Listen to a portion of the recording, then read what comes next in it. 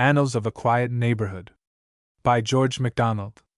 Before I begin to tell you some of the things I have seen and heard, in both of which I have had to take a share, now from the compulsion of my office, now from the leading of my own heart, and now from that destiny which, including both, so often throws the man who supposed himself a mere onlooker into the very vortex of events, that destiny which took form to the old pagans as a grey mist high beyond the heads of their gods, but to us is known as an infinite love, revealed in the mystery of man.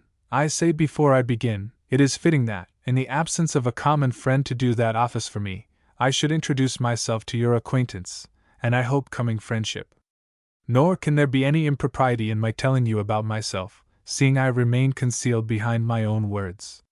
You can never look me in the eyes, though you may look me in the soul. You may find me out, find my faults, my vanities, my sins, but you will not see me, at least in this world. To you I am but a voice of revealing, not a form of vision, therefore I am bold behind the mask, to speak to you heart to heart, bold I say, just so much the more that I do not speak to you face to face.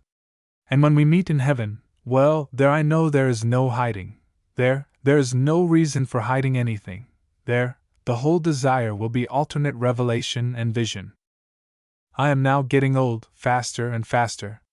I cannot help my gray hairs, nor the wrinkles that gather so slowly yet ruthlessly, no, nor the quaver that will come in my voice, not the sense of being feeble in the knees, even when I walk only across the floor of my study.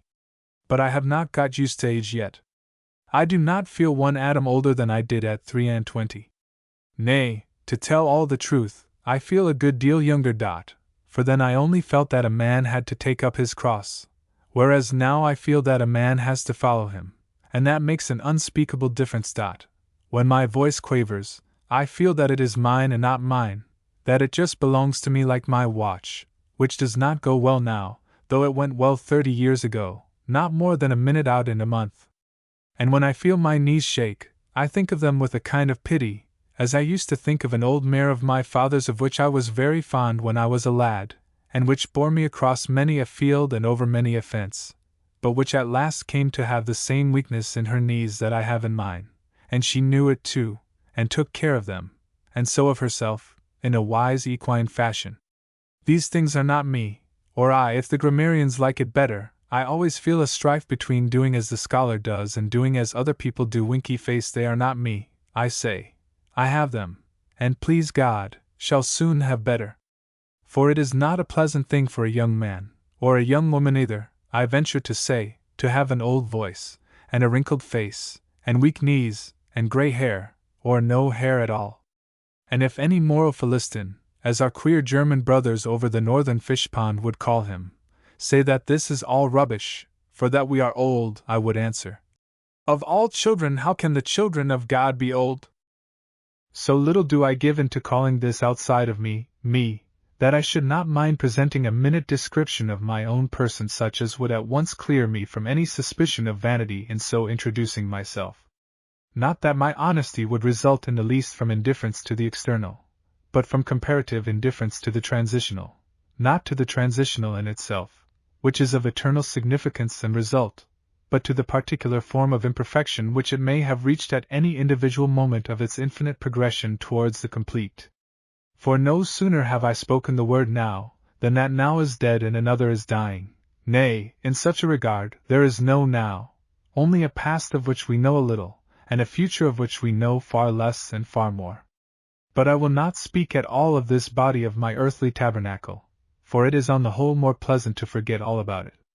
And besides, I do not want to set any of my readers to whom I would have the pleasure of speaking far more openly and cordially than if they were seated on the other side of my writing table. I do not want to set them wondering whether the vicar be this vicar or that vicar, or indeed to run the risk of giving the offense I might give, if I were anything else than a wandering voice. I did not feel as I feel now when first I came to this parish. For, as I have said, I am now getting old very fast. True, I was 30 when I was made a vicar, an age at which a man might be expected to be beginning to grow wise, but even then I had much yet to learn. I well remember the first evening on which I wandered out from the vicarage to take a look about me, to find out, in short, where I was, and what aspect the sky and earth here presented. Strangely enough, I had never been here before, for the presentation had been made me while I was abroad. I was depressed. It was depressing weather. Grave doubts as to whether I was in my place in the church would keep rising and floating about, like rain clouds within me. Not that I doubted about the church. I only doubted about myself. Were my motives pure? What were my motives? And, to tell the truth, I did not know what my motives were, and therefore I could not answer about the purity of them. Perhaps, seeing we are in this world in order to become pure, it would be expecting too much of any young man that he should be absolutely certain that he was pure in anything. But the question followed very naturally. Had I then any right to be in the church, to be eating her bread and drinking her wine without knowing whether I was fit to do her work? To which the only answer I could find was, the church is part of God's world. He makes men to work, and work of some sort must be done by every honest man. Somehow or other, I hardly know how, I find myself in the church. I do not know that I am fitter for any other work. I see no other work to do. There is work here which I can do after some fashion. With God's help I will try to do it well. This resolution brought me some relief, but still I was depressed. It was depressing weather.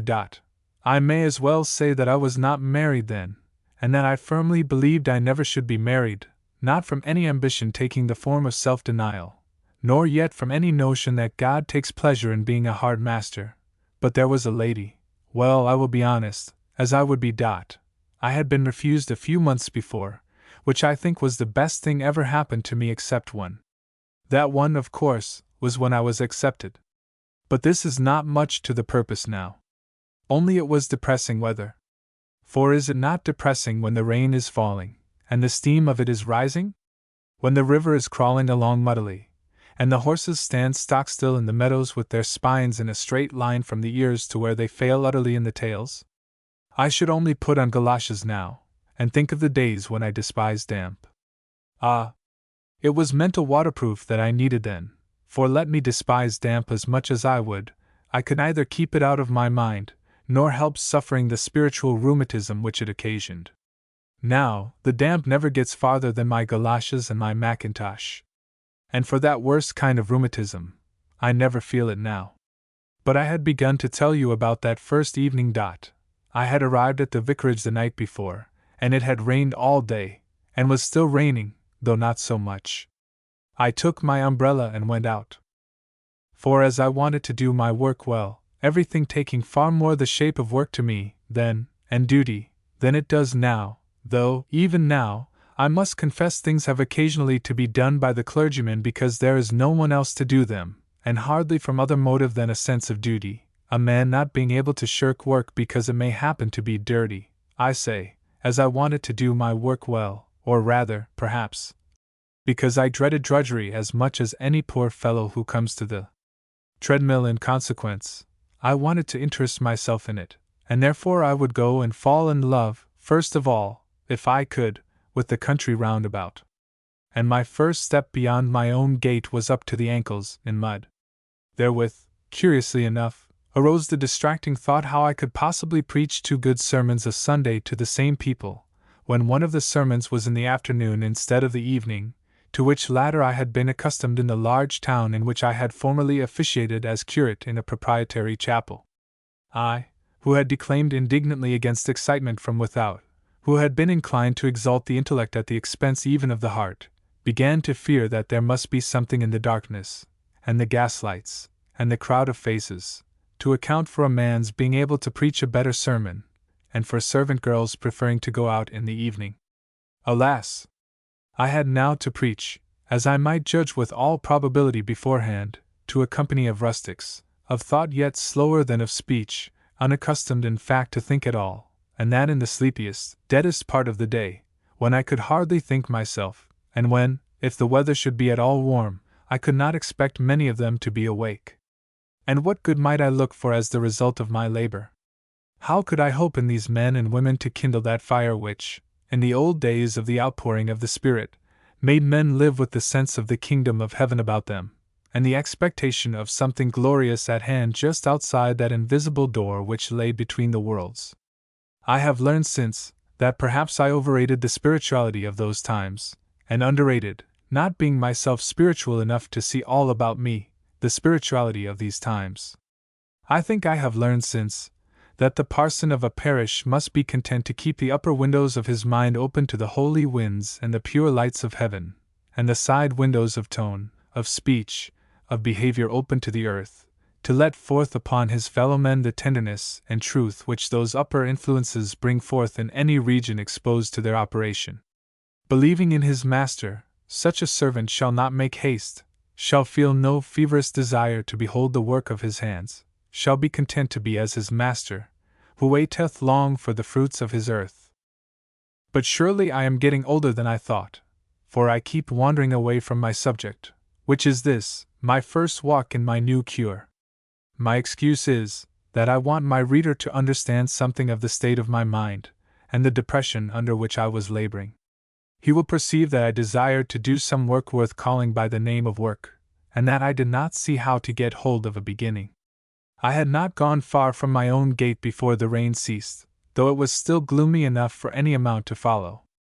I drew down my umbrella, and began to look about me.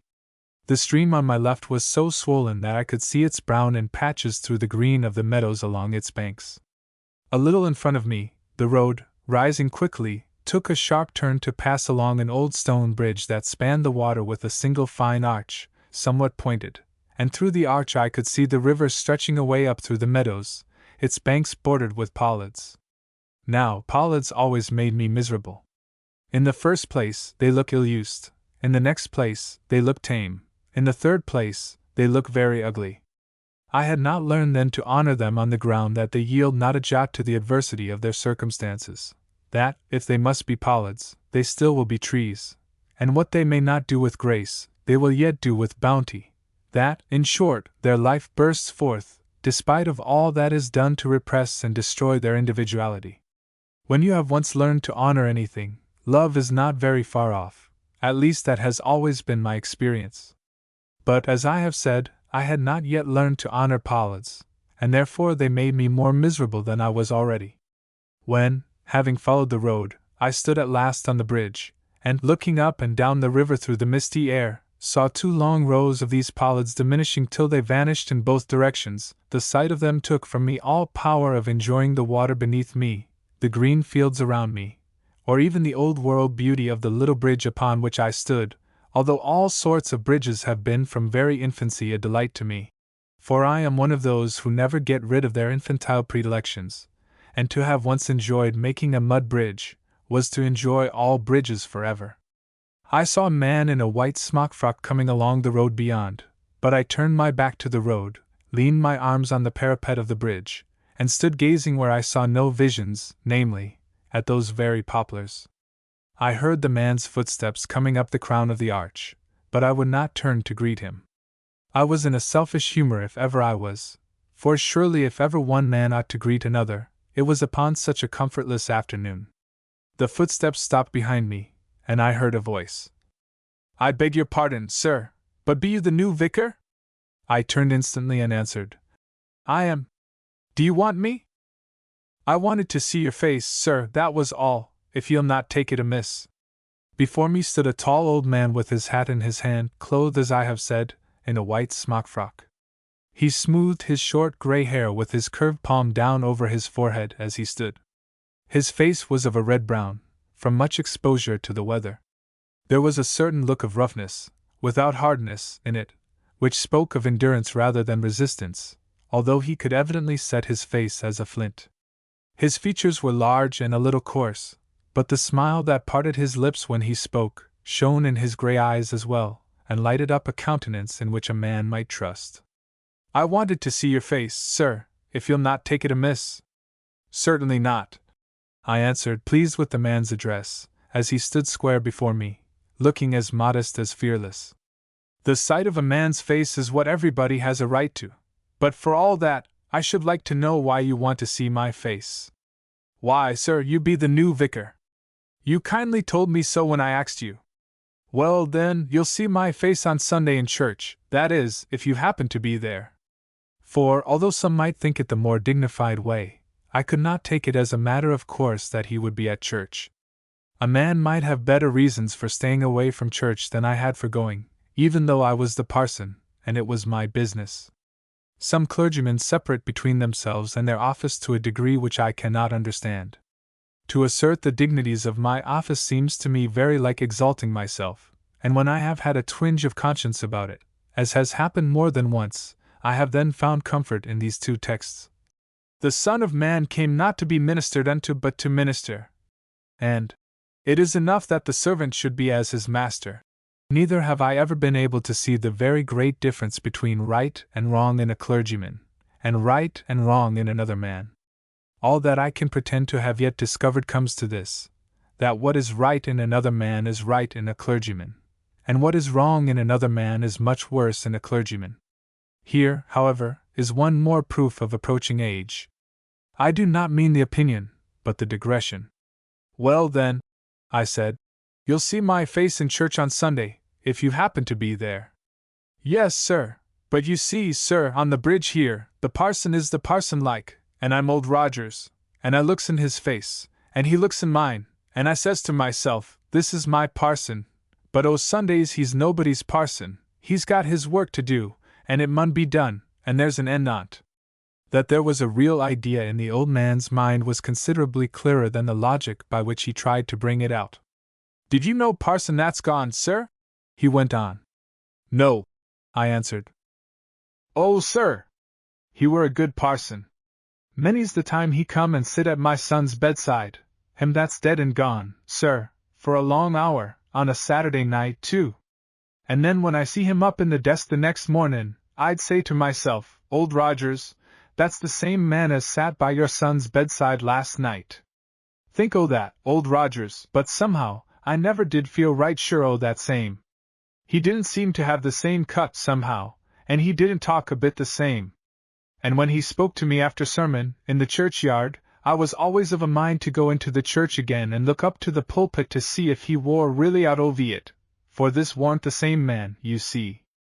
But you'll know all about it better than I can tell you, sir. Only I always liked parson better out o' the pulpit, and that's how I come to want to make you look at me, sir, instead o' the water down there, afore I see you in the church tomorrow mornin'. The old man laughed a kindly laugh, but he had set me thinking, and I did not know what to say to him all at once. So after a short pause he resumed.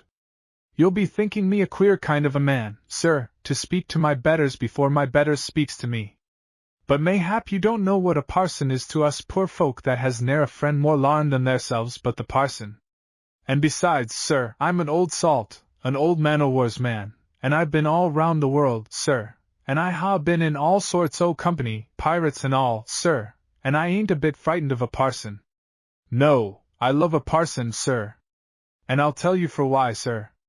He's got a good telescope, and he gets to the masthead, and he looks out. And he sings out, land ahead, or breakers ahead, and gives directions accordin'. Only I can't always make out what he says. But when he shuts up his spyglass, and comes down the riggin', and talks to us like one man to another, then I don't know what I should do without the parson. Good evening to you, sir, and welcome to Marshmallows. The Pollards did not look half so dreary. The river began to glimmer a little, and the old bridge had become an interesting old bridge. The country altogether was rather nice than otherwise. I had found a friend already, that is, a man to whom I might possibly be of some use, and that was the most precious friend I could think of in my present situation and mood. I had learned something from him too, and I resolved to try all I could to be the same man in the pulpit that I was out of it. Some may be inclined to say that I had better have formed the resolution to be the same man out of the pulpit that I was in it. But the one will go quite right with the other. Out of the pulpit I would be the same man I was in it, seeing and feeling the realities of the unseen, and in the pulpit I would be the same man I was out of it, taking facts as they are, and dealing with things as they show themselves in the world. One other occurrence before I went home that evening, and I shall close the chapter. I hope I shall not write another so dull as this. I dare not promise, though, for this is a new kind of work to me. Before I left the bridge, while, in fact, I was contemplating the Pollards with an eye, if not of favor, yet of diminished dismay, the sun, which, for anything I knew of his whereabouts, either from knowledge of the country, aspect of the evening, or state of my own feelings, might have been down for an hour or two, burst his cloudy bands, and blazed out as if he had just risen from the dead, instead of being just about to sink into the grave. Do not tell me that my figure is untrue, for that the sun never sinks into the grave, else I will retort that it is just as true of the sun as of a man, for that no man sinks into the grave. He only disappears. Life is a constant sunrise, which death cannot interrupt, any more than the night can swallow up the sun. God is not the God of the dead, but of the living, for all live unto him. Well, the sun shone out gloriously. The whole sweep of the gloomy river answered him in gladness. The wet leaves of the pollards quivered and glanced. The meadows offered up their perfect green, fresh and clear out of the trouble of the rain, and away in the distance, upon a rising ground covered with trees, glittered a weathercock. What if I found afterwards that it was only on the roof of a stable? It shone, and that was enough. And when the sun had gone below the horizon, and the fields and the river were dusky once more, there it glittered still over the darkening earth, a symbol of that faith which is the evidence of things not seen. And it made my heart swell as at a chant from the prophet Isaiah. What matter then whether it hung over a stable roof or a church tower? I stood up and wandered a little farther, off the bridge, and along the road. I had not gone far before I passed the house, out of which came a young woman leading a little boy. They came after me, the boy gazing at the red and gold and green of the sunset sky. As they passed me, the child said, "Auntie, I think I should like to be a painter." "Why?" returned his companion. "Because then," answered the child, "I could help God to paint the sky." What his aunt replied I do not know, for they were presently beyond my hearing. But I went on answering him myself all the way home. Did God care to paint the sky of an evening, that a few of his children might see it, and get just a hope, just an aspiration, out of its passing green, and gold, and purple, and red? And should I think my day's labor lost, if it wrought no visible salvation in the earth? But was the child's aspiration in vain? Could I tell him God did not want his help to paint the sky? True, he could mount no scaffold against the infinite of the glowing west. But might he not with his little palette and brush, when the time came, show his brothers and sisters what he had seen there, and make them see it too? Might he not thus come, after long trying, to help God to paint this glory of vapor and light inside the minds of his children?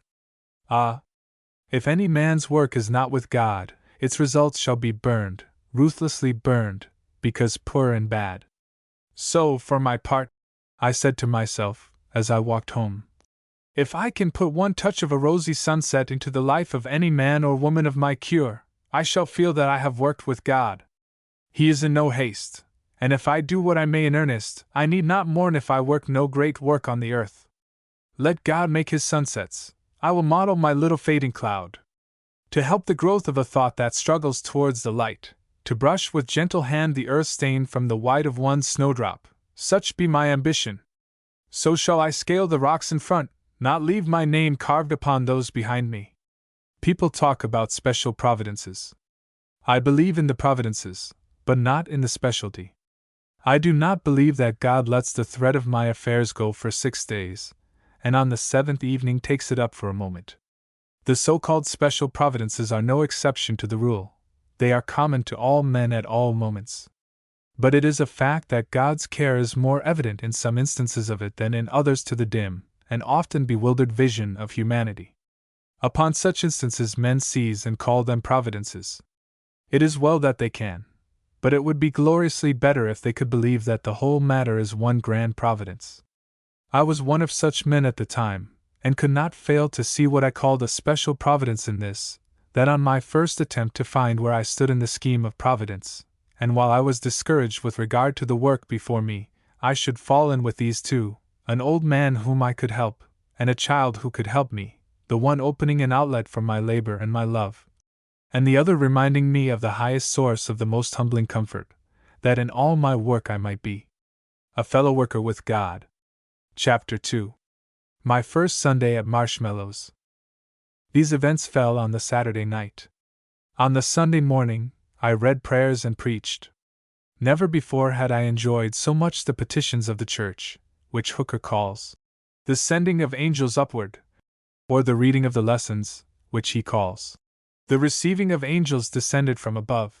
And whether from the newness of the parson, or the love of the service, certainly a congregation more intent, or more responsive, a clergyman will hardly find. But, as I had feared, it was different in the afternoon. The people had dined, and the usual somnolence had followed, nor could I find in my heart to blame men and women who worked hard all the week, for being drowsy on the day of rest.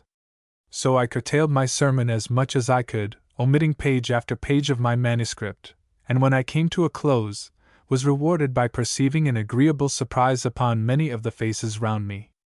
I resolved that, in the afternoons at least, my sermons should be as short as heart could wish. But that afternoon there was at least one man of the congregation who was neither drowsy nor inattentive. Repeatedly my eyes left the page off which I was reading and glanced towards him. Not once did I find his eyes turned away from me. There was a small loft in the west end of the church, in which stood a little organ, whose voice, weakened by years of praising, and possibly of neglect, had yet, among a good many tones that were rough, wooden, and reedy, a few remaining that were as mellow as ever praiseful heart could wish to praise withal.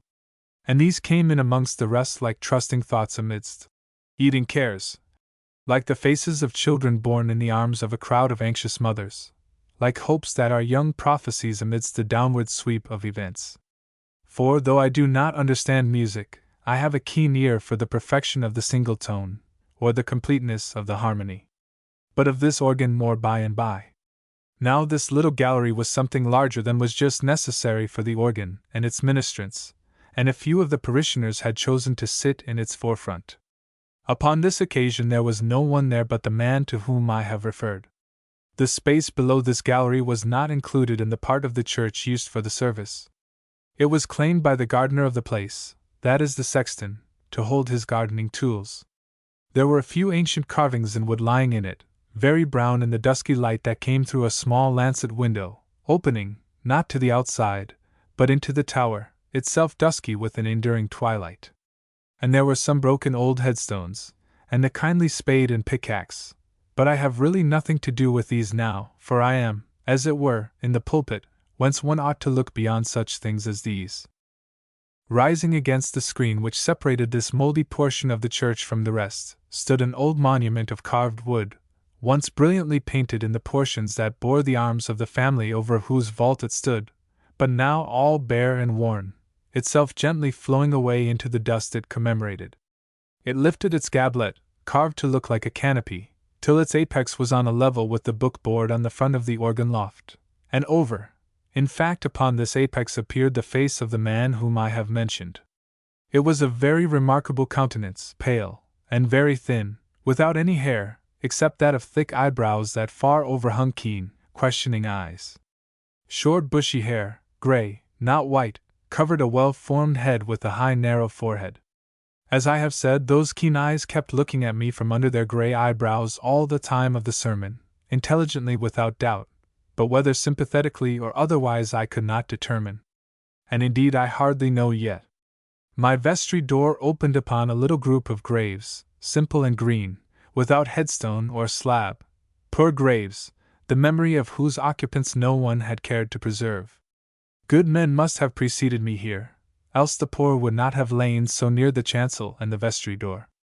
All about and beyond were stones, with here and there a monument, for mine was a large parish, and there were old and rich families in it, more of which buried their dead here than assembled their living. But close by the vestry door, there was this little billowy lake of grass.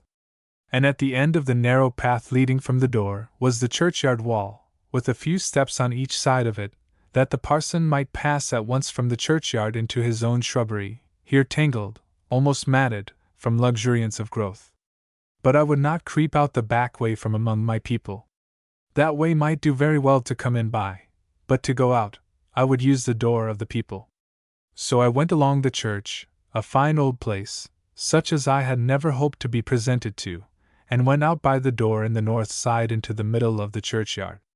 The door on the other side was chiefly used by the few gentry of the neighborhood, and the lich gate, with its covered way, for the main road had once passed on that side, was shared between the coffins and the carriages, the dead who had no rank but one, that of the dead, and the living who had more money than their neighbors. For, let the old gentry disclaim it as they may, mere wealth, derived from whatever source, will sooner reach their level than poor antiquity, or the rarest refinement of personal worth, although, to be sure, the oldest of them will sooner give to the rich their sons or their daughters to wed, to love if they can, to have children by, than they will yield a jot of their ancestral preeminence, or acknowledge any equality in their sons or daughters-in-law. The carpenter's son is to them an old myth, not an everlasting fact. To mammon alone will they yield a little of their rank, none of it to Christ. Let me glorify God that Jesus took not on him the nature of nobles, but the seed of Adam, for what could I do without my poor brothers and sisters? I passed along the church to the northern door, and went out. The churchyard lay in bright sunshine. All the rain and gloom were gone. If one could only bring this glory of sun and grass into one's hope for the future, thought I, and looking down I saw the little boy who aspired to paint the sky, looking up in my face with mingled confidence and awe. Do you trust me, my little man? Thought I. You shall trust me then.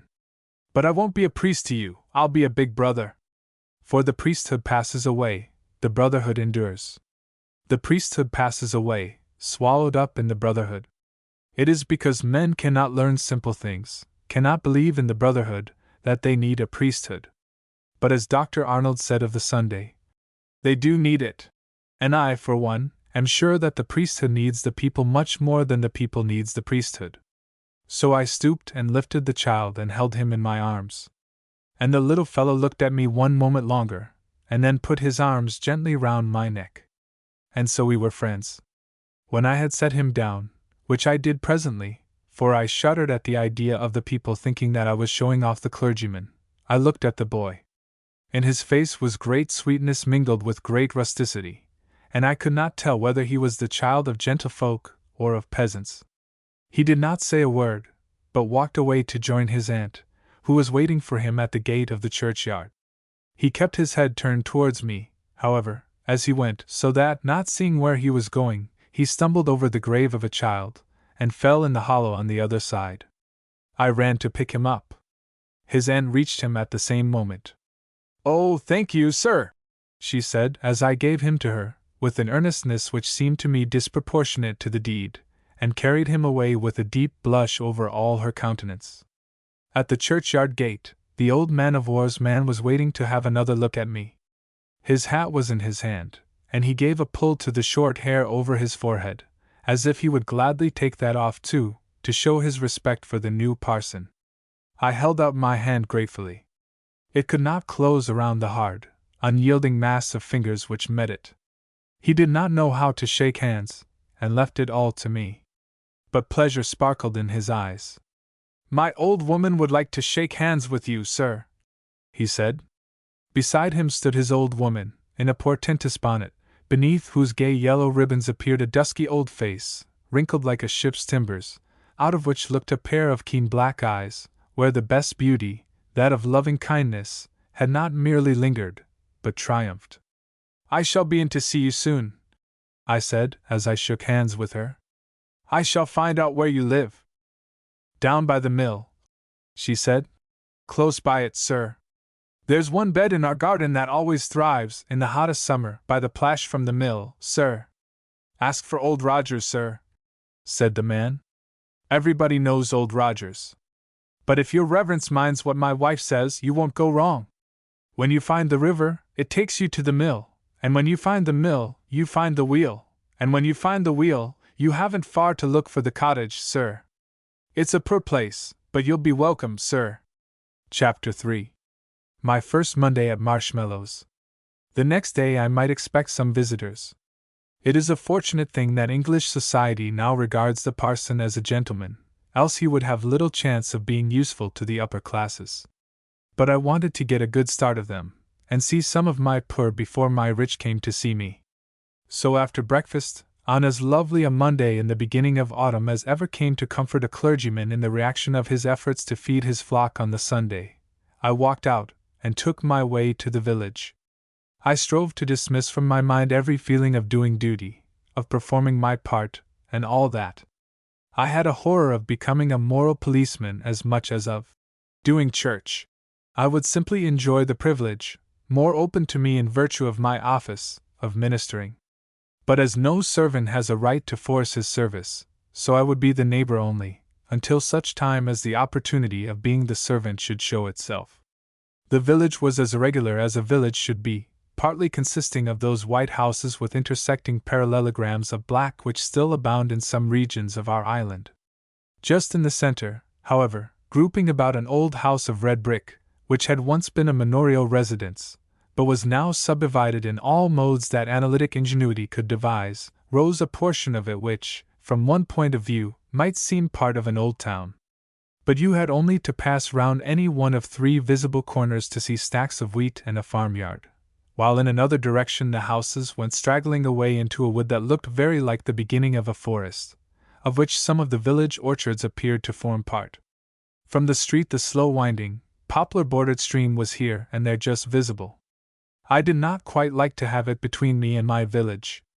I could not help preferring that homely relation in which the houses are built up like swallow nests on to the very walls of the cathedrals themselves, to the arrangement here, where the river flowed, with what flow there was in it, between the church and the people. A little way beyond the farther end of the village appeared an iron gate, of considerable size, dividing a lofty stone wall. And upon the top of that one of the stone pillars supporting the gate which I could see, stood a creature of stone, whether natant, volant, passant, couchant, or rampant, I could not tell, only it looked like something terrible enough for a quite antediluvian heraldry. As I passed along the street, wondering with myself what relations between me and these houses were hidden in the future, my eye was caught by the window of a little shop, in which strings of beads and elephants of gingerbread formed the chief samples of the goods within. It was a window much broader than it was high, divided into lozenge-shaped panes. Wondering what kind of old woman presided over the treasures in this cave of Aladdin, I thought to make a first of my visits by going in and buying something. But I hesitated, because I could not think of anything I was in want of, at least that the old woman was likely to have. To be sure, I wanted a copy of Bendel's No Mont, but she was not likely to have that. I wanted the 4th plate in the 3rd volume of Laws. Bayman. She was not likely to have that either.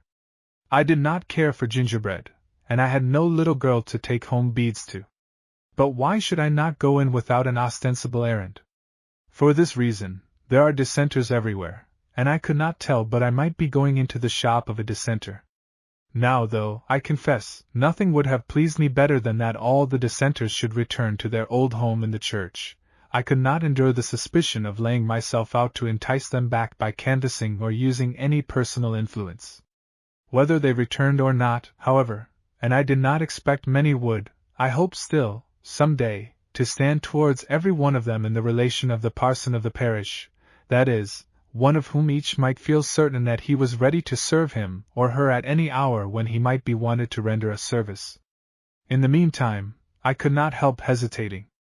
I had almost made up my mind to ask if she had a small pocket compass, for I had seen such things in little country shops. I am afraid only in France, though, when the door opened, and out came the little boy whom I had already seen twice, and who was therefore one of my oldest friends in the place. He came across the road to me, took me by the hand, and said, "Come and see Mother." "Where, my dear?" I asked. "In the shop there," he answered. "Is it your mother's shop?" "Yes." I said no more, but accompanied him. Of course my expectation of seeing an old woman behind the counter had vanished, but I was not in the least prepared for the kind of woman I did see. The place was half a shop and half a kitchen. A yard or so of counter stretched inwards from the door, just as a hint to those who might be intrusively inclined. Beyond this, by the chimney corner, sat the mother, who rose as we entered. She was certainly one, I do not say of the most beautiful, but, until I have time to explain further, of the most remarkable women I had ever seen. Her face was absolutely white, no pale cream color, except her lips and a spot upon each cheek, which glowed with a deep carmine. You would have said she had been painting, and painting very inartistically, so little was the red shaded into the surrounding white. Now this was certainly not beautiful. Indeed, it occasioned a strange feeling, almost of terror, at first, for she reminded one of the spectre woman in the rhyme of the Ancient Mariner. But when I got used to her complexion, I saw that the form of her features was quite beautiful. She might indeed have been lovely but for a certain hardness which showed through the beauty. This might have been the result of ill health, ill endured, but I doubted it. For there was a certain modeling of the cheeks and lips which showed that the teeth within were firmly closed, and taken with the look of the eyes and forehead, seemed the expression of a constant and bitter self-command. But there were indubitable marks of ill health upon her, notwithstanding, for not to mention her complexion, her large dark eye was burning as if the lamp of life had broken and the oil was blazing, and there was a slight expansion of the nostrils, which indicated physical unrest. But her manner was perfectly, almost dreadfully, quiet, her voice soft, low, and chiefly expressive of indifference. She spoke without looking me in the face, but did not seem either shy or ashamed. Her figure was remarkably graceful, though too worn to be beautiful. Here was a strange parishioner for me, in a country toy shop, too.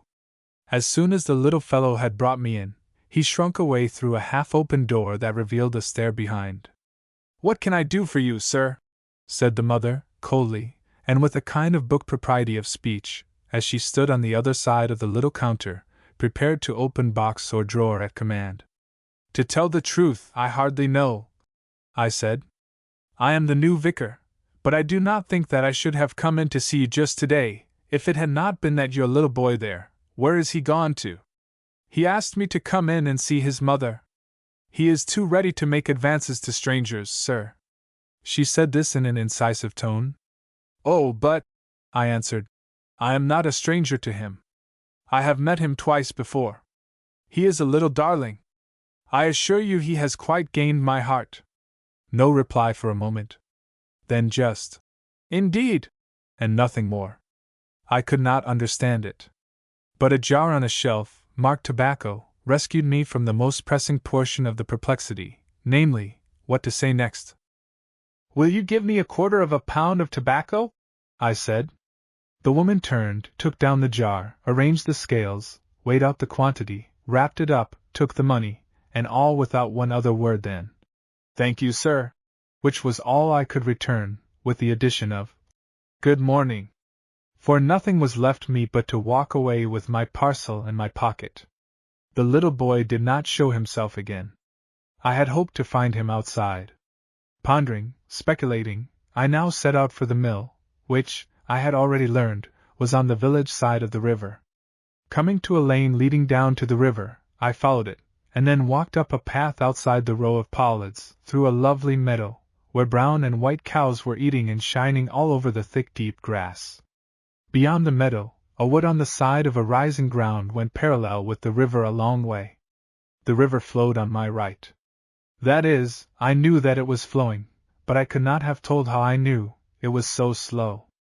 Still swollen, it was of a clear brown, in which you could see the browner trout starting to and fro with such a slippery gliding, that the motion seemed the result of will, without any such intermediate and complicated arrangement as brain and nerves and muscles. The water beetles went spinning about over the surface, and one glorious dragonfly made a mist about him with his long wings. And over all, the sun hung in the sky, pouring down life, shining on the roots of the willows at the bottom of the stream, lighting up the black head of the water rat as he hurried across to the opposite bank, glorifying the rich green lake of the grass, and giving to the whole an utterance of love and hope and joy, which was, to him who could read it, a more certain and full revelation of God than any display of power in thunder, in avalanche, in stormy sea. Those with whom the feeling of religion is only occasional, have it most when the awful or grand breaks out of the common. The meek who inherit the earth, find the God of the whole earth more evidently present. I do not say more present, for there is no measuring of his presence, more evidently present in the commonest things. That which is best he gives most plentifully, as is reason with him. Hence the quiet fullness of ordinary nature, hence the Spirit to them that ask it. I soon came within sound of the mill, and presently, crossing the stream that flowed back to the river after having done its work on the corn, I came in front of the building, and looked over the half-door into the mill. The floor was clean and dusty. A few full sacks, tied tight at the mouth, they always looked to me as if Joseph's silver cup were just inside, stood about. In the farther corner, the flour was trickling down out of 2 wooden spouts into a wooden receptacle below. The whole place was full of its own faint but pleasant odor. No man was visible. The spouts went on pouring the slow torrent of flour, as if everything could go on with perfect propriety of itself. I could not even see how a man could get at the stones that I heard grinding away above, except he went up the rope that hung from the ceiling. So I walked round the corner of the place, and found myself in the company of the water wheel, mossy and green with ancient water drops, looking so furred and overgrown and lumpy, that one might have thought the wood of it had taken to growing again in its old days, and so the wheel was losing by slow degrees the shape of a wheel, to become some new awful monster of a pollard. As yet, however, it was going round, slowly, indeed, and with the gravity of age, but doing its work, and casting its loose drops in the almsgiving of a gentle rain upon a little plot of Master Rogers's garden, which was therefore full of moisture-loving flowers. This plot was divided from the mill-wheel by a small stream which carried away the surplus water, and was now full and running rapidly. Beyond the stream, beside the flower bed, stood a dusty young man, talking to a young woman with a rosy face and clear, honest eyes. The moment they saw me, they parted. The young man came across the stream at a step, and the young woman went up the garden towards the cottage. "That must be old Rogers's cottage?" I said to the miller. "Yes, sir," he answered, looking a little sheepish. "Was that his daughter, that nice-looking young woman you were talking to?" "Yes, sir, it was." And he stole a shy, pleased look at me out of the corners of his eyes. "It's a good thing," I said, "to have an honest, experienced old mill like yours, that can manage to go on of itself for a little while now and then." This gave a great help to his budding confidence. He laughed. "Well, sir, it's not very often it's left to itself. Jane isn't at her father's above once or twice a week at most." "She doesn't live with them, then?" "No, sir. You see, they're both hearty, and they ain't over well to do, and Jane lives up at the Hall, sir. She's upper housemaid, and waits on one of the young ladies. Old Rogers has seen a great deal of the world, sir." "So I imagine. I am just going to see him. Good morning." I jumped across the stream, and went up a little gravel walk, which led me in a few yards to the cottage door. It was a sweet place to live in, with honeysuckle growing over the house, and the sounds of the softly laboring mill-wheel ever in its little porch and about its windows. The door was open, and Dame Rogers came from within to meet me. She welcomed me, and led the way into her little kitchen. As I entered, Jane went out at the back door. But it was only to call her father, who presently came in. "I'm glad to see ye, sir. This pleasure comes of having no work today. After harvest there comes slack times for the likes of me. People don't care about a bag of old bones when they can get hold of young men. Well, well, never mind, old woman. The Lord'll take us through somehow. When the wind blows, the ship goes. When the wind drops, the ship stops. But the sea is his all the same, for he made it, and the wind is his all the same too." He spoke in the most matter-of-fact tone, unaware of anything poetic in what he said. To him it was just common sense, and common sense only. "I am sorry you are out of work," I said. "But my garden is sadly out of order, and I must have something done to it. You don't dislike gardening, do you?" "Well, I been a right good hand at garden work," answered the old man, with some embarrassment, scratching his grey head with a troubled scratch. There was more in this than met the ear, but what, I could not conjecture. I would press the point a little. So I took him at his own word. "I won't ask you to do any of the more ornamental part," I said, "only plain digging and hoeing. I would rather be excused, sir. I am afraid I made you think." "I thought nothing, sir. I thank you kindly, sir. I assure you I want the work done, and I must employ someone else if you don't undertake it." "Well, sir, my back's bad now. No, sir, I won't tell a story about it. I would just rather not, sir." "No," his wife broke in. Now, Old Rogers, why won't ye tell the parson the truth, like a man, downright? If ye won't, I'll do it for ye. The fact is, sir, she went on, turning to me, with a plate in her hand, which she was wiping. The fact is, that the old parson's man for that kind o' work was Simmons, t'other end of the village, and my man is so afeard o' hurtin' e'er another that he'll turn the bread away from his own mouth and let it fall in the dirt. Now, old Oman, don't 'ee belie me. I'm not so bad as that. You see, sir, I never was good at knowin' right from wrong like. I never was good, that is, at tellin' exactly what I ought to do. So when anything comes up I just says to myself, now, Old Rogers, what do you think the Lord would best like you to do? And as soon as I ax myself that, I know directly what I've got to do, and then my old woman can't turn me no more than a bull. And she don't like my obstinate fits. But you see, I daren't, sir, once I axed myself that. Stick to that, Rogers, I said. Besides, sir, he went on, Simmons wants it more than I do. He's got a sick wife, and my old woman, thank God, is hale and hearty. And there's another thing besides, sir, he might take it hard of you, sir, and think it was turning away an old servant like, and then, sir, he wouldn't be ready to hear what you had to tell him, and might, mayhap, lose a deal o' comfort. And that I would take worst of all, sir. Well, Rogers, Simmons shall have the job. Thank ye, sir, said the old man. His wife, who could not see the thing quite from her husband's point of view, was too honest to say anything, but she was none the less cordial to me. The daughter stood looking from one to the other with attentive face, which took everything, but revealed nothing. I rose to go. As I reached the door, I remembered the tobacco in my pocket. I had not bought it for myself. I never could smoke. Nor do I conceive that smoking is essential to a clergyman in the country, though I have occasionally envied one of my brethren in London, who will sit down by the fire, and lighting his pipe, at the same time please his host and subdue the bad smells of the place. And I never could hit his way of talking to his parishioners either. He could put them at their ease in a moment. I think he must have got the trick out of his pipe. But in reality, I seldom think about how I ought to talk to anybody I am with. That I didn't smoke myself was no reason why I should not help Old Rogers to smoke. So I pulled out the tobacco. You smoke, don't you, Rogers? I said. Well, sir, I can't deny it. It's not much I spend on baccy, anyhow. Is it, dame? No, that it bean't, answered his wife. You don't think there's any harm in smoking a pipe, sir? Not the least, I answered with emphasis. You see, sir, he went on, not giving me time to prove how far I was from thinking there was any harm in it. You see, sir, sailors learns many ways they might be better without. I used to take my pen o' grog with the rest of them, but I give that up quite, 'cause as how I don't want it now. 'Cause as how, interrupted his wife. You spend the money on tea for me, instead.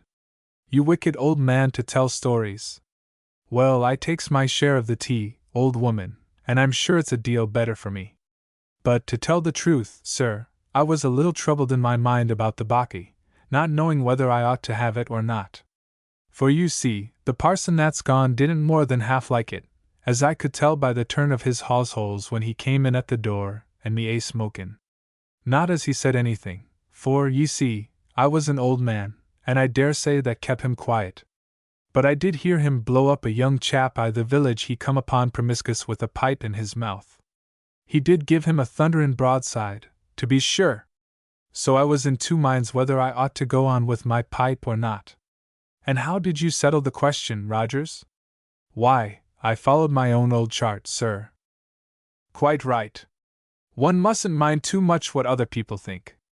That's not exactly what I mean, sir. What do you mean, then? I should like to know. Well, sir, I mean that I said to myself, now, Old Rogers, what do you think the Lord would say about this here baccy business? And what did you think he would say? Why, sir, I thought he would say, Old Rogers, have your baccy, only mind ye don't grumble when you ain't got none. Something in this, I could not at the time have told what, touched me more than I can express. No doubt it was the simple reality of the relation in which the old man stood to his Father in heaven that made me feel as if the tears would come in spite of me. And this is the man, I said to myself. Whom I thought I should be able to teach. Well, the wisest learn most, and I may be useful to him after all. As I said nothing, the old man resumed. For you see, sir, it is not always a body feels he has a right to spend his ha'pence on baccy, and sometimes, too, he ain't got none to spend. In the meantime, I said, here is some that I bought for you as I came along. I hope you will find it good. I am no judge. The old sailor's eyes glistened with gratitude. Well, who'd ha' thought it? You didn't think I was begging for it, sir, surely? You see I had it for you in my pocket. Well, that is good o' you, sir. Why, Rogers, that'll last you a month, exclaimed his wife, looking nearly as pleased as himself. 6 weeks at least, wife, he answered. And ye don't smoke yourself, sir, and yet ye bring baccy to me. Well, it's just like your master, sir. I went away, resolved that old Rogers should have no chance of grumbling, for want of tobacco, if I could help it. Chapter 4. The Coffin. On the way back, my thoughts were still occupied with the woman I had seen in the little shop. The old man-of-war's man was probably the nobler being of the two, and if I had had to choose between them, I should no doubt have chosen him. But I had not to choose between them, I had only to think about them, and I thought a great deal more about the one I could not understand than the one I could understand. For old Rogers wanted little help from me, whereas the other was evidently a soul in pain, and therefore belonged to me in peculiar right of my office, while the readiest way in which I could justify to myself the possession of that office was to make it a shepherding of the sheep. So I resolved to find out what I could about her, as one having a right to know, that I might see whether I could not help her. From herself it was evident that her secret, if she had one, was not to be easily gained, but even the common reports of the village would be some enlightenment to the darkness I was in about her.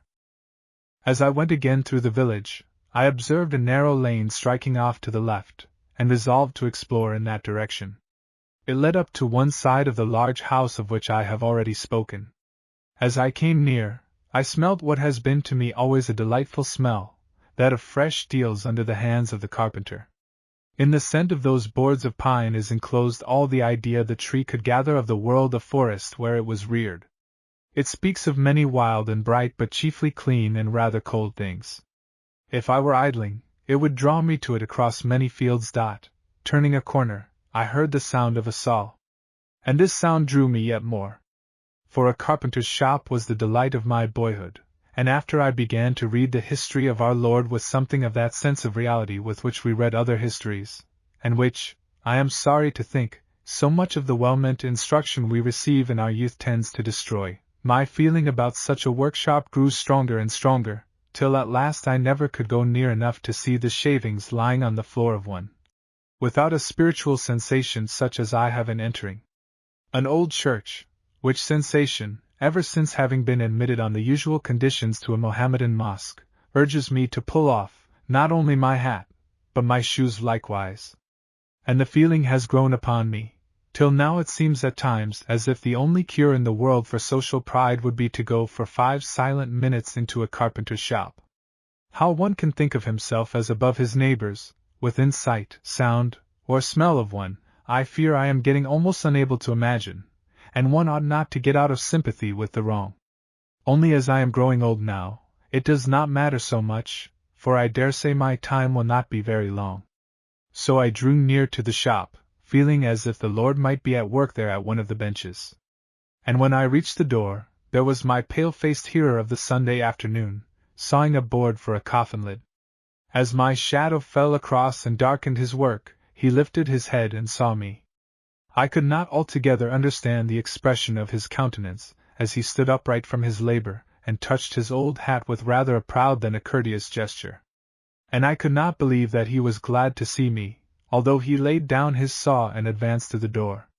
It was the gentleman in him, not the man, that sought to make me welcome, hardly caring whether I saw through the ceremony or not. True, there was a smile on his lips, but the smile of a man who cherishes a secret grudge, of one who does not altogether dislike you, but who has a claim upon you, say, for an apology, of which claim he doubts whether you know the existence. So the smile seemed tightened, and stopped just when it got halfway to its width, and was about to become hardy and begin to shine. "May I come in?" I said. "Come in, sir," he answered. "I am glad I have happened to come upon you by accident," I said. He smiled as if he did not quite believe in the accident, and considered it a part of the play between us that I should pretend it.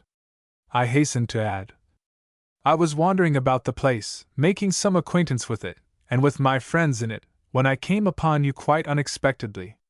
You know I saw you in church on Sunday afternoon." "I know you saw me, sir," he answered with a motion as if to return to his work.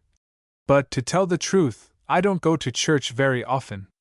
I did not quite know whether to take this as proceeding from an honest fear of being misunderstood, or from a sense of being in general superior to all that sort of thing. But I felt that it would be of no good to pursue the inquiry directly. I looked therefore for something to say. "Ah, your work is not always a pleasant one," I said, associating the feelings of which I have already spoken with the facts before me, and looking at the coffin, the lower part of which stood nearly finished upon trestles on the floor. "Well, there are unpleasant things in all trades," he answered. "But it does not matter," he added, with an increase of bitterness in his smile. "I didn't mean," I said, "that the work was unpleasant, only sad. It must always be painful to make a coffin. A joiner gets used to it, sir, as you do to the funeral service. But for my part, I don't see why it should be considered so unhappy for a man to be buried. This isn't such a good job, after all, this world, sir, you must allow." "Neither is that coffin," said I, as if by a sudden inspiration. The man seemed taken aback, as Old Rogers might have said. He looked at the coffin, and then looked at me. "Well, sir," he said, after a short pause, which no doubt seemed longer both to him and to me than it would have seemed to any third person, "I don't see anything amiss with the coffin. I don't say it'll last till doomsday, as the gravedigger says to Hamlet, because I don't know so much about doomsday as some people pretend to, but you see, sir, it's not finished yet." "Thank you," I said. "That's just what I meant. You thought I was hasty in my judgment of your coffin, whereas I only said of it knowingly what you said of the world thoughtlessly. How do you know that the world is finished any more than your coffin? And how dare you then say that it is a bad job?" The same respectfully scornful smile passed over his face, as much as to say, "Ah, it's your trade to talk that way, so I must not be too hard upon you. At any rate, sir," he said, "whoever made it has taken long enough about it, a person would think, to finish anything he ever meant to finish. 1 day is with the Lord as 1,000 years, and 1,000 years as 1 day." I said. "That's supposing," he answered, "that the Lord did make the world. For my part, I am half of a mind that the Lord didn't make it at all." "I am very glad to hear you say so," I answered. Hereupon I found that we had changed places a little. He looked up at me. The smile of superiority was no longer there, and a puzzled questioning, which might indicate either, "Who would have expected that from you?" or "What can he mean?" or both at once, had taken its place. I, for my part, knew that on the scale of the man's judgment I had risen nearer to his own level. As he said nothing, however, and I was in danger of being misunderstood, I proceeded at once. "Of course it seems to me better that you should not believe God had done a thing, than that you should believe he had not done it well." "Ah, I see, sir. Then you will allow there is some room for doubting whether he made the world at all?" "Yes, for I do not think an honest man, as you seem to me to be, would be able to doubt without any room whatever. That would be only for a fool. But it is just possible, as we are not perfectly good ourselves. You'll allow that, won't you?" "That I will, sir, God knows." "Well, I say, as we're not quite good ourselves, it's just possible that things may be too good for us to do them the justice of believing in them. But there are things, you must allow, so plainly wrong. So much so, both in the world and in myself, that it would be to me torturing despair to believe that God did not make the world, for then, how would it ever be put right? Therefore I prefer the theory that he has not done making it yet. But wouldn't you say, sir, that God might have managed it without so many slips in the making as your way would suppose?" I should think myself a bad workman if I worked after that fashion. I do not believe that there are any slips. You know you are making a coffin, but are you sure you know what God is making of the world? That I can't tell, of course, nor anybody else. Then you can't say that what looks like a slip is really a slip, either in the design or in the workmanship. You do not know what end He has in view, and you may find some day that those slips were just a straight road to that very end. Ah, maybe. But you can't be sure of it, you see. Perhaps not in the way you mean, but sure enough, for all that, to try it upon life, to order my way by it, and so find that it works well. And I find that it explains everything that comes near it. You know that no engineer would be satisfied with his engine on paper, nor with any proof whatever except seeing how it will go. He made no reply. It is a principle of mine never to push anything over the edge. When I am successful, in any argument, my one dread is of humiliating my opponent. Indeed, I cannot bear it. It humiliates me. And if you want him to think about anything, you must leave him room, and not give him such associations with the question that the very idea of it will be painful and irritating to him. Let him have a hand in the convincing of himself. I have been surprised sometimes to see my own arguments come up fresh and green, when I thought the fowls of the air had devoured them up. When a man reasons for victory and not for the truth in the other soul, he is sure of just one ally, the same that Faust had in fighting Gretchen's brother, that is, the devil. But God and good men are against him. So I never follow up a victory of that kind, for, as I said, the defeat of the intellect is not the object in fighting with the sword of the spirit, but the acceptance of the heart. In this case, therefore, I drew back. May I ask for whom you are making that coffin? For a sister of my own, sir. I'm sorry to hear that. There's no occasion. I can't say I'm sorry, though she was one of the best women I ever knew. Why are you not sorry, then? Life's a good thing in the main, you will allow. Yes, when it's endurable at all. But to have a brute of a husband coming home at any hour of the night or morning, drunk upon the money she had earned by hard work, was enough to take more of the shine out of things than church-going on Sundays could put in again, regular as she was, poor woman. I'm as glad as her brute of a husband, that she's out of his way at last. How do you know he's glad of it? He's been drunk every night since she died. Then he's the worse for losing her? He may well be. Crying like a hypocrite, too, over his own work. A fool he must be. A hypocrite, perhaps not. A hypocrite is a terrible name to give. Perhaps her death will do him good. He doesn't deserve to be done any good to. I would have made this coffin for him with a world of pleasure. I never found that I deserved anything, not even a coffin. The only claim that I could ever lay to anything was that I was very much in want of it. The old smile returned, as much as to say, "That's your little game in the church."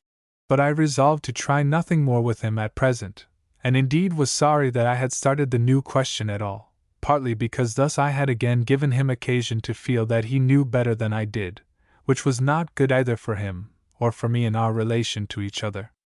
"This has been a fine old room once," I said, looking round the workshop. "You can see it wasn't a workshop always, sir. Many a grand dinner party has sat down in this room when it was in its glory. Look at the chimney-piece there." "I have been looking at it," I said, going nearer. "It represents the 4 quarters of the world, you see." I saw strange figures of men and women, one on a kneeling camel, one on a crawling crocodile, and others differently mounted, with various besides of nature's bizarre productions creeping and flying in stone carving over the huge fireplace, in which, in place of a fire, stood several new and therefore brilliantly red cartwheels. The sun shone through the upper part of a high window, of which many of the panes were broken, right in upon the cartwheels, which, glowing thus in the chimney under the sombre chimney-piece, added to the grotesque look of the whole assemblage of contrasts. The coffin and the carpenter stood in the twilight occasioned by the sharp division of light made by a lofty wing of the house that rose flanking the other window. The room was still wainscot and panels, which, I presume, for the sake of the more light required for handicraft, had been washed all over with white. At the level of labor they were broken in many places. Somehow or other, the whole reminded me of Albert Durer's Melancholia. Seeing I was interested in looking about his shop, my new friend, for I could not help feeling that we should be friends before all was over, and so began to count him one already, resumed the conversation. He had never taken up the dropped thread of it before. Yes, sir, he said. The owners of the place little thought it would come to this.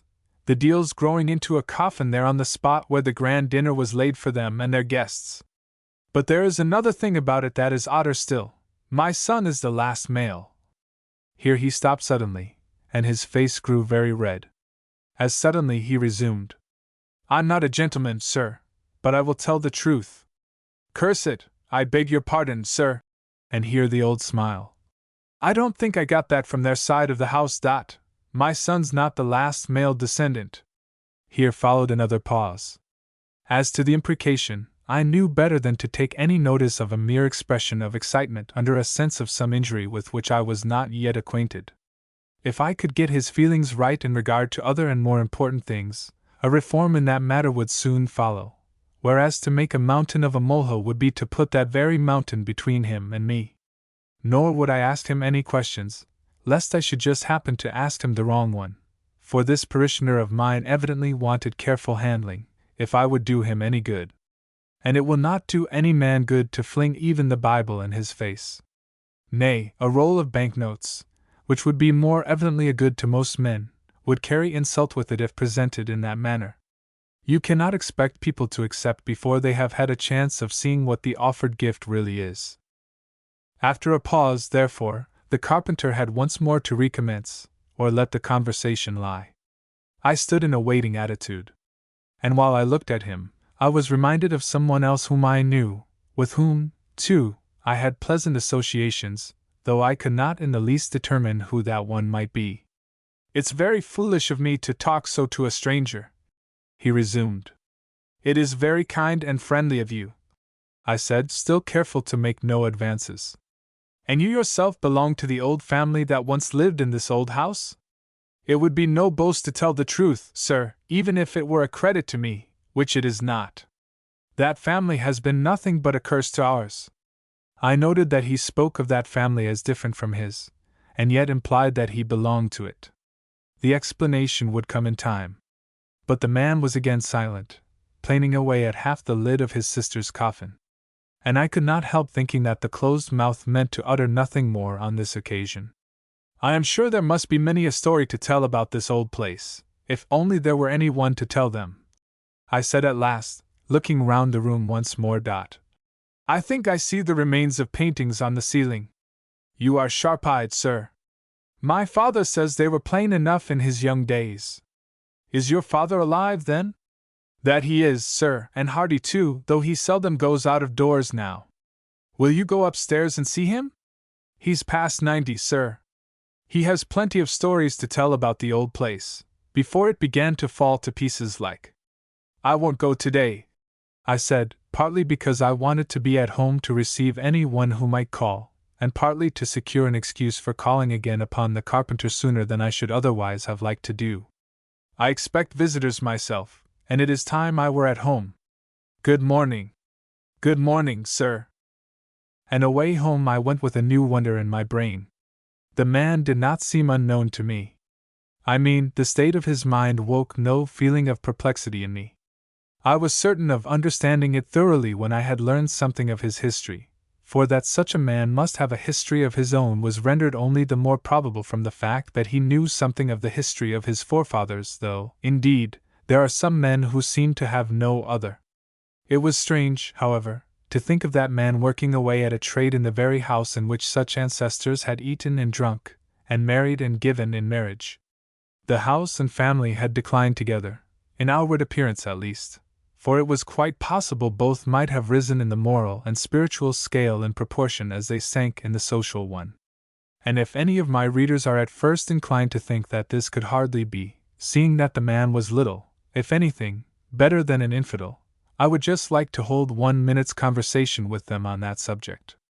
A man may be on the way to the truth, just in virtue of his doubting.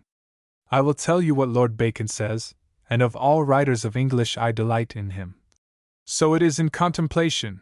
If a man will begin with certainties, he shall end in doubts. But if he will be content to begin with doubts, he shall end in certainties. Now I could not tell the kind or character of this man's doubt, but it was evidently real and not affected doubt, and that was much in his favor.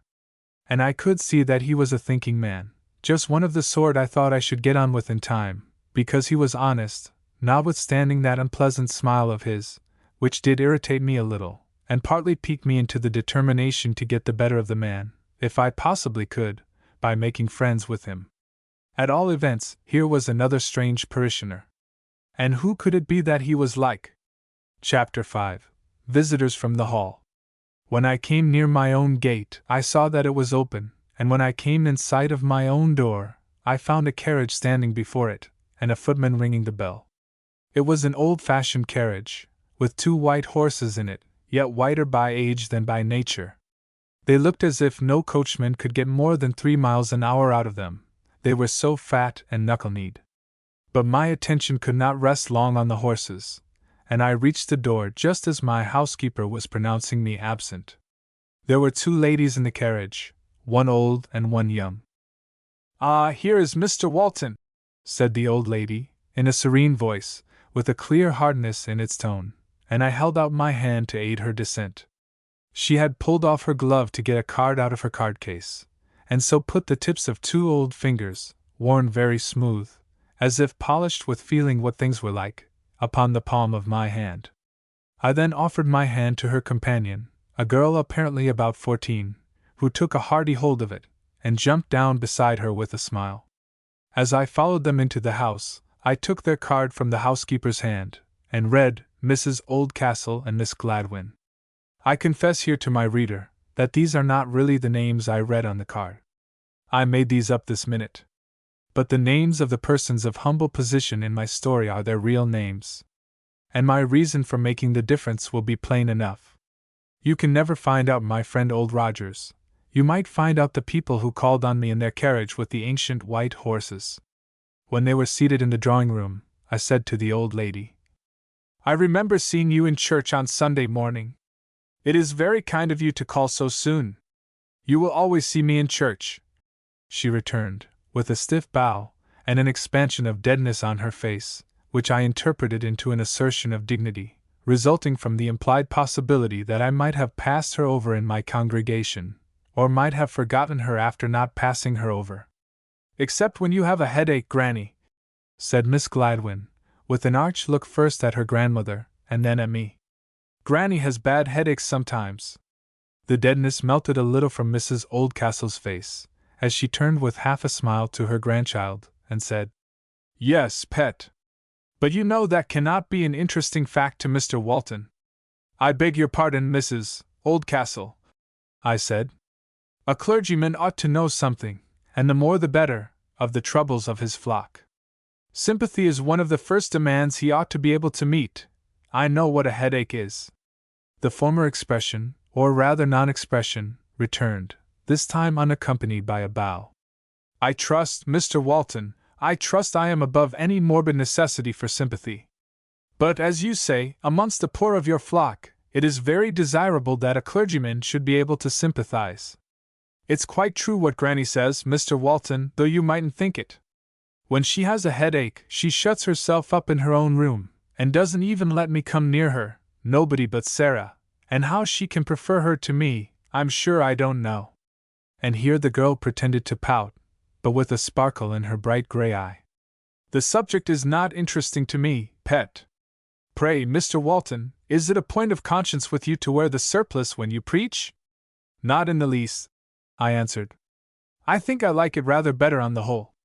But that's not why I wear it. Never mind, Granny, Mr. Walton.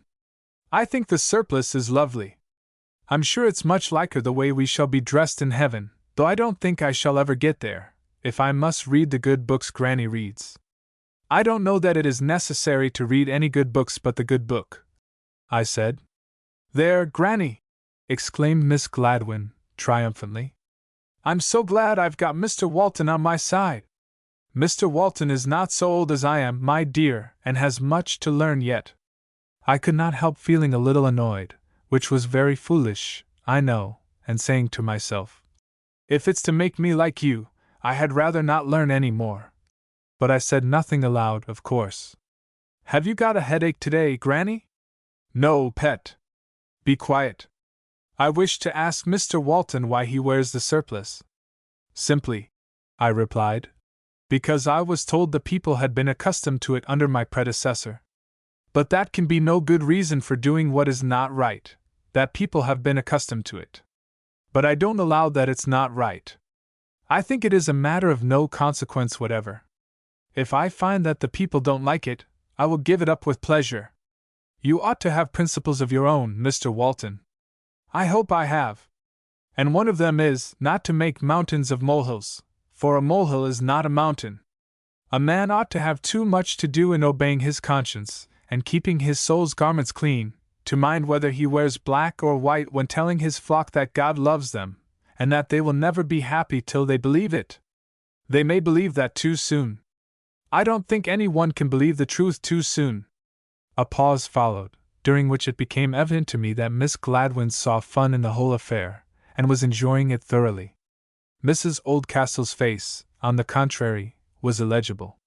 She resumed in a measured, still voice, which she meant to be meek, I dare say, but which was really authoritative. I am sorry, Mr. Walton, that your principles are so loose and unsettled. You will see my honesty in saying so when you find that, objecting to the surplice, as I do, on Protestant grounds, I yet warn you against making any change because you may discover that your parishioners are against it. You have no idea, Mr. Walton, what inroads radicalism, as they call it, has been making in this neighborhood. It is quite dreadful. Everybody, down to the poorest, claiming a right to think for himself, and set his betters right. There's one worse than any of the rest, but he's no better than an atheist, a carpenter of the name of Weir, always talking to his neighbors against the proprietors and the magistrates, and the clergy too, Mr. Walton, and the game laws, and what not. And if you once show them that you are afraid of them by going a step out of your way for their opinion about anything, there will be no end to it. For, the beginning of strife is like the letting out of water, as you know. I should know nothing about it, but that my daughter's maid, I came to hear of it through her, a decent girl of the name of Rogers, and born of decent parents, but unfortunately attached to the son of one of your churchwardens, who has put him into that mill on the river you can almost see from here. Who put him in the mill? His own father, to whom it belongs. Well, it seems to me a very good match for her. Yes, indeed, and for him too. But his foolish father thinks the match below him, as if there was any difference between the positions of people in that rank of life. Every one seems striving to tread on the heels of every one else, instead of being content with the station to which God has called them. I am content with mine. I had nothing to do with putting myself there. Why should they not be content with theirs? They need to be taught Christian humility and respect for their superiors. That's the virtue most wanted at present. The poor have to look up to the rich. That's right, Granny. And the rich have to look down on the poor. No, my dear. I did not say that. The rich have to be kind to the poor. But, Granny, why did you marry Mr. Oldcastle? What does the child mean? Uncle Stoddart says you refused ever so many offers when you were a girl. Uncle Stoddart has no business to be talking about such things to a chit like you, returned the grandmother, smiling, however, at the charge, which so far certainly contained no reproach. And Grandpapa was the ugliest and the richest of them all, wasn't he, Granny? And Colonel Markham the handsomest and the poorest? A flush of anger crimsoned the old lady's pale face. It looked dead no longer. Hold your tongue, she said. You are rude. And Miss Gladwin did hold her tongue, but nothing else, for she was laughing all over. The relation between these two was evidently a very odd one. It was clear that Miss Gladwin was a spoiled child, though I could not help thinking her very nicely spoiled, as far as I saw, and that the old lady persisted in regarding her as a cub, although her claws had grown quite long enough to be dangerous. Certainly, if things went on thus, it was pretty clear which of them would soon have the upper hand, for Granny was vulnerable, and Pet was not. It really began to look as if there were none but characters in my parish. I began to think it must be the strangest parish in England, and to wonder that I had never heard of it before. Surely it must be in some story book at least, I said to myself. But her granddaughter's tiger cat play drove the old lady nearer to me. She rose and held out her hand, saying, with some kindness, "Take my advice, my dear Mr. Walton, and don't make too much of your poor, or they'll soon be too much for you to manage. Come, pet, it's time to go home to lunch. And for the surplice, take your own way and wear it. I shan't say anything more about it. I will do what I can see to be right in the matter." I answered as gently as I could, for I did not want to quarrel with her, although I thought her both presumptuous and rude. "I'm on your side, Mr. Walton," said the girl, with a sweet comical smile, as she squeezed my hand once more. I led them to the carriage, and it was with a feeling of relief that I saw it drive off. The old lady certainly was not pleasant. She had a white, smooth face over which the skin was drawn tight, gray hair, and rather lurid hazel eyes. I felt a repugnance to her that was hardly to be accounted for by her arrogance to me, or by her superciliousness to the poor, although either would have accounted for much of it. For I confess that I have not yet learned to bear presumption and rudeness with all the patience and forgiveness with which I ought by this time to be able to meet them. And as to the poor, I am afraid I was always in some danger of being a partisan of theirs against the rich, and that a clergyman ought never to be. And indeed the poor rich have more need of the care of the clergyman than the others, seeing it is hardly that the rich shall enter into the kingdom of heaven, and the poor have all the advantage over them in that respect. Still, I said to myself, there must be some good in the woman. She cannot be altogether so hard as she looks, else how should that child dare to take the liberties of a kitten with her? She doesn't look to me like one to make game of. However, I shall know a little more about her when I return her call, and I will do my best to keep on good terms with her. I took down a volume of Plato to comfort me after the irritation which my nerves had undergone, and sat down in an easy-chair beside the open window of my study. And with Plato in my hand, and all that outside my window, I began to feel as if, after all, a man might be happy, even if a lady had refused him. And there I sat, without opening my favorite vellum-bound volume, gazing out on the happy world, whence a gentle wind came in, as if to bid me welcome with a kiss to all it had to give me. And then I thought of the wind that bloweth where it listeth, which is everywhere, and I quite forgot to open my Plato, and thank God for the life of life, whose story and whose words are in that best of books, and who explains everything to us, and makes us love Socrates and David and all good men 10 times more, and who follows no law but the law of love, and no fashion but the will of God.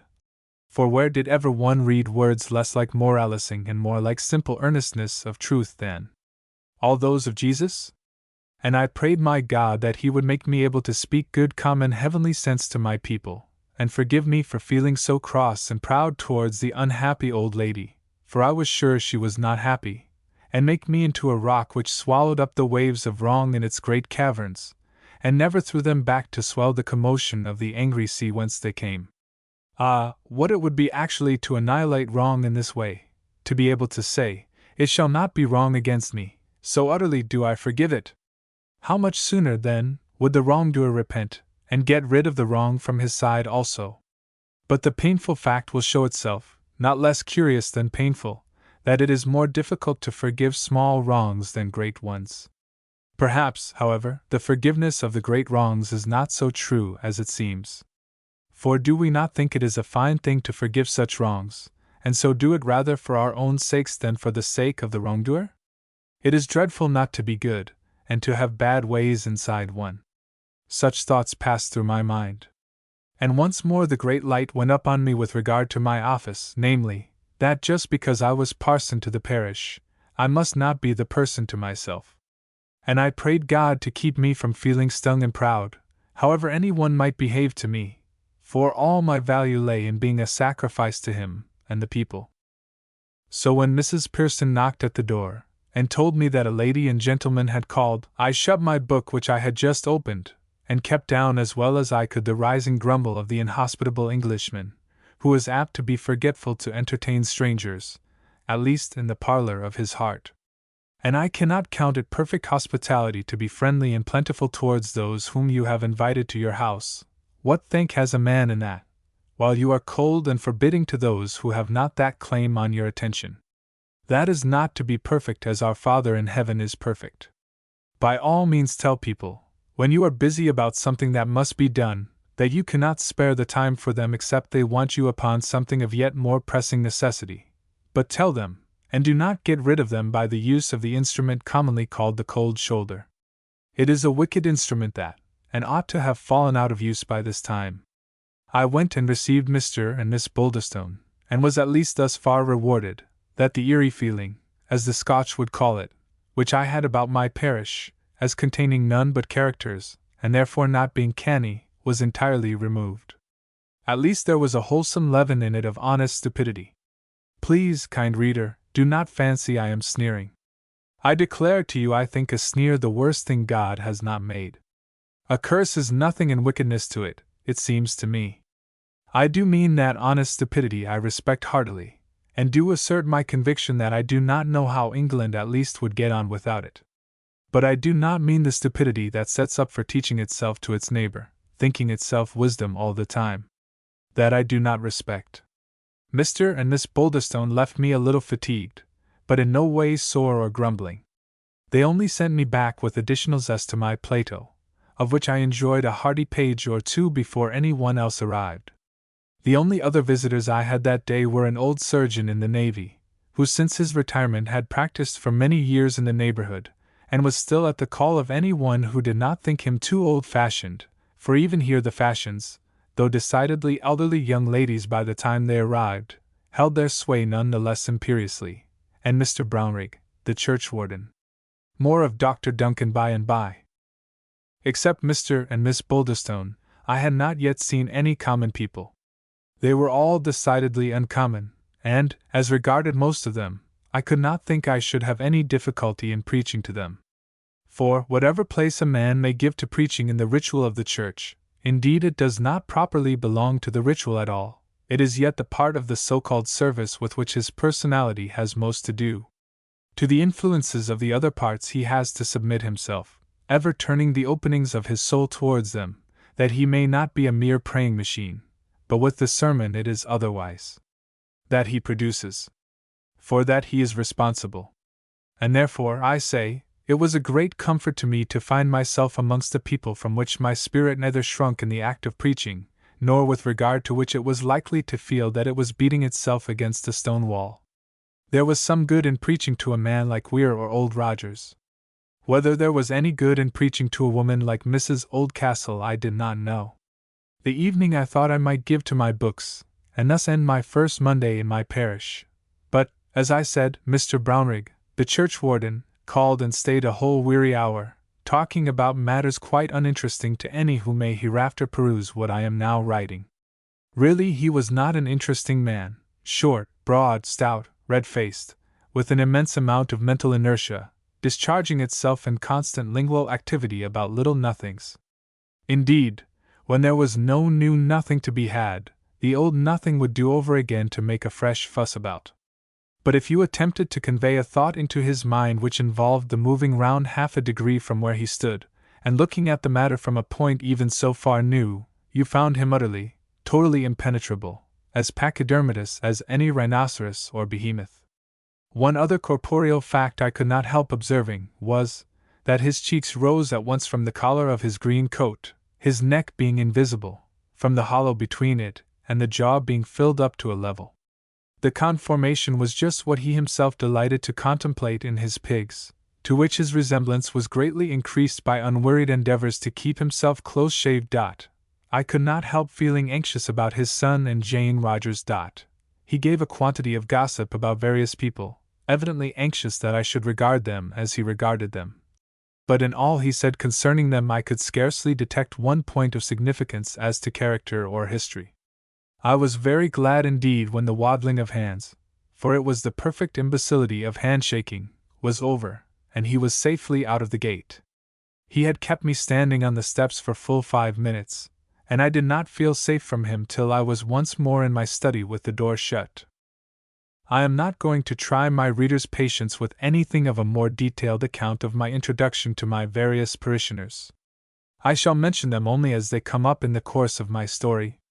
Before many days had passed I had found out my poor, who, I thought, must be somewhere, seeing the Lord had said we should have them with us always.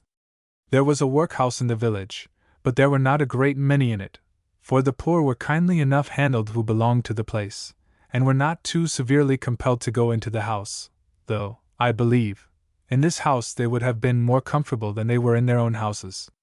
I cannot imagine a much greater misfortune for a man, not to say a clergyman, than not to know, or knowing, not to minister to any of the poor. And I did not feel that I knew in the least where I was until I had found out and conversed with almost the whole of mine. After I had done so, I began to think it better to return Mrs. Oldcastle's visit, though I felt greatly disinclined to encounter that tight-skinned nose again, and that mouth whose smile had no light in it, except when it responded to some nonsense of her granddaughter's. Chapter 6. Oldcastle Hall. About noon, on a lovely autumn day, I set out for Oldcastle Hall. The keenness of the air had melted away with the heat of the sun, yet still the air was fresh and invigorating. Can any one tell me why it is that, when the earth is renewing her youth in the spring, man should feel feeble and low-spirited, and gaze with bowed head, though pleased heart, on the crocuses, whereas, on the contrary, in the autumn, when nature is dying for the winter, he feels strong and hopeful, holds his head erect, and walks with a vigorous step, though the flaunting dahlias discourage him greatly? I do not ask for the physical causes, those I might be able to find out for myself, but I ask, where is the rightness and fitness in the thing? Should not man and nature go together in this world which was made for man, not for science, but for man? Perhaps I have some glimmerings of where the answer lies. Perhaps.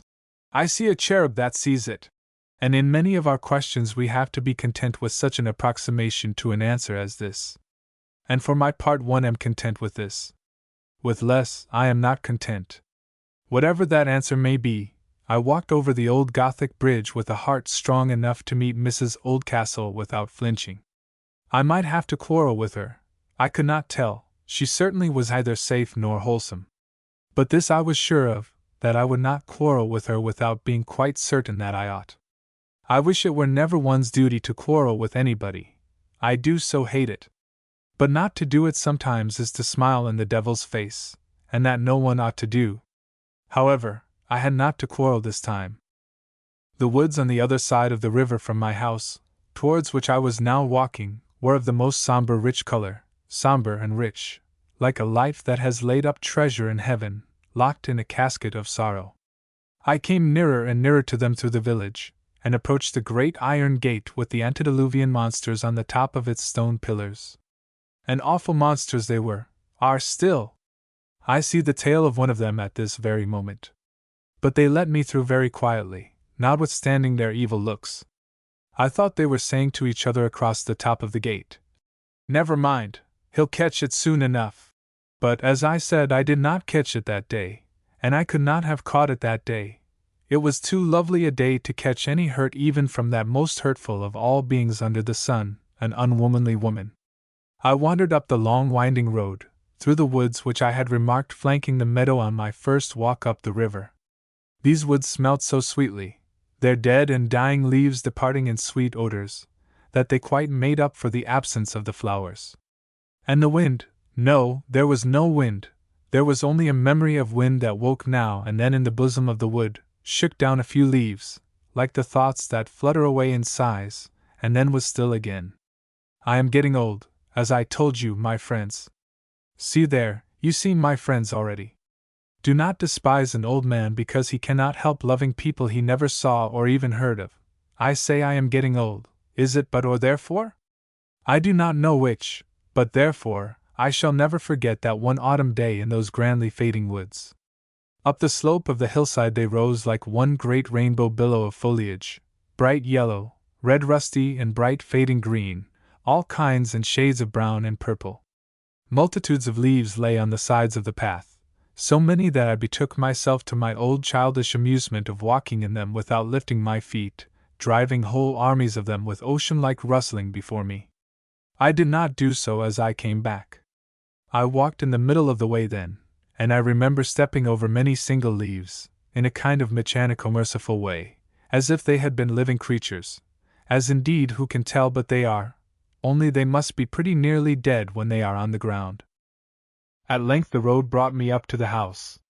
It did not look such a large house as I have since found it to be. And it certainly was not an interesting house from the outside, though its surroundings of green grass and trees would make any hole beautiful.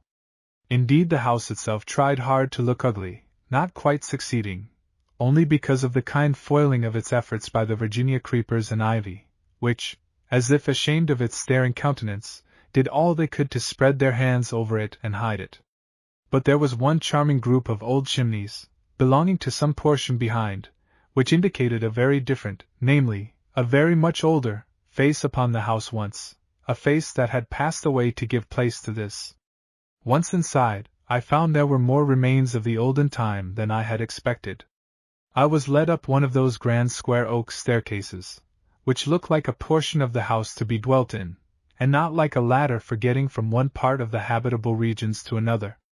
On the top was a fine expanse of landing, another hall, in fact, from which I was led towards the back of the house by a narrow passage, and shown into a small dark drawing-room with a deep stone-mullioned window, wainscoted in oak simply carved and panelled. Several doors around indicated communication with other parts of the house. Here I found Mrs. Oldcastle, reading what I judged to be one of the cheap and gaudy religious books of the present day. She rose and received me, and having motioned me to a seat, began to talk about the parish. You would have perceived at once from her tone that she recognized no other bond of connection between us but the parish. "I hear you have been most kind in visiting the poor, Mr. Walton. You must take care that they don't take advantage of your kindness, though. I assure you, you will find some of them very grasping indeed. And you need not expect that they will give you the least credit for good intentions. I have seen nothing yet to make me uneasy on that score. But certainly my testimony is of no weight yet. Mine is. I have proved them. The poor of this neighborhood are very deficient in gratitude." "Yes, Granny." I started. But there was no interruption, such as I have made to indicate my surprise, although, when I looked half round in the direction whence the voice came, the words that followed were all rippled with a sweet laugh of amusement. "Yes, Granny, you are right. You remember how old Dame Hope wouldn't take the money you offered her, and dropped such a disdainful courtesy. It was so greedy of her, wasn't it? I am sorry to hear of any disdainful reception of kindness," I said. "Yes, and she had the coolness, within a fortnight, to send up to me and ask if I would be kind enough to lend her half-a-crown for a few weeks. And then it was your turn, Granny. You sent her 5 shillings, didn't you? Oh no, I'm wrong. That was the other woman. Indeed, I did not send her anything but a rebuke. I told her that it would be a very wrong thing in me to contribute to the support of such an evil spirit of unthankfulness as she indulged in. When she came to see her conduct in its true light, and confessed that she had behaved very abominably, I would see what I could do for her. And meantime she was served out, wasn't she? With her sick boy at home, and nothing to give him?" said Miss Gladwin. "She made her own bed, and had to lie on it.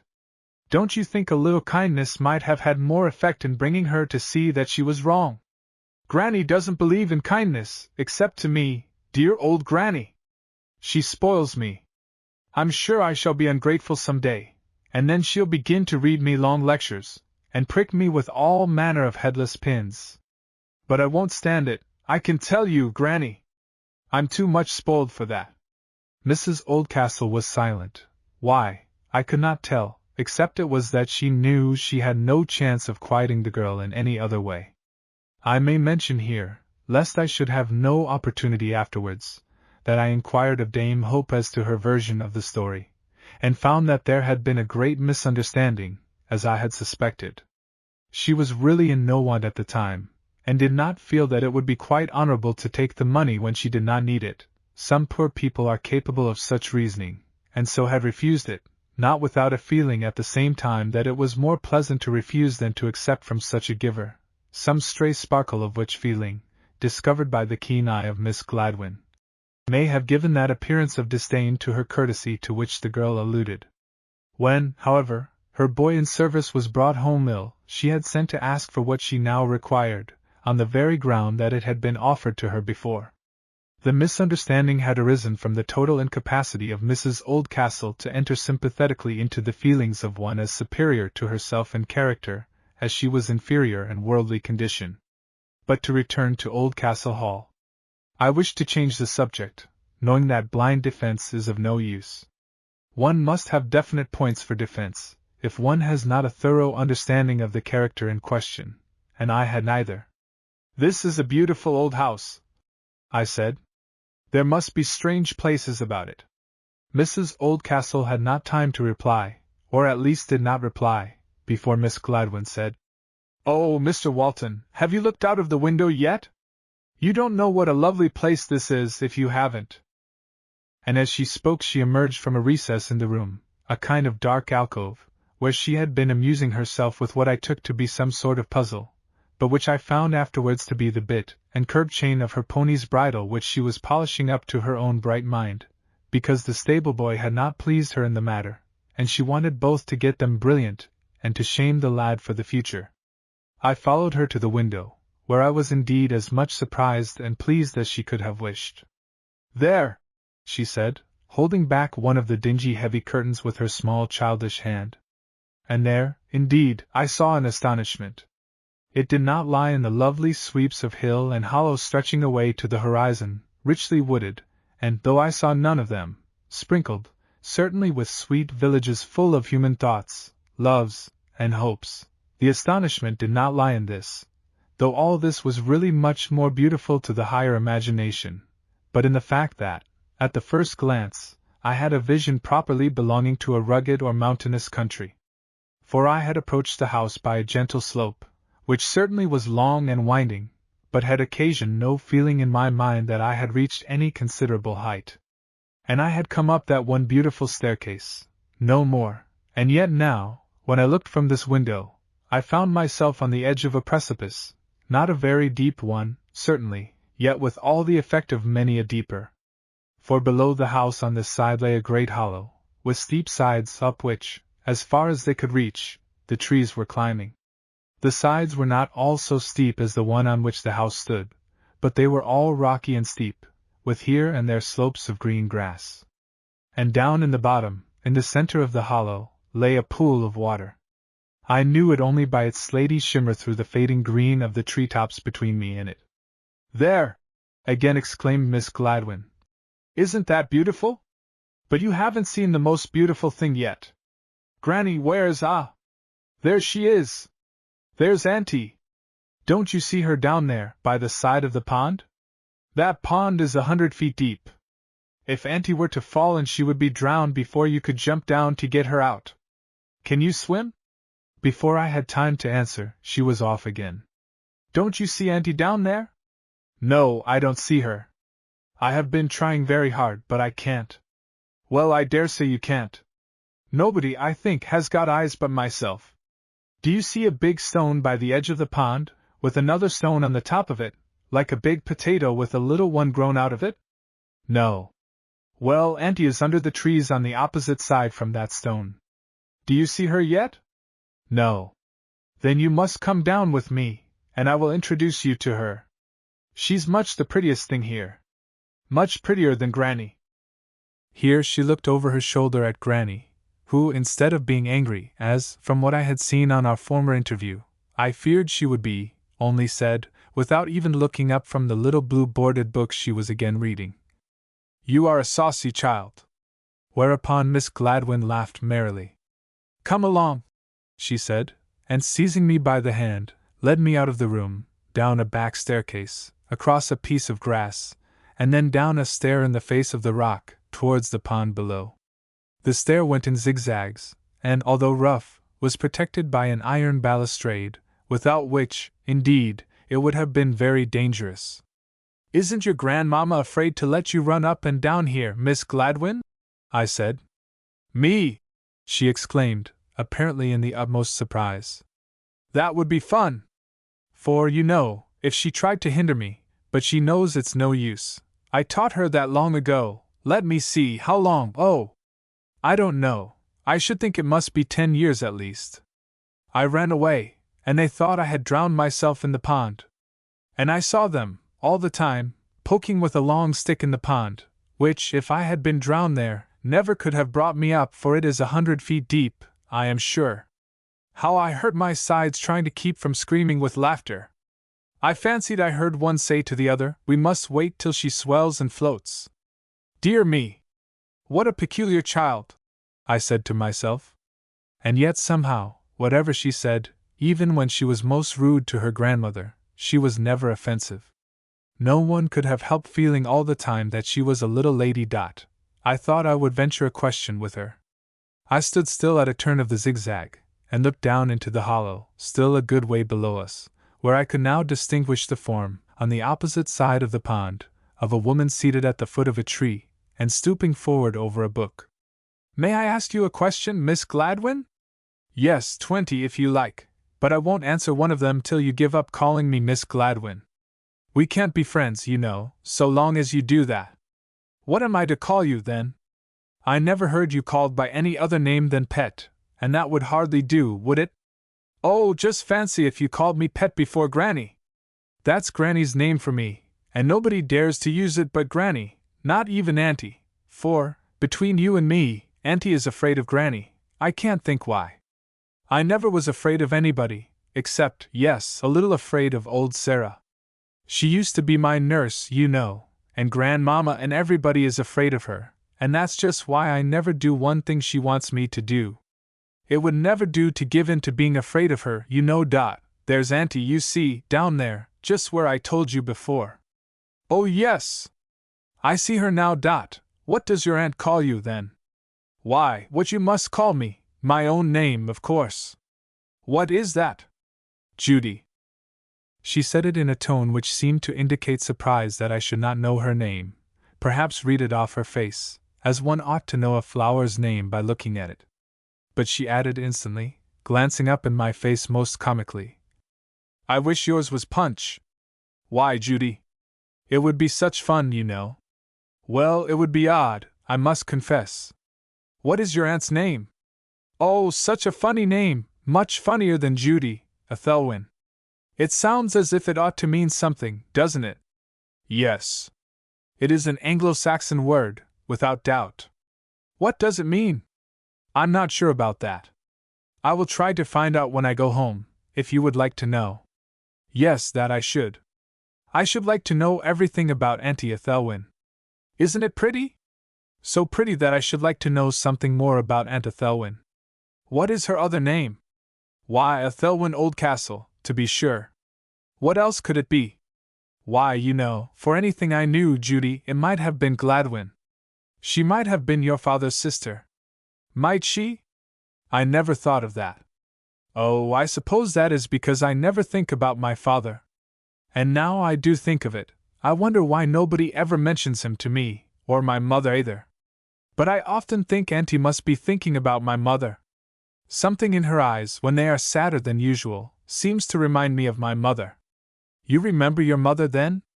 "No, I don't think I ever saw her. But I've answered plenty of questions, haven't I? I assure you, if you want to get me on to the catechism, I don't know a word of it. Come along." I laughed. "What?" she said, pulling me by the hand. "You a clergyman, and laugh at the catechism? I didn't know that." "I'm not laughing at the catechism, Judy. I'm only laughing at the idea of putting catechism questions to you. You know I didn't mean it," she said with some indignation. "I know now," I answered. "But you haven't let me put the only question I wanted to put."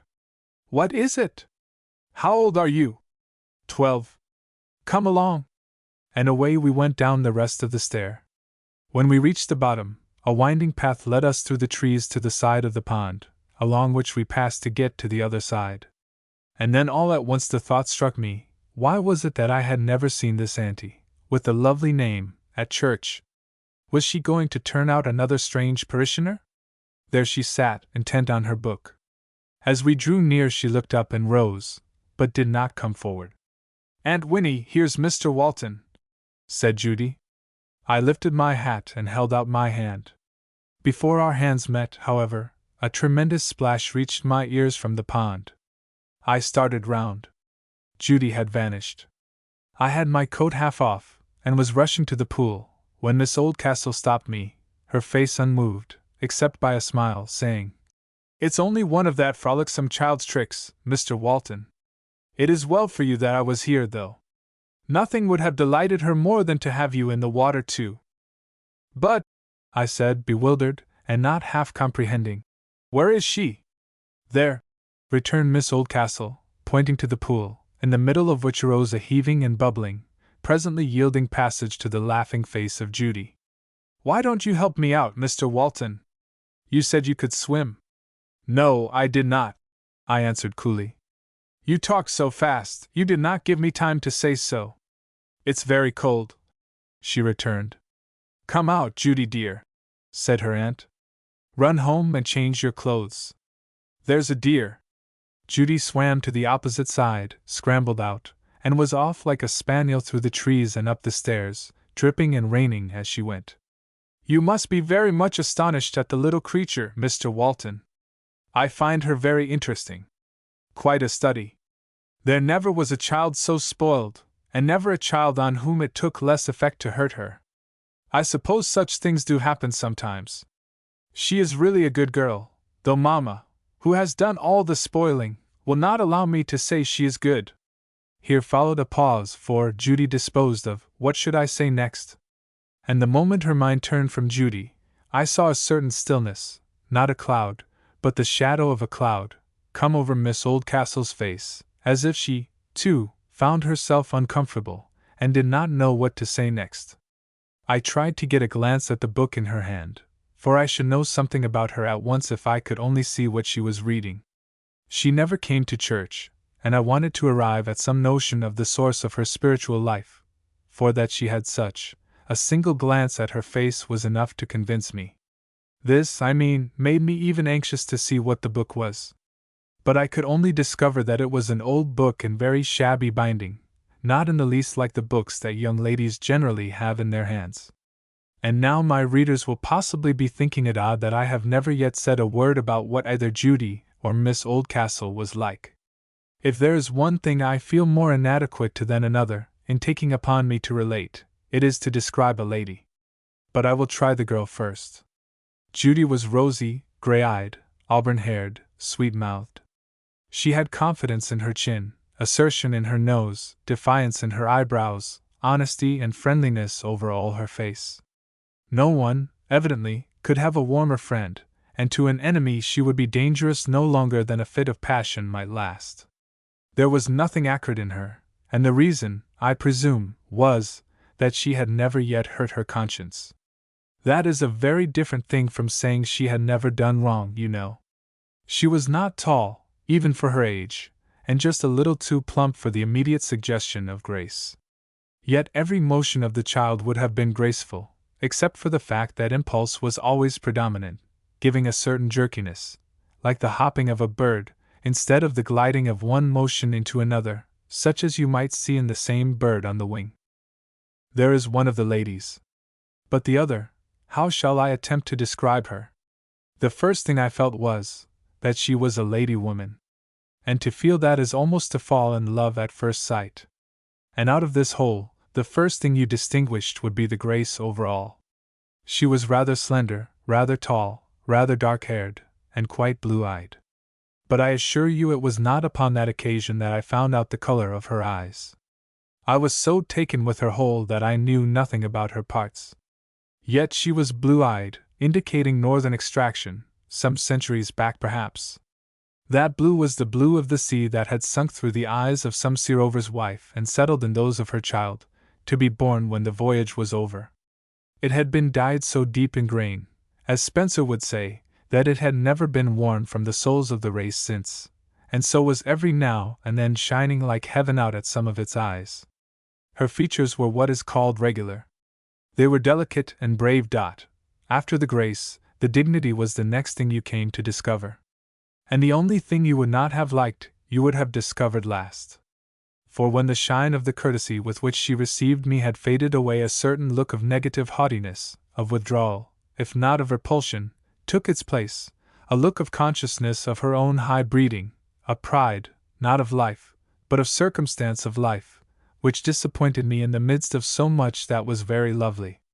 Her voice was sweet, and I could have fancied a tinge of sadness in it, to which impression her slowness of speech, without any drawl in it, contributed. But I am not doing well as an artist in describing her so fully before my reader has become in the least degree interested in her. I was seeing her, and no words can make him see her. Fearing lest some such fancy as had possessed Judy should be moving in her mind, namely, that I was, if not exactly going to put her through her catechism, yet going in some way or other to act the clergyman, I hastened to speak. "This is a most romantic spot, Miss Oldcastle," I said, "and as surprising as it is romantic. I could hardly believe my eyes when I looked out of the window and saw it first. Your surprise was the more natural that the place itself is not properly natural, as you must have discovered." This was rather a remarkable speech for a young lady to make. I answered, "I only know that such a chasm is the last thing I should have expected to find in this gently undulating country. That it is artificial I was no more prepared to hear than I was to see the place itself. It looks pretty, but it has not a very poetic origin," she returned. "It is nothing but the quarry out of which the old house at the top of it was built.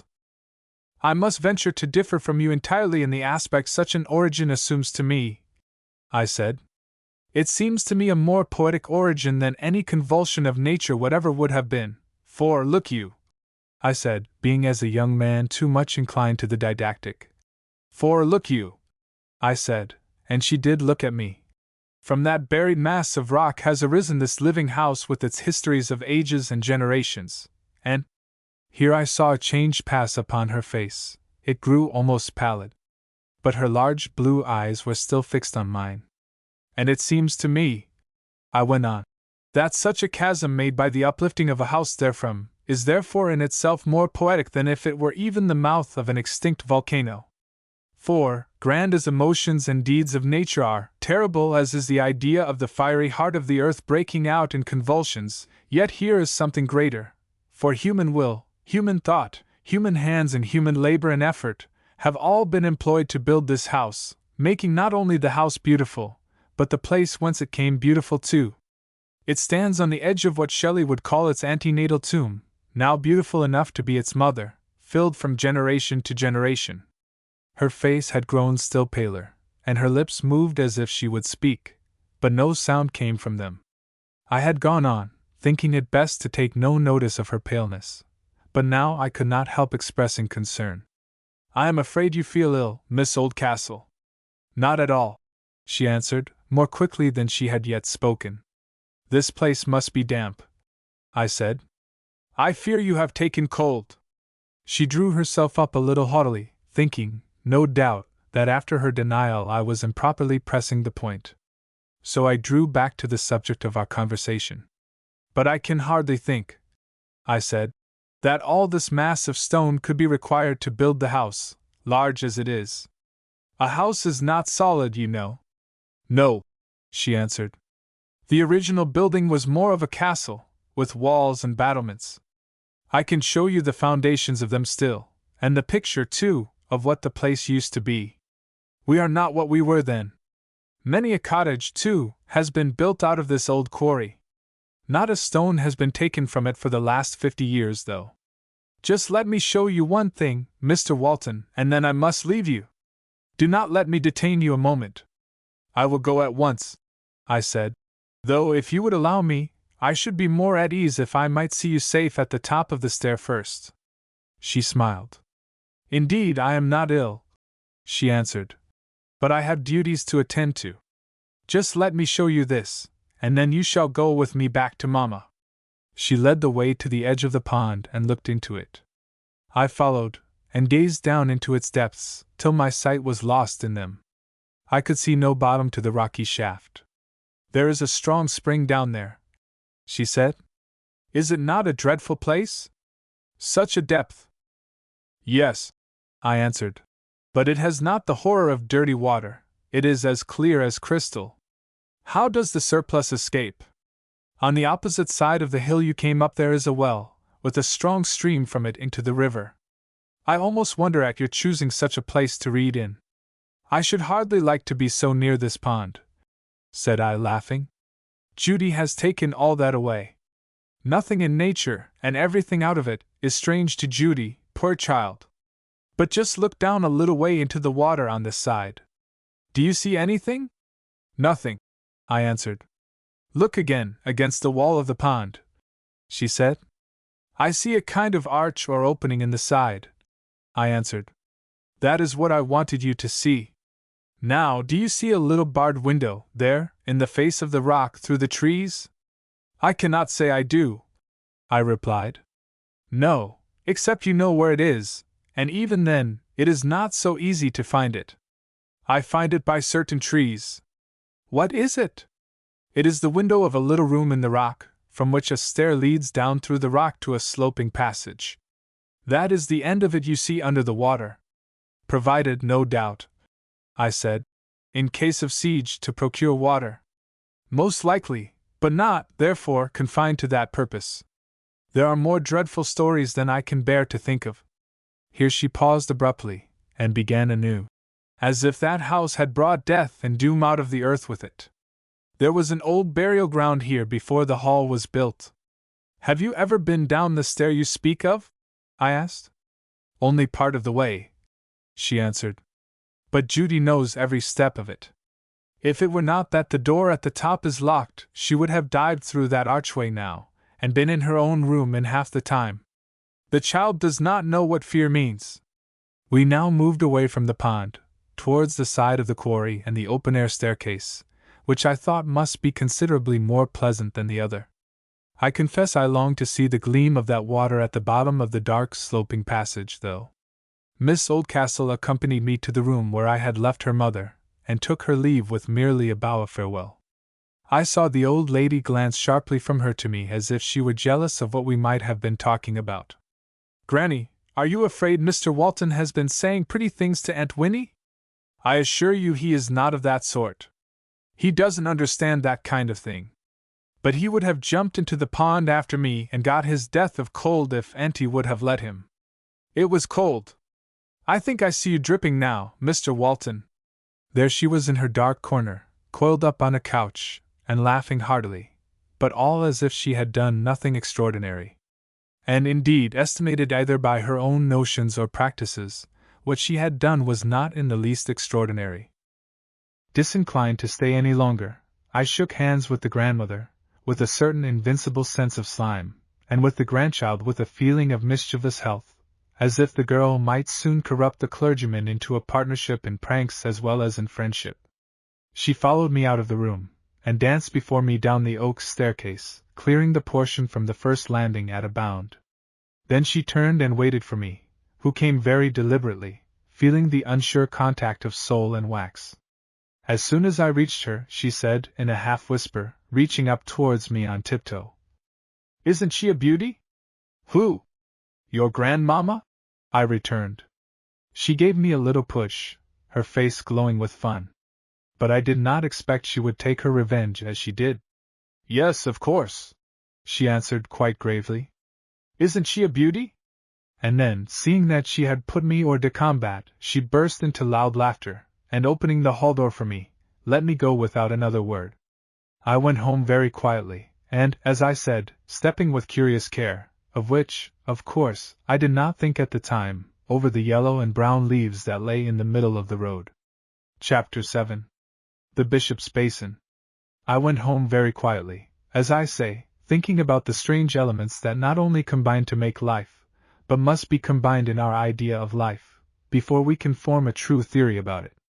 Nowadays, the vulgar notion of what is lifelike in any annals is to be realized by sternly excluding everything but the commonplace, and the means, at least, are often attained, with this much of the end as well, that the appearance life bears to vulgar minds is represented with a wonderful degree of success. But I believe that this is, at least, quite as unreal a mode of representing life as the other extreme, wherein the unlikely, the romantic, and the uncommon predominate. I doubt whether there is a single history, if one could only get at the whole of it, in which there is not a considerable admixture of the unlikely become fact, including a few strange coincidences, of the uncommon, which, although striking at first, has grown common from familiarity with its presence as our own, with even, at least, someone more or less rosy touch of what we call the romantic. My own conviction is that the poetry is far the deepest in us, and that the prose is only broken down poetry, and likewise that to this our lives correspond. The poetic region is the true one, and just, therefore, the incredible one to the lower order of mind, for although every mind is capable of the truth, or rather capable of becoming capable of the truth, there may lie ages between its capacity and the truth. As you will hear some people read poetry so that no mortal could tell it was poetry, so do some people read their own lives and those of others. I fell into these reflections from comparing in my own mind my former experiences in visiting my parishioners with those of that day. True, I had never sat down to talk with one of them without finding that that man or that woman had actually a history, the most marvelous and important fact to a human being. Nay, I had found something more or less remarkable in every one of their histories, so that I was more than barely interested in each of them. And as I made more acquaintance with them, for I had not been in the position, or the disposition either, before I came to Marshmallows, necessary to the gathering of such experiences, I came to the conclusion, not that I had got into an extraordinary parish of characters, but that every parish must be more or less extraordinary from the same cause. Why did I not use to see such people about me before? Surely I had undergone a change of some sort. Could it be that the trouble I had been going through of late had opened the eyes of my mind to the understanding, or rather the simple seeing, of my fellow men? But the people among whom I had been today belonged rather to such as might be put into a romantic story. Certainly I could not see much that was romantic in the old lady, and yet those eyes and that tight-skinned face, what might they not be capable of in the working out of a story? And then the place they lived in. Why, it would hardly come into my ideas of a 19th-century country parish at all. I was tempted to try to persuade myself that all that had happened, since I rose to look out of the window in the old house, had been but a dream. For how could that wooded dell have come there after all? It was much too large for a quarry. And that madcap girl, she never flung herself into the pond, it could not be. And what could the book have been that the lady with the sea-blue eyes was reading? Was that a real book at all? No, yes. Of course it was. But what was it? What had that to do with the matter? It might turn out to be a very commonplace book after all. No, for commonplace books are generally new, or at least in fine bindings. And here was a shabby little old book, such as, if it had been commonplace, would not have been likely to be the companion of a young lady at the bottom of a quarry. I know all this will sound ridiculous, especially that quotation from Kubla Khan coming after the close of the preceding sentence. But it is only so much the more like the jumble of thoughts that made a chaos of my mind as I went home. And then for that terrible pool, and subterranean passage, and all that, what had it all to do with this broad daylight, and these dying autumn leaves?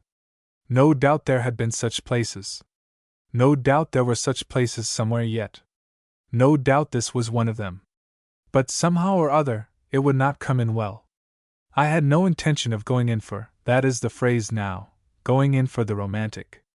I would take the impression off by going to see Weir the carpenter's old father. Whether my plan was successful or not, I shall leave my reader to judge. I found Weir busy as usual, but not with a coffin this time. He was working at a window sash. Just like life, I thought, tritely perhaps. The other day he was closing up in the outer darkness, and now he is letting in the light. "It's a long time since you was here last, sir," he said, but without a smile. Did he mean a reproach? If so, I was more glad of that reproach than I would have been of the warmest welcome, even from Old Rogers. The fact was that, having a good deal to attend to besides, and willing at the same time to let the man feel that he was in no danger of being bored by my visits, I had not made use even of my reserve in the shape of a visit to his father. "Well," I answered, "I wanted to know something about all my people, before I paid a second visit to any of them." "All right, sir. Don't suppose I meant to complain. Only to let you know you was welcome, sir. I've just come from my first visit to Old Castle Hall. And to tell the truth, for I don't like pretenses, my visit today was not so much to you as to your father, whom, perhaps, I ought to have called upon before, only I was afraid of seeming to intrude upon you, seeing we don't exactly think the same way about some things," I added, with a smile I know, which was none the less genuine that I remember it yet. And what makes me remember it yet? It is the smile that lighted up his face in response to mine. For it was more than I looked for. And his answer helped to fix the smile in my memory. "You made me think, sir, that perhaps, after all, we were much of the same way of thinking, only perhaps you was a long way ahead of me." Now the man was not right in saying that we were much of the same way of thinking, for our opinions could hardly do more than come within sight of each other, but what he meant was right enough. For I was certain, from the first, that the man had a regard for the downright, honest way of things, and I hoped that I too had such a regard. How much of selfishness and of pride in one's own judgment might be mixed up with it, both in his case and mine, I had been too often taken in, by myself, I mean, to be at all careful to discriminate, provided there was a proportion of real honesty along with it, which, I felt sure, would ultimately eliminate the other. For in the moral nest, it is not as with the sparrow and the cuckoo. The right, the original inhabitant is the stronger, and however unlikely at any given point in the history it may be, the sparrow will grow strong enough to heave the intruding cuckoo overboard. So I was pleased that the man should do me the honor of thinking I was right as far as he could see, which is the greatest honor one man can do another, for it is setting him on his own steed, as the Eastern tyrants used to do. And I was delighted to think that the road lay open for further and more real communion between us in time to come. "Well," I answered, "I think we shall understand each other perfectly before long. But now I must see your father, if it is convenient and agreeable." "My father will be delighted to see you, I know, sir. He can't get so far as the church on Sundays, but you'll find him much more to your mind than me. He's been putting ever so many questions to me about the new parson, wanting me to try whether I couldn't get more out of you than the old parson. That's the way we talk about you, you see, sir. You'll understand. And I've never told him that I'd been to church since you came, I suppose from a bit of pride, because I had so long refused to go, but I don't doubt some of the neighbors have told him, for he never speaks about it now. And I know he's been looking out for you, and I fancy he's begun to wonder that the parson was going to see everybody but him. It will be a pleasure to the old man, sir, for he don't see a great many to talk to, and he's fond of a bit of gossip, is the old man, sir." So saying, we led the way through the shop into a lobby behind, and thence up what must have been a back stair of the old house, into a large room over the workshop. There were bits of old carving about the walls of the room yet, but, as in the shop below, all had been whitewashed. At one end stood a bed with chintz curtains and a warm-looking counterpane of rich faded embroidery. There was a bit of carpet by the bedside, and another bit in front of the fire, and there the old man sat, on one side, in a high-backed not very easy-looking chair. With a great effort he managed to rise as I approached him, notwithstanding my entreaties that he would not move. He looked much older when on his feet, for he was bent nearly double, in which posture the marvel was how he could walk at all. For he did totter a few steps to meet me, without even the aid of a stick, and holding out a thin, shaking hand, welcomed me with an air of breeding rarely to be met with in his station and society. But the chief part of this polish sprung from the inbred kindliness of his nature, which was manifest in the expression of his noble old countenance. Age is such a different thing in different natures.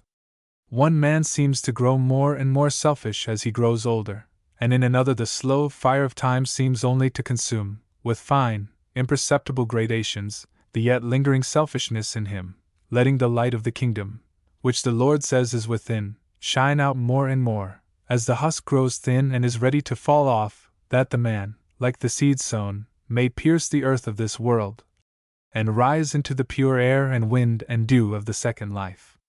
The face of a loving old man is always to me like a morning moon, reflecting the yet unrisen sun of the other world, yet fading before its approaching light, until, when it does rise, it pales and withers away from our gaze, absorbed in the source of its own beauty.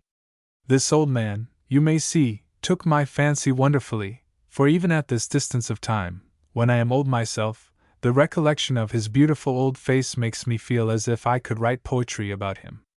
I'm blithe to see ye, sir, said he. Sit ye down, sir.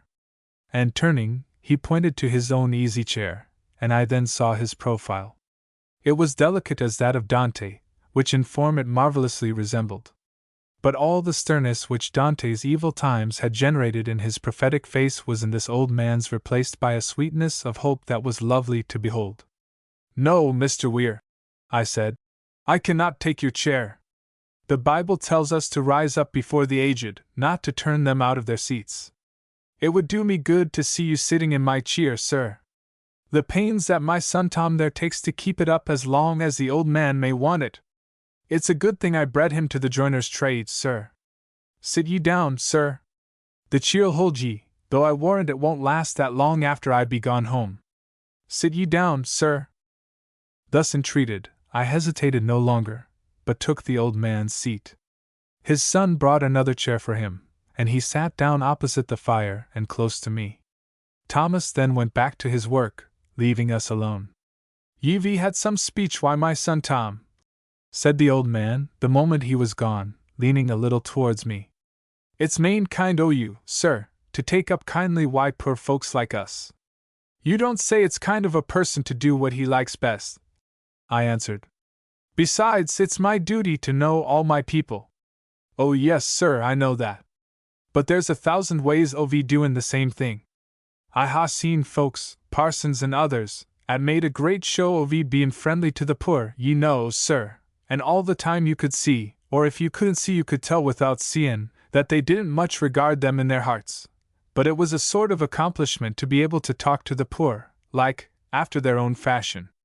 But the minute an old man sees you, sir, he believes that you mean it, sir, whatever it is. For an old man somehow comes to know things like a child. They call it a second childhood, don't they, sir? And there are some things worth growing a child again to get a hood o' again. I only hope what you say may be true, about me, I mean. Take my word for it, sir. You have no idea how that boy of mine, Tom there, did hate all the clergy till you come. Not that he's anyway favorable to them yet, only he'll say nothing again you, sir.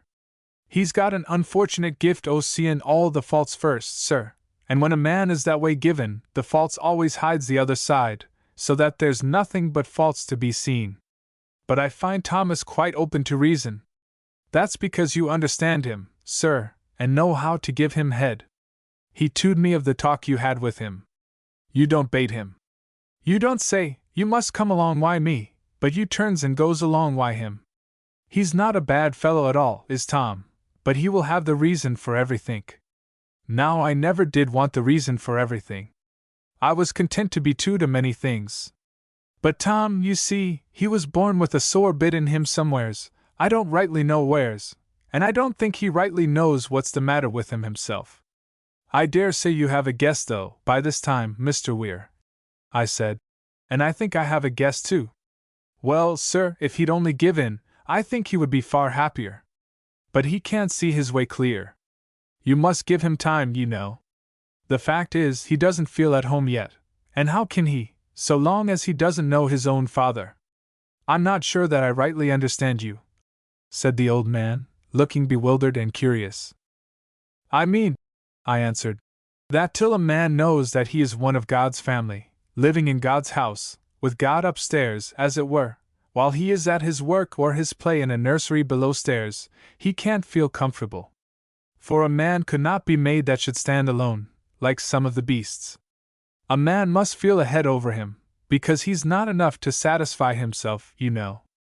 Thomas just wants faith, that is, he wants to feel that there is a loving Father over him, who is doing things all well and right, if we could only understand them, though it really does not look like it sometimes.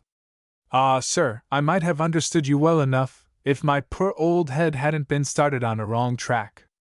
For I fancied for the moment that you were just putting your finger upon the sore place in Tom's mind. There's no use in keeping family misfortunes from a friend like you, sir. That boy has known his father all his life, but I was nearly half his age before I knew mine. Strange, I said, involuntarily almost. Yes, sir, strange you may well say. A strange story it is. The Lord help my mother! I beg your pardon, sir. I'm no Catholic. But that prayer will come of itself sometimes. As if it could be of any use now. God forgive me! Don't you be afraid, Mr. Weir, as if God was ready to take offense at what comes naturally, as you say. An ejaculation of love is not likely to offend him who is so grand that he is always meek and lowly of heart, and whose love is such that ours is a mere faint light, a little glooming light much like a shade, as one of our own poets says beside it. Thank you, Mr. Walton. That's a real comfortable word, sir. And I am heart sure it's true, sir. God be praised for evermore. He is good, sir, as I have known in my poor time, sir. I don't believe there ever was one that just lifted his eyes and looked upwards, instead of looking down to the ground, that didn't get some comfort, to go on with, as it were, the ready money of comfort, as it were, though it might be none to put in the bank, sir. That's true enough, I said. Then your father and mother? And here I hesitated. Were never married, sir, said the old man promptly, as if he would relieve me from an embarrassing position. I couldn't help it. And I'm no less the child of my Father in heaven for it. For if he hadn't made me, I couldn't ha' been their son, you know, sir. So that he had more to do why the making o' me than they had, though mayhap, if he had his way all out, I might ha' been the son o' somebody else. But now that things be so, I wouldn't have liked that at all, sir, and bein' once born so, I would not have e'er another couple of parents in all England, sir, though I ne'er knew one o' them. And I do love my mother. And I'm so sorry for my father that I love him too, sir. And if I could only get my boy Tom to think as I do, I would die like a psalm tune on an organ, sir.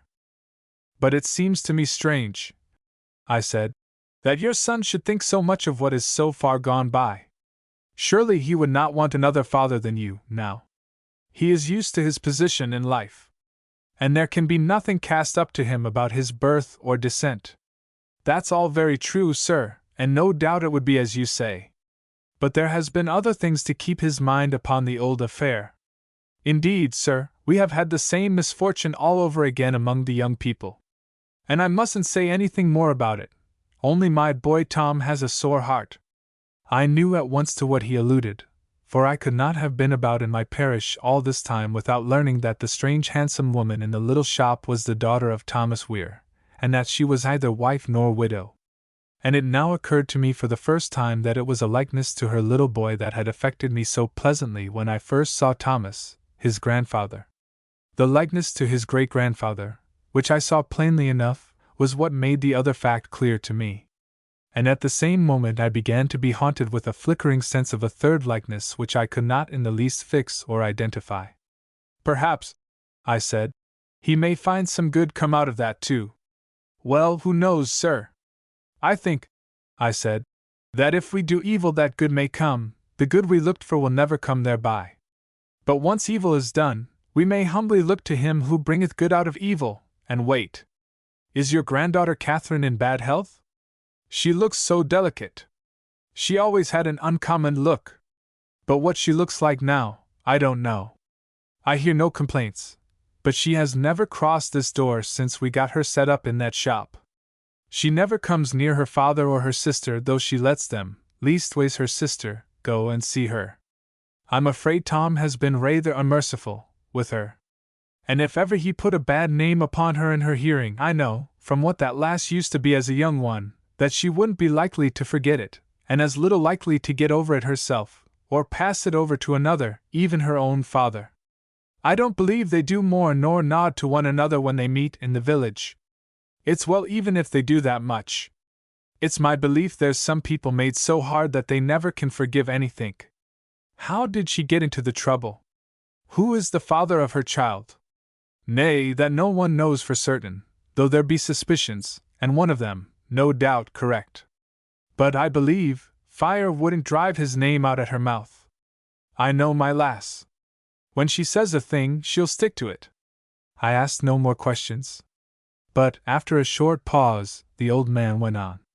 I shan't soon forget the night I first heard about my father and mother. That was a night. The wind was roaring like a mad beast about the house, not this house, sir, but the great house over the way. You don't mean Old Castle Hall? I said. "'Deed I do, sir," returned the old man. "This house here belonged to the same family at one time, though when I was born it was another branch of the family, second cousins or something, that lived in it. But even then it was something on to the downhill road, I believe." "But," I said, fearing my question might have turned the old man aside from a story worth hearing. "Never mind all that now, if you please. I am anxious to hear all about that night. Do go on. You were saying the wind was blowing about the old house." Sir, it was roaring as if it was mad with rage. And every now and then it would come down the chimney like out of a gun, and blow the smoke and almost the fire into the middle of the housekeeper's room. For the housekeeper had been giving me my supper. I called her auntie then, and didn't know a bit that she wasn't my aunt really. I was at that time a kind of a under-gamekeeper upon the place, and slept over the stable. But I fared of the best, for I was a favourite with the old woman, I suppose because I had given her plenty of trouble in my time. That's always the way, Sir. Well, as I was saying, when the wind stopped for a moment, down came the rain with a noise that sounded like a regiment of cavalry on the turnpike road t'other side of the hill. And then up the wind got again, and swept the rain away, and took it all in its own hand again, and went on roaring worse than ever. "You'll be wet afore you get across the yard, Samuel," said Auntie, looking very prim in her long white apron, as she sat on the other side of the little round table before the fire, sipping a drop of hot rum and water, which she always had before she went to bed. "You'll be wet to the skin, Samuel," she said. "Never mind," says I, "I'm not salt, nor yet sugar, and I'll be going, Auntie, for you'll be wanting your bed." "Sit ye still," said she. "I don't want my bed yet." And there she sat, sipping at her rum and water, and there I sat, the other side, drinking the last of a pint of October she had gotten me from the cellar, for I had been out in the wind all day. "It was just such a night as this," said she, and then stopped again. "But I'm wearying you, sir, with my long story." "Not in the least," I answered. "Quite the contrary. Pray tell it out your own way. You won't tire me, I assure you." So the old man went on. "It was just such a night as this," she began again, "leastways it was snow and not rain that was coming down, as if the Almighty was going to spend all his winter stock at oncet." "What happened such a night, Auntie?" I said. "Ah, my lad," said she, "you may well ask what happened. None has a better right. You happened. That's all." "Oh, that's all, is it, Auntie?" I said, and laughed. Nay, Samuel," said she, quite solemn, "what is there to laugh at then? I assure you, you was anything but welcome." "And why wasn't I welcome?" I said. "I couldn't help it, you know." "I'm very sorry to hear I intruded," I said, still making game of it, you see, for I always did like a joke. "Well," she said, "you certainly wasn't wanted. But I don't blame you, Samuel, and I hope you won't blame me." "What do you mean, Auntie?" "I mean this, that it's my fault, if so be that fault it is, that you're sitting there now, and not lying, in less bulk by a good deal, at the bottom of the Bishop's Basin. That's what they call a deep pond at the foot of the old house, sir, though why or wherefore I'm sure I don't know." "Most extraordinary, Auntie," I said, feeling very queer, and as if I really had no business to be there. "Never you mind, my dear," says she, "there you are, and you can take care of yourself now as well as anybody. But who wanted to drown me? Are you sure you can forgive him, if I tell you?" "Sure enough, suppose he was sitting where you be now," I answered. "It was, I make no doubt, though I can't prove it. I am morally certain it was your own father. I felt the skin go creeping together upon my head, and I couldn't speak."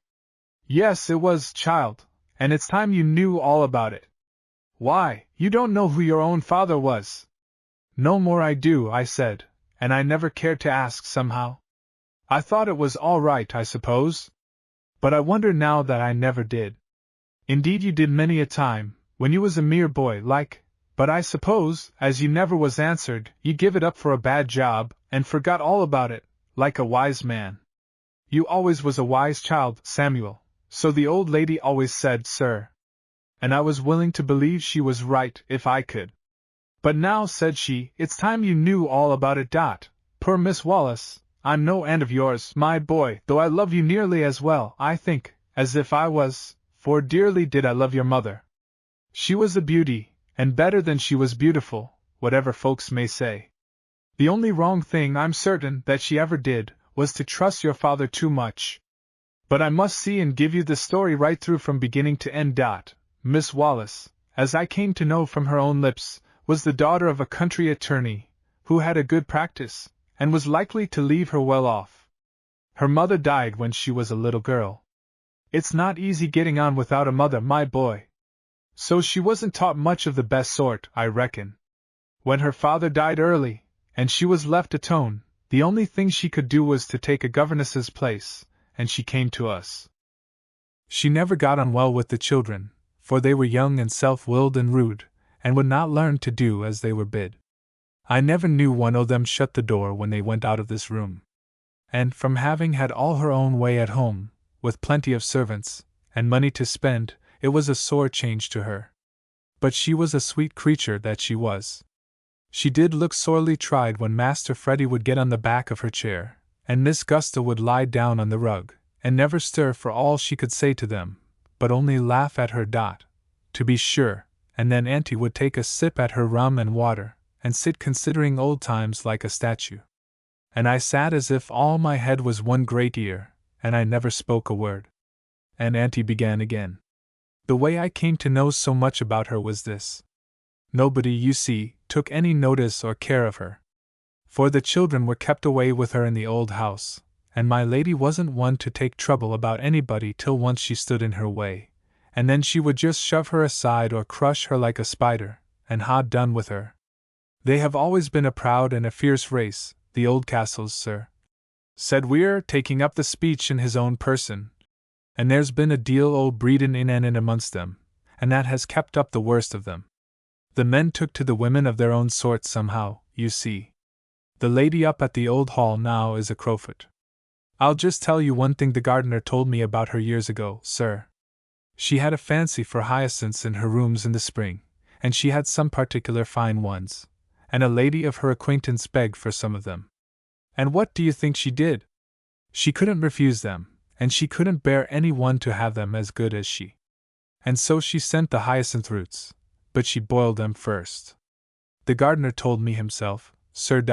And so, when the poor thing, said Auntie, was taken with a dreadful cold, which was no wonder if you saw the state of the window in the room she had to sleep in, and which I got old Jones to set to rights and paid him for it out of my own pocket, else he wouldn't ha' done it at all, for the family wasn't too much in the way or the means either of paying their debts.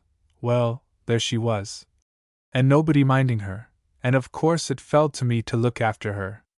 It would have made your heart bleed to see the poor thing flung all of a heap on her bed, blue with cold, and coughing. My dear, I said, and she burst out crying, and from that moment there was confidence between us. I made her as warm and as comfortable as I could, but I had to nurse her for a fortnight before she was able to do anything again. She didn't shirk her work though, poor thing. It was a hard sort to me to see the poor young thing, with her sweet eyes and her pale face, talking away to those children, that were more like wild cats than human beings. She might as well have talked to wild cats, I'm sure. But I don't think she was ever so miserable again as she must have been before her illness, for she used often to come and see me of an evening, and she would sit there where you are sitting now for an hour at a time, without speaking, her thin white hands lying folded in her lap, and her eyes fixed on the fire. I used to wonder what she could be thinking about, and I had made up my mind she was not long for this world, when all at once it was announced that Miss Oldcastle, who had been to school for some time, was coming home, and then we began to see a great deal of company, and for month after month the house was more or less filled with visitors, so that my time was constantly taken up, and I saw much less of poor Miss Wallace than I had seen before. But when we did meet on some of the back stairs, or when she came to my room for a few minutes before going to bed, we were just as good friends as ever. And I used to say, I wish this scurry was over, my dear, that we might have our old times again. And she would smile and say something sweet. But I was surprised to see that her health began to come back, at least so it seemed to me, for her eyes grew brighter and a flush came upon her pale face, and though the children were as tiresome as ever, she didn't seem to mind it so much.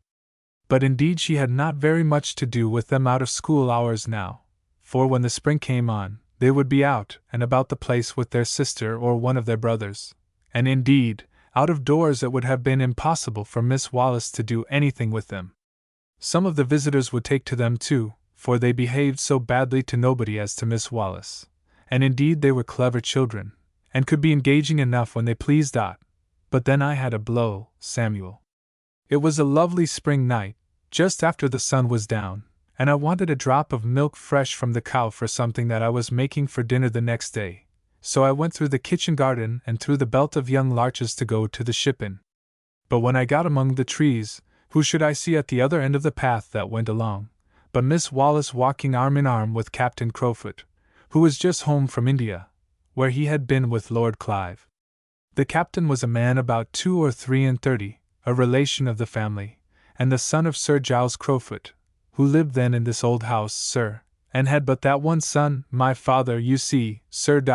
And it did give me a turn, said my aunt, to see her walking with him, for I felt as sure as judgment that no good could come of it.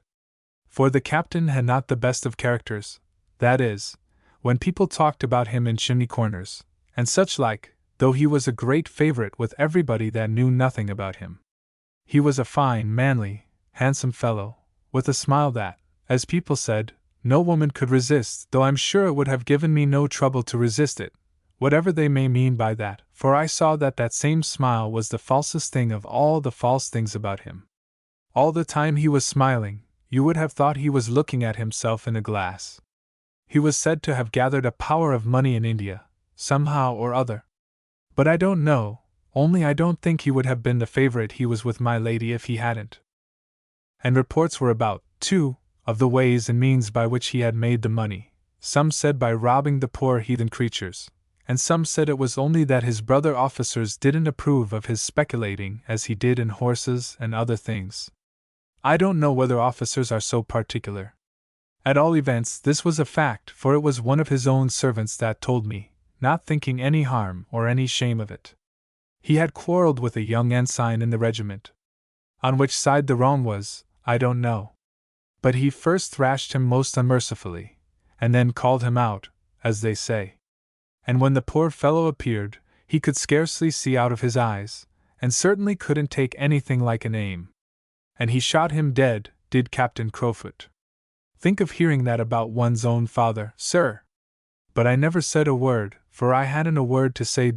Think of that, Samuel, said my aunt, else you won't believe what I am going to tell you. And you won't even then, I dare say. But I must tell you, nevertheless, and notwithstanding. Well, I felt as if the earth was sinking away from under the feet of me, and I stood and stared at them. And they came on, never seeing me, and actually went close past me and never saw me. At least, if he saw me he took no notice, for I don't suppose that the angel with the flaming sword would have put him out. But for her, I know she didn't see me, for her face was down, burning and smiling at once. I'm an old man now, sir, and I never saw my mother, but I can't tell you the story without feeling as if my heart would break for the poor young lady. I went back to my room, said my aunt, with my empty jug in my hand, and I sat down as if I had had a stroke, and I never moved till it was pitch dark and my fire out. It was a marvel to me afterwards that nobody came near me, for everybody was calling after me at that time. And it was days before I caught a glimpse of Miss Wallace again, at least to speak to her. At last, one night she came to my room, and without a moment of parley I said to her, "Oh, my dear! What was that wretch saying to you?" "What wretch?" says she, quite sharp-like. "Why, Captain Crowfoot," says I. "To be sure. What have you to say against Captain Crowfoot?" says she, quite scornful-like. So I tumbled out all I had against him in one breath. She turned awful pale, and she shook from head to foot, but she was able for all that to say, "Indian servants are known liars, Mrs. Prendergast," says she, "and I don't believe one word of it all. But I'll ask him, the next time I see him."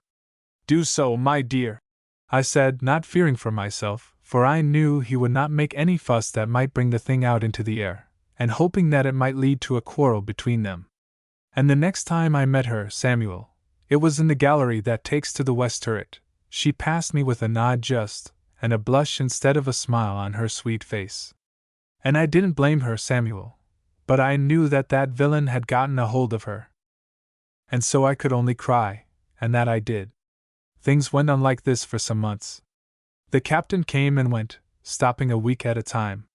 Then he stopped for a whole month, and this was in the first of the summer, and then he said he was ordered abroad again, and went away.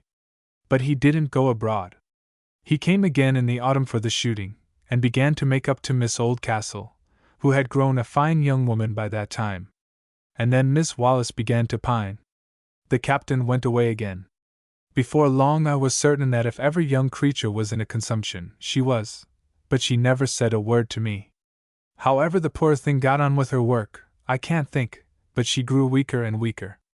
I took the best care of her she would let me, and contrived that she should have her meals in her own room. But something was between her and me that she never spoke a word about herself, and never alluded to the captain. By and by came the news that the captain and Miss Oldcastle were to be married in the spring. And Miss Wallace took to her bed after that, and my lady said she had never been of much use, and wanted to send her away. But Miss Oldcastle, who was far superior to any of the rest in her disposition, spoke up for her. She had been to ask me about her, and I told her the poor thing must go to a hospital if she was sent away, for she had ne'er a home to go to. And then she went to see the governess, poor thing, and spoke very kindly to her, but never a word would Miss Wallace answer. She only stared at her with great, big, wild-like eyes. And Miss Oldcastle thought she was out of her mind, and spoke of an asylum.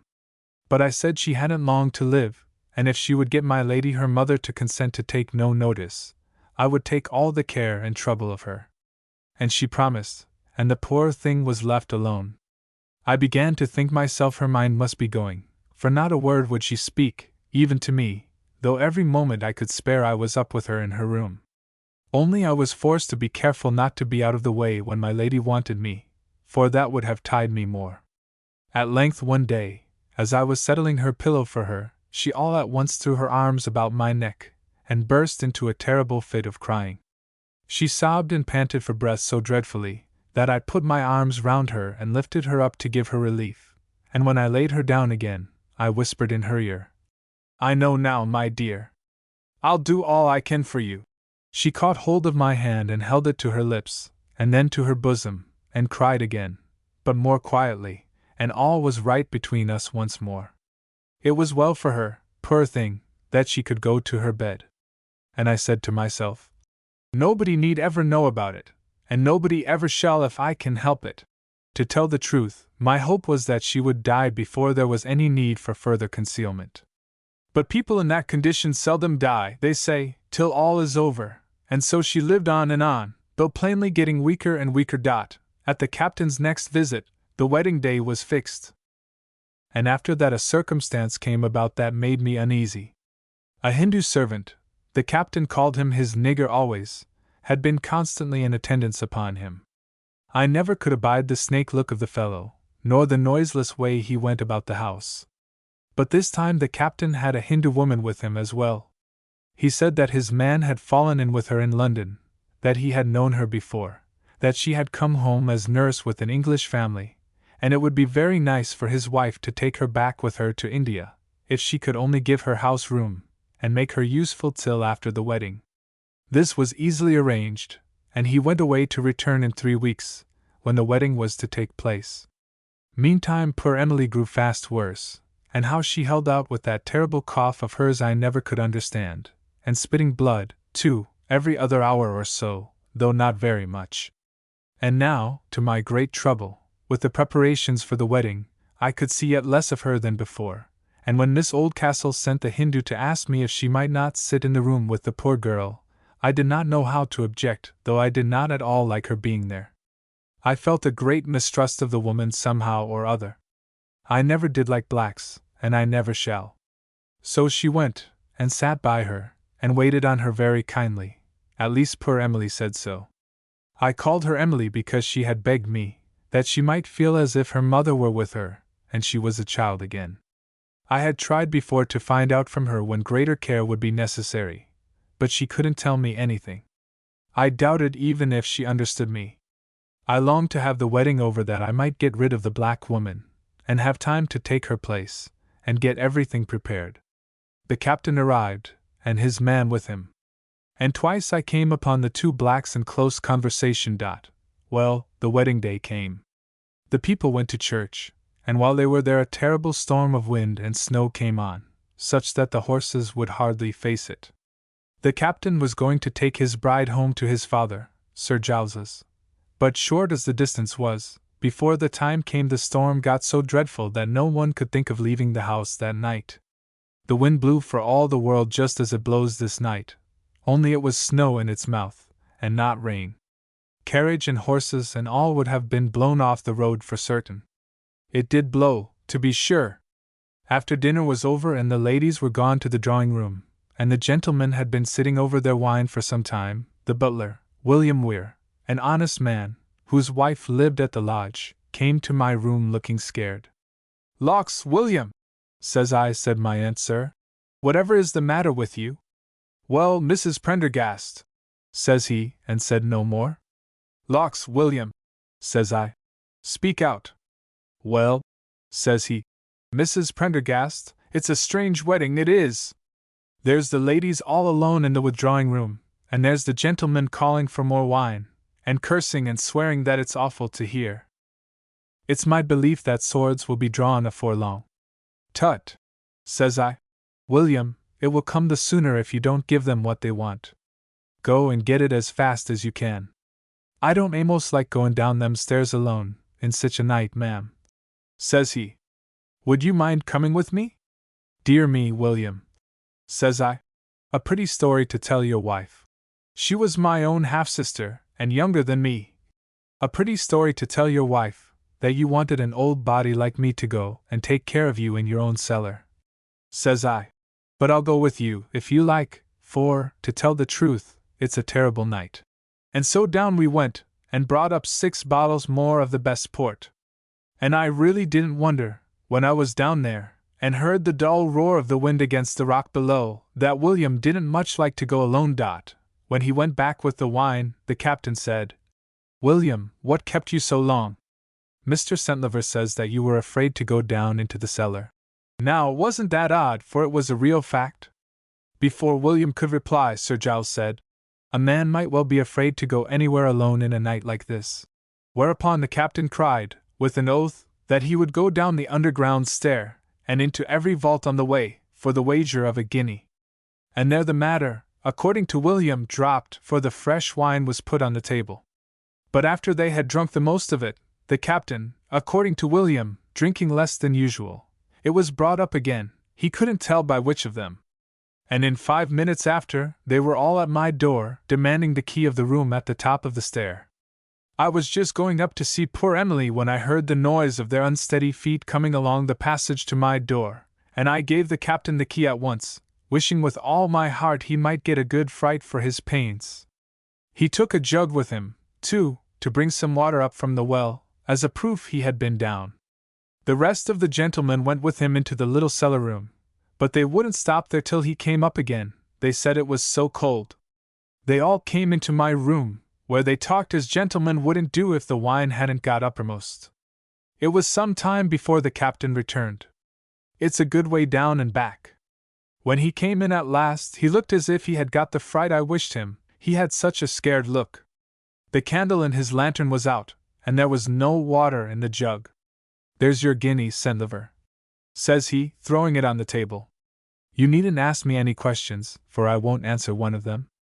"Captain," says I, as he turned to leave the room, and the other gentlemen rose to follow him, "I'll just hang up the key again." "By all means," says he.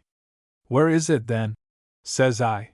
He started and made as if he searched his pockets all over for it. "I must have dropped it," says he. "But it's of no consequence. You can send William to look for it in the morning. It can't be lost, you know." "Very well, Captain," said I. But I didn't like being without the key, because of course he hadn't locked the door, and that part of the house has a bad name, and no wonder. It wasn't exactly pleasant to have the door left open. All this time I couldn't get to see how Emily was. As often as I looked from my window, I saw her light in the old west turret out there, Samuel. You know the room where the bed is still. The rain and the wind will be blowing right through it tonight. That's the bed you was born upon, Samuel. It's all gone now, sir, turret and all, like a good deal more about the old place. But there's a story about that turret afterwards, only I mustn't try to tell you two things at once. Now I had told the Indian woman that if anything happened, if she was worse, or wanted to see me, she must put the candle on the right side of the window, and I should always be looking out, and would come directly, whoever might wait. For I was expecting you some time soon, and nobody knew anything about when you might come. But there the blind continued drawn down as before. So I thought all was going on right. And what with the storm keeping Sir Giles and so many more that would have gone home that night, there was no end of work, and some contrivance necessary, I can tell you, to get them all bedded for the night, for we were nothing too well provided with blankets and linen in the house. There was always more room than money in it. So it was past 12 o'clock before I had a minute to myself, and that was only after they had all gone to bed, the bride and bridegroom in the crimson chamber, of course. Well, at last I crept quietly into Emily's room. I ought to have told you that I had not let her know anything about the wedding being that day, and had enjoined the heathen woman not to say a word, for I thought she might as well die without hearing about it. But I believe the vile wretch did tell her. When I opened the room door, there was no light there. I spoke, but no one answered. I had my own candle in my hand, but it had been blown out as I came up the stair. I turned and ran along the corridor to reach the main stair, which was the nearest way to my room, when all at once I heard such a shriek from the crimson chamber as I never heard in my life. It made me all creep like worms. And in a moment doors and doors were opened, and lights came out, everybody looking terrified, and what with drink, and horror, and sleep, some of the gentlemen were awful to look upon. And the door of the crimson chamber opened too, and the captain appeared in his dressing gown, bawling out to know what was the matter, though I'm certain, to this day, the cry did come from that room, and that he knew more about it than any one else did. As soon as I got a light, however, which I did from Sir Giles's candle, I left them to settle it amongst them, and ran back to the west turret. When I entered the room, there was my dear girl lying white and motionless. There could be no doubt a baby had been born, but no baby was to be seen. I rushed to the bed, but though she was still warm, your poor mother was quite dead. There was no use in thinking about helping her, but what could have become of the child? As if by a light in my mind I saw it all. I rushed down to my room, got my lantern, and without waiting to be afraid, ran to the underground stairs, where I actually found the door standing open. I had not gone down more than 3 turnings, when I thought I heard a cry, and I sped faster still. And just about halfway down, there lay a bundle in a blanket. And however you got over the state I found you in, Samuel, I can't think. But I caught you up as you was, and ran to my own room with you, and I locked the door, and there being a kettle on the fire, and some conveniences in the place, I did the best for you I could. For the breath wasn't out of you, though it well might have been. And then I laid you before the fire, and by that time you had begun to cry a little, to my great pleasure, and then I got a blanket off my bed, and wrapped you up in it, and the storm being abated by this time, made the best of my way with you through the snow to the lodge, where William's wife lived. It was not so far off then as it is now. But in the midst of my trouble the silly body did make me laugh when he opened the door to me, and saw the bundle in my arms. "Mrs. Prendergast," says he, "I didn't expect it of you." "Hold your tongue," I said. "You would never have talked such nonsense if you had had the grace to have any of your own," says I, and with that I into the bedroom and shut the door, and left him out there in his shirt. My sister and I soon got everything arranged, for there was no time to lose. And before morning I had all made tidy, and your poor mother lying as sweet a corpse as ever angel saw. And no one could say a word against her. And it's my belief that that villain made her believe somehow or other that she was as good as married to him. She was buried down there in the churchyard, close by the vestry door, said my aunt, sir, and all of our family have been buried there ever since, my son Tom's wife among them, sir. But what was that cry in the house? I asked, and what became of the black woman? The woman was never seen again in our quarter, and what the cry was my aunt never would say. She seemed to know, though, notwithstanding, as she said, that Captain and Mrs. Crowfoot denied all knowledge of it. But the lady looked dreadful, she said, and never was well again, and died at the birth of her first child. That was the present Mrs. Oldcastle's father, sir. But why should the woman have left you on the stair, instead of drowning you in the well at the bottom? My aunt evidently thought there was some mystery about that as well as the other, for she had no doubt about the woman's intention. But all she would ever say concerning it was, "The key was never found, Samuel. You see, I had to get a new one made," and she pointed to where it hung on the wall. "But that doesn't look new now," she would say.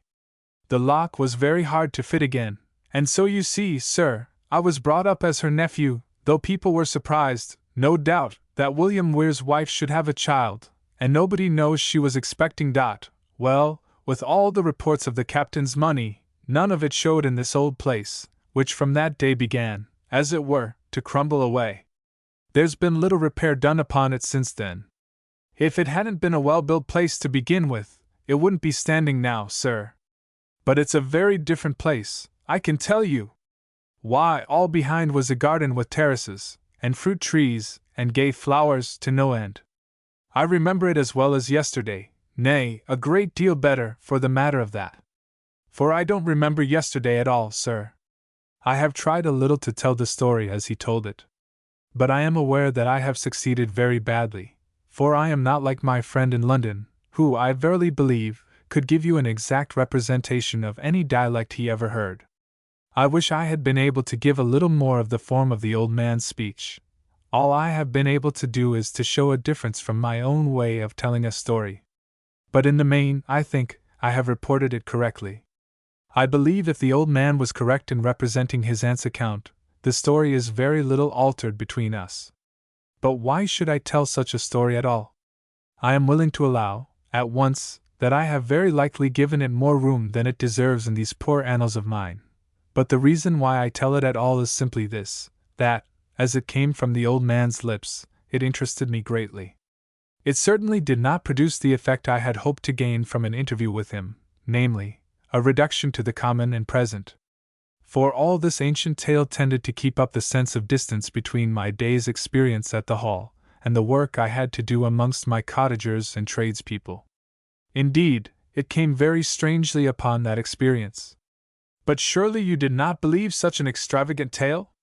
The old man was in his dotage, to begin with. Had the old man been in his dotage, which he was not, my answer would have been a more triumphant one. For one was dotage consistently and imaginatively inventive. But why should I not believe the story?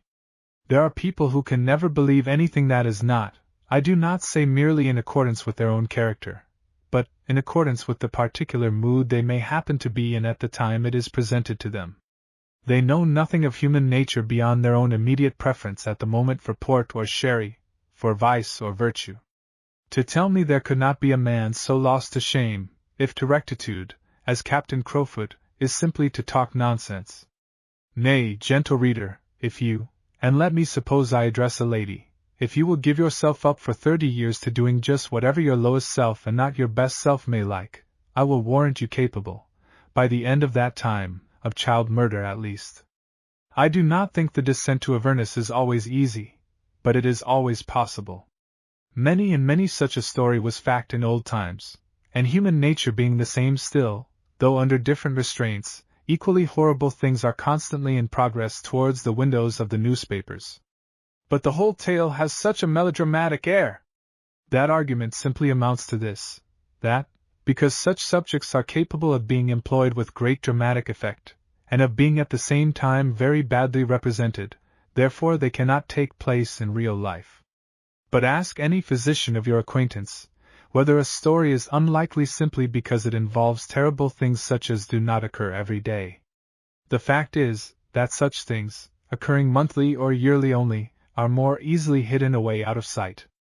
Indeed, we can have no sense of security for ourselves except in the knowledge that we are striving up and away, and therefore cannot be sinking nearer to the region of such awful possibilities. Yet, as I said before, I am afraid I have given it too large a space in my narrative. Only it so forcibly reminded me at the time of the expression I could not understand upon Miss Oldcastle's face, and since then has been so often recalled by circumstances and events, that I felt impelled to record it in full. And now I have done with it. I left the old man with thanks for the kind reception he had given me, and walked home, revolving many things with which I shall not detain the attention of my reader. Indeed, my thoughts were confused and troubled, and would ill bear analysis or record. I shut myself up in my study, and tried to read a sermon of Jeremy Taylor. But it would not do. I fell fast asleep over it at last, and woke refreshed. Chapter 8. What I preached. During the suffering which accompanied the disappointment at which I have already hinted, I did not think it inconsistent with the manly spirit in which I was resolved to endure it, to seek consolation from such a source as the New Testament, if mayhap consolation for such a trouble was to be found there. Whereupon, a little to my surprise, I discovered that I could not read the epistles at all. For I did not then care an atom for the theological discussions in which I had been interested before, and for the sake of which I had read those epistles. Now that I was in trouble, what to me was that philosophical theology staring me in the face from out the sacred page? Ah! Reader, do not misunderstand me. All reading of the book is not reading of the word. And many that are first shall be last, and the last first. I know now that it was Jesus Christ and not theology that filled the hearts of the men that wrote those epistles, Jesus Christ, the living, loving God-man, whom I found, not in the epistles, but in the Gospels. The Gospels contain what the apostles preached, the epistles what they wrote after the preaching. And until we understand the Gospel, the good news of Jesus Christ our brother King, until we understand Him, until we have His Spirit, promised so freely to them that ask it, all the epistles, the words of men who were full of Him, and wrote out of that fullness, who loved Him so utterly that by that very love they were lifted into the air of pure reason and right, and would die for Him, and did die for Him. Without two thoughts about it, in the very simplicity of no choice, the letters, I say, of such men are to us a sealed book. Until we love the Lord so as to do what He tells us, we have no right to have an opinion about what one of those men meant, for all they wrote is about things beyond us. The simplest woman who tries not to judge her neighbor, or not to be anxious for the moral, will better know what is best to know than the best read bishop without that one simple outgoing of his highest nature in the effort to do the will of Him who thus spoke. But I have, as is too common with me, been led away by my feelings from the path to the object before me. What I wanted to say was this, that, although I could make nothing of the epistles, could see no possibility of consolation for my distress springing from them, I found it altogether different when I tried the Gospel once more. Indeed, it then took such a hold of me as it had never taken before. Only that is simply saying nothing. I found out that I had known nothing at all about it, that I had only a certain surface knowledge, which tended rather to ignorance, because it fostered the delusion that I did know. Know that man, Christ Jesus? Ah! Lord, I would go through fire and water to sit the last at Thy table in Thy kingdom. But dare I say now I know Thee, but Thou art the Gospel, for Thou art the way, the truth, and the life, and I have found Thee the Gospel. For I found, as I read, that Thy very presence in my thoughts, not as the theologians show Thee, but as Thou showedst Thyself to them who report Thee to us, smoothed the troubled waters of my spirit, so that, even while the storm lasted, I was able to walk upon them to go to Thee. And when those waters became clear, I most rejoiced in their clearness because they mirrored Thy form, because Thou wert there to my vision, the one ideal, the perfect man, the God perfected as King of men by working out His Godhood in the work of man, revealing that God and man are one, that to serve God, a man must be partaker of the divine nature, that for a man's work to be done thoroughly, God must come and do it first Himself. That to help men, He must be what He is, man in God, God in man, visibly before their eyes, or to the hearing of their ears. So much I saw. And therefore, when I was once more in a position to help my fellows, what could I want to give them but that which was the very bread and water of life to me, the Savior Himself? And how was I to do this? By trying to represent the man in all the simplicity of his life, of his sayings and doings, of his refusals to say or do. I took the story from the beginning, and told them about the baby, trying to make the fathers and mothers, and all whose love for children supplied the lack of fatherhood and motherhood, feel that it was a real baby boy. And I followed the life on and on, trying to show them how he felt, as far as one might dare to touch such sacred things, when he did so and so, or said so, and what his relation to his father and mother and brothers and sisters was, and to the different kinds of people who came about him. And I tried to show them what his sayings meant, as far as I understood them myself, and where I could not understand them I just told them so, and said I hoped for more light by and by to enable me to understand them, telling them that that hope was a sharp goad to my resolution, driving me on to do my duty, because I knew that only as I did my duty would light go up in my heart, making me wise to understand the precious words of my Lord. And I told them that if they would try to do their duty, they would find more understanding from that than from any explanation I could give them. And so I went on from Sunday to Sunday.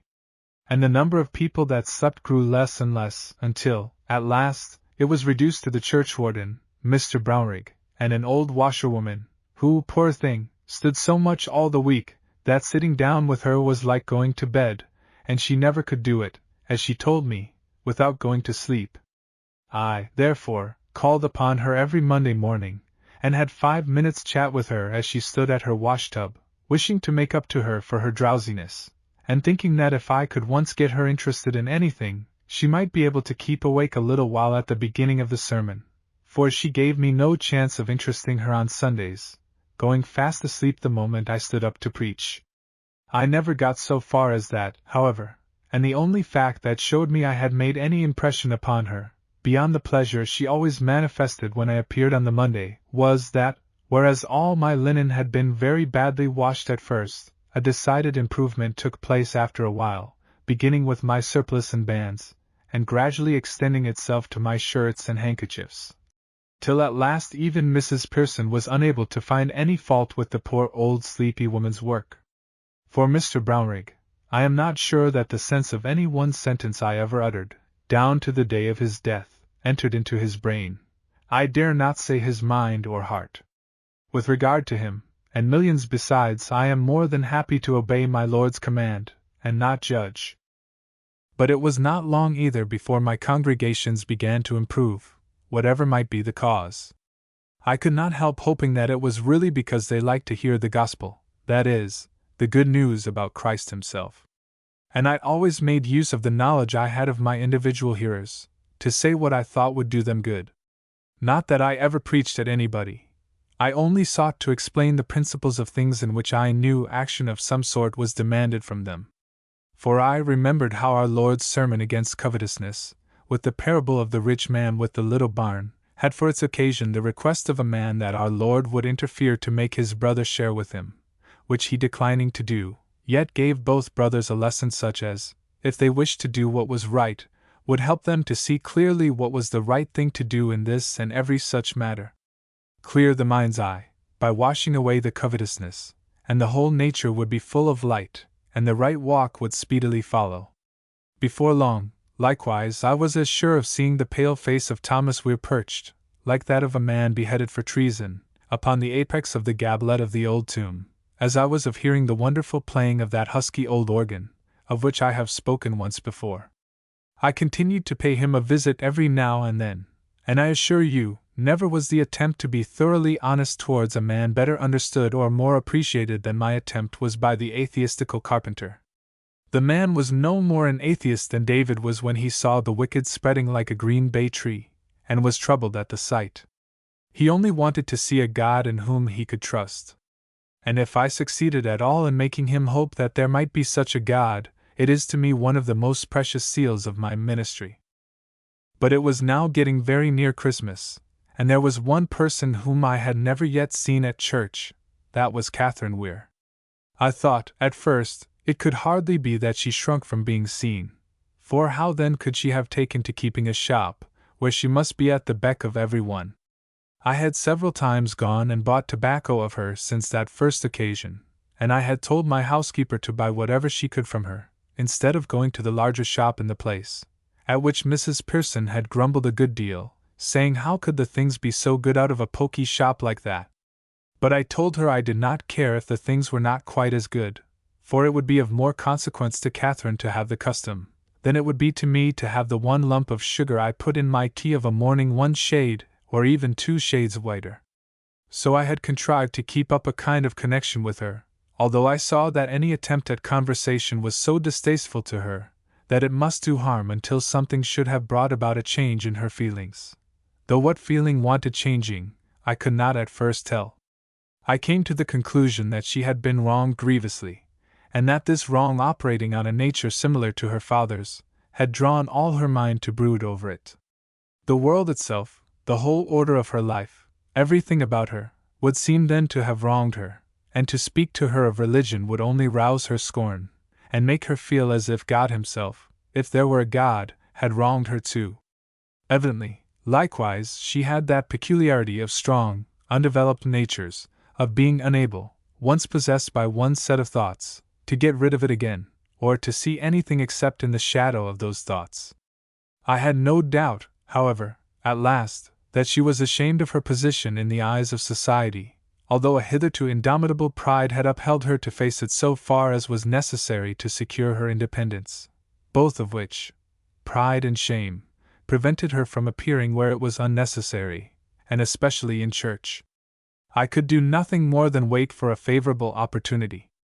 I could invent no way of reaching her yet, for I had soon found that kindness to her boy was regarded rather in the light of an insult to her. I should have been greatly puzzled to account for his being such a sweet little fellow, had I not known that he was a great deal with his aunt and grandfather.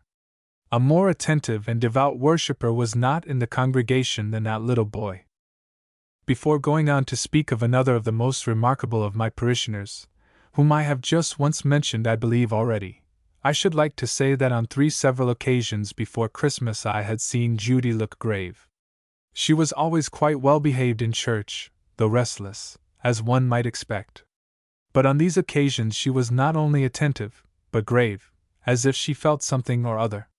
I will not mention what subjects I was upon at those times, because the mention of them would not, in the minds of my readers, at all harmonize with the only notion of Judy they can yet by possibility have. For Mrs. Oldcastle, I never saw her change countenance, or even expression at anything, I mean in church. Chapter 9. The Organist.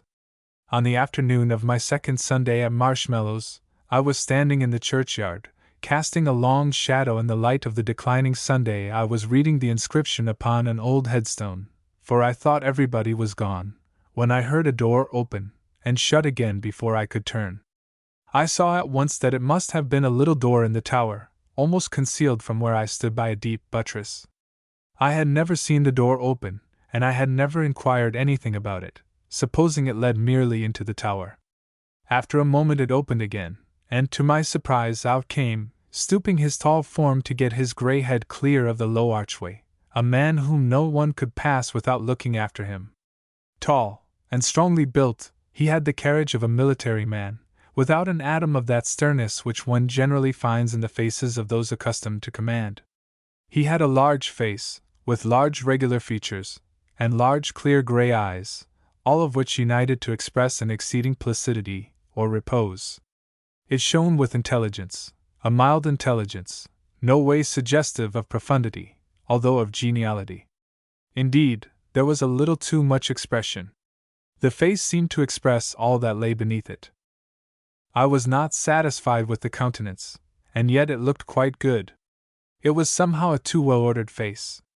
It was quite Greek in its outline, and marvelously well kept and smooth, considering that the beard, to which razors were utterly strange, and which descended halfway down his breast, would have been as white as snow except for a slight yellowish tinge. His eyebrows were still very dark, only just touched with the frost of winter. His hair, too, as I saw when he lifted his hat, was still wonderfully dark for the condition of his beard. It flashed into my mind that this must be the organist who played so remarkably. Somehow I had not happened yet to inquire about him.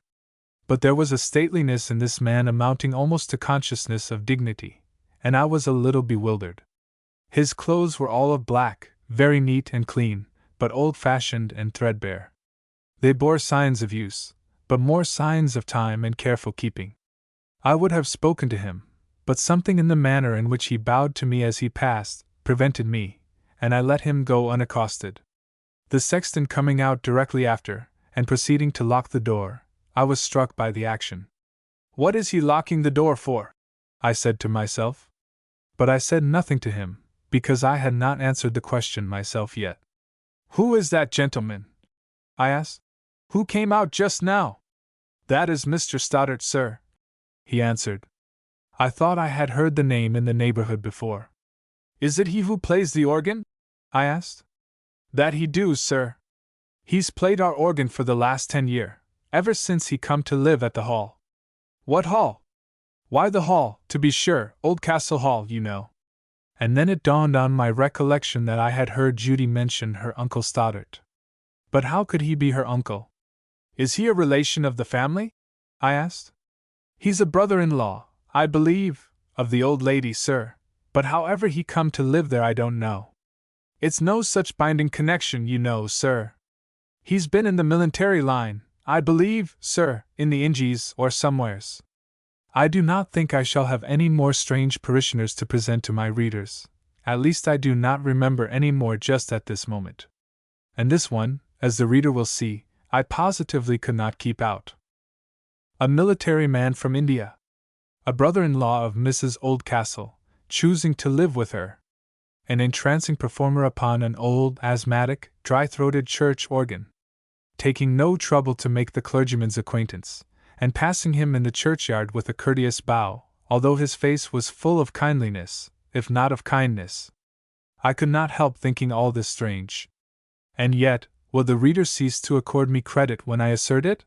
Although I had quite intended to inquire after him when I left the vicarage to go to the Hall, and had even thought of him when sitting with Mrs. Oldcastle, I never thought of him again after going with Judy, and left the house without having made a single inquiry after him.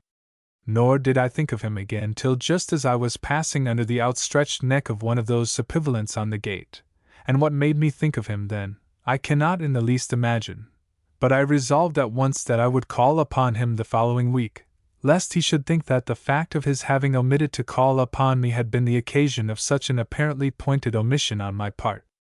For I had long ago determined to be no further guided by the rules of society than as they might aid in bringing about true neighborliness, and if possible friendliness and friendship. Wherever they might interfere with these, I would disregard them, as far on the other hand as the disregard of them might tend to bring about the results I desired. When, carrying out this resolution, I rang the doorbell at the Hall, and inquired whether Mr. Stoddart was at home, the butler stared, and, as I simply continued gazing in return, and waiting, he answered at length, with some hesitation, as if he were picking and choosing his words. "Mr. Stoddart never calls upon anyone, sir." "I am not complaining of Mr. Stoddart," I answered, wishing to put the man at his ease. "But nobody calls upon Mr. Stoddart," he returned. "That's very unkind of somebody, surely," I said. "But he doesn't want anybody to call upon him, sir." "Ah, that's another matter. I didn't know that. Of course, nobody has a right to intrude upon anybody. However, as I happen to have come without knowing his dislike to being visited, perhaps you will take him my card, and say that if it is not disagreeable to him, I should like exceedingly to thank him in person for his sermon on the organ last Sunday. He had played an exquisite voluntary in the morning." "Give my message exactly, if you please," I said, as I followed the man into the hall. "I will try, sir," he answered. "But won't you come upstairs to mistress's room, sir, while I take this to Mr. Stoddart?" "No, I thank you," I answered. "I came to call upon Mr. Stoddart only, and I will wait the result of your mission here in the hall." The man withdrew, and I sat down on a bench, and amused myself with looking at the portraits about me. I learned afterwards that they had hung, till some 30 years before, in a long gallery connecting the main part of the house with that portion to which the turret referred to so often in old Weir's story was attached. One particularly pleased me. It was the portrait of a young woman, very lovely, but with an expression both sad and scared, I think, would be the readiest word to communicate what I mean. It was indubitably, indeed remarkably, like Miss Oldcastle. and I learned afterwards that it was the portrait of Mrs. Oldcastle's grandmother, that very Mrs. Crowfoot mentioned in Weir's story. It had been taken about 6 months after her marriage, and about as many before her death. The butler returned, with the request that I would follow him. He led me up the grand staircase, through a passage at right angles to that which led to the old lady's room, up a narrow circular staircase at the end of the passage, across a landing, then up a straight, steep, narrow stair, upon which 2 people could not pass without turning sideways and then squeezing. At the top of this I found myself in a small cylindrical lobby, papered in blocks of stone. There was no door to be seen. It was lighted by a conical skylight. My conductor gave a push against the wall. Certain blocks yielded, and others came forward. In fact, a door revolved on central pivots, and we were admitted to a chamber crowded with books from floor to ceiling, arranged with wonderful neatness and solidity. From the center of the ceiling, whence hung a globular lamp, radiated what I took to be a number of strong beams supporting a floor above, for our ancestors put the ceiling above the beams, instead of below them, as we do, and gained in space if they lost in quietness. But I soon found out my mistake. Those radiating beams were in reality bookshelves. For on each side of those I passed under I could see the gilded backs of books standing closely ranged together. I had never seen the connivance before, nor, I presume, was it to be seen anywhere else. "How does Mr. Stoddart reach those books?" I asked my conductor. "I don't exactly know, sir," whispered the butler. "His own man could tell you, I dare say. But he has a holiday today, and I do not think he would explain it either, for he says his master allows no interference with his contrivances. I believe, however, he does not use a ladder." There was no one in the room, and I saw no entrance but that by which we had entered. The next moment, however, a nest of shelves revolved in front of me, and there Mr. Stoddart stood with outstretched hand. "You have found me at last, Mr. Walton, and I am glad to see you," he said. He led me into an inner room, much larger than the one I had passed through. "I am glad," I replied, "that I did not know, till the butler told me, your unwillingness to be intruded upon, for I fear, had I known it, I should have been yet longer a stranger to you. You are no stranger to me. I have heard you read prayers, and I have heard you preach. And I have heard you play, so you are no stranger to me either."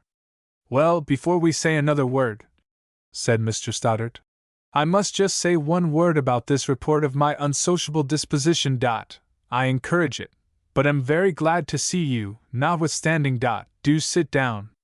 I obeyed, and waited for the rest of his word. "I was so bored with visits after I came, visits which were to me utterly uninteresting, that I was only too glad when the unusual nature of some of my pursuits gave rise to the rumor that I was mad. The more people say I am mad, the better pleased I am, so long as they are satisfied with my own mode of shutting myself up, and do not attempt to carry out any fancies of their own in regard to my personal freedom." Upon this followed some desultory conversation, during which I took some observations of the room. Like the outer room, it was full of books from floor to ceiling. But the ceiling was divided into compartments, harmoniously colored. "What a number of books you have!" I observed. "Not a great many," he answered. "But I think there is hardly one of them with which I have not some kind of personal acquaintance. I think I could almost find you any one you wanted in the dark, or in the twilight at least, which would allow me to distinguish whether the top edge was gilt, red, marbled, or uncut. I have bound a couple of 100 or so of them myself. I don't think you could tell the work from a tradesman's. I'll give you a guinea for the per box if you pick out 3 of my binding consecutively." I accepted the challenge, for although I could not bind a book, I considered myself to have a keen eye for the outside finish. After looking over the backs of a great many, I took one down, examined a little further, and presented it. "You are right. Now try again." Again I was successful, although I doubted. "And now for the last," he said. Once more I was right. "There is your guinea," said he, a little mortified. "No," I answered. "I do not feel at liberty to take it, because, to tell the truth, the last was a mere guess, nothing more." Mr. Stoddart looked relieved. You are more honest than most of your profession, he said. But I am far more pleased to offer you the guinea upon the smallest doubt of your having won it. I have no claim upon it. What? Couldn't you swallow a small scruple like that for the sake of the poor even? Well, I don't believe you could doubt. Oblige me by taking this guinea for some one or other of your poor people. But I am glad you weren't sure of that last book. I am indeed. I took the guinea, and put it in my purse. But, he resumed, you won't do, Mr. Walton. You're not fit for your profession. You won't tell a lie for God's sake.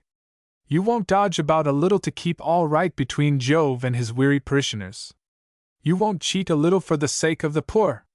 You wouldn't even bamboozle a little at a bazaar. I should not like to boast of my principles, I answered. For the moment one does so, they become as the apples of Sodom. But assuredly I would not favor a fiction to keep a world out of hell. The hell that a lie would keep any man out of is doubtless the very best place for him to go to. It is truth, yes, the truth that saves the world. You are right, I dare say. You are more sure about it than I am, though. Let us agree where we can, I said, first of all, and that will make us able to disagree, where we must, without quarreling. Good, he said. Would you like to see my workshop?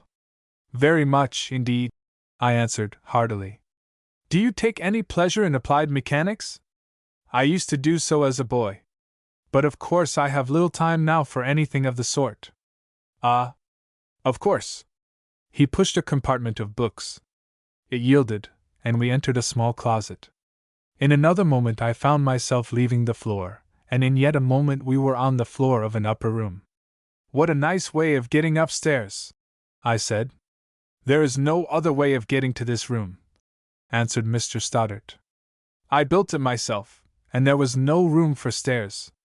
This is my shop. In my library I only read my favorite books.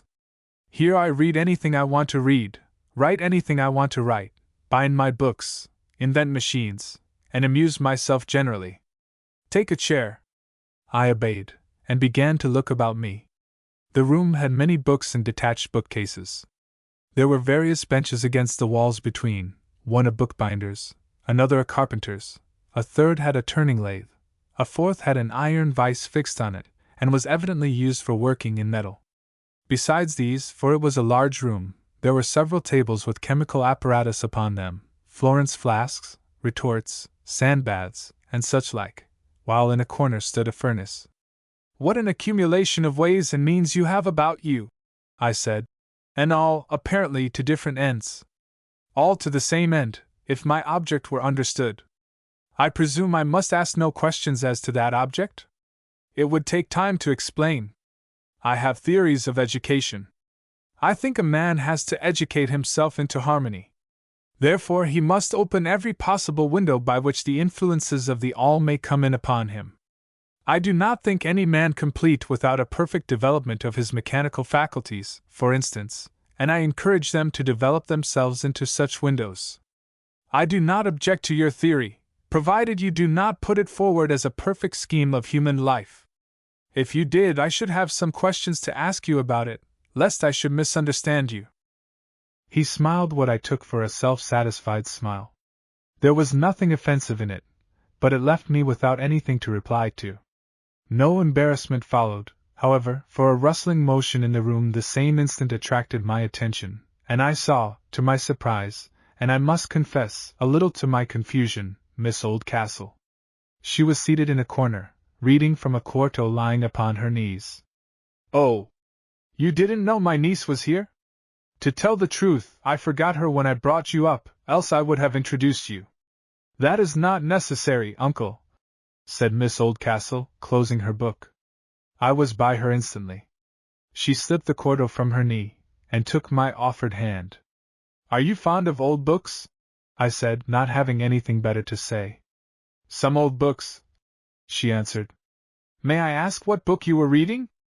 I will answer you, under protest, she said with a smile. I withdraw the question at once, I returned. I will answer it notwithstanding.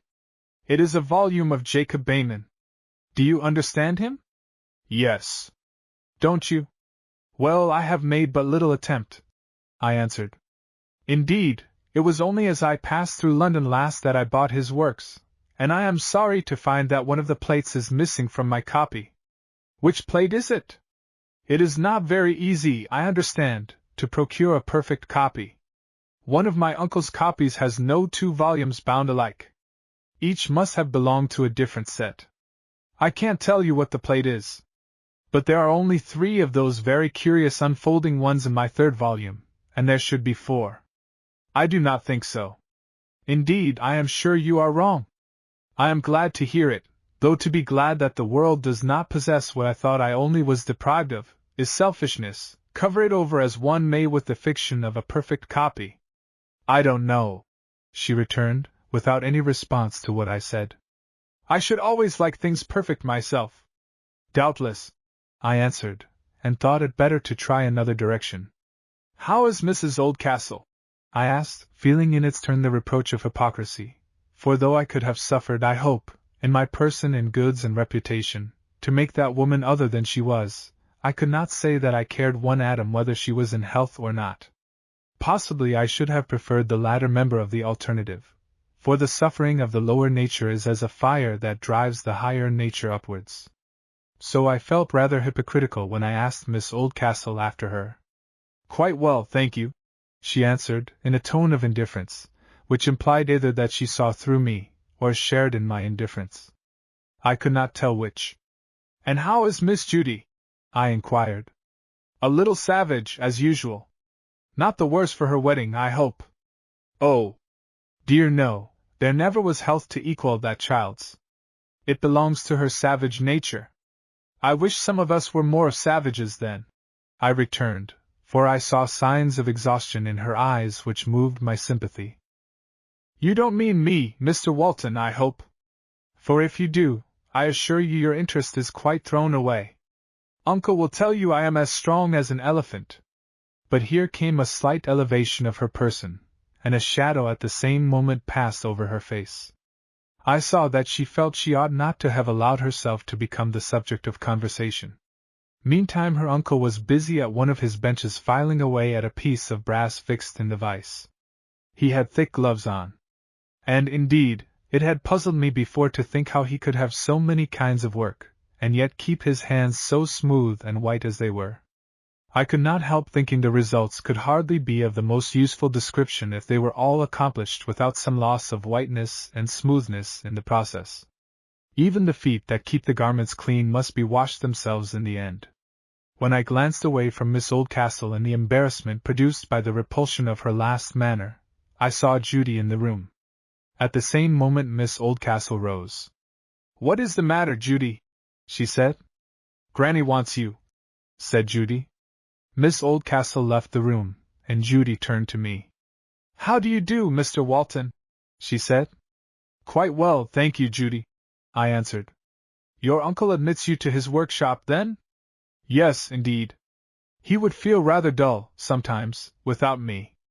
Wouldn't you, Uncle Stoddard? Just as the horses in the field would feel dull without the gadfly, Judy, said Mr. Stoddard, laughing. Judy, however, did not choose to receive the laugh as a scholium explanatory of the remark, and was gone in a moment, leaving Mr. Stoddard and myself alone.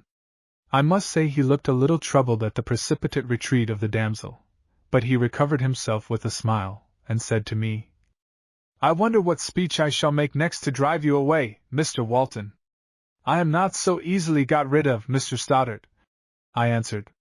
And as for taking offense, I don't like it, and therefore I never take it. But tell me what you are doing now.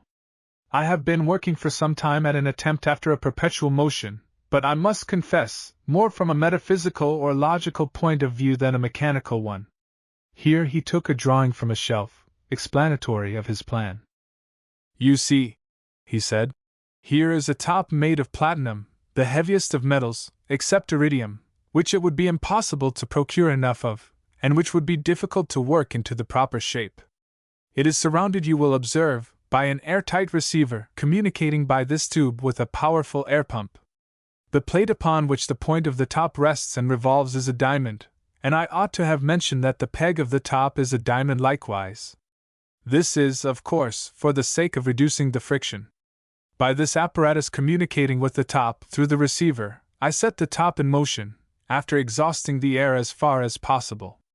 Still there is the difficulty of the friction of the diamond point upon the diamond plate, which must ultimately occasion repose. To obviate this, I have constructed here, underneath, a small steam engine which shall cause the diamond plate to revolve at precisely the same rate of speed as the top itself. This, of course, will prevent all friction. Not that with the unavoidable remnant of air, however, I ventured to suggest. That is just my weak point, he answered. But that will be so very small. Yes, but enough to deprive the top of perpetual motion. But suppose I could get over that difficulty, would the contrivance have a right to the name of a perpetual motion? For you observe that the steam engine below would not be the cause of the motion. That comes from above, here, and is withdrawn, finally withdrawn. I understand perfectly, I answered. At least I think I do. But I return the question to you, is a motion which, although not caused, is enabled by another motion, worthy of the name of a perpetual motion, seeing the perpetuity of motion has not to do merely with time, but with the indwelling of self-generative power, renewing itself constantly with the process of exhaustion? He threw down his file on the bench. I fear you are right, he said. But you will allow it would have made a very pretty machine. Pretty, I will allow, I answered, as distinguished from beautiful. For I can never dissociate beauty from use. You say that? With all the poetic things you say in your sermons. For I am a sharp listener, and none the less such that you do not see me. I have a loophole for seeing you.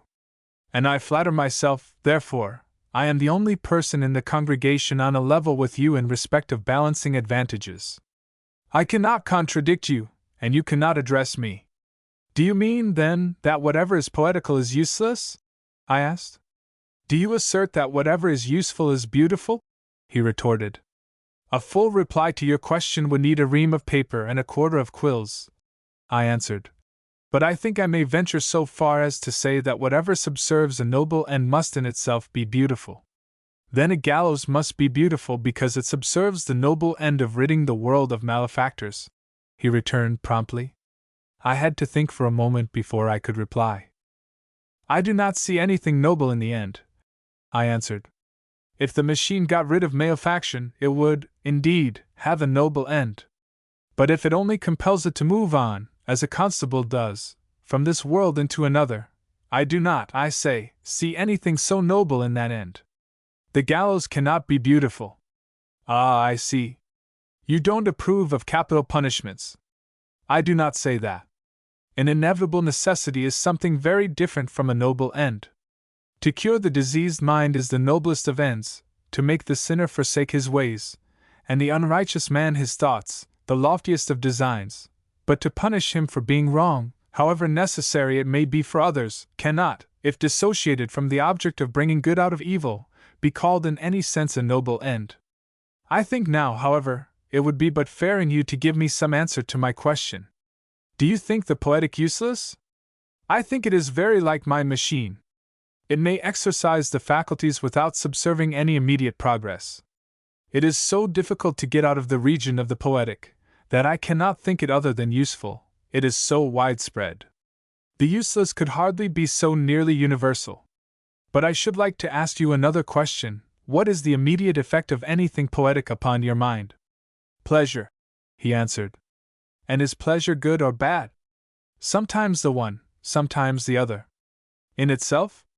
I should say so. I should not. Are you not, then, by your very profession, more or less an enemy of pleasure? On the contrary, I believe that pleasure is good, and does good, and urges to good. Care is the evil thing. Strange doctrine for a clergyman. Now, do not misunderstand me, Mr. Stoddart. That might not hurt you, but it would distress me. Pleasure, obtained by wrong, is poison and horror. But it is not the pleasure that hurts, it is the wrong that is in it that hurts. The pleasure hurts only as it leads to more wrong. I almost think myself, that if you could make everybody happy, half the evil would vanish from the earth. But you believe in God? I hope in God I do. How can you then think that he would not destroy evil at such a cheap and pleasant rate? Because he wants to destroy all the evil, not the half of it, and destroy it so that it shall not grow again, which it would be sure to do very soon if it had no antidote but happiness. As soon as men got used to happiness, they would begin to sin again, and so lose it all. But care is distrust. I wonder now if ever there was a man who did his duty, and took no thought. I wish I could get the testimony of such a man. Has anybody actually tried the plan?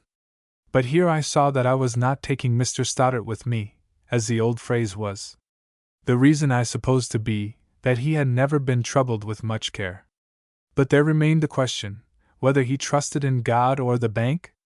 I went back to the original question.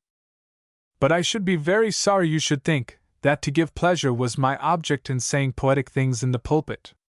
If I do so, it is because true things come to me in their natural garments of poetic forms. What you call the poetic is only the outer beauty that belongs to all inner or spiritual beauty, just as a lovely face, mind, I say lovely, not pretty, not handsome, is the outward and visible presence of a lovely mind.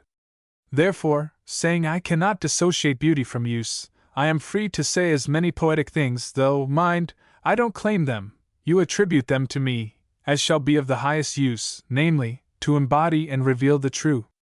But a machine has material use for its end.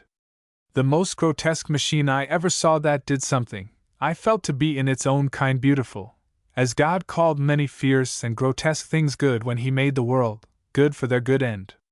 But your machine does nothing more than raise the metaphysical doubt and question, whether it can with propriety be called a perpetual motion or not? To this Mr. Stoddart making no reply, I take the opportunity of the break in our conversation to say to my readers that I know there was no satisfactory following out of an argument on either side in the passage of words I have just given. Even the closest reasoner finds it next to impossible to attend to all the suggestions in his own mind, not one of which he is willing to lose, to attend at the same time to everything his antagonist says or suggests, that he may do him justice, and to keep an even course towards his goal, each having the opposite goal in view. In fact, an argument, however simply conducted and honorable, must just resemble a game at football, the unfortunate question being the ball, and the numerous and sometimes conflicting thoughts which arise in each mind forming the two parties whose energies are spent in a succession of kicks. In fact, I don't like argument, and I don't care for the victory. If I had my way, I would never argue at all. I would spend my energy in setting forth what I believe, as like itself as I could represent it, and so leave it to work its own way, which, if it be the right way, it must work in the right mind, for wisdom is justified of her children, while no one who loves the truth can be other than anxious, that if he has spoken the evil thing it may return to him void. That is a defeat he may well pray for. To succeed in the wrong is the most dreadful punishment to a man who, in the main, is honest. But I beg to assure my reader I could write a long treatise on the matter between Mr. Stoddart and myself. Therefore, if he is not yet interested in such questions, let him be thankful to me for considering such a treatise out of place here. I will only say in brief, that I believe with all my heart that the true is the beautiful, and that nothing evil can be other than ugly. If it seems not so, it is in virtue of some good mingled with the evil, and not in the smallest degree in virtue of the evil. I thought it was time for me to take my leave. But I could not bear to run away with the last word, as it were, so I said, "You put plenty of poetry yourself into that voluntary you played last Sunday. I am so much obliged to you for it." "Oh, that fugue. You liked it, did you?" "More than I can tell you." "I am very glad. Do you know those 2 lines of Milton in which he describes such a performance on the organ?"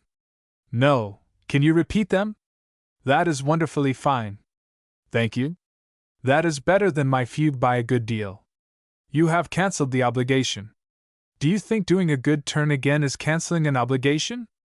I don't think an obligation can ever be returned in the sense of being got rid of. But I am being hypercritical. Not at all. Shall I tell you what I was thinking of while playing that fugue? I should like much to hear. I had been thinking, while you were preaching, of the many fancies men had worshipped for the truth, now following this, now following that, ever believing they were on the point of laying hold upon her, and going down to the grave empty-handed as they came. And empty-hearted too? I asked, but he went on without heeding me. And I saw a vision of multitudes following where nothing was to be seen, with arms outstretched in all directions, some clasping vacancy to their bosoms, some reaching on tiptoe over the heads of their neighbors, and some with hanging heads, and hands clasped behind their backs, retiring hopeless from the chase. Strange, I said, for I felt so full of hope while you played, that I never doubted it was hope you meant to express. So I do not doubt I did, for the multitude was full of hope, vain hope, to lay hold upon the truth. And you, being full of the main expression, and in sympathy with it, did not heed the undertones of disappointment, or the sighs of those who turn their backs on the chase. Just so it is in life. I am no musician, I returned, to give you a musical counter to your picture. But I see a grave man tilling the ground in peace, and the form of truth standing behind him, and folding her wings closer and closer over and around him as he works on at his day's labor. Very pretty, said Mr. Stoddart, and said no more. Suppose, I went on, that a person knows that he has not laid hold on the truth, is that sufficient ground for his making any further assertion than that he has not found it? No, but if he has tried hard and has not found anything that he can say is true, he cannot help thinking that most likely there is no such thing. Suppose, I said, that nobody has found the truth, is that sufficient ground for saying that nobody ever will find it? Or that there is no such thing as truth to be found? Are the ages so nearly done that no chance yet remains? Surely if God has made us to desire the truth, He has got some truth to cast into the gulf of that desire. Shall God create hunger and no food? But possibly a man may be looking the wrong way for it. You may be using the microscope, when you ought to open both eyes and lift up your head. Or a man may be finding some truth which is feeding his soul, when he does not think he is finding any. You know the Fairy Queen. Think how long the Red Cross Knight traveled with the Lady Truth, Una, you know, without learning to believe in her, and how much longer still without ever seeing her face. For my part, may God give me strength to follow till I die. Only I will venture to say this, that it is not by any agony of the intellect that I expect to discover her. Mr. Stoddart sat drumming silently with his fingers, a half-smile on his face, and his eyes raised at an angle of 45 degrees. I felt that the enthusiasm with which I had spoken was thrown away upon him. But I was not going to be ashamed therefore. I would put some faith in his best nature. But does not, he said, gently lowering his eyes upon mine after a moment's pause, does not your choice of a profession imply that you have not to give chase to a fleeting phantom? Do you not profess to have, and hold, and therefore teach the truth? I profess only to have caught glimpses of her white garments, those, I mean, of the abstract truth of which you speak. But I have seen that which is eternally beyond her, the ideal and the real, the living truth, not the truth that I can think, but the truth that thinks itself, that thinks me, that God has thought, that God is, the truth being true to itself and to God and to man, Christ Jesus, my Lord, who knows, and feels, and does the truth. I have seen him, and I am both content and unsatisfied. For in him are hid all the treasures of wisdom and knowledge.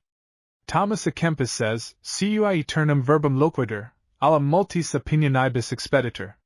He to whom the eternal word speaks, is set free from a press of opinions. I rose, and held out my hand to Mr. Stoddart. He rose likewise, and took it kindly, conducted me to the room below, and ringing the bell, committed me to the care of the butler. As I approached the gate, I met Jane Rogers coming back from the village. I stopped, and spoke to her. Her eyes were very red. Nothing amiss at home, Jane? I said. No, sir, thank you, answered Jane, and burst out crying. What is the matter, then? Is your... Nothing's the matter with nobody, sir. Something is the matter with you. Yes, sir. But I'm quite well. I don't want to pry into your affairs, but if you think I can be of any use to you, mind you come to me. Thank you kindly, sir, said Jane, and dropping a courtesy, walked on with her basket. I went to her parents' cottage.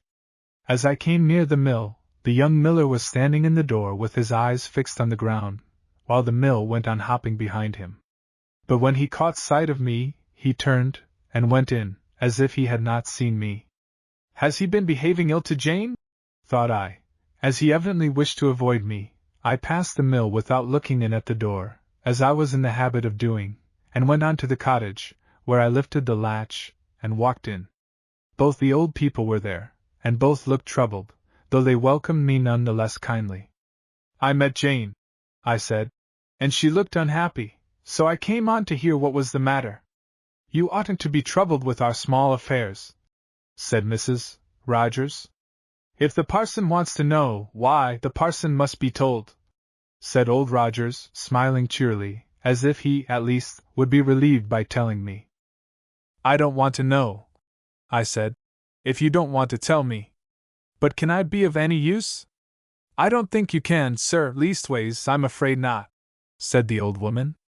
I am sorry to say, sir, that Master Brownrigg and his son has come to words about our Jane, and it's not agreeable to have folks' daughter quarreled over in that way, said Old Rogers. What'll be the upshot on it, I don't know, but it looks bad now. For the father he tells the son that if ever he hear of him saying one word to our Jane, out of the mill he goes, as sure as his name's Dick. Now, it's rather a good chance, I think, to see what the young fellow's made of, sir. So I tells my old oman here, and so I told Jane. But neither on 'em seems to see the comfort of it somehow. But the New Testament do say a man shall leave father and mother, and cleave to his wife. But she ain't his wife yet, said Mrs. Rogers to her husband, whose drift was not yet evident. No more she can be, 'cept he leaves his father for her. And what'll become of them then, without the mill? You and me never had no mill, old oman, said Rogers. Yet here we be, very nearly ripe now, ain't us, wife? Meddler like, Old Rogers, I doubt, rotten before we're ripe, replied his wife, quoting a more humorous than refined proverb. Nay, nay, old oman, don't 'ee say so. The Lord won't let us rot before we're ripe, anyhow. That I'd be sure on. But anyhow, it's all very well to talk. Thou knows how to talk, Rogers. But how will it be when the children comes, and no mill to grind 'em in, old oman? Mrs. Rogers turned to me, who was listening with real interest and much amusement. I wish you would speak a word to Old Rogers, sir. He never will speak as he's spoken to. He's always over merry, or over serious. He either takes me up short with a sermon, or he laughs me out of countenance that I don't know where to look. Now I was pretty sure that Rogers's conduct was simple consistency, and that the difficulty arose from his always acting upon one or two of the plainest principles of truth and right, whereas his wife, good woman, for the bad, old leaven of the Pharisees could not rise much in her somehow, was always reminding him of certain precepts of behavior to the oblivion of principles. A bird in the hand, N.C. Marry in haste, N.C. When want comes in at the door, love flies out at the window, were amongst her favorite sayings, although not one of them was supported by her own experience. For instance, she had married in haste herself, and never, I believe, had once thought of repenting of it, although she had had far more than the requisite leisure for doing so. And many was the time that one had come in at her door, and the first thing it always did was to clip the wings of love, and make him less flighty, and more tender and serviceable. So I could not even pretend to read her husband a lecture. He's a curious man, Old Rogers, I said. But as far as I can see, he's in the right, in the main. Isn't he now? Oh, yes, I dare say. I think he's always right about the rights of the thing, you know. But a body may go too far that way. It won't do to starve, sir.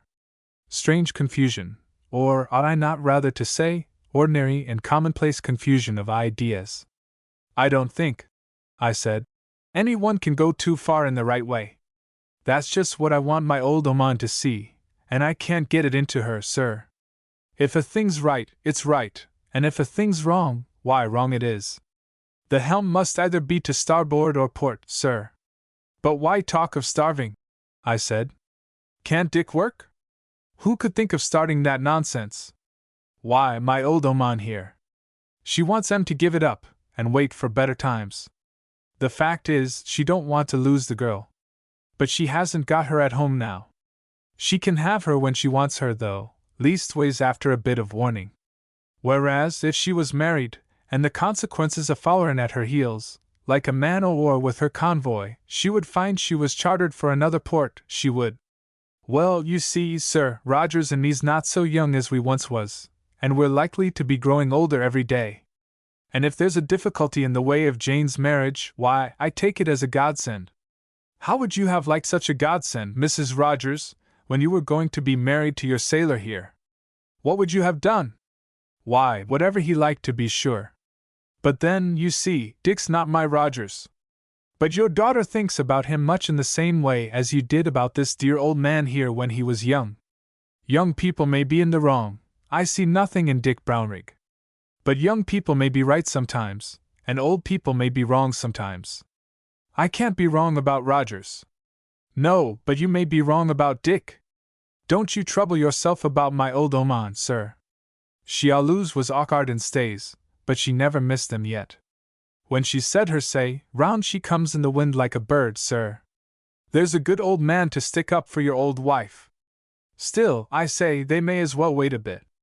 It would be a pity to anger the old gentleman. What does the young man say to it? Why, he says, like a man, he can work for her as well's the mill, and he's ready, if she is. I am very glad to hear such a good account of him. I shall look in, and have a little chat with him. I always like the look of him. Good morning, Mrs. Rogers. I'll see you across the stream, sir, said the old man, following me out of the house. You see, sir, he resumed, as soon as we were outside, I'm always afeard of taking things out of the Lord's hands. It's the right way, surely, that when a man loves a woman, and has told her so, he should act like a man, and do as is right. And isn't that the Lord's way? And can't he give them what's good for them? Mayhap they won't love each other the less in the end if Dick has a little bit of the hard work that many a man that the Lord loved none the less has had before him. I wouldn't like to anger the old gentleman, as my wife says, but if I was Dick, I know what I would do.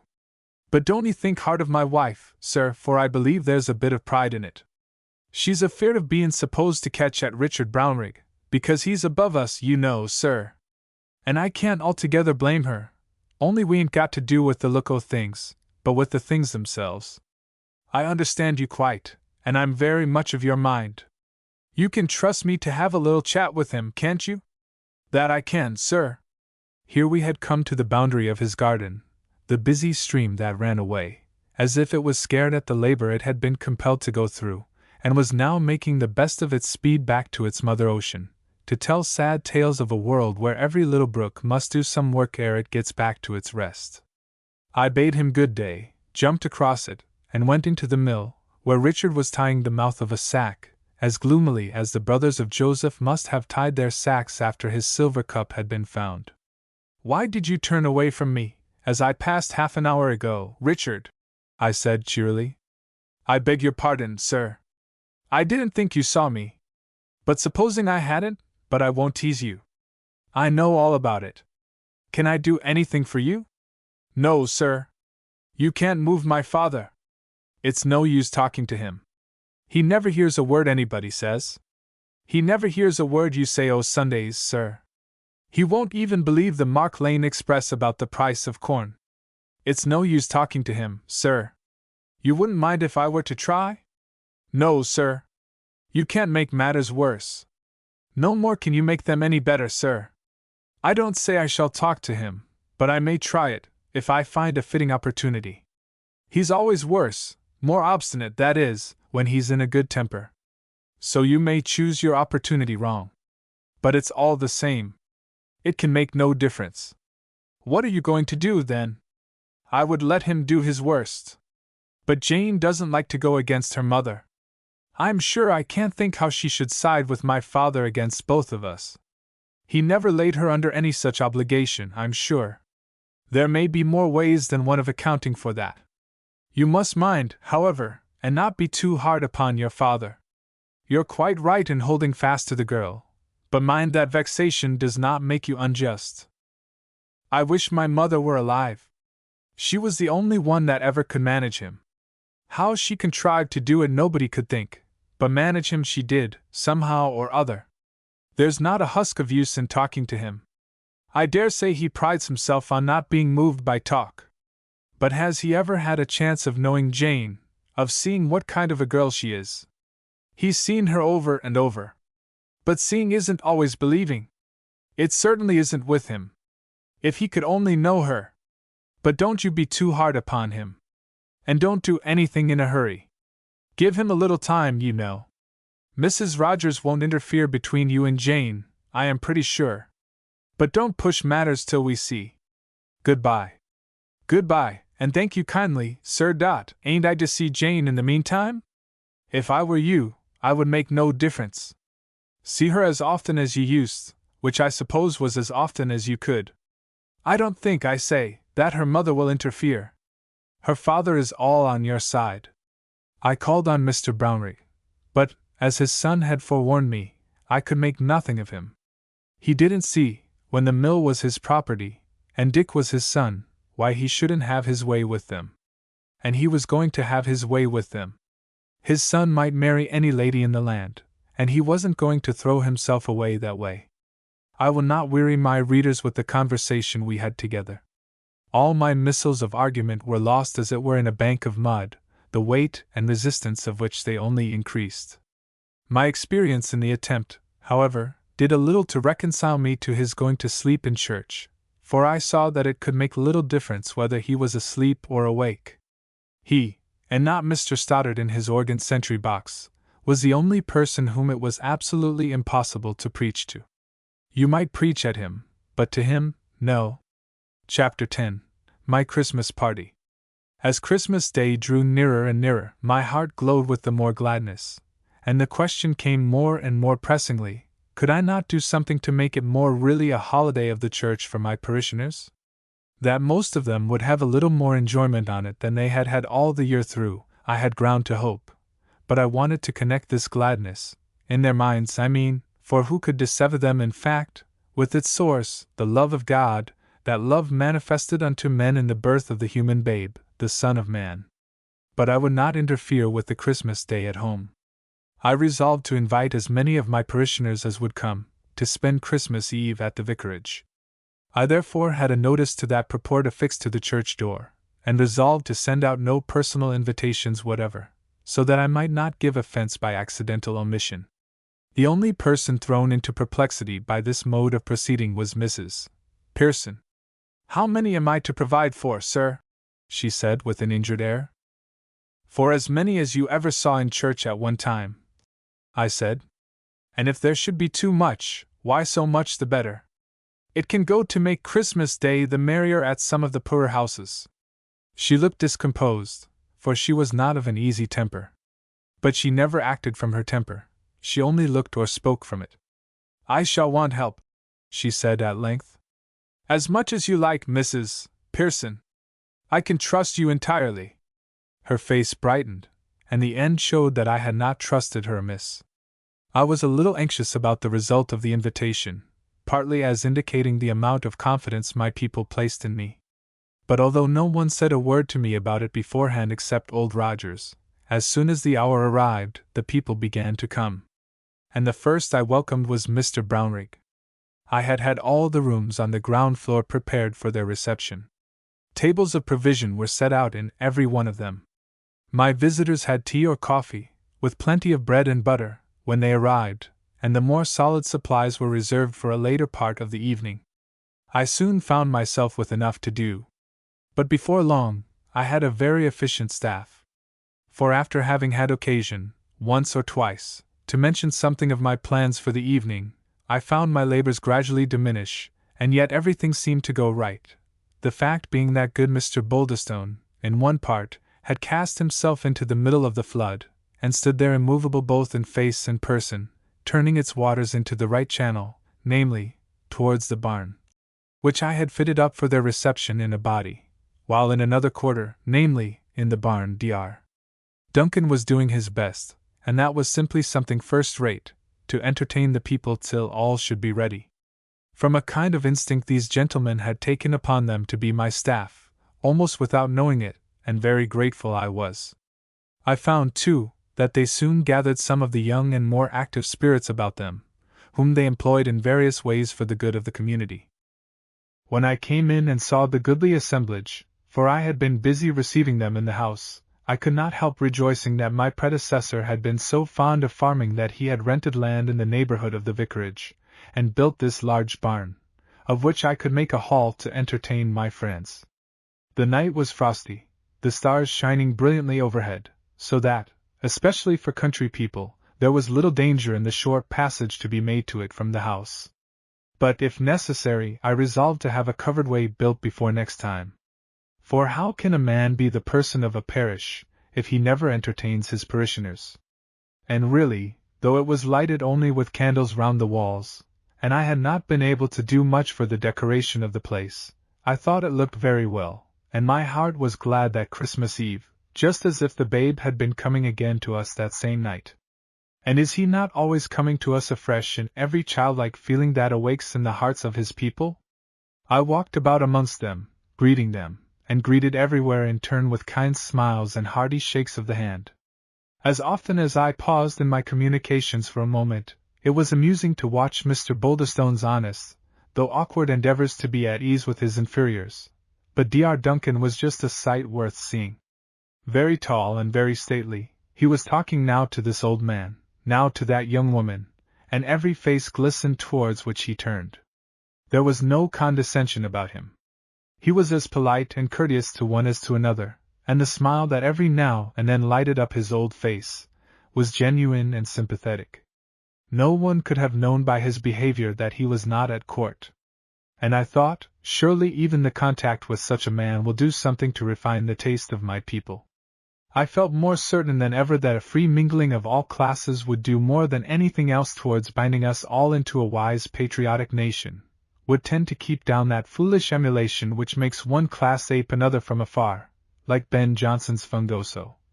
Still lighting short a suit, would refine the roughness of the rude, and enable the polished to see with what safety his just share in public matters might be committed into the hands of the honest workman. If we could once leave it to each other to give what honor is due, knowing that honor demanded is as worthless as insult undeserved is hurtless. What has one to do to honor himself? That is and can be no honor. When one has learned to seek the honor that cometh from God only, he will take the withholding of the honor that comes from men very quietly indeed. The only thing that disappointed me was, that there was no one there to represent Oldcastle Hall. But how could I have everything a success at once? And Catherine Weir was likewise absent. After we had spent a while in pleasant talk, and when I thought nearly all were with us, I got up on a chair at the end of the barn, and said, "Kind friends, I am very grateful to you for honoring my invitation as you have done. Permit me to hope that this meeting will be the first of many, and that from it may grow the yearly custom in this parish of gathering in love and friendship upon Christmas Eve. When God comes to man, man looks round for his neighbor. When man departed from God in the Garden of Eden, the only man in the world ceased to be the friend of the only woman in the world, and instead of seeking to bear her burden, became her accuser to God, in whom he saw only the judge, unable to perceive that the infinite love of the Father had come to punish him in tenderness and grace. But when God in Jesus comes back to men, brothers and sisters spread forth their arms to embrace each other, and so to embrace him. This is, when he is born again in our souls. For, dear friends, what we all need is just to become little children like him, to cease to be careful about many things, and trust in him, seeking only that he should rule, and that we should be made good like him. What else is meant by seek ye first the kingdom of God and his righteousness, and all these things shall be added unto you? Instead of doing so, we seek the things God has promised to look after for us, and refuse to seek the thing he wants us to seek, a thing that cannot be given us, except we seek it. We profess to think Jesus the grandest and most glorious of men, and yet hardly care to be like him. And so when we are offered his Spirit, that is, his very nature within us, for the asking, we will hardly take the trouble to ask for it. But tonight, at least, let all unkind thoughts, all hard judgments of one another, all selfish desires after our own way be put from us, that we may welcome the babe into our very bosoms, that when he comes amongst us, for is he not like a child still, meek and lowly of heart, he may not be troubled to find that we are quarrelsome, and selfish, and unjust.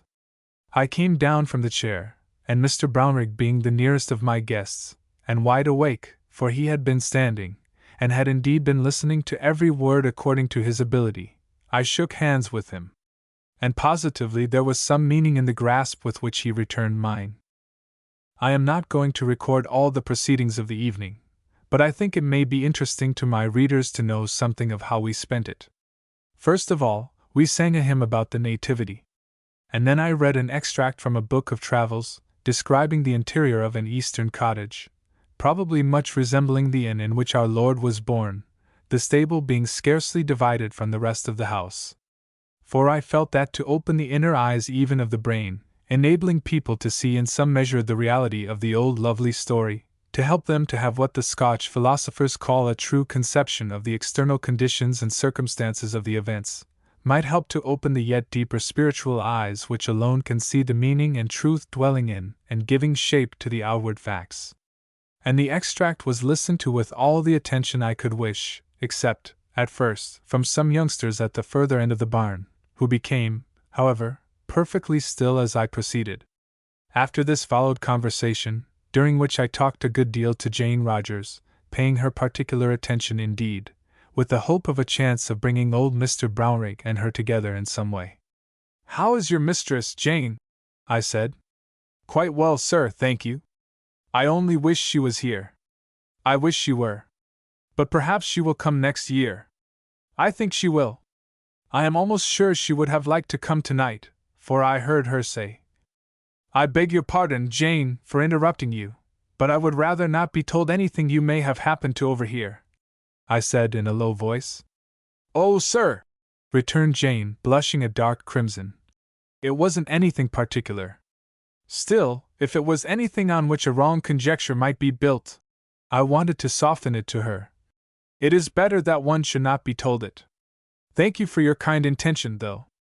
And now, Jane," I said, "will you do me a favor?" "That I will, sir, if I can." "Sing that Christmas carol I heard you sing last night to your mother." "I didn't know any one was listening, sir." "I know you did not. I came to the door with your father, and we stood and listened." She looked very frightened. But I would not have asked her had I not known that she could sing like a bird. "I am afraid I shall make a fool of myself," she said. "We should all be willing to run that risk for the sake of others," I answered. "I will try then, sir." So she sang, and her clear voice soon silenced the speech all round. When Jane had done singing, I asked her where she had learned the carol, and she answered, "My mistress gave it me. There was a picture to it of the baby on his mother's knee." "I never saw it," I said. "Where did you get the tune?" "I thought it would go with a tune I knew, and I tried it, and it did. But I was not fit to sing to you, sir." "You must have quite a gift of song, Jane," I said. "My father and mother can both sing." Mr. Brownrigg was seated on the other side of me, and had apparently listened with some interest. His face was 10 degrees less stupid than it usually was. I fancied I saw even a glimmer of some satisfaction in it. I turned to Old Rogers. "Sing us a song, Old Rogers," I said. "I'm no canary at that, sir, and besides, my singing days be over. I advise you to ask Dr. Duncan there. He can sing." I rose and said to the assembly, "My friends, if I did not think God was pleased to see us enjoying ourselves, I should have no heart for it myself. I am going to ask our dear friend Dr. Duncan to give us a song. If you please, Dr. Duncan." "I am very nearly too old," said the doctor, "but I will try." His voice was certainly a little feeble, but the song was not much the worse for it. And a more suitable one for all the company he could hardly have pitched upon. Genuine applause followed the good doctor's song. I turned to Miss Boulderstone, from whom I had borrowed a piano, and asked her to play a country dance for us. "But first," I said, not getting up on a chair this time, "some people think it is not proper for a clergyman to dance. I mean to assert my freedom from any such law. If our Lord chose to represent, in his parable of the prodigal son, the joy in heaven over a repentant sinner by the figure of music and dancing, I will hearken to him rather than to men, be they as good as they may. For I had long thought that the way to make indifferent things bad was for good people not to do them. And so saying, I stepped up to Jane Rogers, and asked her to dance with me. She blushed so dreadfully that, for a moment, I was almost sorry I had asked her.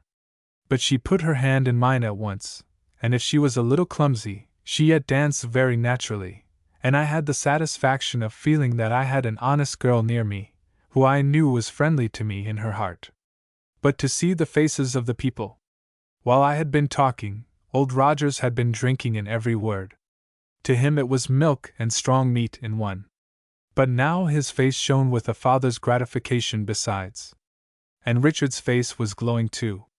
Even old Brownrigg looked with a curious interest upon us, I thought.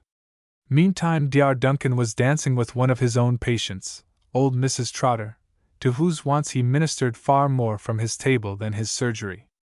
I have known that man, hearing of a case of want from his servant, send the fowl he was about to dine upon, untouched, to those whose necessity was greater than his.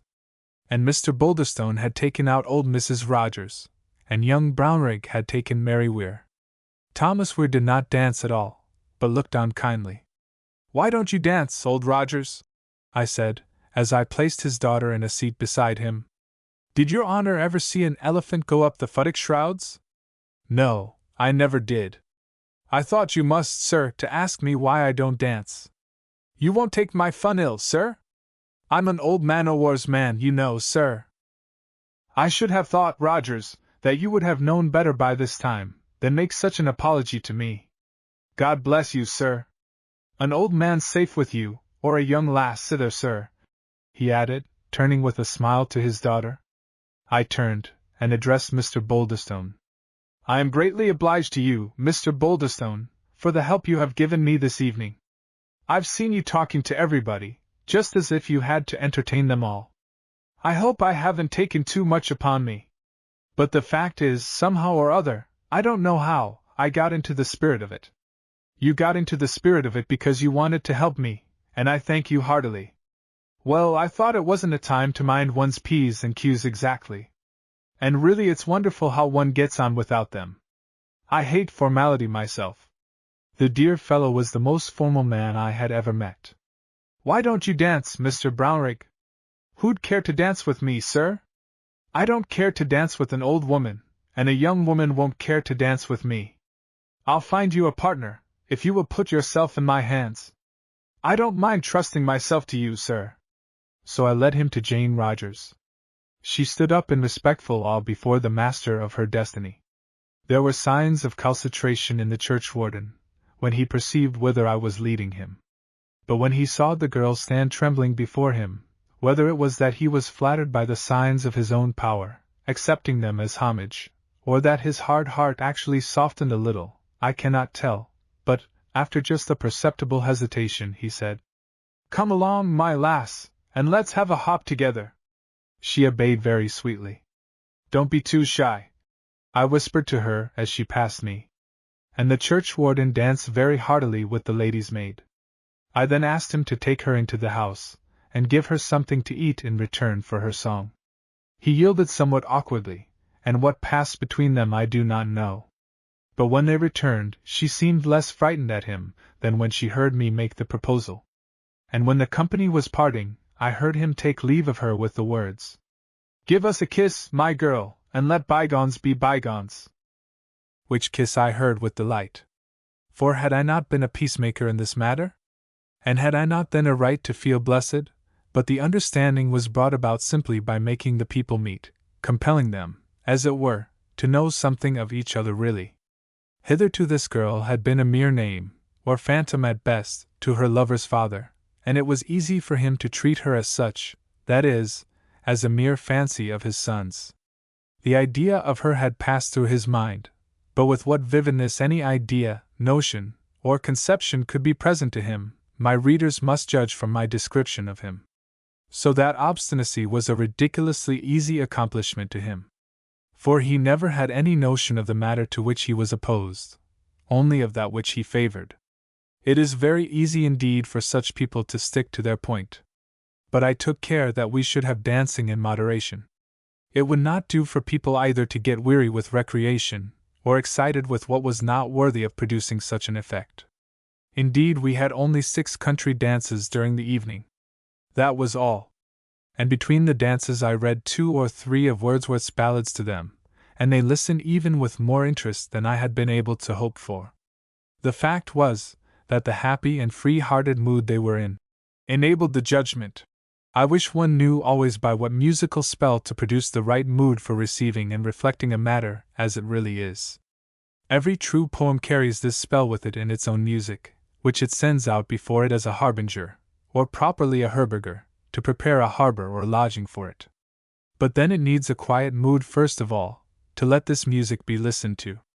For I thought with myself, if I could get them to like poetry and beautiful things in words, it would not only do them good, but help them to see what is in the Bible, and therefore to love it more. For I never could believe that a man who did not find God in other places as well as in the Bible ever found him there at all. And I always thought that to find God in other books enabled us to see clearly that he was more in the Bible than in any other book, or all other books put together. After supper we had a little more singing. And to my satisfaction nothing came to my eyes or ears, during the whole evening, that was undignified or ill-bred. Of course, I knew that many of them must have 2 behaviors, and that now they were on their good behavior. But I thought the oftener such were put on their good behavior, giving them the opportunity of finding out how nice it was, the better. It might make them ashamed of the other at last. There were many little bits of conversation I overheard, which I should like to give my readers, but I cannot dwell longer upon this part of my annals. Especially I should have enjoyed recording one piece of talk, in which Old Rogers was evidently trying to move a more directly religious feeling in the mind of Dr. Duncan. I thought I could see that the difficulty with the noble old gentleman was one of expression. But after all, the old foremast man was a seer of the kingdom, and the other, with all his refinement, and education, and goodness too, was but a child in it. Before we parted, I gave to each of my guests a sheet of Christmas carols, gathered from the older portions of our literature. For most of the modern hymns are to my mind neither milk nor meat, mere wretched imitations. There were a few curious words and idioms in these, but I thought it better to leave them as they were, for they might set them inquiring, and give me an opportunity of interesting them further, some time or other, in the history of a word, for, in their ups and downs of fortune, words fare very much like human beings. And here is my sheet of carols. Spenser, Southwell, Jeremy Taylor, John Mason. Chapter 11. Sermon on God and Mammon. I never asked questions about the private affairs of any of my parishioners, except of themselves individually upon occasion of their asking me for advice, and some consequent necessity for knowing more than they told me. Hence, I believe, they became the more willing that I should know. But I heard a good many things from others, notwithstanding, for I could not be constantly closing the lips of the communicative, as I had done those of Jane Rogers. And amongst other things, I learned that Miss Oldcastle went most Sundays to the neighboring town of Addicehead to church. Now I had often heard of the ability of the rector, and although I had never met him, was prepared to find him a cultivated, if not an original man. Still, if I must be honest, which I hope I must, I confess that I heard the news with a pang, in analyzing which I discovered the chief component to be jealousy. It was no use asking myself why I should be jealous. There the ugly thing was. So I went and told God I was ashamed, and begged him to deliver me from the evil, because his was the kingdom and the power and the glory. And he took my part against myself, for he waits to be gracious. Perhaps the reader may, however, suspect a deeper cause for this feeling, to which I would rather not give the true name again, than a merely professional one. But there was one stray sheep of my flock that appeared in church for the first time on the morning of Christmas Day, Catherine Weir. She did not sit beside her father, but in the most shadowy corner of the church, near the organ loft, however. She could have seen her father if she had looked up, but she kept her eyes down the whole time, and never even lifted them to me. The spot on one cheek was much brighter than that on the other, and made her look very ill. I prayed to our God to grant me the honor of speaking a true word to them all, which honor I thought I was right in asking, because the Lord reproached the Pharisees for not seeking the honor that cometh from God. Perhaps I may have put a wrong interpretation on the passage.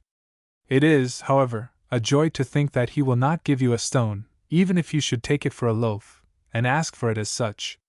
Nor is He, like the scribes, lying in wait to catch erring men in their words or their prayers, however mistaken they may be. I took my text from the Sermon on the Mount. And as the magazine for which these annals were first written was intended chiefly for Sunday reading, I wrote my sermon just as if I were preaching it to my unseen readers as I spoke it to my present parishioners. And here it is now. The Gospel according to S.D. Matthew, the 6th chapter, and part of the 24th and 25th verses. Ye cannot serve God and mammon. Therefore I say to you, take no thought for your life. When the child whose birth we celebrate with glad hearts this day grew up to be a man, he said this. Did he mean it?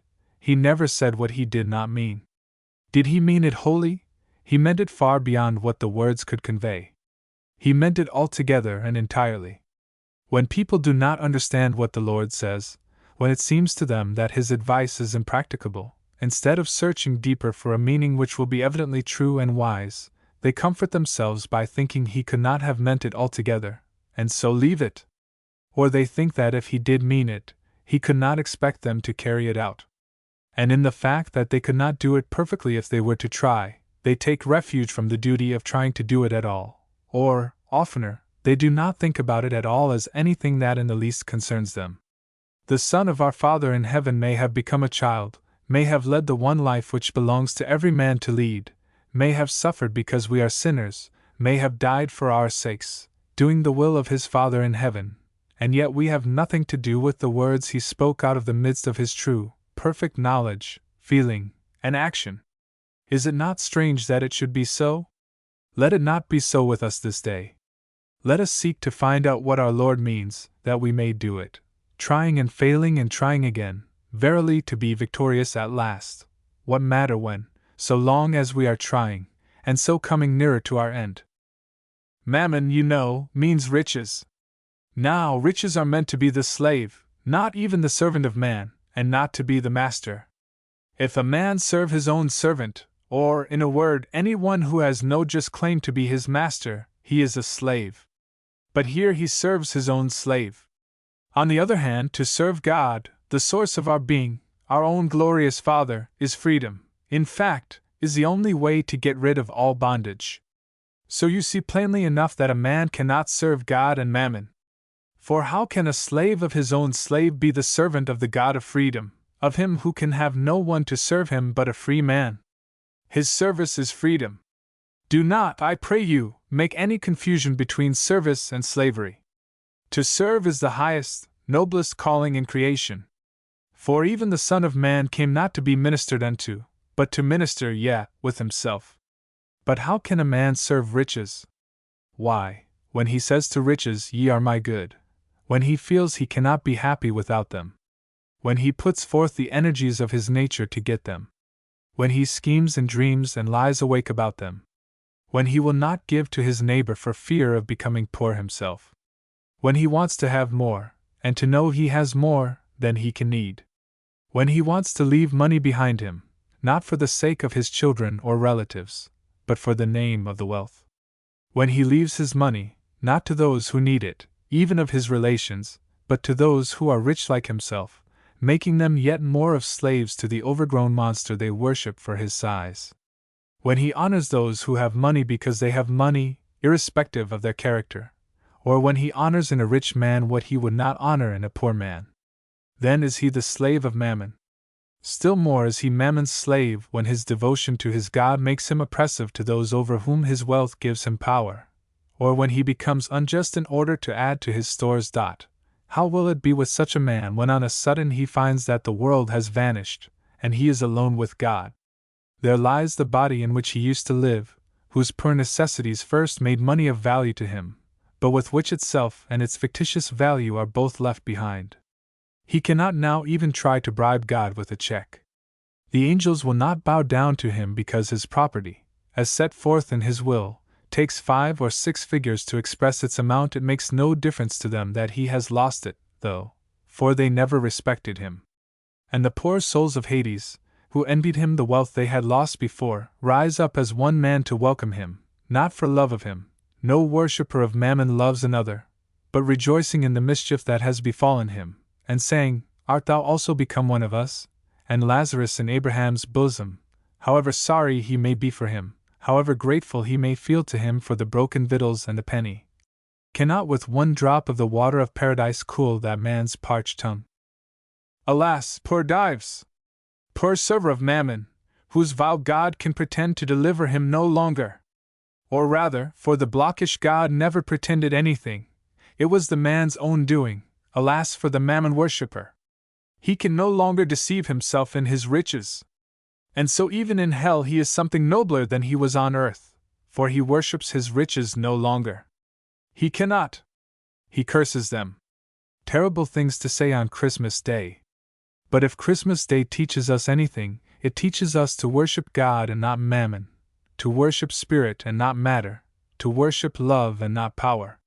Do I now hear any of my friends saying in their hearts, Let the rich take that? It does not apply to us. We are poor enough. Ah, my friends, I have known a light-hearted, liberal rich man lose his riches, and be liberal and light-hearted still. I knew a rich lady once, in giving a large gift of money to a poor man, say apologetically, I hope it is no disgrace in me to be rich, as it is none in you to be poor. It is not the being rich that is wrong, but the serving of riches, instead of making them serve your neighbor and yourself, your neighbor for this life, yourself for the everlasting habitations. God knows it is hard for the rich man to enter into the kingdom of heaven, but the rich man does sometimes enter in, for God hath made it possible. And the greater the victory, when it is the rich man that overcometh the world. It is easier for the poor man to enter into the kingdom, yet many of the poor have failed to enter in, and the greater is the disgrace of their defeat. For the poor have more done for them, as far as outward things go, in the way of salvation than the rich, and have a beatitude all to themselves besides. For in the making of this world as a school of salvation, the poor, as the necessary majority, have been more regarded than the rich. Do not think, my poor friend, that God will let you off. He lets nobody off. You, too, must pay the uttermost farthing. He loves you too well to let you serve Mammon a whit more than your rich neighbor. Serve Mammon, do you say? How can I serve Mammon? I have no Mammon to serve. Would you like to have riches a moment sooner than God gives them? Would you serve Mammon if you had him? Who can tell, do you answer? Leave those questions till I am tried. But is there no bitterness in the tone of that response? Does it not mean, it will be a long time before I have a chance of trying that? But I am not driven to such questions for the chance of convicting some of you of Mammon worship. Let us look to the text. Read it again. Ye cannot serve God and Mammon. Therefore I say unto you, take no thought for your life. Why are you to take no thought? Because you cannot serve God and Mammon. Is taking thought, then, a serving of Mammon? Clearly. Where are you now, poor man? Brooding over the frost? Will it harden the ground, so that the God of the sparrows cannot find food for his sons? Where are you now, poor woman? Sleepless over the empty cupboard and tomorrow's dinner? It is because we have no bread, do you answer? Have you forgotten the 5 loaves among the 5,000, and the fragments that were left? Or do you know nothing of your Father in heaven, who clothes the lilies and feeds the birds? O ye of little faith? O ye poor-spirited Mammon worshippers, who worship him not even because he has given you anything, but in the hope that he may some future day benignantly regard you. But I may be too hard upon you. I know well that our Father sees a great difference between the man who is anxious about his children's dinner, or even about his own, and the man who is only anxious to add another 10,000 to his much goods laid up for many years. But you ought to find it easy to trust in God for such a matter as your daily bread, whereas no man can by any possibility trust in God for 10,000 pounds. The former need is a God-ordained necessity, the latter desire a man-devised appetite at best, possibly swinish greed. Tell me, do you long to be rich? Then you worship Mammon. Tell me, Do you think you would feel safer if you had money in the bank? Then you are mammon worshippers, for you would trust the barn of the rich man rather than the God who makes the corn to grow. Do you say, "What shall we eat? And what shall we drink? And wherewithal shall we be clothed?" Are you thus of doubtful mind? Then you are mammon worshippers. But how is the work of the world to be done if we take no thought? We are nowhere told not to take thought. We must take thought. The question is, what are we to take or not to take thought about? By some who do not know God, little work would be done if they were not driven by anxiety of some kind. But you, friends, are you content to go with the nations of the earth, or do you seek a better way, the way that the Father of nations would have you walk in? What then are we to take thought about? Why, about our work. What are we not to take thought about? Why, about our life. The one is our business, the other is God's. But you turn it the other way. You take no thought of earnestness about the doing of your duty, but you take thought of care lest God should not fulfill his part in the goings-on of the world. A man's business is just to do his duty. God takes upon himself the feeding and the clothing. Will the work of the world be neglected if a man thinks of his work, his duty, God's will to be done, instead of what he is to eat, what he is to drink, and wherewithal he is to be clothed? And remember, all the needs of the world come back to these three. You will allow, I think, that the work of the world will be only so much the better done, that the very means of procuring the raiment, or the food will be the more thoroughly used. What, then, is the only region on which the doubt can settle? Why, God. He alone remains to be doubted. Shall it be so with you? Shall the Son of Man, the baby now born, and forever with us, find no faith in you? Ah, my poor friend, who canst not trust in God, I was going to say you deserve, but what do I know of you to condemn and judge you? I was going to say, you deserve to be treated like the child who frets and complains because his mother holds him on her knee and feeds him mouthful by mouthful with her own loving hand. I meant, you deserve to have your own way for a while, to be set down, and told to help yourself, and see what it will come to have your mother open the cupboard door for you, and leave you alone to your pleasures. Alas! Poor child! When the sweets begin to pall, and the twilight begins to come duskily into the chamber, and you look about all at once and see no mother, how will your cupboard comfort you then? Ask it for a smile, for a stroke of the gentle hand, for a word of love. All the full-fed mammon can give you is what your mother would have given you without the consequent loathing, with the light of her countenance upon it all, and the arm of her love around you. And this is what God does sometimes, I think, with the mammon worshippers amongst the poor. He says to them, "Take your mammon, and see what he is worth." Ah, friends, the children of God can never be happy serving other than him. The prodigal might fill his belly with riotous living or with the husks that the swine ate. It was all one, so long as he was not with his Father. His soul was wretched.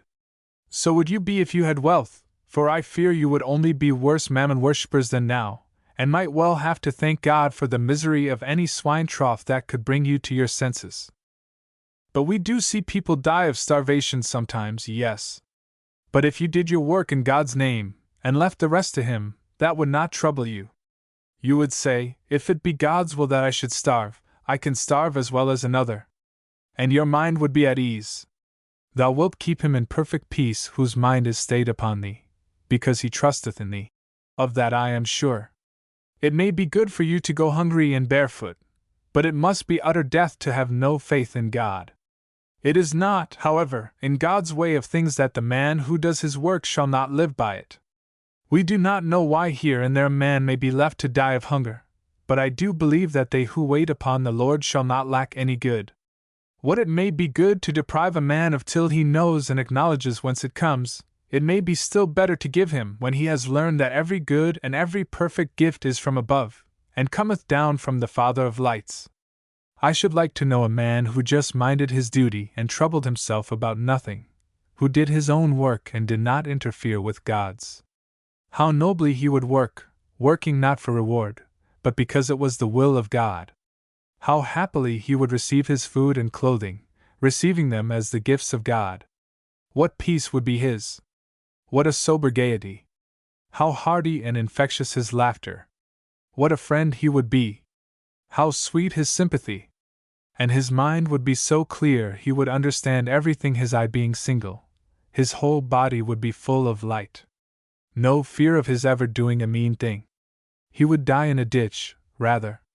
It is this fear of want that makes men do mean things. They are afraid to part with their precious lord, Mammon. He gives no safety against such a fear. One of the richest men in England is haunted with the dread of the workhouse. This man, whom I should like to know, would be sure that God would have him liberal, and he would be what God would have him. Riches are not in the least necessary to that. Witness our Lord's admiration of the poor widow with her great farthing. But I think I hear my troubled friend, who does not love money, and yet cannot trust in God out and out, though she fain would, I think I hear her say, I believe I could trust him for myself, or at least I should be ready to dare the worst for his sake. But my children, it is the thought of my children that is too much for me. Ah, woman! She whom the Saviour praised so pleasantly was one who trusted him for her daughter. What an honor she had! Be it unto thee even as thou wilt. Do you think you love your children better than he who made them? Is not your love what it is because he put it into your heart first? Have not you often been cross with them? Sometimes unjust to them? Whence came the returning love that rose from unknown depths in your being, and swept away the anger and the injustice? You did not create that love. Probably you were not good enough to send for it by prayer. But it came. God sent it. He makes you love your children, be sorry when you have been cross with them, ashamed when you have been unjust to them, and yet you won't trust him to give them food and clothes. Depend upon it, if he ever refuses to give them food and clothes, and you knew all about it, the why and the wherefore, you would not dare to give them food or clothes either. He loves them 1,000 times better than you do, be sure of that, and feels for their sufferings too, when he cannot give them just what he would like to give them, cannot for their good, I mean. But as your mistrust will go further, I can go further to meet it. You will say, ah. Yes, in your feeling, I mean not in words, you will say, ah. Yes, food and clothing of a sort. Enough to keep life in and too much cold out. But I want my children to have plenty of good food, and nice clothes. Faithless mother! Consider the birds of the air. They have so much that at least they can sing. Consider the lilies, they were red lilies, those. Would you not trust him who delights in glorious colors, more at least than you, or he would never have created them and made us to delight in them? I do not say that your children shall be clothed in scarlet and fine linen, but if not, it is not because God despises scarlet and fine linen or does not love your children. He loves them, I say, too much to give them everything all at once. But he would make them such that they may have everything without being the worse, and with being the better for it. And if you cannot trust him yet, it begins to be a shame, I think. It has been well said that no man ever sank under the burden of the day. It is when tomorrow's burden is added to the burden of today, that the weight is more than a man can bear. Never load yourselves so, my friends. If you find yourselves so loaded, at least remember this, it is your own doing, not God's. He begs you to leave the future to him, and mind the present. What more or what else could he do to take the burden off you? Nothing else would do it. Money in the bank wouldn't do it. He cannot do tomorrow's business for you beforehand to save you from fear about it. That would derange everything. What else is there but to tell you to trust in him, irrespective of the fact that nothing else but such trust can put our heart at peace, from the very nature of our relation to him as well as the fact that we need these things. We think that we come nearer to God than the lower animals do by our foresight. But there is another side to it. We are like to him with whom there is no past or future, with whom a day is as 1,000 years, and 1,000 years as one day, when we live with large bright spiritual eyes, doing our work in the great present, leaving both past and future to him to whom they are ever present, and fearing nothing, because he is in our future, as much as he is in our past, as much as, and far more than, we can feel him to be in our present. Partakers thus of the divine nature, resting in that perfect all in whom our nature is eternal too, we walk without fear, full of hope and courage and strength to do his will, waiting for the endless good which he is always giving as fast as he can get us able to take it in. Would not this be to be more of God's than Satan promised to Eve? To live carelessly divine, duty-doing, fearless, loving, self-forgetting lives, is not that more than to know both good and evil, lives in which the good, like Aaron's rod, has swallowed up the evil, and turned it into good? For pain and hunger are evils, but if faith in God swallows them up, do they not so turn into good? I say they do. And I am glad to believe that I am not alone in my parish in this conviction. I have never been too hungry, but I have had trouble which I would gladly have exchanged for hunger and cold and weariness. Some of you have known hunger and cold and weariness. Do you not join with me to say, it is well, and better than well, whatever helps us to know the love of Him who is our God? But there has been just one man who has acted thus. And it is His Spirit in our hearts that makes us desire to know or to be another such, who would do the will of God for God, and let God do God's will for him. For His will is all. And this man is the baby whose birth we celebrate this day. Was this a condition to choose, that of a baby, by one who thought it part of a man's high calling to take care of the morrow? Did he not thus cast the whole matter at once upon the hands and heart of his Father? Sufficient unto the baby's day is the need thereof. He toils not, neither does he spin, and yet he is fed and clothed, and loved, and rejoiced in. Do you remind me that sometimes even his mother forgets him, a mother, most likely, to whose self-indulgence or weakness the child owes his birth as hers? Ah! But he is not therefore forgotten, however like things it may look to our half-seeing eyes, by his Father in heaven.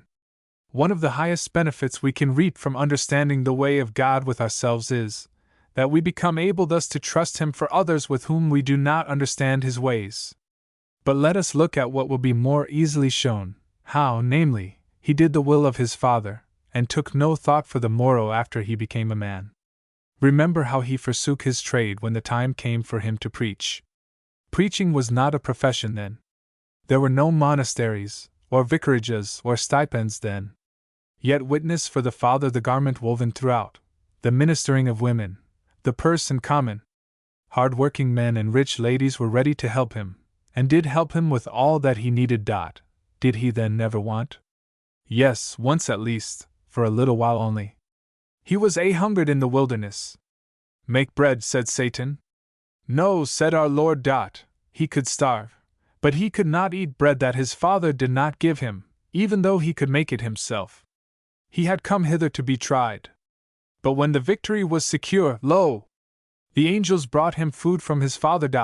Which was better? To feed Himself, or be fed by His Father?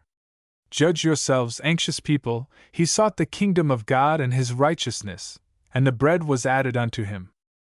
And this gives me occasion to remark that the same truth holds with regard to any portion of the future as well as the morrow. It is a principle, not a command, or an encouragement, or a promise merely.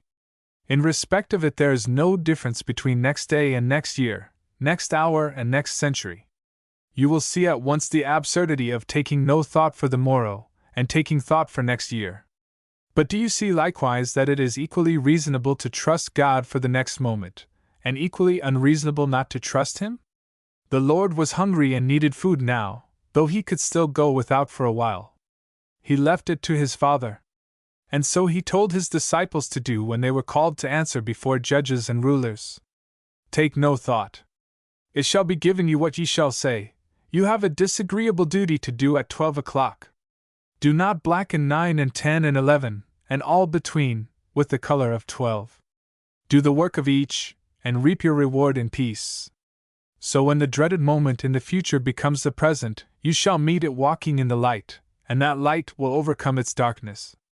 How often do men who have made up their minds what to say and do under certain expected circumstances, forget the words and reverse the actions? The best preparation is the present well seen to, the last duty done. For this will keep the eye so clear and the body so full of light that the right action will be perceived at once, the right words will rush from the heart to the lips, and the man, full of the Spirit of God because he cares for nothing but the will of God, will trample on the evil thing in love, and be sent, it may be, in a chariot of fire to the presence of his Father, or stand unmoved amid the cruel mockings of the men he loves. Do you feel inclined to say in your hearts, it was easy for him to take no thought, for he had the matter in his own hands? But observe, there is nothing very noble in a man's taking no thought except it be from faith. If there were no God to take thought for us, we should have no right to blame any one for taking thought. You may fancy the Lord had his own power to fall back upon. But that would have been to him just the one dreadful thing. That his Father should forget him, no power in himself could make up for that. He feared nothing for himself, and never once employed his divine power to save him from his human fate. Let God do that for him if he saw fit.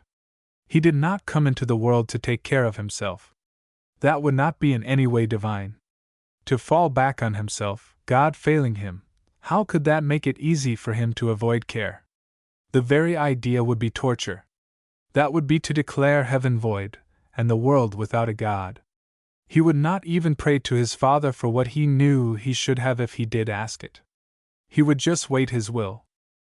But see how the fact of his own power adds tenfold significance to the fact that he trusted in God. We see that this power would not serve his need not being to be fed and clothed, but to be one with the Father, to be fed by his hand, clothed by his care. This was what the Lord wanted, and we need, alas, too often without wanting it. He never once, I repeat, used his power for himself. That was not his business. He did not care about it. His life was of no value to him but as his Father cared for it. God would mind all that was necessary for him, and he would mind the work his Father had given him to do. And, my friends, this is just the one secret of a blessed life, the one thing every man comes into this world to learn. With what authority it comes to us from the lips of him who knew all about it, and ever did as he said. Now you see that he took no thought for the morrow.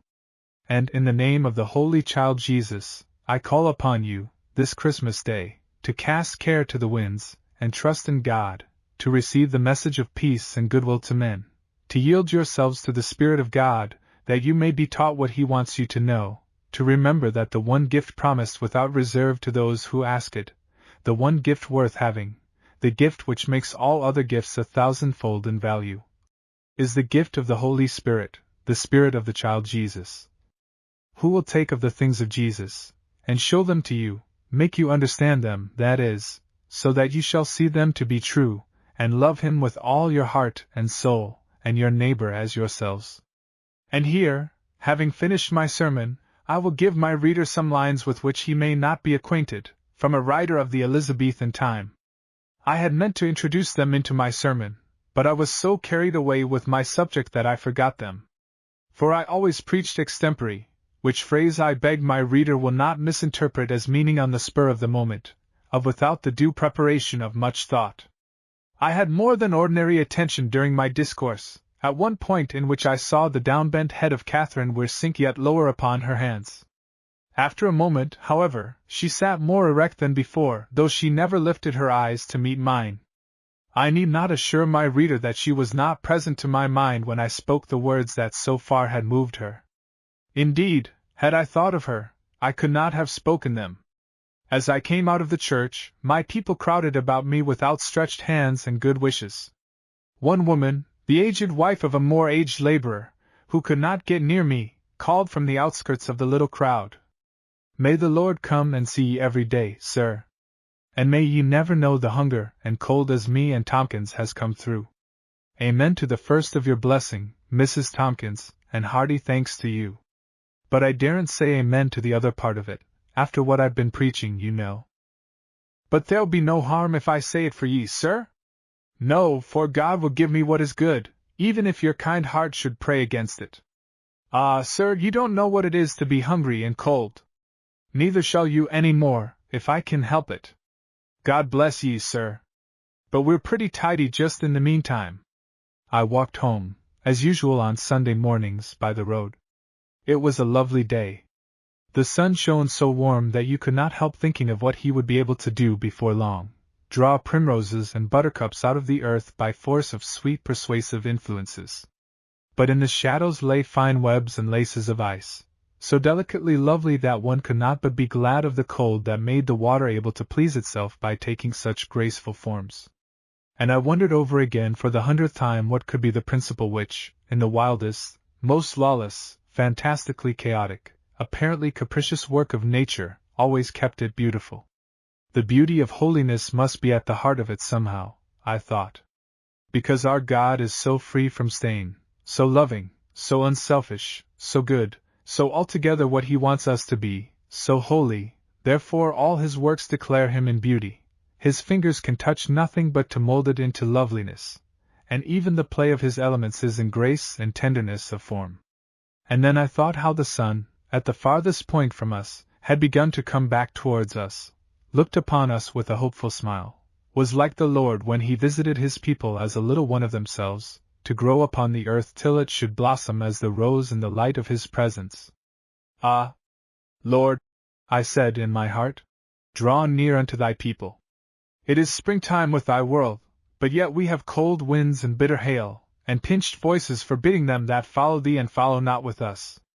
Draw nearer, Sun of righteousness, and make the trees burgeon, and the flowers blossom, and the voices grow mellow and glad, so that all shall join in praising Thee, and find thereby that harmony is better than unison. Let it be summer, O Lord, if it ever may be summer in this court of the Gentiles. But Thou hast told us that Thy kingdom cometh within us, and so Thy joy must come within us too. Draw nigh then, Lord, to those to whom Thou wilt draw nigh, and others beholding their welfare will seek to share therein too, and seeing their good works will glorify their Father in heaven. So I walked home, hoping in my Savior, and wondering to think how pleasant I had found it to be His poor servant to this people. Already the doubts which had filled my mind on that first evening of gloom, doubts as to whether I had any right to the priest's office, had utterly vanished, slain by the effort to perform the priest's duty. I never thought about the matter now. And how can doubt ever be fully met but by action? Try your theory, try your hypothesis, or if it is not worth trying, give it up, pull it down. And I hope that if ever a cloud should come over me again, however dark and dismal it might be, I might be able, notwithstanding, to rejoice that the sun was shining on others though not on me, and to say with all my heart to my Father in heaven, Thy will be done. When I reached my own study, I sat down by a blazing fire, and poured myself out a glass of wine, for I had to go out again to see some of my poor friends, and wanted some luncheon first. It is a great thing to have the greetings of the universe presented in fire and food. Let me, if I may, be ever welcome to my room in winter by a glowing hearth, in summer by a vase of flowers. If I may not, let me then think how nice they would be, and bury myself in my work. I do not think that the road to contentment lies in despising what we have not got. Let us acknowledge all good, all delight that the world holds, and be content without it. But this we can never be except by possessing the one thing, without which I do not merely say no man ought to be content, but no man can be content, the Spirit of the Father. If any young people read my little chronicle, will they not be inclined to say, The vicar has already given us in this chapter hardly anything but a long sermon, and it is too bad of him to go on preaching in his study after we saw him safe out of the pulpit. Ah, well! Just one word, and I drop the preaching for a while. My word is this: I may speak long-windedly, and even inconsiderately as regards my young readers. What I say may fail utterly to convey what I mean. I may be actually stupid sometimes, and not have a suspicion of it. But what I mean is true. And if you do not know it to be true yet, some of you at least suspect it to be true, and some of you hope it is true, and when you all see it as I mean it, and as you can take it, you will rejoice with a gladness you know nothing about now. There, I have done for a little while. I won't pledge myself for more, I assure you. For to speak about such things is the greatest delight of my age, as it was of my early manhood, next to that of loving God and my neighbor. For as these are the two commandments of life, so they are in themselves the pleasures of life. But there I am at it again. I beg your pardon now, for I have already inadvertently broken my promise. I had allowed myself a half-hour before the fire with my glass of wine and piece of bread, and I soon fell into a dreamy state called reverie, which I fear not a few mistake for thinking, because it is the nearest approach they ever make to it. And in this reverie I kept staring about my bookshelves. I am an old man now, and you do not know my name, and if you should ever find it out, I shall very soon hide it under some daisies, I hope, and so escape, and therefore, I am going to be egotistic in the most unpardonable manner. I am going to tell you one of my faults, for it continues, I fear, to be one of my faults still, as it certainly was at the period of which I am now writing. I am very fond of books. Do not mistake me. I do not mean that I love reading. I hope I do. That is no fault, a virtue rather than a fault. But, as the old meaning of the word fond was foolish, I use that word. I am foolishly fond of the bodies of books as distinguished from their souls, or thought element. I do not say I love their bodies as divided from their souls. I do not say I should let a book stand upon my shelves for which I felt no respect, except indeed it happened to be useful to me in some inferior way. But I delight in seeing books about me, books even of which there seems to be no prospect that I shall have time to read a single chapter before I lay this old head down for the last time. Nay, more, I confess that if they are nicely bound, so as to glow and shine in such a firelight as that by which I was then sitting, I like them ever so much the better. Nay, more yet, and this comes very near to showing myself worse than I thought I was when I began to tell you my fault. There are books upon my shelves which certainly at least would not occupy the place of honor they do occupy, had not some previous owner dressed them far beyond their worth, making modern apples of Sodom of them. Yet there I let them stay, because they are pleasant to the eye, although certainly not things to be desired to make one wise. I could say a great deal more about the matter, pro and con, but it would be worse than a sermon, I fear. For I suspect that by the time books, which ought to be loved for the truth that is in them, of one sort or another, come to be loved as articles of furniture, the mind has gone through a process more than analogous to that which the miser's mind goes through, namely, that of passing from the respect of money because of what it can do, to the love of money because it is money. I have not yet reached the furniture stage, and I do not think I ever shall. I would rather burn them all. Meantime, I think one safeguard is to encourage one's friends to borrow one's books, not to offer individual books, which is much the same as offering advice. That will probably take some of the shine off them, and put a few thumb marks in them, which both are very wholesome towards the arresting of the furniture declension. For my part, thumb marks I find very obnoxious, far more so than the spoiling of the binding dot. I know that some of my readers, who have had sad experience of the sort, will be saying in themselves, he might have mentioned a surer antidote resulting from this measure, than either rubbed Russia or dirty glove marks even, that of utter disappearance and irreparable loss. But no, that has seldom happened to me, because I trust my pocket-book, and never my memory, with the names of those to whom the individual books are committed. There, then, is a little bit of practical advice in both directions for young book lovers. Again I am reminded that I am getting old. What digressions! Gazing about on my treasures, the thought suddenly struck me that I had never done as I had promised Judy, had never found out what her aunt's name meant in Anglo-Saxon. I would do so now. I got down my dictionary, and soon discovered that Athelwyn meant home joy, or inheritance. A lovely meaning, I said to myself. And then I went off into another reverie, with the composition of which I shall not trouble my reader, and with the mention of which I had, perhaps, no right to occupy the fragment of his time spent in reading it, seeing I did not intend to tell him how it was made up. I will tell him something else instead. Several families had asked me to take my Christmas dinner with them, but not liking to be thus limited, I had answered each that I would not, if they would excuse me, but would look in some time or other in the course of the evening. When my half-hour was out, I got up and filled my pockets with little presents for my poor people, and set out to find them in their own homes. I was variously received, but unvaryingly with kindness, and my little presents were accepted, at least in most instances, with a gratitude which made me ashamed of them and of myself too for a few moments. Mrs. Tompkins looked as if she had never seen so much tea together before, though there was only a couple of pounds of it, and her husband received a pair of warm trousers none the less cordially that they were not quite new, the fact being that I found I did not myself need such warm clothing this winter as I had needed the last.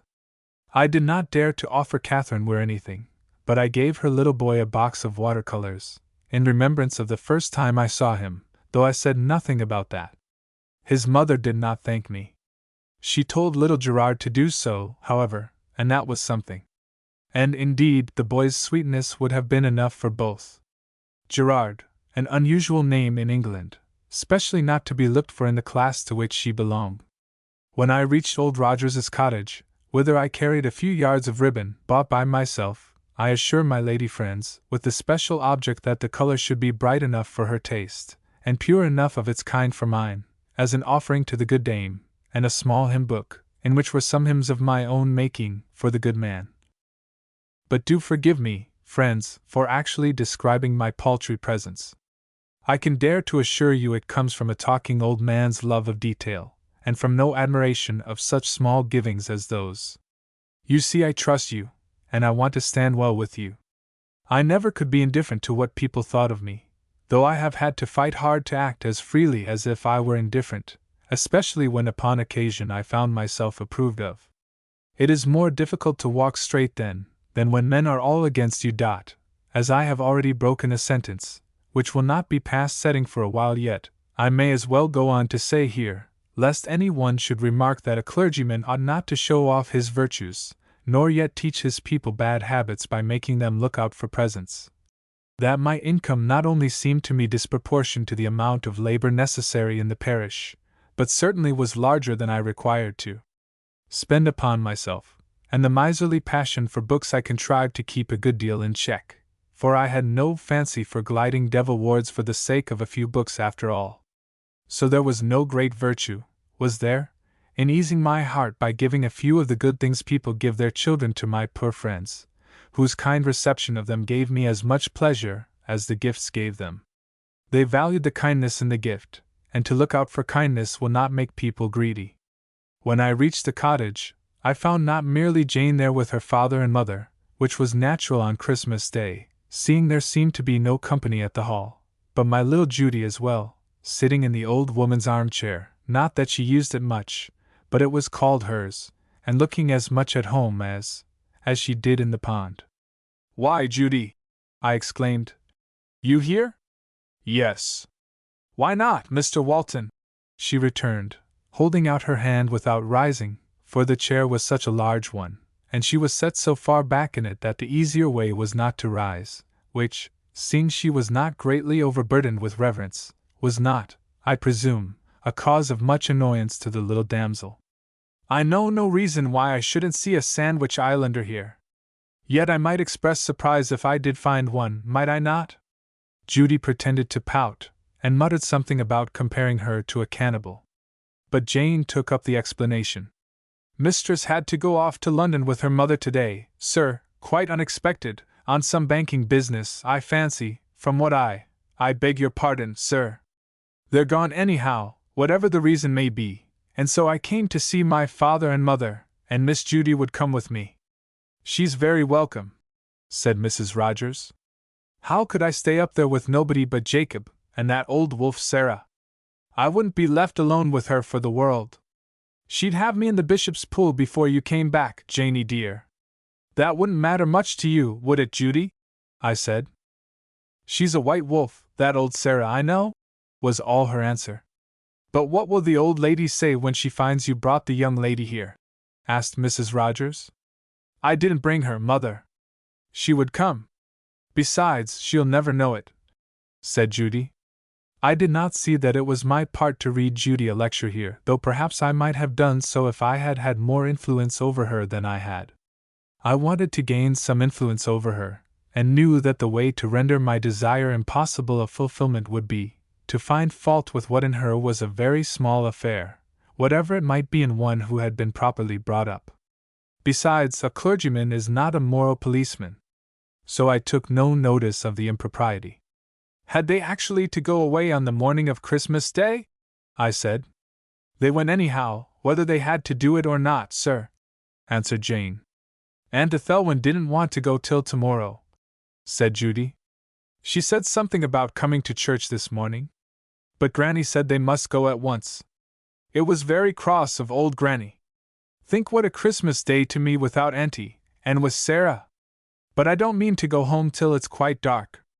I mean to stop here with dear old Rogers, that I do." The latch was gently lifted, and in came young Brownrigg. So I thought it was time to leave my best Christmas wishes and take myself away. Old Rogers came with me to the mill stream as usual. "It mazes me, sir," he said. "A gentleman o' your age and bringin' up to know all that you told us this mornin'. It you'd be no wonder now for a man like me, come to be the shock o' corn fully ripe, leastways yallow and white enough outside if there bean't much more than milk inside it yet. It you'd be no mystery for a man like me who'd been brought up hard, and tossed about wellnigh all the world over. Why, there's scarce a wave on the Atlantic but knows Old Rogers." He made the parenthesis with a laugh, and began anew. "It you'd be a shame of a man like me not to know all as you said this mornin', sir. Leastways I don't mean able to say it right off as you do, sir, but not to know it, after the Almighty had been at such pains to beat it into my hard head just to trust in Him and fear nothing and nobody, captain, boatswain, devil, sunk rock, or breakers ahead, but just to mind Him and stand by halyard brace, or wheel, or hang on by the leeward earing for that matter. For, you see, what does it signify whether I go to the bottom or not, so long as I didn't skulk? Or rather," and here the old man took off his hat and looked up, "so long as the great captain has his way, and things is done to his mind? But however a man like you, goin' to the college, and readin' books, and warm o' nights, and never, by your own confession this blessed mornin', sir, knowin' what it was to be downright hungry, however you come to know all those things, is just past my comprehension, except by a double portion o' the Spirit, sir. And that's the way I account for it, sir." Although I knew enough about a ship to understand the old man, I am not sure that I have properly represented his sea phrase. But that is of small consequence, so long as I give his meaning. And a meaning can occasionally be even better conveyed by less accurate words. I will try to tell you how I come to know about these things as I do, I returned. How my knowledge may stand the test of further and severer trials remains to be seen. But if I should fail any time, old friend, and neither trust in God nor do my duty, what I have said to you remains true all the same. That it do, sir, whoever may come short. And more than that, failure does not necessarily prove any one to be a hypocrite of no faith. He may be still a man of little faith. Surely, sir. I remember once that my faith broke down, just for one moment, sir. And then the Lord gave me my way lest I should blaspheme Him in thy wicked heart. How was that, Rogers? A scream came from the quarterdeck, and then the cry, "Child overboard!" There was but one child, the captain's, aboard. I was sitting just aft the foremast, herring-boning a split in a spare jib. I sprang to the bulwark, and there, sure enough, was the child, going fast astarn, but pretty high in the water. How it happened I can't think to this day, sir, but I suppose my needle, in the hurry, had got into my jacket, so as to skewer it to my jersey, for we were far south of the line at the time, sir, and it was cold. However that may be, as soon as I was overboard, which you may be sure didn't want the time I take tellin' of it, I found that I ought to ha' pulled my jacket off afore I gave the bulwark the last kick. So I rose on the water, and began to pull it over my head, for it was wide, and that was the easiest way, I thought, in the water. But when I had got it right over my head, there it stuck. And there was I, blind as a Dutchman in a fog, and in as straight a jacket as ever poor wretch in Bedlam, for I could only just wag my flippers. Mr. Walton, I believe I swore, the Lord forgive me, but it was trying. And what was far worse, for one moment I disbelieved in Him, and I do say that's worse than swearing, in a hurry I mean. And that moment something went, the jacket was off, and there was I feelin' as if every stroke I took was as wide as the main yard. I had no time to repent, only to thank God. And wasn't it more than I deserved, sir? Ah! He can rebuke a man for unbelief by giving him the desire of his heart. And that's a better rebuke than tying him up to the gratings. And did you save the child? Oh yes, sir. And wasn't the captain pleased? I believe he was, sir. He gave me a glass o' grog, sir. But you was a-sayin' of something, sir, when I interrupted of you. I am very glad you did interrupt me. I'm not though, sir. I've lost summat I'll never hear more. No, you shan't lose it. I was going to tell you how I think I came to understand a little about the things I was talking of today. That's it, sir, that's it. Well, sir, if you please. You've heard of Sir Philip Sidney, haven't you, Old Rogers? He was a great joker, wasn't he, sir? No, no, you're thinking of Sidney Smith, Rogers. It may be, sir. I am an ignorant man. You are no more ignorant than you ought to be, Dot. But it is time you should know him, for he was just one of your sort. I will come down some evening and tell you about him. I may as well mention here that this led to week evening lectures in the barn, which, with the help of Weir the carpenter, was changed into a comfortable room, with fixed seats all round it, and plenty of cane chairs besides, for I always disliked forms in the middle of a room. The object of these lectures was to make the people acquainted with the true heroes of their own country, men great in themselves. And the kind of choice I made may be seen by those who know about both, from the fact that, while my first 2 lectures were on Philip Sidney, I did not give one whole lecture even to Walter Raleigh, grand fellow as he was. I wanted chiefly to set forth the men that could rule themselves, first of all, after a noble fashion. But I have not finished these lectures yet, for I never wished to confine them to the English heroes. I am going on still, old man as I am, not however without retracing past ground sometimes, for a new generation has come up since I came here, and there is a new one behind coming up now which I may be honored to present in its turn to some of this grand company, this cloud of witnesses to the truth in our own and other lands, some of whom subdued kingdoms, and others were tortured to death, for the same cause and with the same result. Meantime, I went on, I only want to tell you one little thing he says in a letter to a younger brother whom he wanted to turn out as fine a fellow as possible.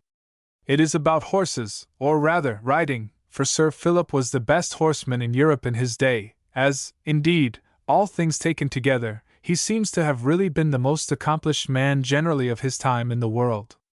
Writing to this brother, he says, I could not repeat the words exactly to Old Rogers, but I think it better to copy them exactly, in writing this account of our talk.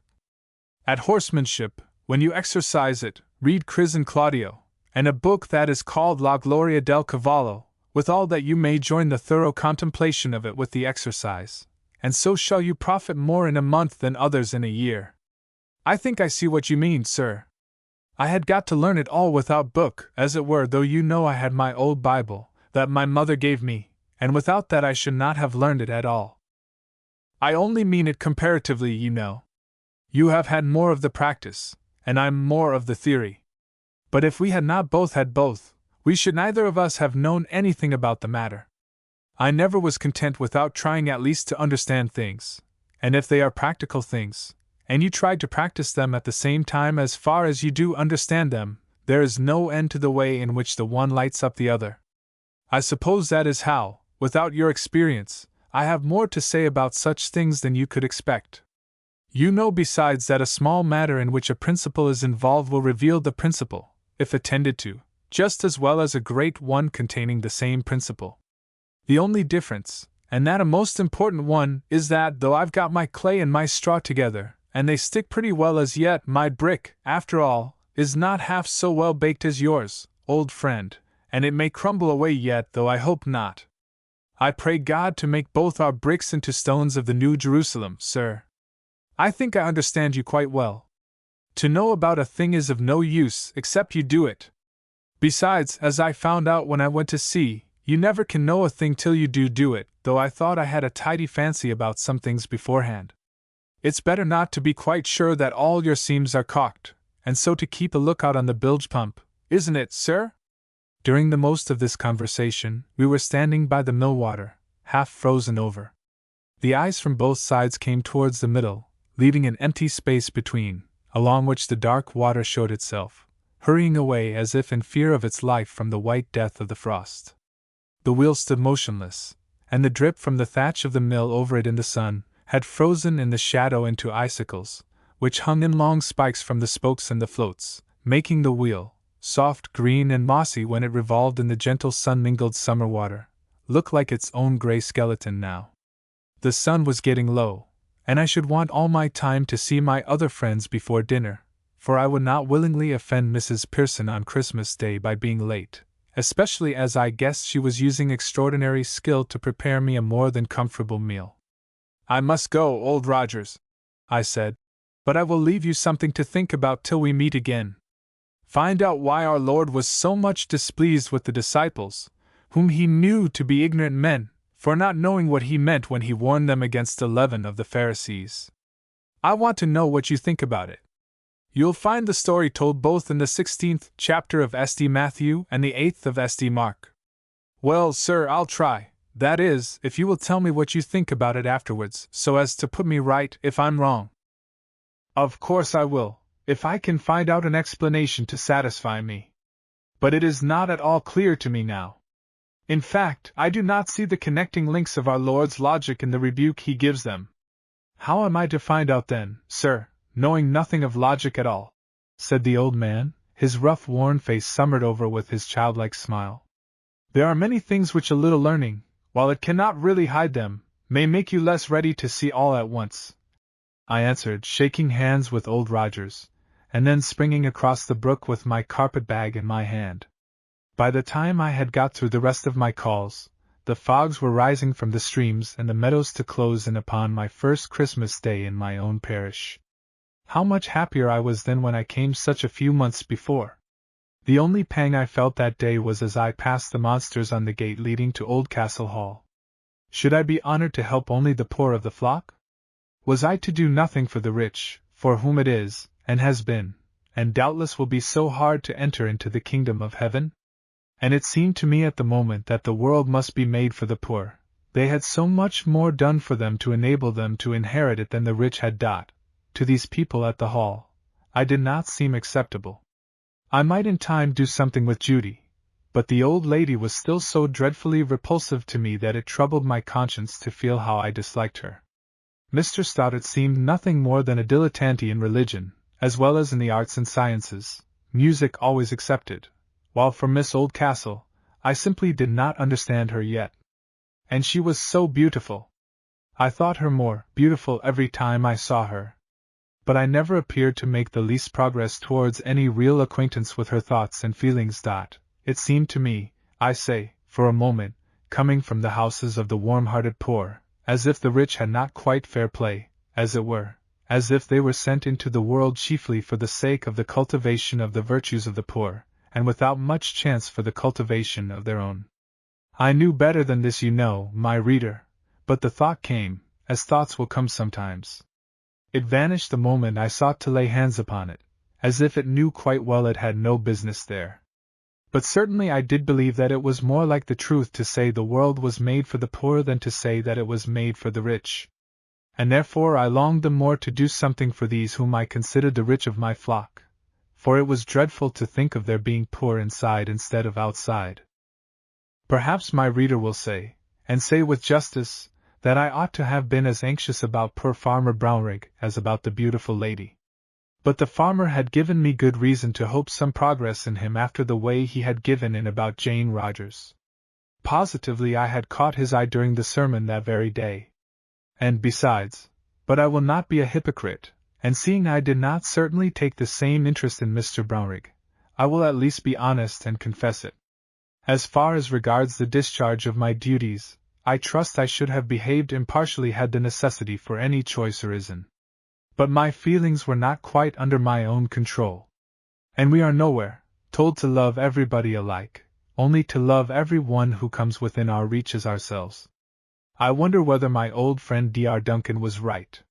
He had served on shore in Egypt under General Abercrombie, and had, of course, after the fighting was over on each of the several occasions, the French being always repulsed, exercised his office amongst the wounded left on the field of battle. I do not know, he said, whether I did right or not, but I always took the man I came to first, French or English. I only know that my heart did not wait for the opinion of my head on the matter. I loved the old man the more that he did as he did. But as a question of casuistry, I am doubtful about its answer. This digression is, I fear, unpardonable. I made Mrs. Pearson sit down with me to dinner, for Christmas Day was not one to dine alone upon. And I have ever since had my servants to dine with me on Christmas Day.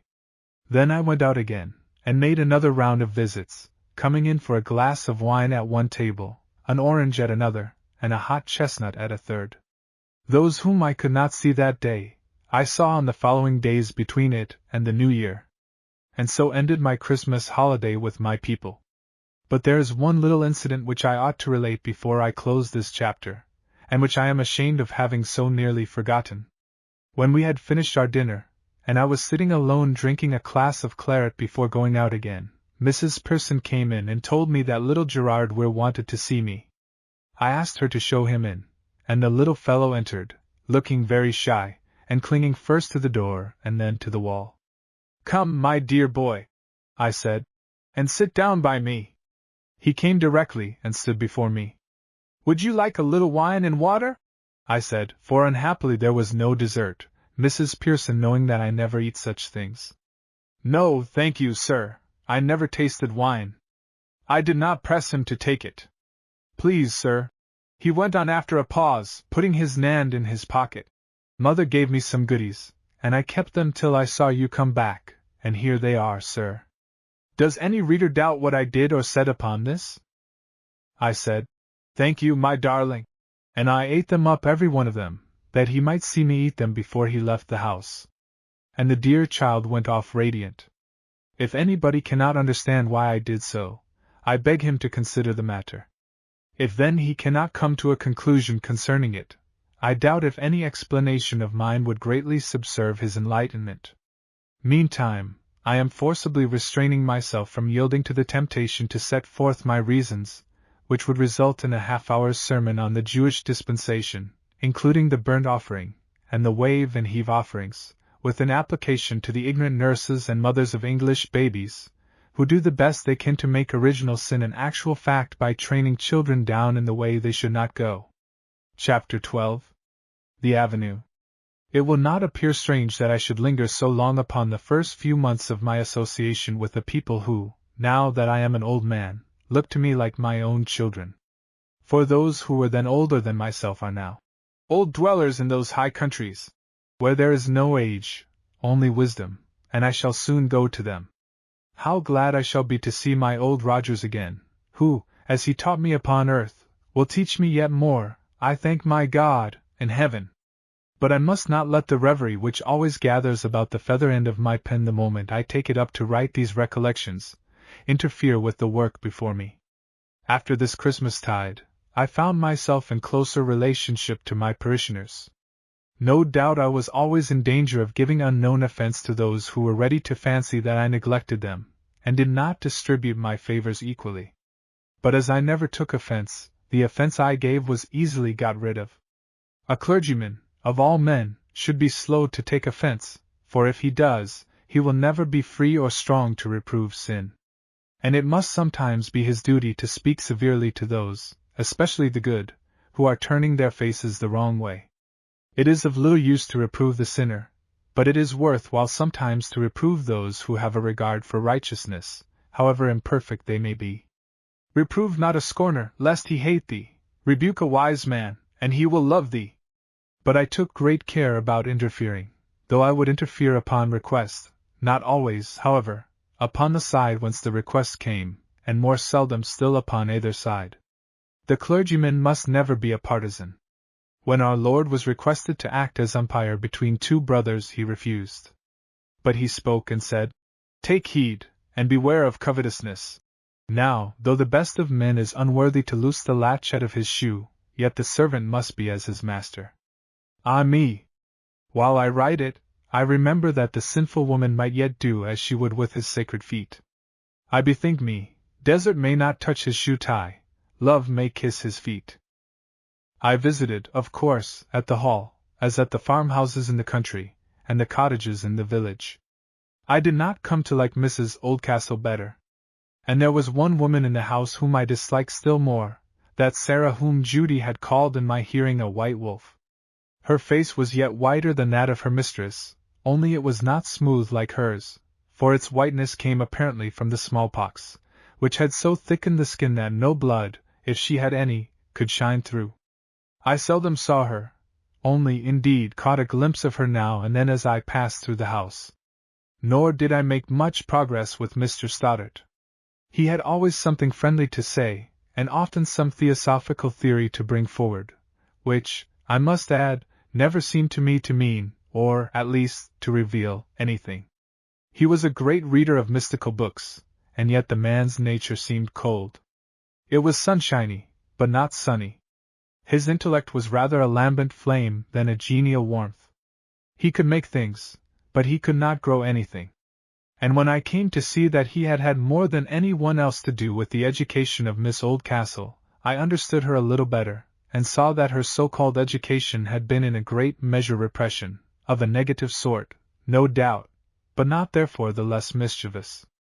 For to teach speculation instead of devotion, mysticism instead of love, word instead of deed, is surely ruinously repressive to the nature that is meant for sunbright activity both of heart and hand.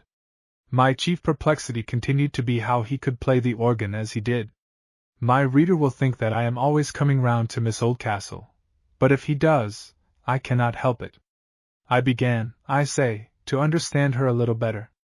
She seemed to me always like one walking in a watery sunbeam, without knowing that it was but the wintry pledge of a summer sun at hand. She took it, or was trying to take it, for the sunlight, trying to make herself feel all the glory people said was in the light, instead of making haste towards the perfect day. I found afterwards that several things had combined to bring about this condition, and I know she will forgive me, should I, for the sake of others, endeavor to make it understood by and by. I have not much more to tell my readers about this winter. As but of a whole changeful season only one day, or, it may be, but one moment in which the time seemed to burst into its own blossom, will cling to the memory, so of the various interviews with my friends, and the whole flow of the current of my life, during that winter, nothing more of nature or human nature occurs to me worth recording. I will pass on to the summer season as rapidly as I may, though the early spring will detain me with the relation of just a single incident. I was on my way to the hall to see Mr. Stoddart. I wanted to ask him whether something could not be done beyond his exquisite playing to rouse the sense of music in my people. I believe that nothing helps you so much to feel as the taking of what share may, from the nature of the thing, be possible to you, because, for one reason, in order to feel, it is necessary that the mind should rest upon the matter, whatever it is. The poorest success, provided the attempt has been genuine, will enable one to enter into any art 10 times better than before. Now I had, I confess, little hope of moving Mr. Stoddart in the matter, but if I should succeed, I thought it would do himself more good to mingle with his humble fellows in the attempt to do them a trifle of good, than the opening of any number of intellectual windows towards the circumambient truth. It was just beginning to grow dusk. The wind was blustering in gusts among the trees, swaying them suddenly and fiercely like a keen passion, now sweeping them all one way as if the multitude of tops would break loose and rush away like a wild river, and now subsiding as suddenly, and allowing them to recover themselves and stand upright, with tones and motions of indignant expostulation. There was just one cold bar of light in the west, and the east was one grey mass, while overhead the stars were twinkling. The grass and all the ground about the trees were very wet. The time seemed more dreary somehow than the winter. Rigor was past, and tenderness had not come. For the wind was cold without being keen, and bursting from the trees every now and then with a roar as of a sea breaking on distant sands, whirled about me as if it wanted me to go and join in its fierce play. Suddenly I saw, to my amazement, in a walk that ran alongside of the avenue, Miss Oldcastle struggling against the wind, which blew straight down the path upon her. The cause of my amazement was twofold. First, I had supposed her with her mother in London, whither their journeys had been not infrequent since Christmas-tide, and next, why should she be fighting with the wind, so far from the house, with only a shawl drawn over her head? The reader may wonder how I should know her in this attire in the dusk, and where there was not the smallest probability of finding her. Suffice it to say that I did recognize her at once, and passing between two great tree trunks, and through an opening in some underwood, was by her side in a moment. But the noise of the wind had prevented her from hearing my approach, and when I uttered her name, she started violently, and turning, drew herself up very haughtily, in part, I presume, to hide her tremor. She was always a little haughty with me, I must acknowledge. Could there have been anything in my address, however unconscious of it I was, that made her fear I was ready to become intrusive? Or might it not be that, hearing of my footing with my parishioners generally, she was prepared to resent any assumption of clerical familiarity with her, and so, in my behavior, any poor innocent Butch was supposed a bear. For I need not tell my reader that nothing was farther from my intention, even with the lowliest of my flock, than to presume upon my position as clergyman. I think they all gave me the relation I occupied towards them personally. But I had never seen her look so haughty as now. If I had been watching her very thoughts, she could hardly have looked more indignant. "I beg your pardon," I said, distressed. "I have startled you dreadfully." "Not in the least," she replied, but without moving, and still with a curve in her form like the neck of a frayed horse. I thought it better to leave apology, which was evidently disagreeable to her, and speak of indifferent things. "I was on my way to call on Mr. Stoddart," I said. "You will find him at home, I believe. I fancied you and Mrs. Oldcastle in London. We returned yesterday." Still she stood as before. I made a movement in the direction of the house. She seemed as if she would walk in the opposite direction. "May I not walk with you to the house? I am not going in just yet. Are you protected enough for such a night? I enjoy the wind." I bowed and walked on, for what else could I do? I cannot say that I enjoyed leaving her behind me in the gathering dark, the wind blowing her about with no more reverence than if she had been a bush of privet. Nor was it with a light heart that I bore her repulse as I slowly climbed the hill to the house. However, a little personal mortification is wholesome, though I cannot say there that I derived much consolation from the reflection. Sarah opened the glass door, her black, glossy, restless eyes looking out of her white face from under grey eyebrows. I knew at once by her look beyond me that she had expected to find me accompanied by her young mistress. I did not volunteer any information, as my reader may suppose.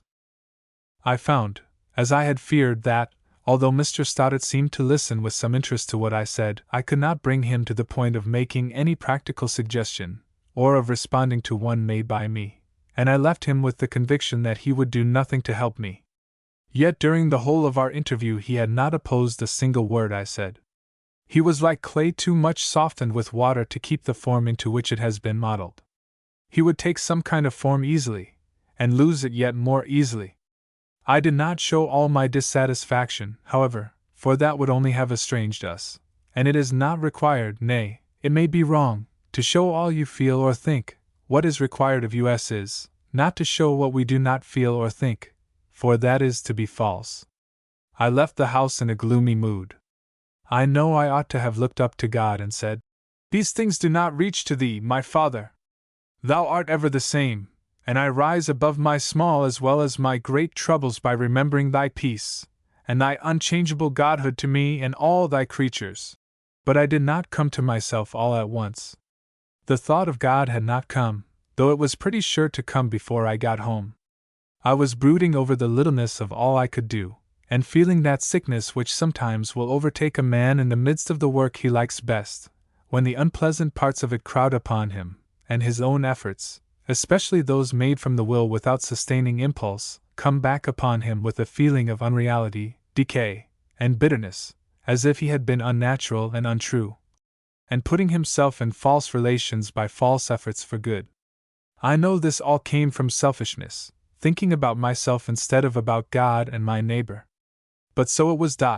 And so I was walking down the avenue, where it was now very dark, with my head bent to the ground, when I in my turn started at the sound of a woman's voice, and looking up, saw by the starlight the dim form of Miss Oldcastle standing before me.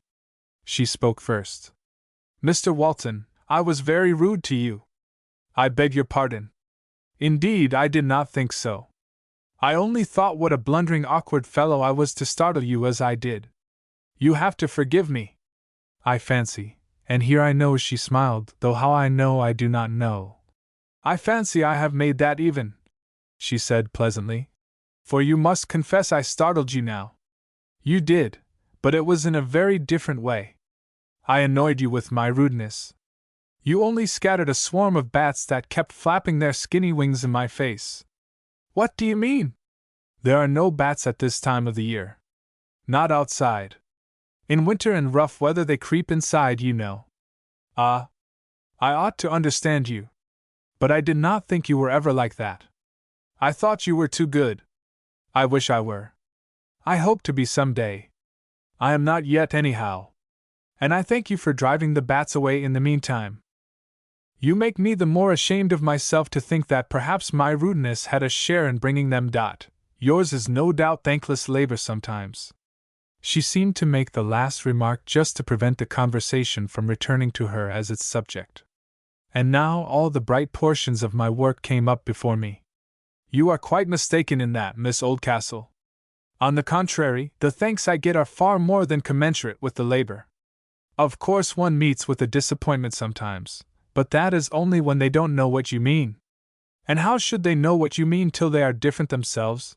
You remember what Wordsworth says on this very subject in his poem of Simon Lee. I do not know anything of Wordsworth. I do not quite see what he means. May I recommend you to think about it? You will be sure to find it out for yourself, and that will be 10 times more satisfactory than if I were to explain it to you. And, besides, you will never forget it if you do. Will you repeat the lines again? I did so. All this time the wind had been still. Now it rose with a slow gush in the trees. Was it fancy? Or, as the wind moved the shrubbery, did I see a white face? And could it be the white wolf, as Judy called her? I spoke aloud. But it is cruel to keep you standing here in such a night. You must be a real lover of nature to walk in the dark wind. I like it. Good night. So we parted. I gazed into the darkness after her, though she disappeared at the distance of a yard or two, and would have stood longer had I not still suspected the proximity of Judy's wolf, which made me turn and go home, regardless now of Mr. Stoddart's dowiness. I met Miss Oldcastle several times before the summer, but her old manner remained, or rather had returned, for there had been nothing of it in the tone of her voice in that interview, if interview it could be called, where either could see more than the other's outline. Chapter 13. Young Weir. By slow degrees the summer bloomed. Green came instead of white, rainbows instead of icicles. The grounds about the hall seemed the incarnation of a summer which had taken years to ripen to its perfection. The very grass seemed to have aged into perfect youth in that haunt of ancient peace. For surely nowhere else was such thick, delicate-bladed, delicate-colored grass to be seen. Gnarled old trees of may stood like altars of smoking perfume, or each like 1,000,000-petaled flower of upheaved whiteness, or of tender rosiness, as if the snow which had covered it in winter had sunk in and gathered warmth from the life of the tree, and now crept out again to adorn the summer. The long loops of the laburnum hung heavy with gold towards the sod below, and the air was full of the fragrance of the young leaves of the limes. Down in the valley below, the daisies shone in all the meadows, varied with the buttercup and the celandine, while in damp places grew large pimpernels, and along the sides of the river, the meadowsweet stood amongst the reeds at the very edge of the water, breathing out the odors of dreamful sleep. The clumsy pollards were each one mass of undivided green. The mill wheel had regained its knotty look, with its moss and its dip and drip, as it yielded to the slow water, which would have let it alone, but that there was no other way out of the land to the sea. I used now to wander about in the fields and woods, with a book in my hand, at which I often did not look the whole day, and which yet I liked to have with me. And I seemed somehow to come back with most upon those days in which I did not read. In this manner I prepared almost all my sermons that summer. But although I prepared them thus in the open country, I had another custom, which perhaps may appear strange to some, before I preached them. This was, to spend the Saturday evening, not in my study, but in the church. This custom of mine was known to the sexton and his wife, and the church was always clean and ready for me after about midday, so that I could be alone there as soon as I pleased. It would take more space than my limits will afford to explain thoroughly why I like to do this, but I will venture to attempt a partial explanation in a few words. This fine old church in which I was honored to lead the prayers of my people was not the expression of the religious feeling of my time. There was a gloom about it, a sacred gloom, I know, and I loved it, but such gloom as was not in my feeling when I talked to my flock. I honored the place. I rejoiced in its history. I delighted to think that even by the temples made with hands outlasting these bodies of ours, we were in a sense united to those who in them had before us lifted up holy hands without wrath or doubting, and with many more who, like us, had lifted up at least prayerful hands without hatred or despair. The place soothed me, tuned me to a solemn mood, one of self-denial, and gentle gladness in all sober things. But had I been an architect, and had I had to build a church, I do not in the least know how I should have built it. I am certain it would have been very different from this. Else I should be a mere imitator, like all the church architects I know anything about in the present day. For I always found the open air the most genial influence upon me for the production of religious feeling and thought. I had been led to try whether it might not be so with me by the fact that our Lord seemed so much to delight in the open air, and late in the day as well as early in the morning would climb the mountain to be alone with his Father. I found that it helped to give a reality to everything that I thought about, if I only contemplated it under the high untroubled blue, with the lowly green beneath my feet, and the wind blowing on me to remind me of the Spirit that once moved on the face of the waters, bringing order out of disorder and light out of darkness, and was now seeking every day a fuller entrance into my heart, that there he might work the one will of the Father in heaven. My reader will see then that there was, as it were, not so much a discord, as a lack of harmony between the surroundings wherein my thoughts took form, or, to use a homelier phrase, my sermon was studied, and the surroundings wherein I had to put these forms into the garments of words, or preach that sermon. I therefore sought to bridge over this difference. If I understood music, I am sure I could find an expression exactly fitted to my meaning, to find an easy passage between the open-air mood and the church mood, so as to be able to bring into the church as much of the fresh air, and the tree music, and the color harmony, and the gladness over all, as might be possible, and in order to this, I thought all my sermon over again in the afternoon sun as it shone slantingly through the stained window over Lord Eagle-Eye's tomb, and in the failing light thereafter, and the gathering dusk of the twilight, pacing up and down the solemn old place, hanging my thoughts here on a crocket, there on a corbel, now on the gable point over which Weir's face would gaze next morning, and now on the aspiring peaks of the organ. I thus made the place a cell of thought and prayer. And when the next day came, I found the forms around me so interwoven with the forms of my thought, that I felt almost like one of the old monks who had built the place, so little did I find any check to my thought or utterance from its unfitness for the expression of my individual modernism. But not one atom the more did I incline to the evil fancy that God was more in the past than in the present, that he is more within the walls of the church, than in the unwalled sky and earth, or seek to turn backwards one step from a living now to an entombed and consecrated past. One lovely Saturday, I had been out all the morning. I had not walked far, for I had sat in the various places longer than I had walked, my path lying through fields and copses, crossing a country road only now and then. I had my Greek Testament with me, and I read when I sat, and thought when I walked. I remember well enough that I was going to preach about the cloud of witnesses, and explain to my people that this did not mean persons looking at, witnessing our behavior. Not so could any addition be made to the awfulness of the fact that the eye of God was upon us, but witnesses to the truth, people who did what God wanted them to do, come of it what might, whether a crown or a rack, scoffs or applause. To behold whose witnessing might well rouse all that was human and divine in us to chose our part with them and their Lord. When I came home, I had an early dinner, and then betook myself to my Saturday's resort. I had never had a room large enough to satisfy me before. Now my study was to my mind. All through the slowly fading afternoon, the autumn of the day, when the colors are richest and the shadows long and lengthening, I paced my solemn old-thoughted church. Sometimes I went up into the pulpit and sat there, looking on the ancient walls which had grown up under men's hands that men might be helped to pray by the visible symbol of unity which the walls gave, and that the voice of the Spirit of God might be heard exhorting men to forsake the evil and choose the good. And I thought how many witnesses to the truth had knelt in those ancient pews. For as the great church is made up of numberless communities, so is the great shining orb of witness-bearers made up of millions of lesser orbs.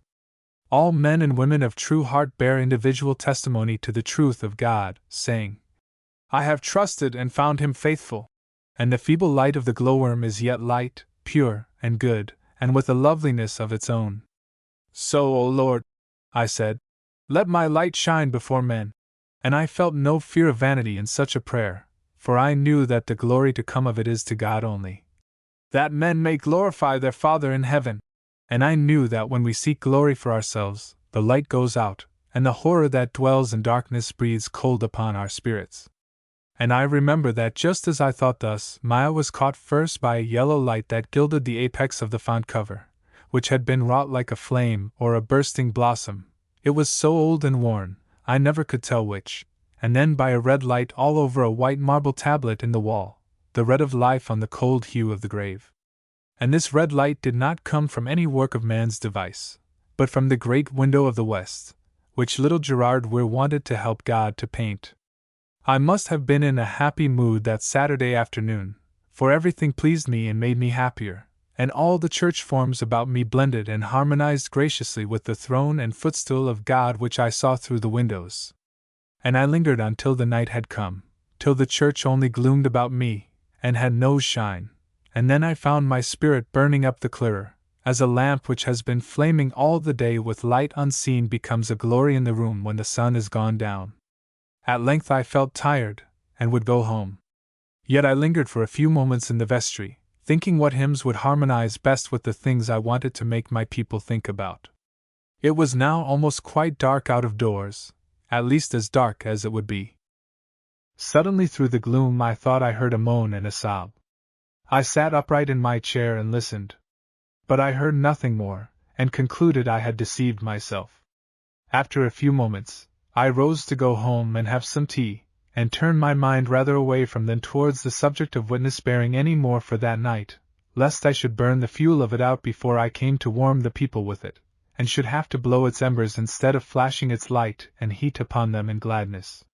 So I left the church by my vestry door, which I closed behind me, and took my way along the path through the clustering group of graves. Again I heard a sob. This time I was sure of it. And there lay something dark upon one of the grassy mounds. I approached it, but it did not move. I spoke. "Can I be of any use to you?" I said. "No," returned an almost inaudible voice. Though I did not know whose was the grave, I knew that no one had been buried there very lately, and if the grief were for the loss of the dead, it was more than probably aroused to fresh vigor by recent misfortune. I stooped, and taking the figure by the arm, said, "Come with me, and let us see what can be done for you." I then saw that it was a youth, perhaps scarcely more than a boy. And as soon as I saw that, I knew that his grief could hardly be incurable. He returned no answer, but rose at once to his feet, and submitted to be led away. I took him the shortest road to my house through the shrubbery, brought him into the study, made him sit down in my easy chair, and rang for lights and wine, for the dew had been falling heavily, and his clothes were quite dank. But when the wine came, he refused to take any. "But you want it?" I said. "No, sir, I don't indeed." "Take some for my sake, then." "I would rather not, sir." "Why?" "I promised my father a year ago, when I left home, that I would not drink anything stronger than water, sick, and I can't break my promise now." "Where is your home?" "In the village, sir." "That wasn't your father's grave I found you upon, was it?" "No, sir. It was my mother's." "Then your father is still alive?" "Yes, sir." "You know him very well, Thomas Weir." "Ah. He told me he had a son in London. Are you that son?" "Yes, sir," answered the youth, swallowing a rising sob. "Then what is the matter?" "Your father is a good friend of mine, and would tell you you might trust me." "I don't doubt it, sir. But you won't believe me any more than my father." By this time I had perused his person, his dress, and his countenance. He was of middle size, but evidently not full grown. His dress was very decent. His face was pale and thin, and revealed a likeness to his father. He had blue eyes that looked full at me, and, as far as I could judge, betokened, along with the whole of his expression, an honest and sensitive nature. I found him very attractive, and was therefore the more emboldened to press for the knowledge of his story. "I cannot promise to believe whatever you say, but almost I could." And if you tell me the truth, I like you too much already to be in great danger of doubting you, for you know the truth has a force of its own. I thought so till tonight, he answered. But if my father would not believe me, how can I expect you to do so, sir? Your father may have been too much troubled by your story to be able to do it justice. It is not a bit like your father to be unfair. No, sir. And so much the less chance of your believing me. Somehow his talk prepossessed me still more in his favor. There was a certain refinement in it, a quality of dialogue which indicated thought, as I judged, and I became more and more certain that, whatever I might have to think of it when told, he would yet tell me the truth. Come, try me, I said. I will, sir. But I must begin at the beginning. Begin where you like. I have nothing more to do tonight, and you may take what time you please. But I will ring for tea first, for I dare say you have not made any promise about that. A faint smile flickered on his face. He was evidently beginning to feel a little more comfortable. When did you arrive from London? I asked. About 2 hours ago, I suppose. Bring tea, Mrs. Pearson, and that cold chicken and ham, and plenty of toast. We are both hungry. Mrs. Pearson gave a questioning look at the lad, and departed to do her duty. When she returned with the tray, I saw by the unconsciously eager way in which he looked at the eatables, that he had had nothing for some time, and so, even after we were left alone, I would not let him say a word till he had made a good meal. It was delightful to see how he ate. Few troubles will destroy a growing lad's hunger, and indeed it has always been to me a marvel how the feelings and the appetites affect each other. I have known grief actually make people, and not sensual people at all, quite hungry. At last I thought I had better not offer him any more. After the tea things had been taken away, I put the candles out, and the moon, which had risen, nearly full, while we were at tea, shone into the room. I had thought that he might possibly find it easier to tell his story in the moonlight, which, if there were any shame in the recital, would not, by too much revelation, reduce him to the despair of Macbeth, when, feeling that he could contemplate his deed, but not his deed and himself together, he exclaimed. So, sitting by the window in the moonlight, he told his tale. The moon lighted up his pale face as he told it, and gave rather a wild expression to his eyes, eager to find faith in me. I have not much of the dramatic in me, I know, and I am rather a flat teller of stories on that account. I shall not, therefore, seeing there is no necessity for it, attempt to give the tale in his own words. But indeed, when I think of it, they did not differ so much from the form of my own, for he had, I presume, lost his provincialisms, and being, as I found afterwards, a reader of the best books that came in his way, had not caught up many cockneyisms instead. He had filled a place in the employment of Messrs.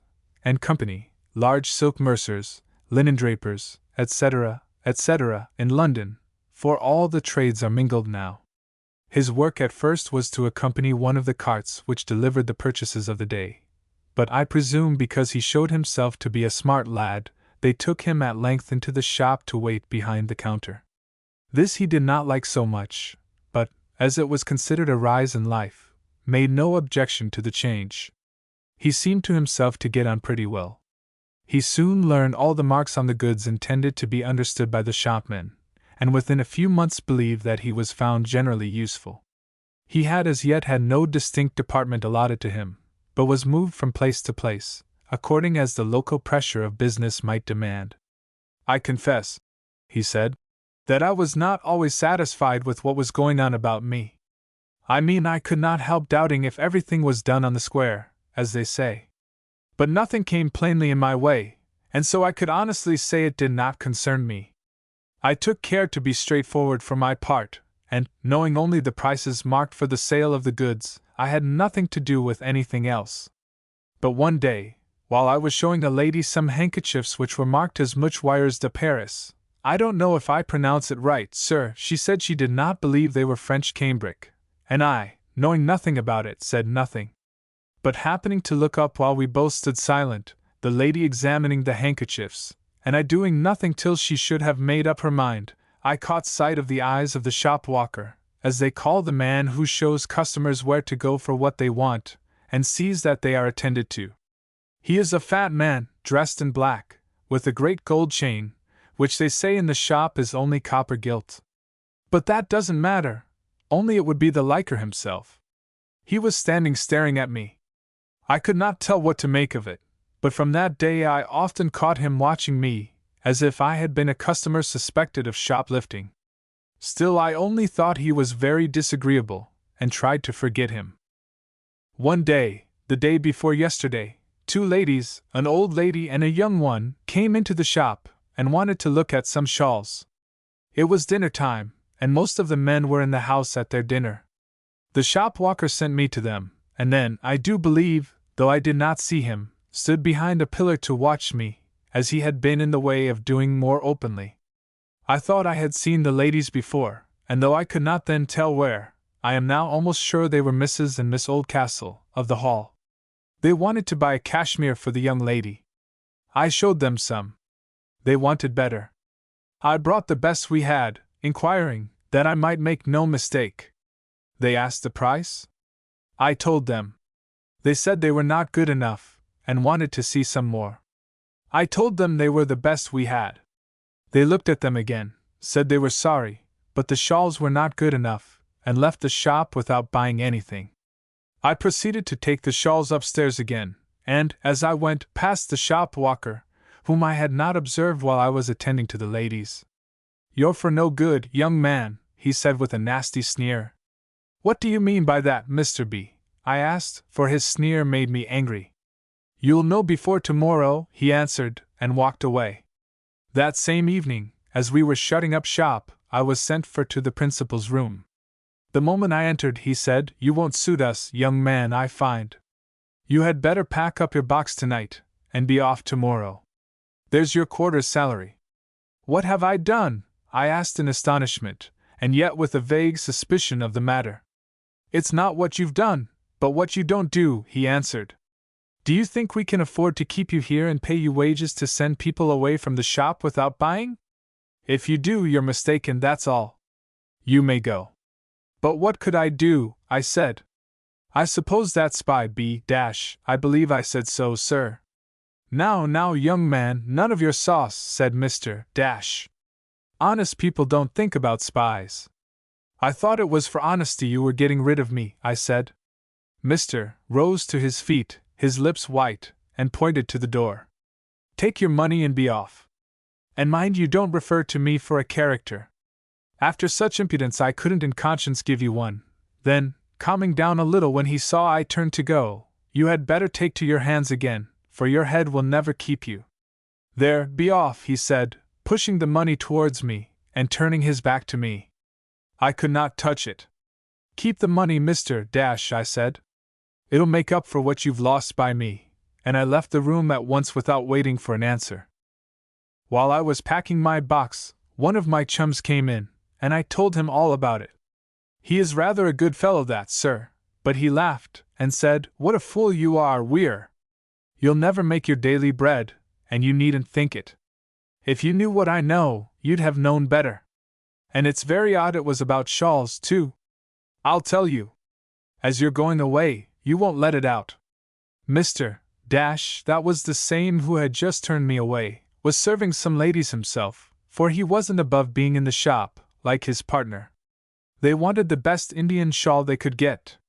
None of those he showed them were good enough, for the ladies really didn't know one from another.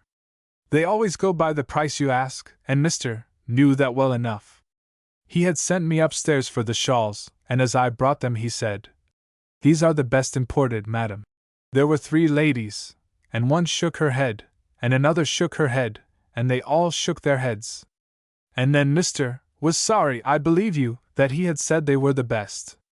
But you won't catch him in a trap. He's too old a fox for that. I'm telling you, sir, what Johnson told me." He looked close down at the shawls, as if he were short-sighted, though he could see as far as any man. "I beg your pardon, ladies," said he. "You're right.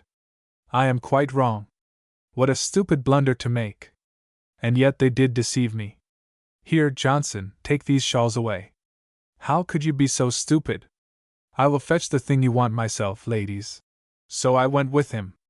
He chose out 3 or 4 shawls, of the nicest patterns, from the very same lot, marked in the very same way, folded them differently, and gave them to me to carry down. "Now, ladies, here they are," he said. "These are quite a different thing, as you will see, and indeed, they cost half as much again." In 5 minutes they had bought 2 of them, and paid just half as much more than he had asked for them the first time. "That's Mr. Dash! And that's what you should have done if you had wanted to keep your place. But I assure you, sir, I could not help being glad to be out of it." "But there is nothing in all this to be miserable about," I said. "You did your duty. It would be all right, sir, if father believed me. I don't want to be idle, I'm sure. Does your father think you do?" "I don't know what he thinks. He won't speak to me. I told my story, as much of it as he would let me, at least, but he wouldn't listen to me. He only said he knew better than that. I couldn't bear it. He always was rather hard upon us. I'm sure if you hadn't been so kind to me, sir, I don't know what I should have done by this time. I haven't another friend in the world." "Yes, you have. Your Father in heaven is your friend." "I don't know that, sir. I'm not good enough." "That's quite true. But you would never have done your duty if he had not been with you." "Do you think so, sir?" he returned eagerly. "Indeed I do. Everything good comes from the Father of lights. Everyone that walks in any glimmering of light walks so far in his light. For there is no light, only darkness, comes from below. And man apart from God can generate no light. He's not meant to be separated from God, you see. And only think then what light he can give you if you will turn to him and ask for it. What he has given you should make you long for more, for what you have is not enough. Ah! Far from it. I think I understand. But I didn't feel good at all in the matter. I didn't see any other way of doing. So much the better. We ought never to feel good. We are but unprofitable servants at best. There is no merit in doing your duty, only you would have been a poor wretched creature not to do as you did. And now, instead of making yourself miserable over the consequences of it, you ought to bear them like a man, with courage and hope, thanking God that he has made you suffer for righteousness' sake, and denied you the success and the praise of cheating. I will go to your father at once, and find out what he is thinking about it. For no doubt Mr. has written to him with his version of the story. Perhaps he will be more inclined to believe you when he finds that I believe you." "Oh, thank you, sir!" cried the lad, and jumped up from his seat to go with me. "No," I said. "You had better stay where you are. I shall be able to speak more freely if you are not present. Here is a book to amuse yourself with. I do not think I shall be long gone." But I was longer gone than I thought I should be. When I reached the carpenter's house, I found, to my surprise, that he was still at work. By the light of a single tallow candle placed beside him on the bench, he was plowing away at a groove. His pale face, of which the lines were unusually sharp, as I might have expected after what had occurred, was the sole object that reflected the light of the candle to my eyes as I entered the gloomy place. He looked up, but without even greeting me, dropped his face again and went on with his work. "What?" I said cheerily, for I believed that, like Gideon's pitcher, I held dark within me the light that would discomfit his Midianites, which consciousness may well make the pitcher cheery inside, even while the light as yet is all its own, worthless, till it break out upon the world, and cease to illuminate only glazed pitcher sides. "What?" I said. "Working so late?" "Yes, sir. It is not usual with you, I know. It's all a humbug," he said fiercely, but coldly notwithstanding, as he stood erect from his work, and turned his white face full on me, of which, however, the eyes drooped. "It's all a humbug, and I don't mean to be humbugged any more." "Am I a humbug?" I returned, not quite taken by surprise. "I don't say that. Don't make a personal thing of it, sir. You're taken in, I believe, like the rest of us. Tell me that a God governs the world. What have I done to be used like this?" I thought with myself how I could retort for his young son. What has he done to be used like this? But that was not my way, though it might work well enough in some hands. Some men are called to be prophets. I could only stand and wait. It would be wrong in me to pretend ignorance, I said. Of what you mean? I know all about it. Do you? He has been to you, has he? But you don't know all about it, sir. The impudence of the young rascal! He paused for a moment. A man like me, he resumed, becoming eloquent in his indignation, and, as I thought afterwards, entirely justifying what Wordsworth says about the language of the so-called uneducated. A man like me, who is as proud of his honor as any aristocrat in the country, prouder than any of them would grant me the right to be. Too proud of it, I think, not too careful of it, I said. But I was thankful he did not heed me, for the speech would only have irritated him. He went on. Me to be treated like this. One child, eh? Here came a terrible break in his speech. But he tried again. And the other, eh? Instead of finishing the sentence, however, he drove his plough fiercely through the groove, splitting off some inches of the wall of it at the end. If any one has treated you so, I said, it must be the devil, not God. But if there was a God, he could have prevented it all. Mind what I said to you once before, he hasn't done yet. And there is another enemy in his way as bad as the devil, I mean ourselves. When people want to walk their own way without God, God lets them try it. And then the devil gets a hold of them. But God won't let him keep them. As soon as they are wearied in the greatness of their way, they begin to look about for a savior.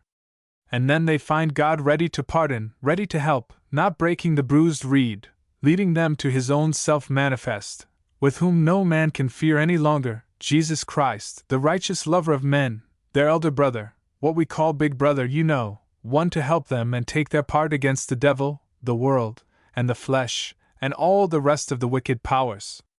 So you see, God is tender, just like the prodigal son's father, only with this difference, that God has millions of prodigals, and never gets tired of going out to meet them and welcome them back, every one as if he were the only prodigal son he had ever had. There's a father indeed! Have you been such a father to your son? The prodigal didn't come with a pack of lies. He told his father the truth, bad as it was. How do you know that your son didn't tell you the truth? All the young men that go from home don't do as the prodigal did. Why should you not believe what he tells you? I'm not one to reckon without my host. Here's my bill. And so saying, he handed me a letter. I took it and read. Sir, it has become our painful duty to inform you that your son has this day been discharged from the employment of Messrs. and Company, his conduct not being such as to justify the confidence hitherto reposed in him. It would have been contrary to the interests of the establishment to continue him longer behind the counter, although we are not prepared to urge anything against him beyond the fact that he has shown himself absolutely indifferent to the interests of his employers. We trust that the chief blame will be found to lie with certain connections of a kind easy to be formed in large cities, and that the loss of his situation may be punishment sufficient, if not for justice, yet to make him consider his ways and be wise. We enclose his quarter's salary, which the young man rejected with insult, and we remain, N.C. and Company.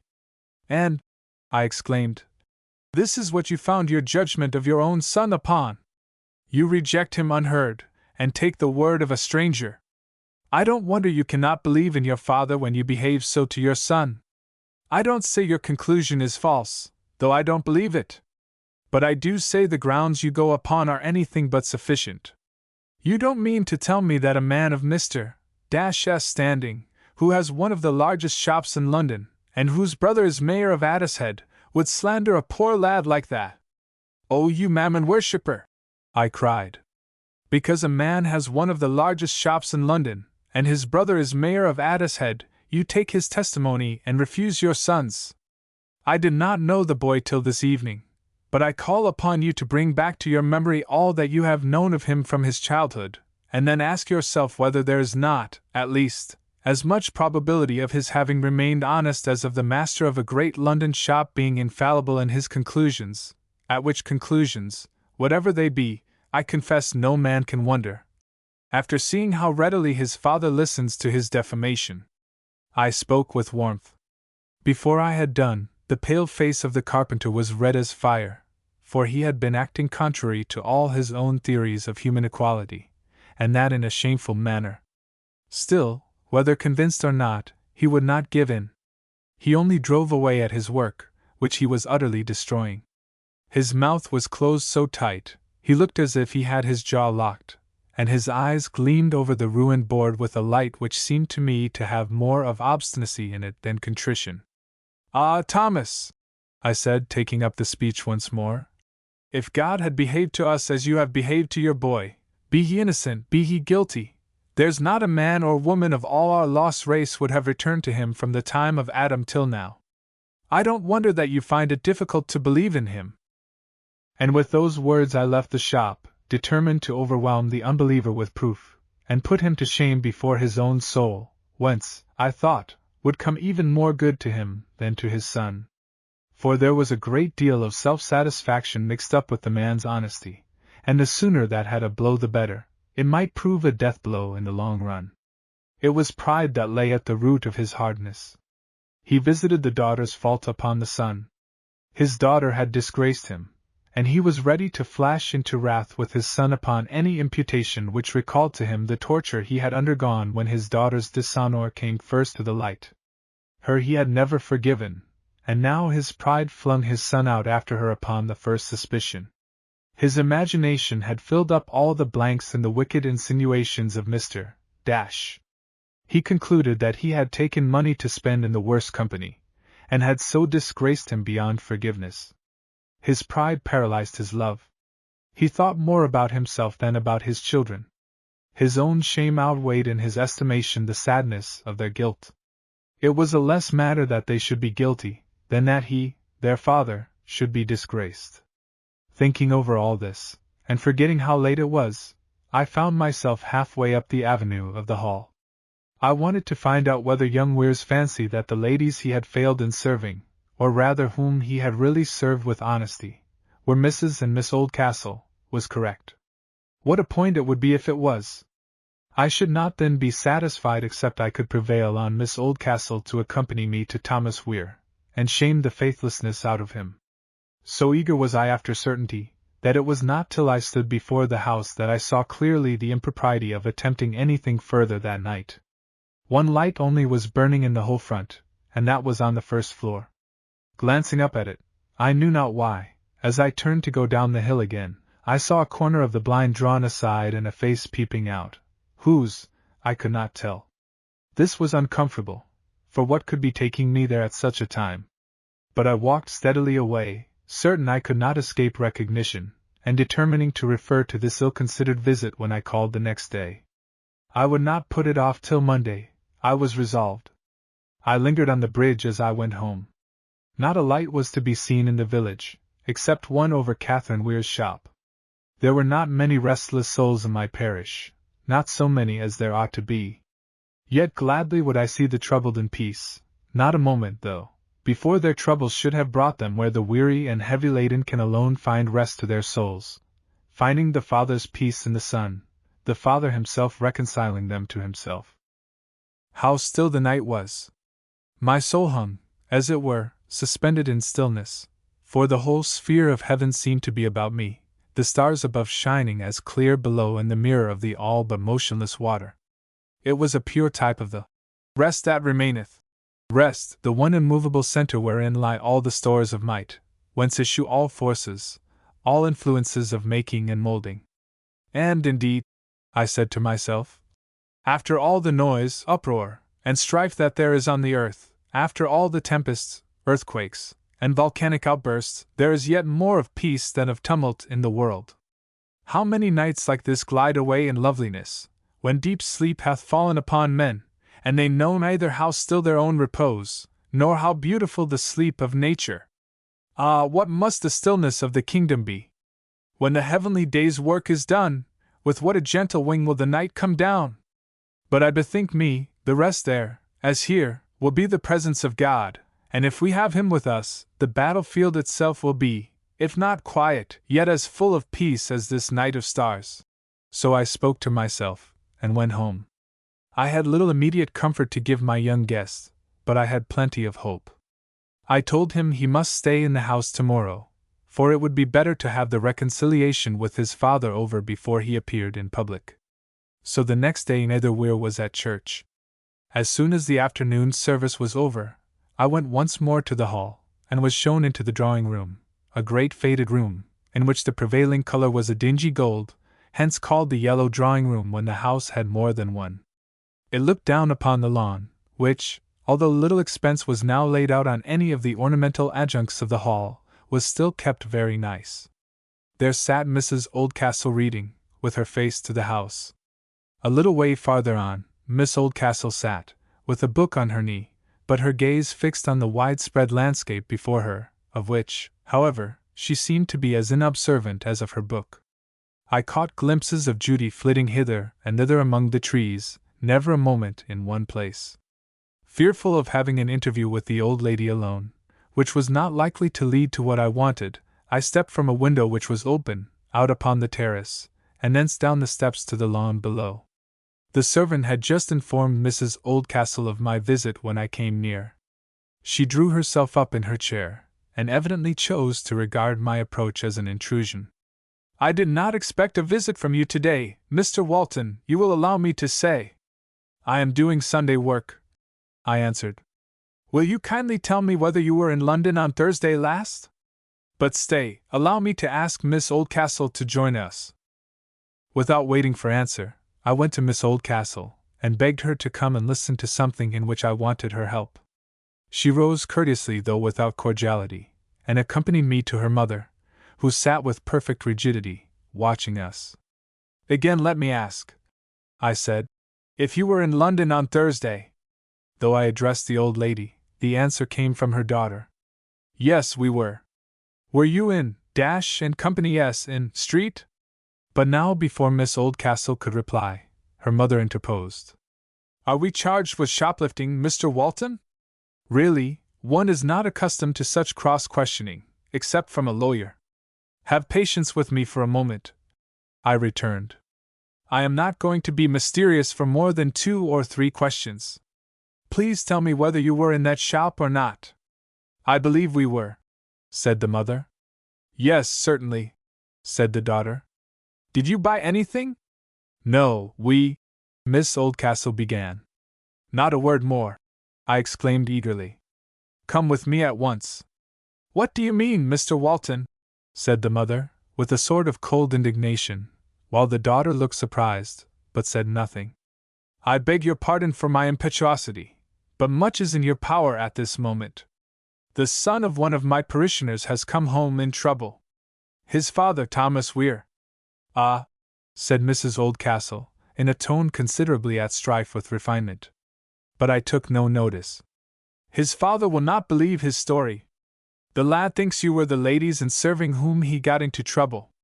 I am so confident he tells the truth, that I want Miss Oldcastle to be so kind as to accompany me to Weir's house."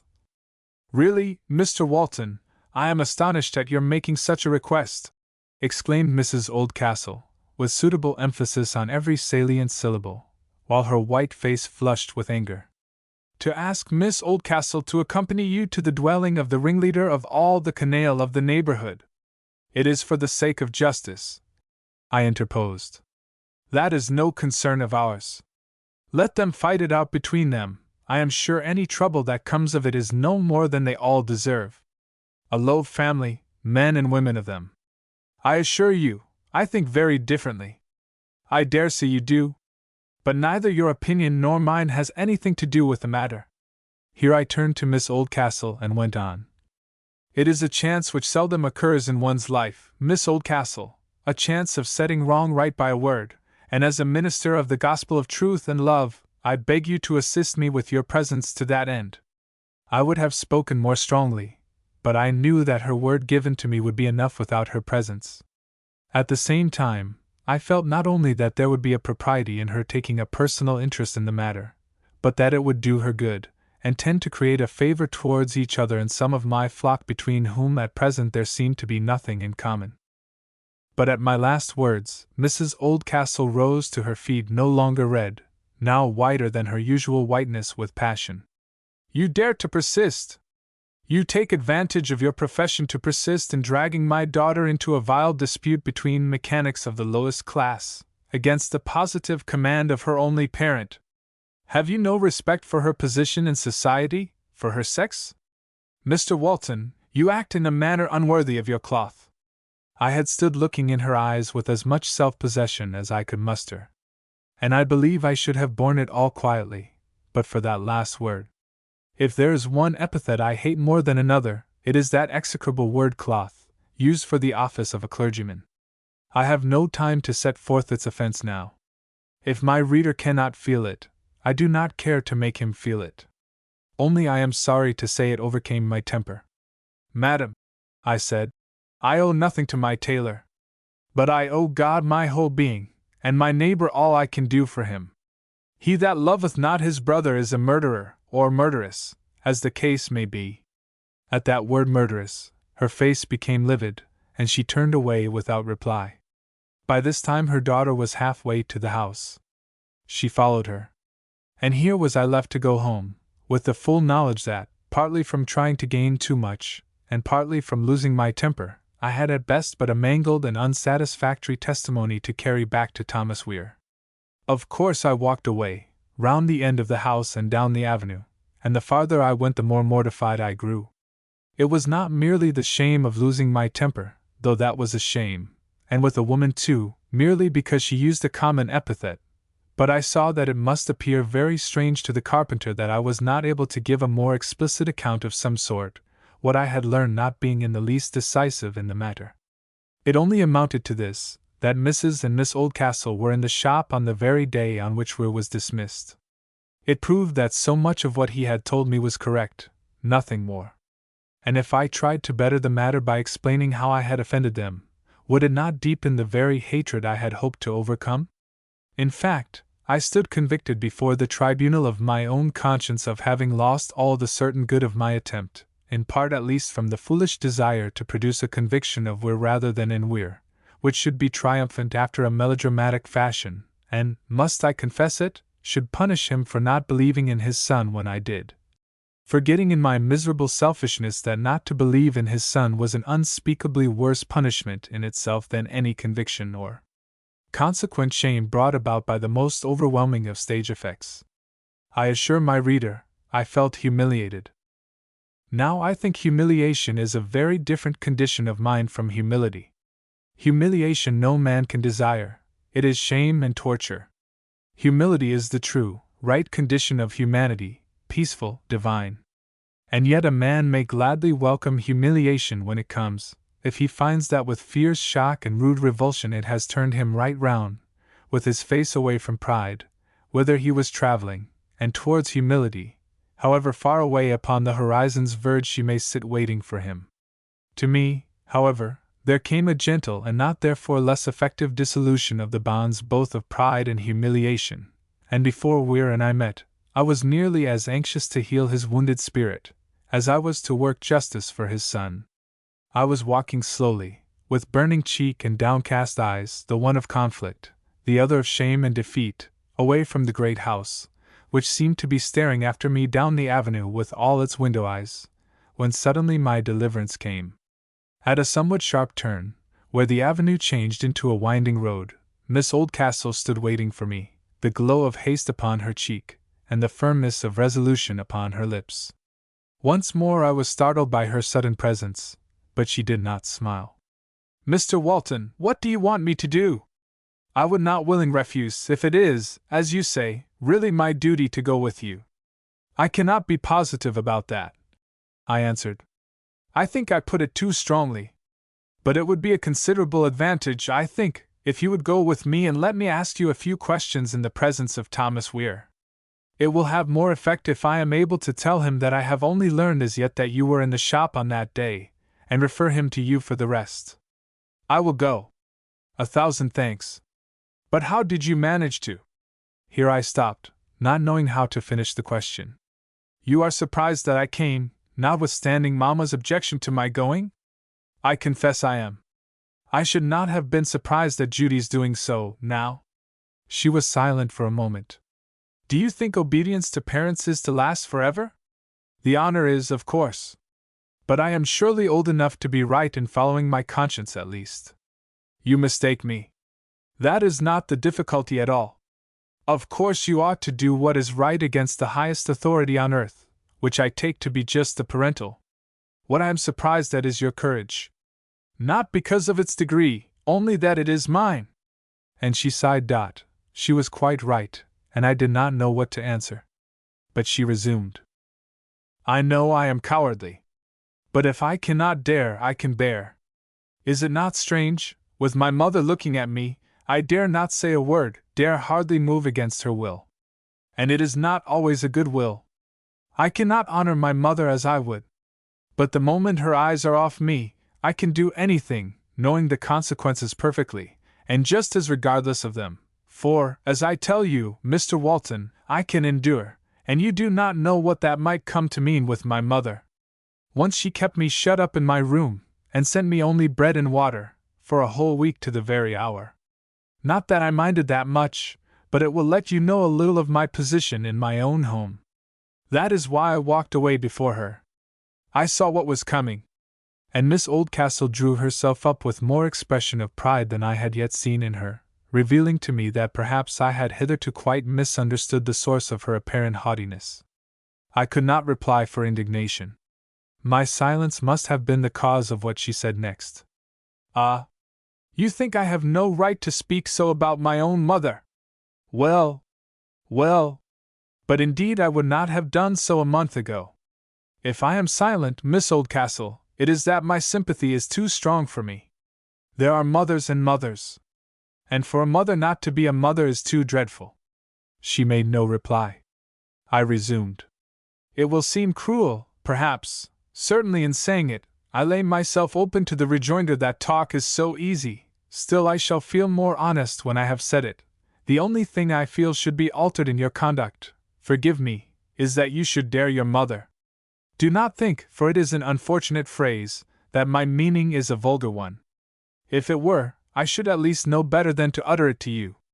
What I mean is, that you ought to be able to be and do the same before your mother's eyes, that you are and do when she is out of sight. I mean that you should look in your mother's eyes, and do what is right.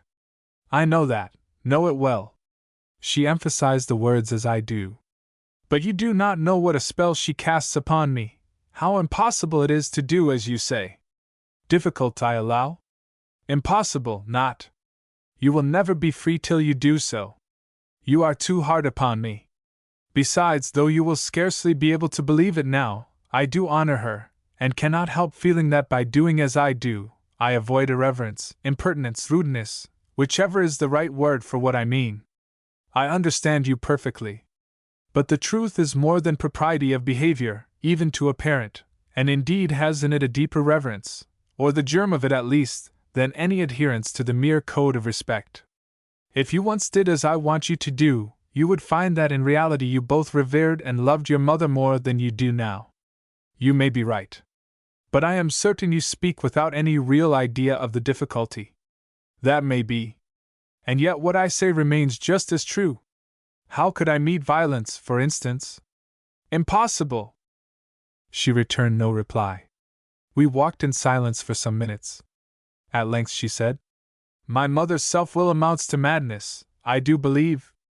I have yet to learn where she would stop of herself. All self-will is madness, I returned, stupidly enough, for what is the use of making general remarks when you have a terrible concrete before you? To want one's own way just and only because it is one's own way is the height of madness. Perhaps. But when madness has to be encountered as if it were sense, it makes it no easier to know that it is madness. Does your uncle give you no help? Poor man! He is as frightened at her as I am. He dares not even go away. He did not know what he was coming to when he came to Oldcastle Hall. Dear uncle! I owe him a great deal. But for any help of that sort, he is of no more use than a child. I believe Mamma looks upon him as half an idiot. He can do anything or everything but help one to live, to be anything. Oh me! I am so tired! And the proud lady, as I had thought her, perhaps not incorrectly, burst out crying. What was I to do? I did not know in the least. What I said I do not even now know. But by this time we were at the gate, and as soon as we had passed the guardian monstrosities, We found the open road an effectual antidote to tears. When we came within sight of the old house where we lived, Miss Oldcastle became again a little curious as to what I required of her. "Trust me," I said. "There is nothing mysterious about it. Only I prefer the truth to come out fresh in the ears of the man most concerned." "I do trust you," she answered. And we knocked at the house door. Thomas Weir himself opened the door, with a candle in his hand. He looked very much astonished to see his lady visitor. He asked us, politely enough, to walk upstairs, and ushered us into the large room I have already described. There sat the old man, as I had first seen him, by the side of the fire. He received us with more than politeness, with courtesy, and I could not help glancing at Miss Oldcastle to see what impression this family of low, free-thinking Republicans made upon her. It was easy to discover that the impression was a favorable surprise. But I was as much surprised at her behavior as she was at theirs. Not a haughty tone was to be heard in her voice, not a haughty movement to be seen in her form.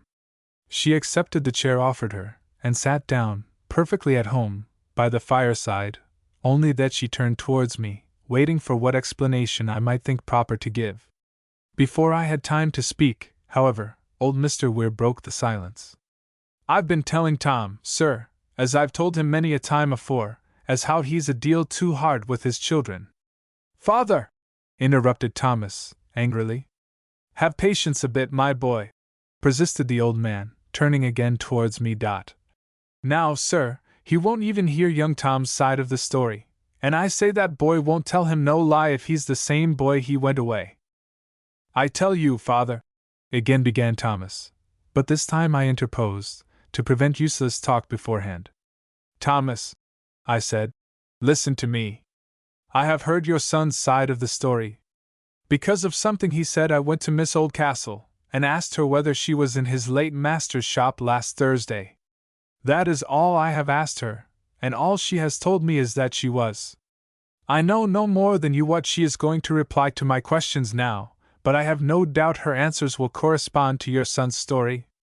I then put my questions to Miss Oldcastle, whose answers amounted to this: that they had wanted to buy a shawl, that they had seen none good enough, that they had left the shop without buying anything, and that they had been waited upon by a young man, who, while perfectly polite and attentive to their wants, did not seem to have the ways or manners of a London shop lad. I then told them the story as young Tom had related it to me, and asked if his sister was not in the house and might not go to fetch him. But she was with her sister Catherine.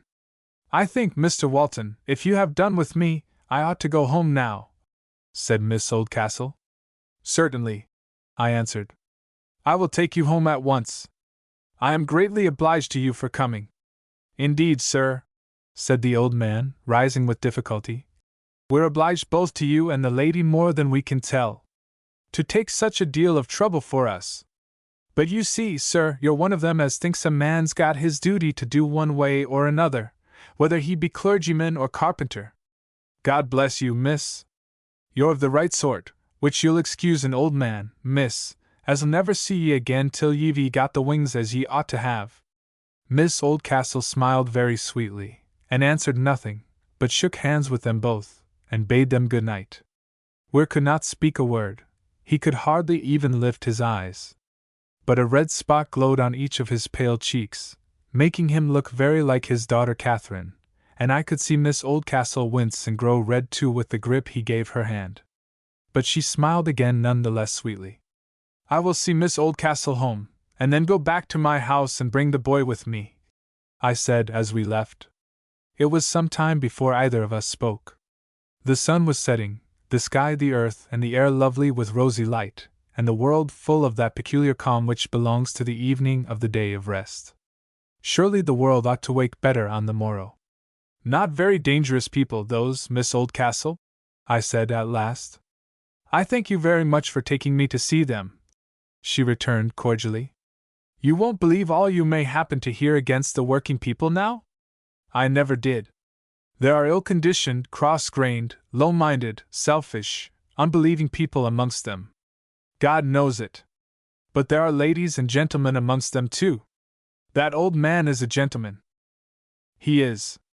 And the only way to teach them all to be such, is to be such to them. The man who does not show himself a gentleman to the working people, why should I call them the poor?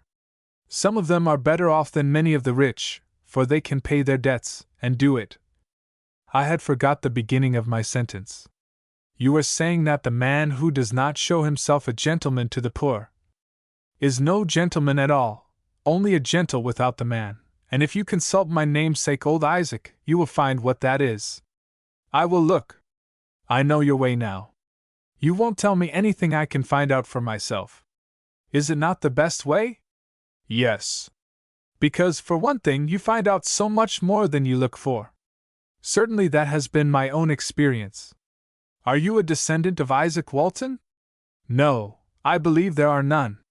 But I hope I have so much of his spirit that I can do two things like him. Tell me.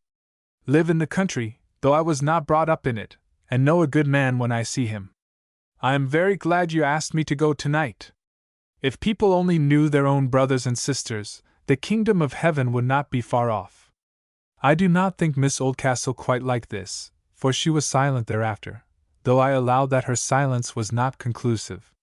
And we had now come close to the house. I wish I could help you, I said. In what? To bear what I fear is waiting you. I told you I was equal to that. It is where we are unequal that we want help. You may have to give it me some day. Who knows? I left her most unwillingly in the porch, just as Sarah, the white wolf, had her hand on the door, rejoicing in my heart, however, over her last words. My reader will not be surprised, after all this, if, before I get very much further with my story, I have to confess that I loved Miss Oldcastle. When young Tom and I entered the room, his grandfather rose and tottered to meet him. His father made one step towards him, and then hesitated.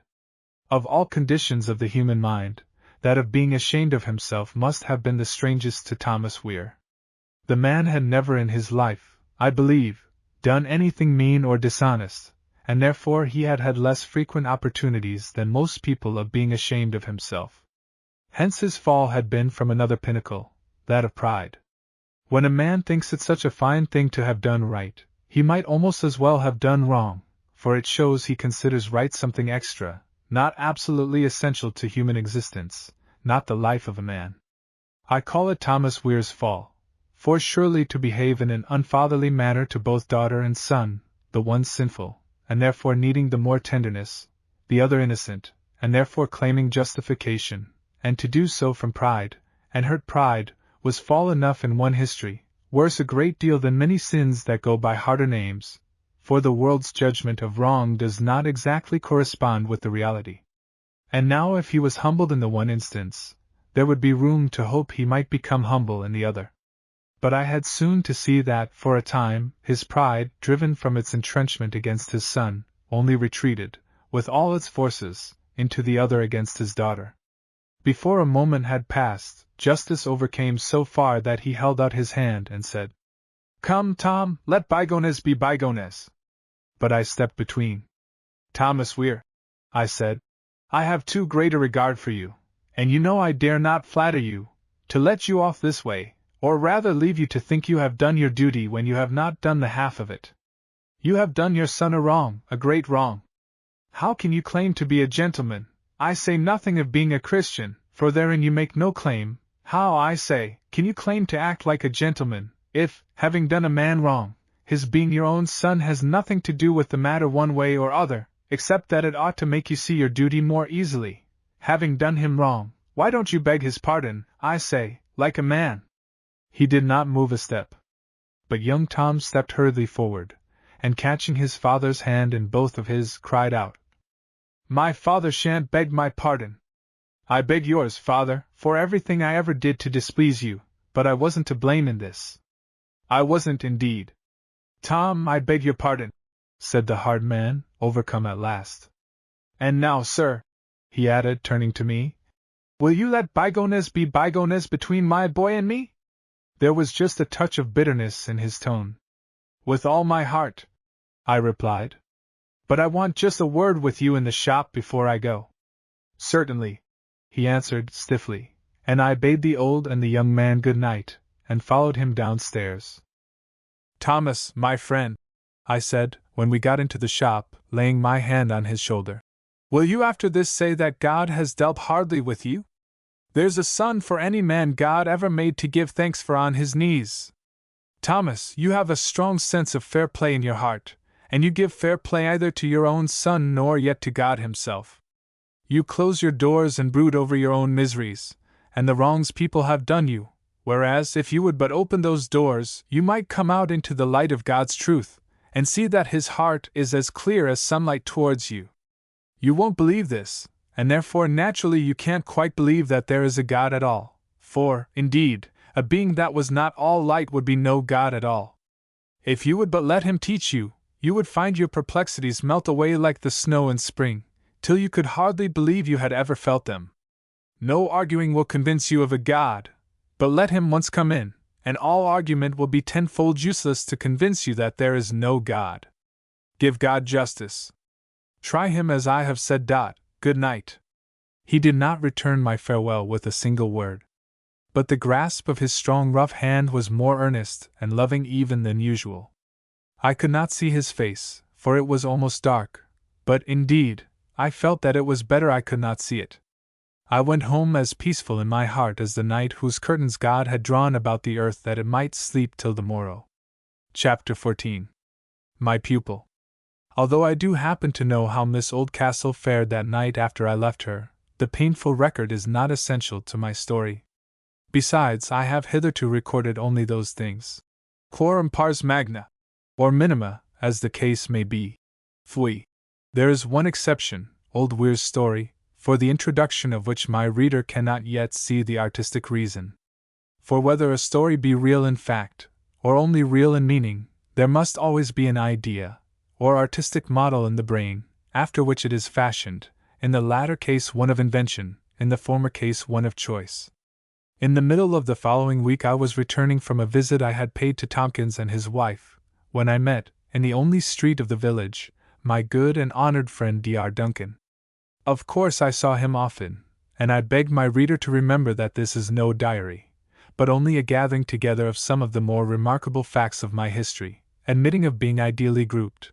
But this time I recall distinctly because the interview bore upon many things.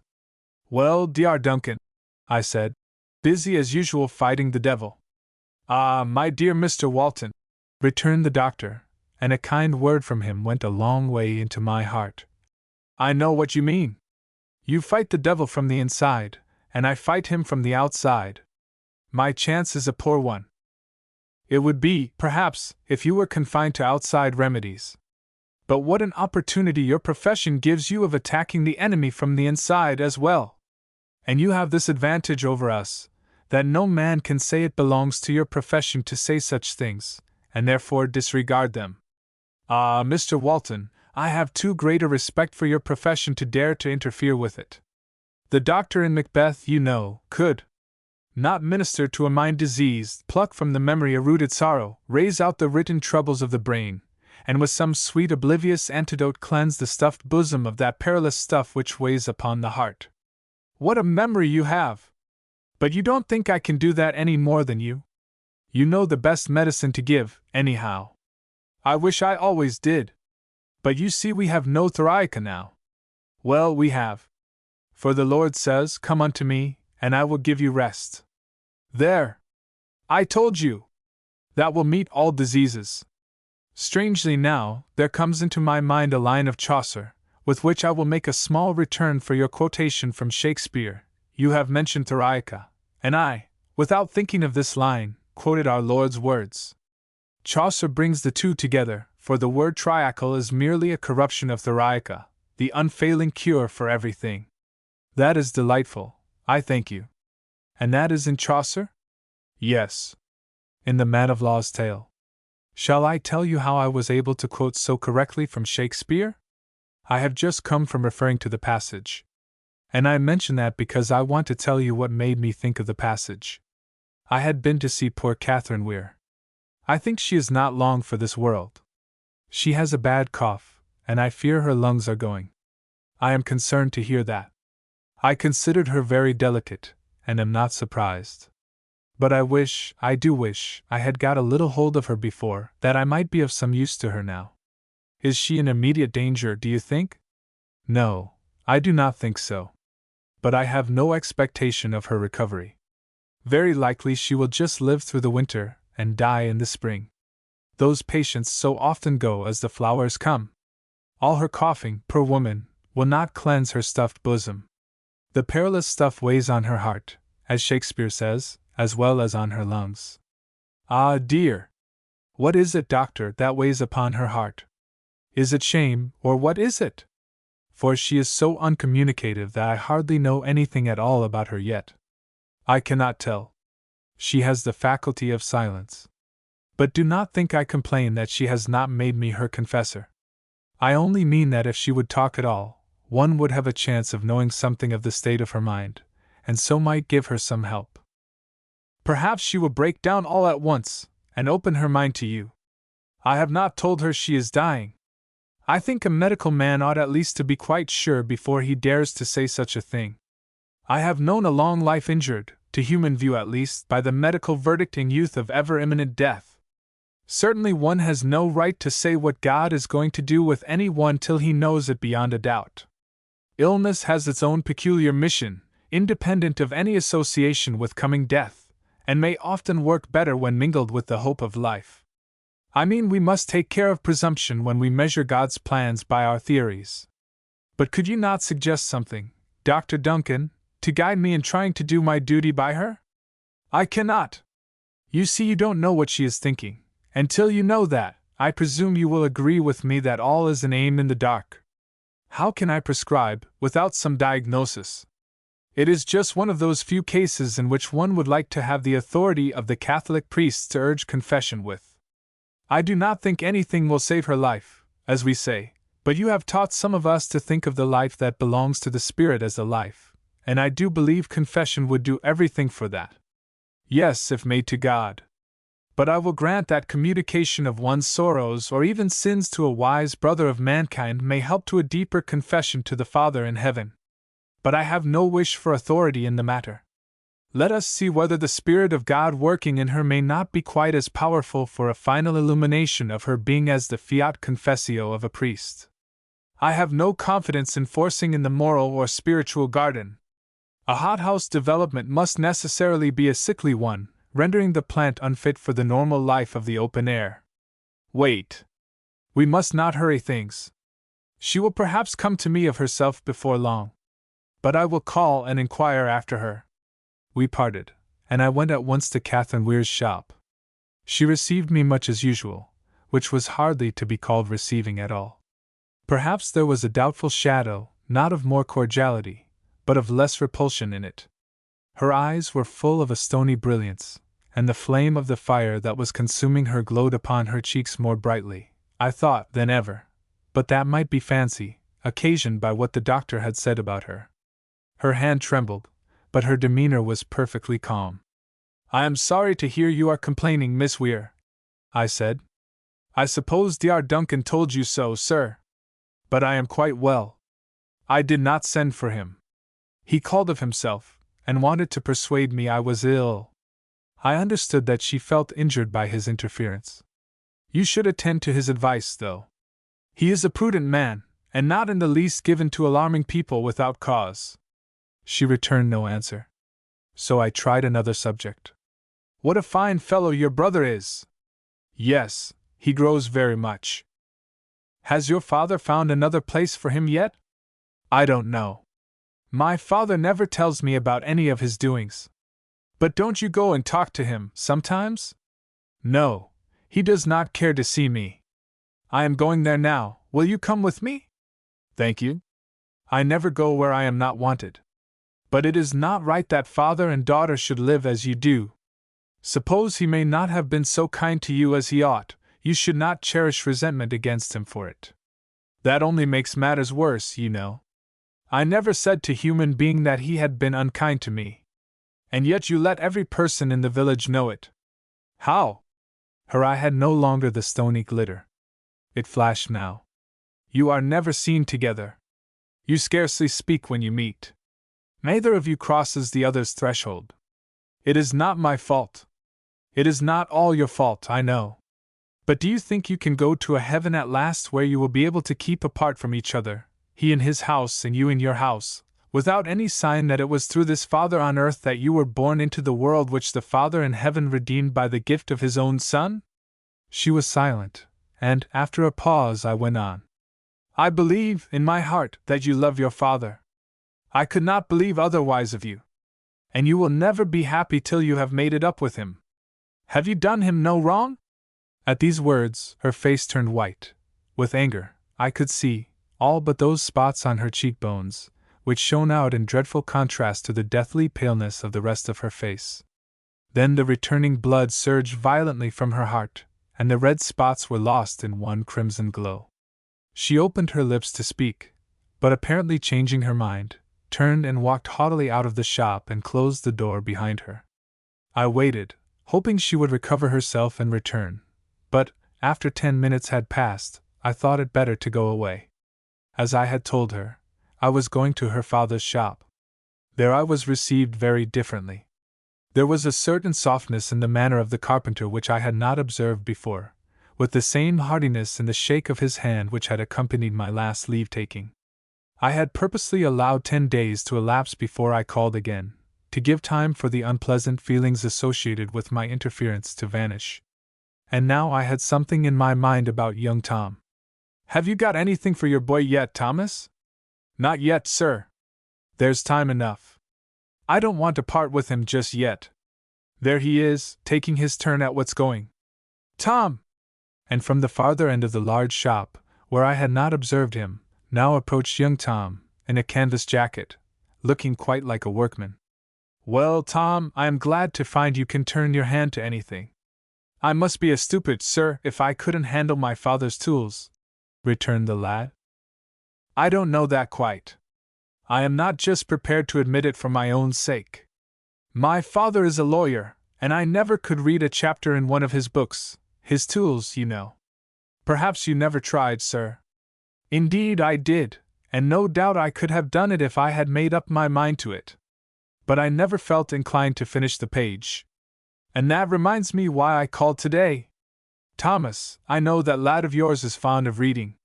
Can you spare him from his work for an hour or so before breakfast? Tomorrow, sir? Tomorrow, and tomorrow, and tomorrow, I answered. And there's Shakespeare for you. Of course, sir, whatever you wish, said Thomas, with a perplexed look, in which pleasure seemed to long for confirmation, and to be, till that came, afraid to put its native semblance on. I want to give him some direction in his reading. When a man is fond of any tools, and can use them, it is worth while showing him how to use them better. Oh, thank you, sir! Exclaimed Tom, his face beaming with delight. That is kind of you, sir! Tom, you're a made man! Cried the father. So, I went on, if you will let him come to me for an hour every morning, till he gets another place, say from 8 to 9, I will see what I can do for him. Tom's face was as red with delight as his sister's had been with anger.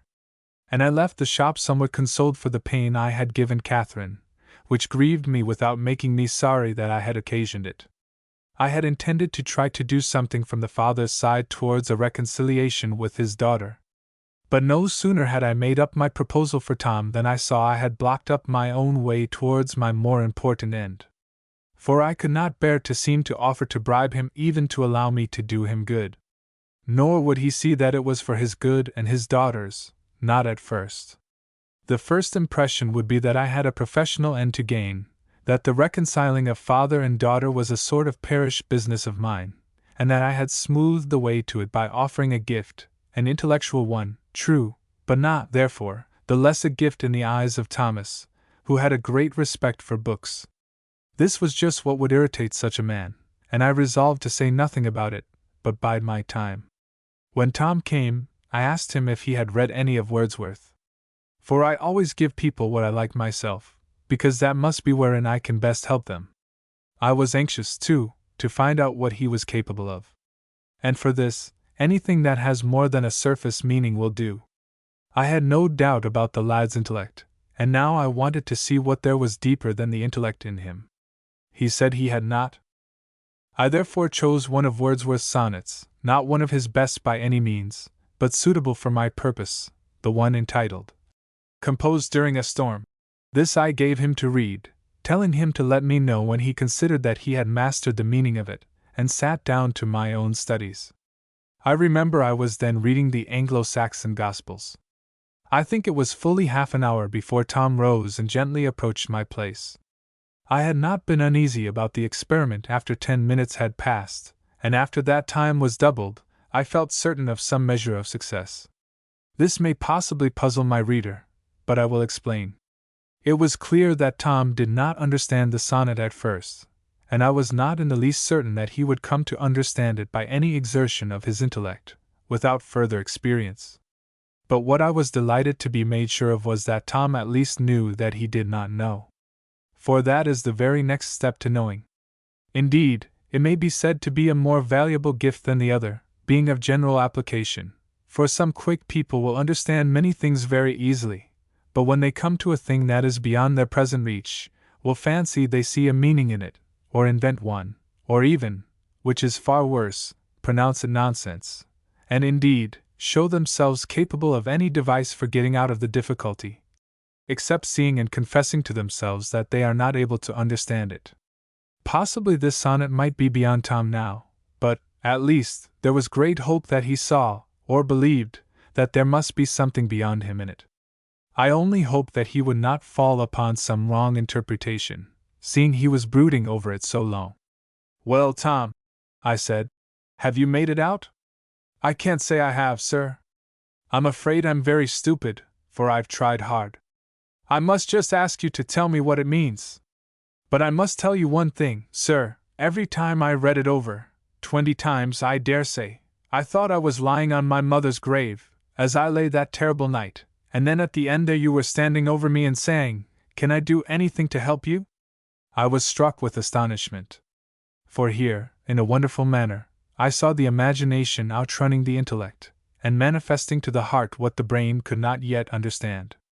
It indicated undeveloped gifts of a far higher nature than those belonging to the mere power of understanding alone. For there was a hidden sympathy of the deepest kind between the life experience of the lad, and the embodiment of such life experience on the part of the poet. But he went on. "I am sure, sir, I ought to have been at my prayers then, but I wasn't, so I didn't deserve you to come. But don't you think God is sometimes better to us than we deserve? He is just everything to us, Tom, and we don't and can't deserve anything. Now I will try to explain the sonnet to you." I had always had an impulse to teach, not for the teaching's sake, for that, regarded as the attempt to fill skulls with knowledge, had always been to me a desolate dreariness. But the moment I saw a sign of hunger, an indication of readiness to receive, I was invariably seized with a kind of passion for giving. I now proceeded to explain the sonnet. Having done so, nearly as well as I could, Tom said, "It is very strange, sir, but now that I have heard you say what the poem means, I feel as if I had known it all the time, though I could not say it." Here at least was no common mind. The reader will not be surprised to hear that the hour before breakfast extended into 2 hours after breakfast as well. Nor did this take up too much of my time, for the lad was capable of doing a great deal for himself under the sense of help at hand. His father, so far from making any objection to the arrangement, was delighted with it. Nor do I believe that the lad did less work in the shop for it.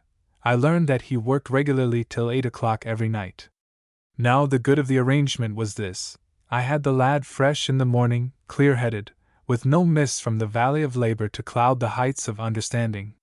From the exercise of the mind it was a pleasant and relieving change to turn to bodily exertion. I am certain that he both thought and worked better, because he both thought and worked. Every literary man ought to be mechanical, to use a Shakespearean word, as well. But it would have been quite a different matter if he had come to me after the labor of the day. He would not then have been able to think nearly so well. But labor, sleep, thought, labor again, seems to me to be the right order with those who, earning their bread by the sweat of the brow, would yet remember that man shall not live by bread alone.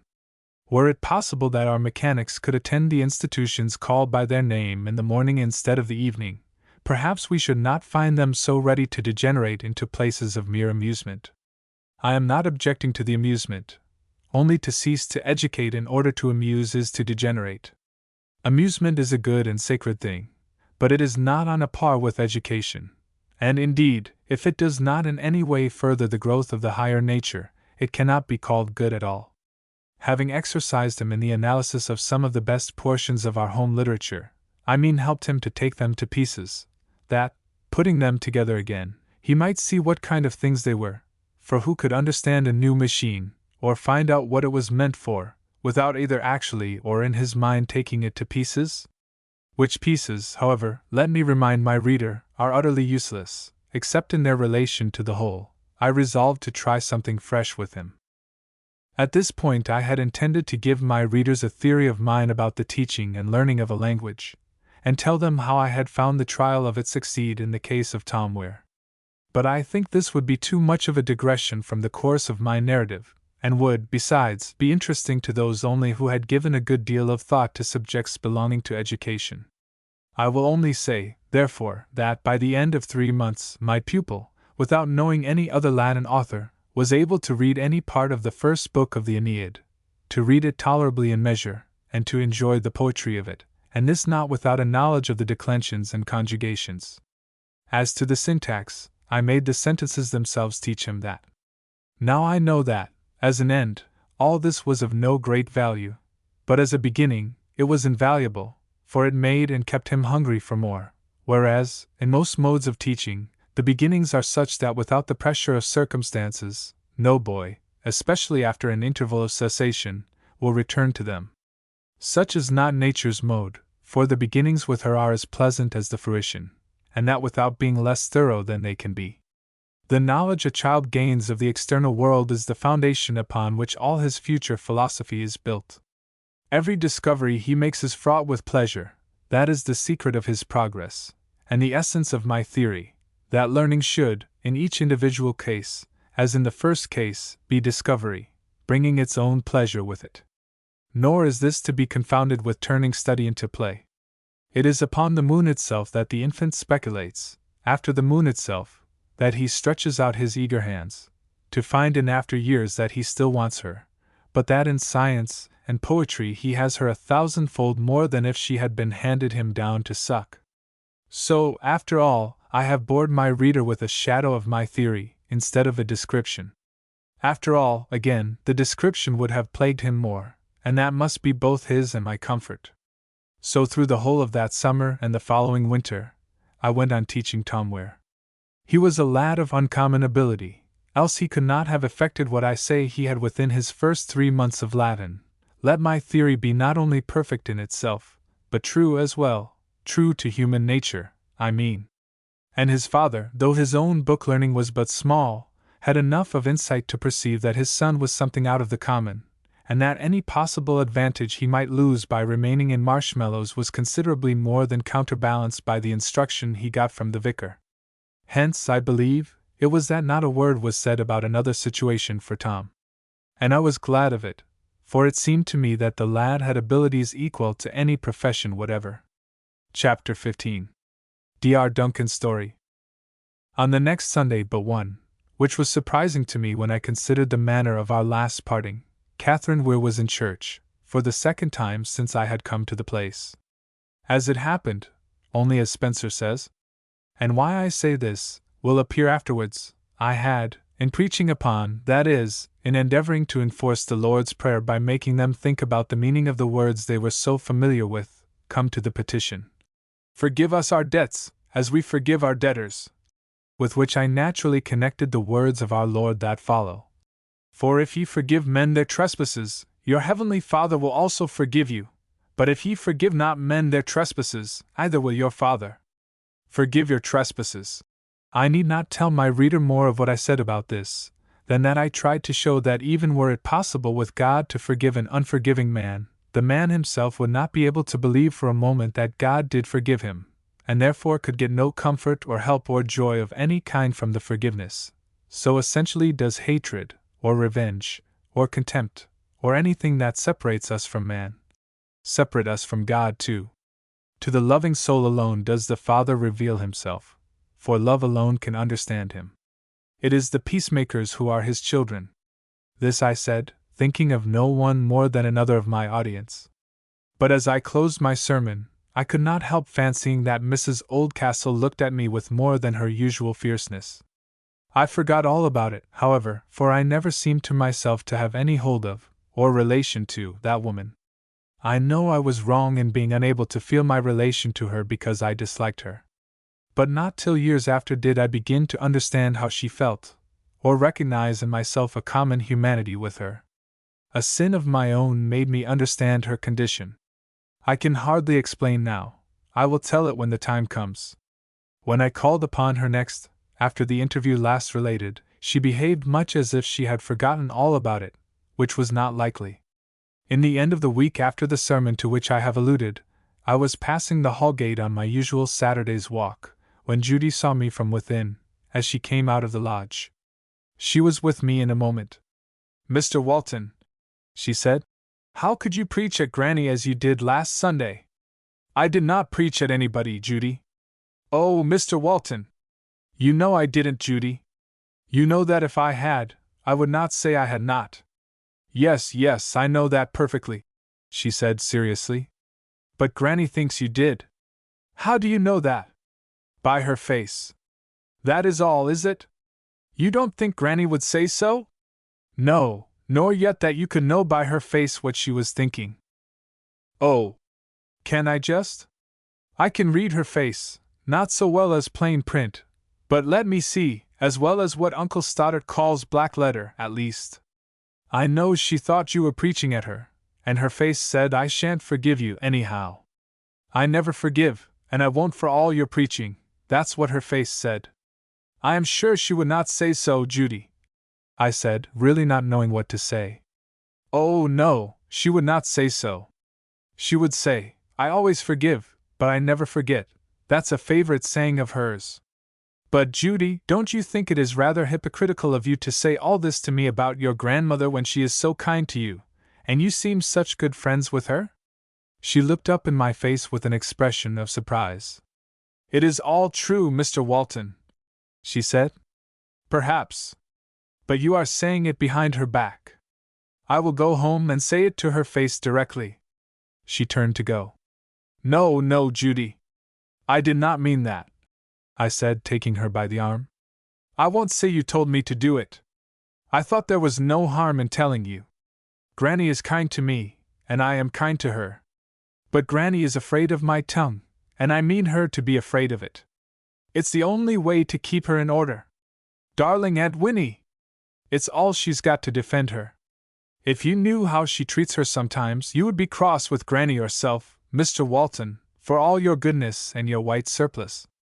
And to my yet greater surprise, the wayward girl burst out crying, and breaking away from me, ran through the gate, and out of sight amongst the trees, without once looking back. I pursued my walk, my meditations somewhat discomposed by the recurring question, would she go home and tell her grandmother what she had said to me? And if she did, would it not widen the breach upon the opposite side of which I seemed to see Ethelwyn stand, out of the reach of my help? I walked quickly on to reach a stile by means of which I should soon leave the little world of marshmallows quite behind me, and be alone with nature and my Greek Testament. Hearing the sound of horse hoofs on the road from Addicehead, I glanced up from my pocket-book, in which I had been looking over the thoughts that had at various moments passed through my mind that week, in order to choose one, or more, if they would go together, to be brooded over today for my people's spiritual diet tomorrow. I say I glanced up from my pocket-book, and saw a young man, that is, if I could call myself young still, of distinguished appearance, approaching upon a good, serviceable hack. He turned into my road and passed me. He was pale, with a dark mustache, and large dark eyes, sat his horse well and carelessly, had fine features of the type commonly considered Grecian, but thin, and expressive chiefly of conscious weariness. He wore a white hat with crape upon it, white gloves, and long, military-looking boots. All this I caught as he passed me, and I remember them, because, looking after him, I saw him stop at the lodge of the hall, ring the bell, and then ride through the gate. I confess I did not quite like this, but I got over the feeling so far as to be able to turn to my testament when I had reached and crossed the stile. I came home another way, after one of the most delightful days I had ever spent. Having reached the river in the course of my wandering, I came down the side of it towards Old Rogers's cottage, loitering and looking, quiet in heart and soul and mind, because I had committed my cares to Him who careth for us. The earth was round me, I was rooted, as it were, in it, but the air of a higher life was about me. I was swayed to and fro by the motions of a spiritual power. Feelings and desires and hopes passed through me, passed away, and returned, and still my head rose into the truth, and the will of God was the regnant sunlight upon it. I might change my place and condition, new feelings might come forth, and old feelings retire into the lonely corners of my being, but still my heart should be glad and strong in the one changeless thing, in the truth that maketh free. Still my head should rise into the sunlight of God, and I should know that because He lived I should live also, and because He was true I should remain true also. Nor should any change pass upon me that should make me mourn the decadence of humanity. And then I found that I was gazing over the stump of an old pollard, on which I was leaning, down on a great bed of white water lilies, that lay in the broad slow river, here broader and slower than in most places. The slanting yellow sunlight shone through the water down to the very roots anchored in the soil, and the water swayed their stems with coolness and freshness, and a universal sense, I doubt not, of watery presence and nurture. And there on their lovely heads, as they lay on the pillow of the water, shone the life-giving light of the summer sun, filling all the spaces between their outspread petals of living silver with its sea of radiance, and making them gleam with the whiteness which was born of them and the sun. And then came a hand on my shoulder, and turning, I saw the grey head and the white smock of my old friend Rogers. And I was glad that he loved me enough not to be afraid of the parson and the gentleman. "I've found it, sir, I do think," he said, his brown furrowed old face shining with a yet lovelier light than that which shone from the blossoms of the water lilies, though, after what I had been thinking about them, it was no wonder that they seemed both to mean the same thing, both to shine in the light of his countenance. "Found what, Old Rogers?" I returned, raising myself, and laying my hand in return on his shoulder. "Why, he was displeased with the disciples for not knowing what he meant about the leaven of the Pharisees," I interrupted. Yes, of course. Tell me then." "I will try, sir. It was all dark to me for days. For it appeared to me very natural that, seeing they had no bread in the locker, and hearing tell of leaven which they weren't to eat, they should think it had somewhat to do with their having none of any sort. But he didn't seem to think it was right of them to fall into the blunder. For why then? A man can't be always right. He may be like myself, a foremast man with no shoe in but what the winds and the waves puts into him, and I'm thinking those fishermen the Lord took to so much were something o' that sort. How could they help it, I said to myself, sir. And from that I came to ask myself, could they have helped it? If they couldn't, he wouldn't have been vexed with them. Mayhap they ought to have been able to help it. And all at once, sir, this mornin', it came to me. I don't know how, but it was give to me anyhow. And I flung down my rake, and I ran into the old woman, but she wasn't in the way, and so I went back to my work again. But when I saw you, sir, a-readin' upon the lilies o' the field, leastways, the lilies o' the water, I couldn't help runnin' out to tell you. Isn't it a satisfaction, sir, when your dead reckonin' runs ye right in betwixt the cheeks of the harbor? I see it all now. Well, I want to know, Old Rogers. I'm not so old as you, and so I may live longer, and every time I read that passage I should like to be able to say to myself, Old Rogers gave me this. I only hope I'm right, sir. It was just this. Their heads was full of their dinner because they didn't know where it was to come from. But they ought to ha' known where it always come from. If their hearts had been full of the dinner he gave the 5,000 hungry men and women and children, they wouldn't have been uncomfortable about not having a loaf. And so they wouldn't have been set upon the wrong tack when he spoke about the leaven of the Pharisees and Sadducees, and they would have known in a moment what he meant. And if I hadn't been too much of the same sort, I wouldn't have started saying it was but reasonable to be in the doldrums because they were at sea with no biscuit in the locker. You're right, you must be right, Old Rogers. It's as plain as possible, I cried, rejoiced at the old man's insight. Thank you. I'll preach about it tomorrow. I thought I had got my sermon in Foxborough Wood, but I was mistaken, you had got it. But I was mistaken again. I had not got my sermon yet. I walked with him to his cottage and left him, after a greeting with the old woman. Passing then through the village, and seeing by the light of her candle the form of Catherine Weir behind her counter, I went in. I thought old Rogers's tobacco must be nearly gone, and I might safely buy some more. Catherine's manner was much the same as usual. But as she was weighing my purchase, she broke out all at once. It's no use your preaching at me, Mr. Walton. I will not forgive. I will do anything but forgive. And it's no use. It is not I that say it, Catherine. It is the Lord himself. I saw no great use in protesting my innocence, yet I thought it better to add. And I was not preaching at you. I was preaching to you, as much as to any one there, and no more.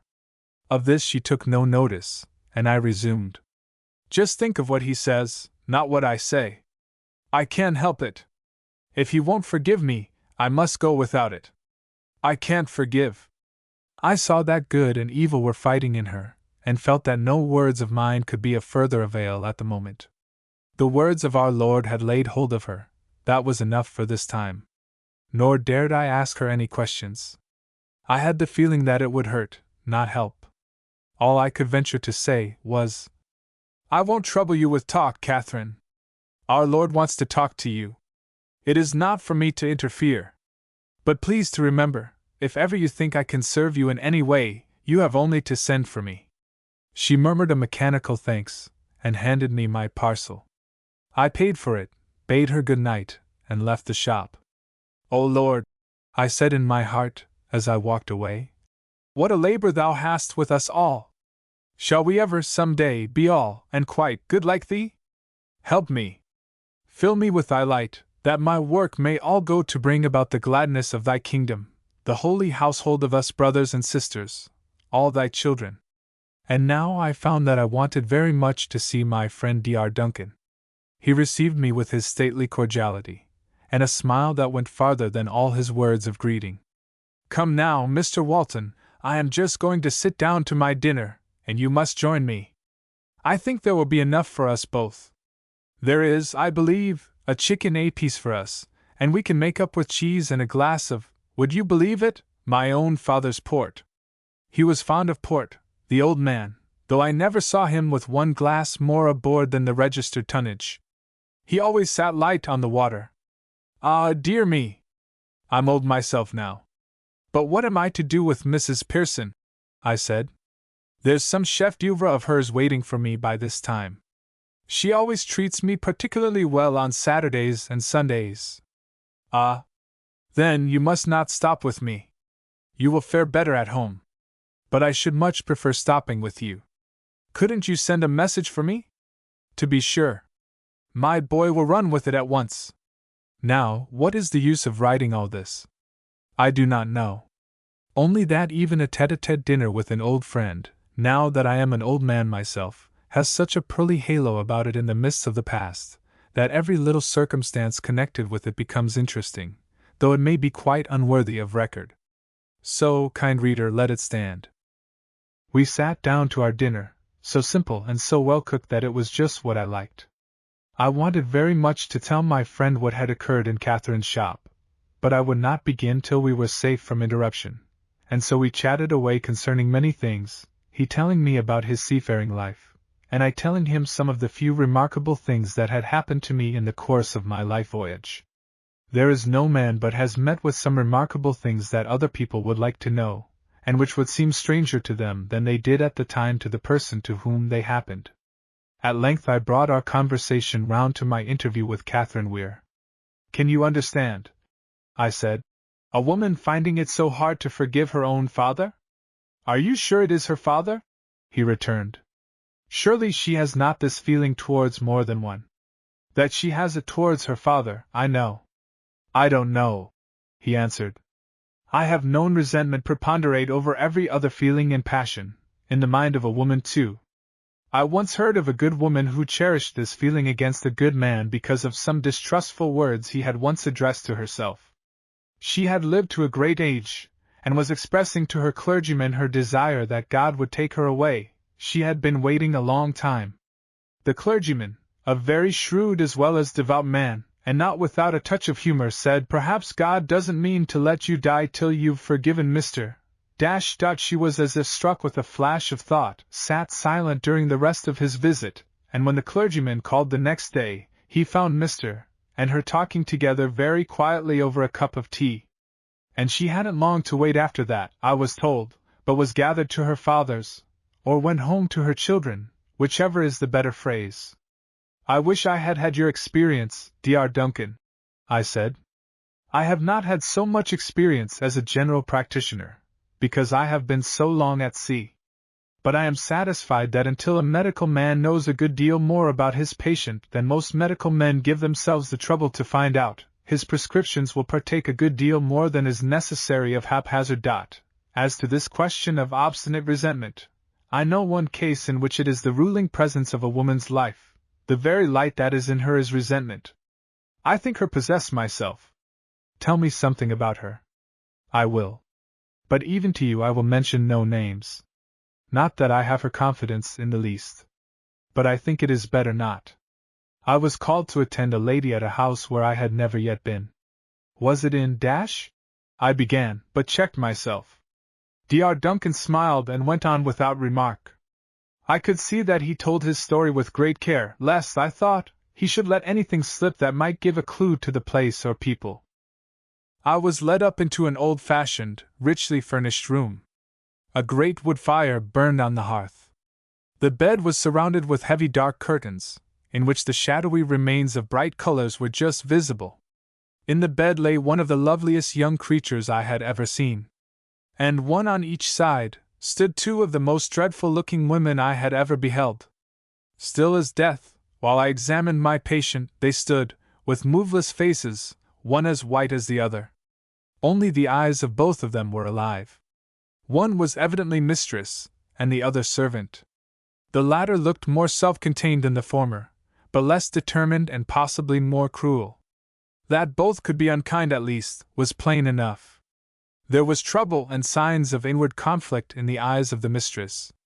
The maid gave no sign of any insight to her at all, but stood watching her mistress. A child's toy was lying in a corner of the room. I may here interrupt my friend's story to tell my reader that I may be mingling some of my own conclusions with what the good man told me of his. For he will see well enough already that I had in a moment attached his description to persons I knew, and, as it turned out, correctly, though I could not be certain about it till the story had advanced a little beyond this early stage of its progress. I found the lady very weak and very feverish, a quick feeble pulse, now bounding, and now intermitting, and a restlessness in her eye which I felt contained the secret of her disorder. She kept glancing, as if involuntarily, towards the door, which would not open for all her looking, and I heard her once murmur to herself, for I was still quick of hearing then, "He won't come." Perhaps I only saw her lips move to those words, I cannot be sure, but I am certain she said them in her heart. I prescribed for her as far as I could venture, but begged a word with her mother. She went with me into an adjoining room. "The lady is longing for something," I said, not wishing to be so definite as I could have been. The mother made no reply. I saw her lips shut yet closer than before. "She is your daughter, is she not?" "Yes, very decidedly." "Could you not find out what she wishes?" "Perhaps I could guess." "I do not think I can do her any good till she has what she wants." "Is that your mode of prescribing, doctor?" she said tartly. "Yes, certainly," I answered, "in the present case." "Is she married?" "Yes." "Has she any children?" "One daughter." "Let her see her, then." "She does not care to see her." "Where is her husband?" "Excuse me, doctor, I did not send for you to ask questions, but to give advice." "And I came to ask questions, in order that I might give advice.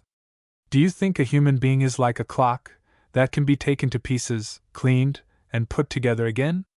My daughter's condition is not a fit subject for jesting." "Certainly not." "Send for her husband, or the undertaker, Whichever you please, I said, forgetting my manners and my temper together, for I was more irritable then than I am now, and there was something so repulsive about the woman that I felt as if I was talking to an evil creature that for her own ends, though what I could not tell, was tormenting the dying lady. I understood you were a gentleman, of experience and breeding. I am not in the question, madam. It is your daughter. She shall take your prescription. She must see her husband if it be possible. It is not possible. Why? I say it is not possible, and that is enough. Good morning. I could say no more at that time. I called the next day. She was just the same, only that I knew she wanted to speak to me, and dared not, because of the presence of the two women. Her troubled eyes seemed searching mine for pity and help, and I could not tell what to do for her. There are, indeed, as someone says, strongholds of injustice and wrong into which no law can enter to help. One afternoon, about a week after my first visit, I was sitting by her bedside, wondering what could be done to get her out of the clutches of these tormentors, who were, evidently to me, consuming her in the slow fire of her own affections, when I heard a faint noise, a rapid foot in the house so quiet before. Heard doors open and shut, then a dull sound of conflict of some sort. Presently a quick step came up the oak stair. The face of my patient flushed, and her eyes gleamed as if her soul would come out of them. Weak as she was, she sat up in bed, almost without an effort, and the two women darted from the room, one after the other. My husband, said the girl, for indeed she was little more in age, turning her face, almost distorted with eagerness, towards me. Yes, my dear, I said, I know. But you must be as still as you can, else you will be very ill. Do keep quiet. I will, she gasped, stuffing her pocket handkerchief actually into her mouth to prevent herself from screaming, as if that was what would hurt her. But go to him. They will murder him. That moment I heard a cry, and what sounded like an articulate imprecation, but both from a woman's voice, and the next, a young man, as fine a fellow as I ever saw, dressed like a gamekeeper, but evidently a gentleman, walked into the room with a quietness that strangely contrasted with the dreadful paleness of his face and with his disordered hair, while the two women followed, as red as he was white, and evidently in fierce wrath from a fruitless struggle with the powerful youth. He walked gently up to his wife, whose outstretched arms and face followed his face as he came round the bed to where she was at the other side, till arms, and face, and head, fell into his embrace. I had gone to the mother. Let us have no scene now, I said, or her blood will be on your head. She took no notice of what I said, but stood silently glaring, not gazing, at the pair. I feared an outburst, and had resolved, if it came, to carry her at once from the room, which I was quite able to do then, Mr. Walton, though I don't look like it now. But in a moment more the young man, becoming uneasy at the motionlessness of his wife, lifted up her head, and glanced in her face. Seeing the look of terror in his, I hastened to him, and lifting her from him, laid her down, dead. Disease of the heart, I believe. The mother burst into a shriek, not of horror or grief or remorse, but of deadly hatred. Look at your work, she cried to him, as he stood gazing in stupor on the face of the girl. You said she was yours, not mine. Take her. You may have her now, you have killed her. He may have killed her, but you have murdered her, madam, I said, as I took the man by the arm, and led him away, yielding like a child. But the moment I got him out of the house, he gave a groan, and breaking away from me, rushed down a road leading from the back of the house towards the home farm. I followed, but he had disappeared. I went on, but before I could reach the farm, I heard the gallop of a horse, and saw him tearing away at full speed along the London road. I never heard more of him, or of the story. Some women can be secret enough, I assure you. I need not follow the rest of our conversation. I could hardly doubt whose was the story I had heard. It threw a light upon several things about which I had been perplexed. What a horror of darkness seemed to hang over that family! What deeds of wickedness! But the reason was clear. The horror came from within. Selfishness and fierceness of temper were its source. No unhappy doom. The worship of one's own will fumes out around the being an atmosphere of evil, an altogether abnormal condition of the moral firmament, out of which will break the very flames of hell. The consciousness of birth and of breeding, instead of stirring up to deeds of gentleness and high emprise, becomes then but an incentive to violence and cruelty, and things which seem as if they could not happen in a civilized country and a polished age, are proved as possible as ever where the heart is unloving, the feelings unrefined, self the center, and God nowhere in the man or woman's vision. The terrible things that one reads in old histories, or in modern newspapers, were done by human beings, not by demons.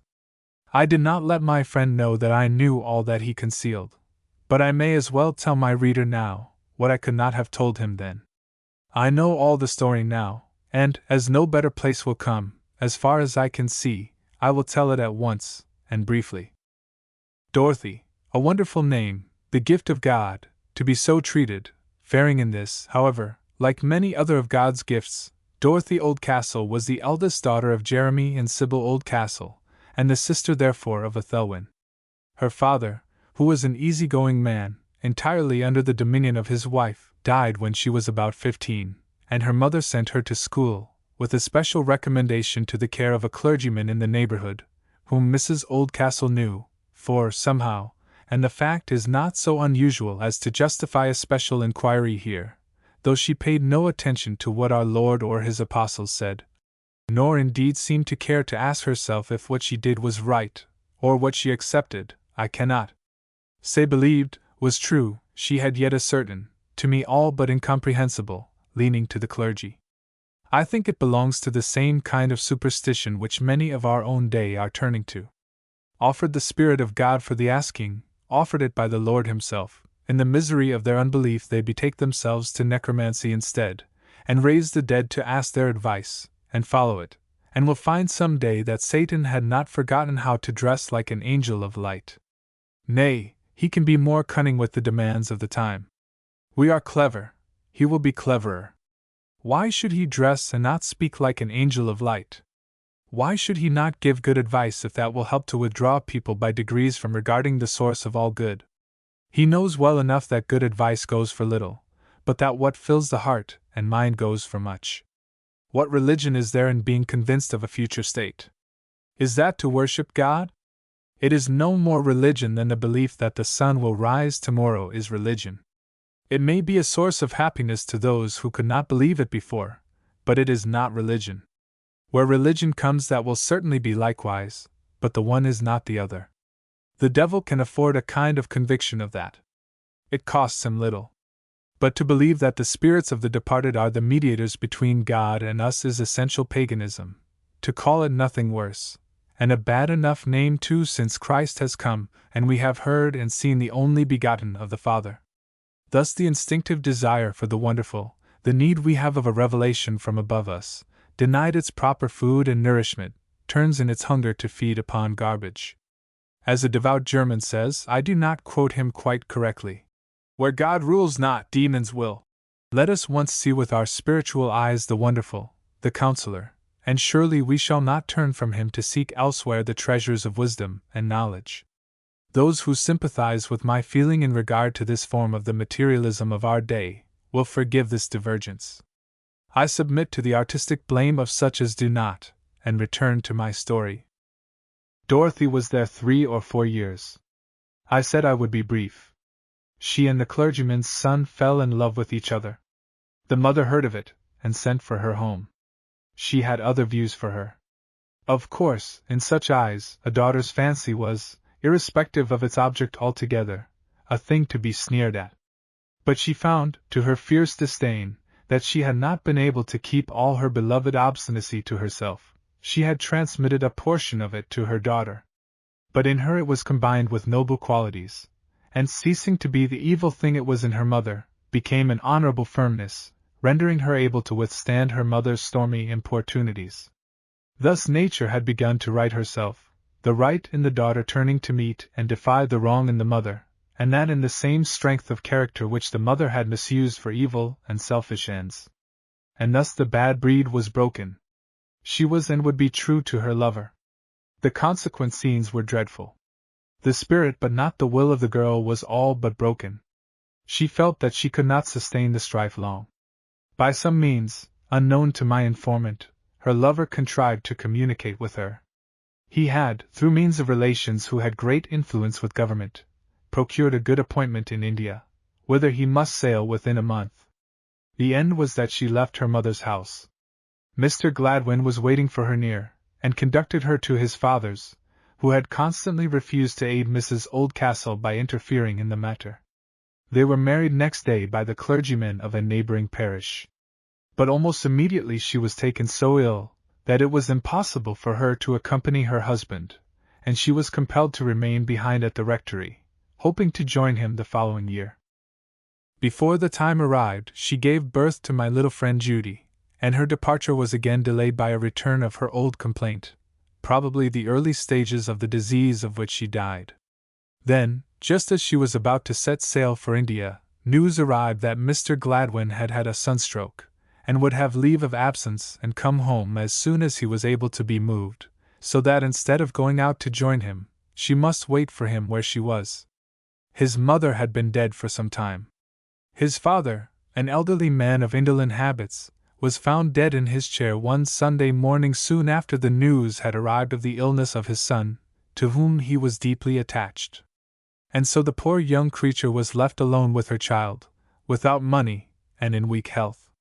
The old man left nothing behind him but his furniture and books. And nothing could be done in arranging his affairs till the arrival of his son, of whom the last accounts had been that he was slowly recovering. In the meantime his wife was in want of money, without a friend to whom she could apply. I presume that one of the few parishioners who visited at the rectory had written to acquaint Mrs. Oldcastle with the condition in which her daughter was left, for, influenced by motives of which I dare not take upon me to conjecture an analysis, she wrote, offering her daughter all that she required in her old home. Whether she foreintended her following conduct, or old habit returned with the return of her daughter, I cannot tell, but she had not been more than a few days in the house before she began to tyrannize over her, as in old times, and although Mrs. Gladwin's health, now always weak, was evidently failing in consequence, she either did not see the cause, or could not restrain her evil impulses. At length the news arrived of Mr. Gladwin's departure for home. Perhaps then for the first time the temptation entered her mind to take her revenge upon him, by making her daughter's illness a pretext for refusing him admission to her presence.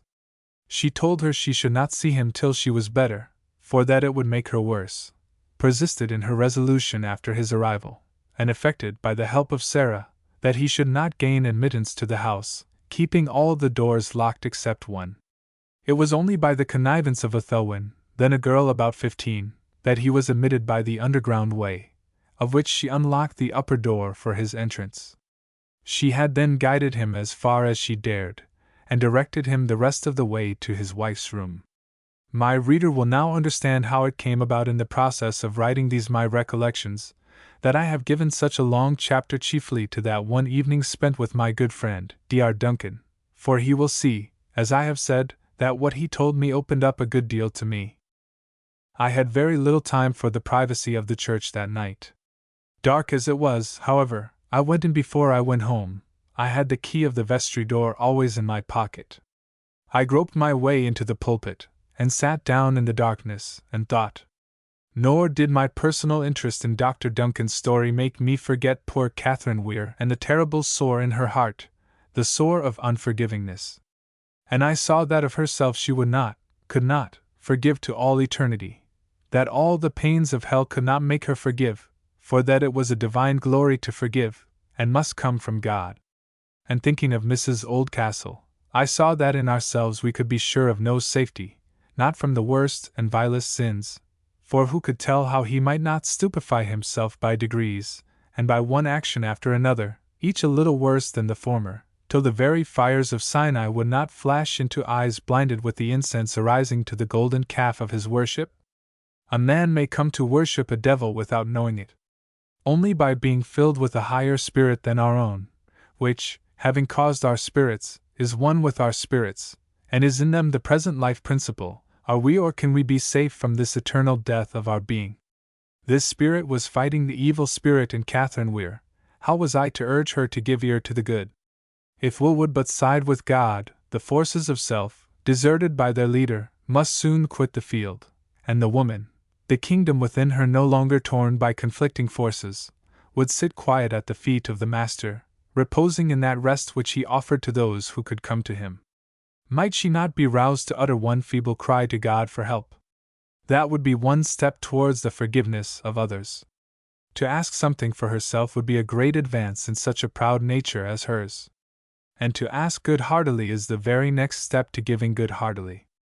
Many thoughts such as these passed through my mind, chiefly associated with her. For I could not think how to think about Mrs. Oldcastle yet. And the old church gloomed about me all the time. And I kept lifting up my heart to the God who had cared to make me, and then drew me to be a preacher to my fellows, and had surely something to give me to say to them, for did he not choose so to work by the foolishness of preaching? Might not my humble ignorance work his will, though my wrath could not work his righteousness? And I descended from the pulpit thinking with myself, let him do as he will. Here I am. I will say what I see, let him make it good. And the next morning, I spoke about the words of our Lord. If ye then, being evil, know how to give good gifts to your children, how much more shall your heavenly Father give the Holy Spirit to them that ask him? And I looked to see. And there Catherine Weir sat, looking me in the face.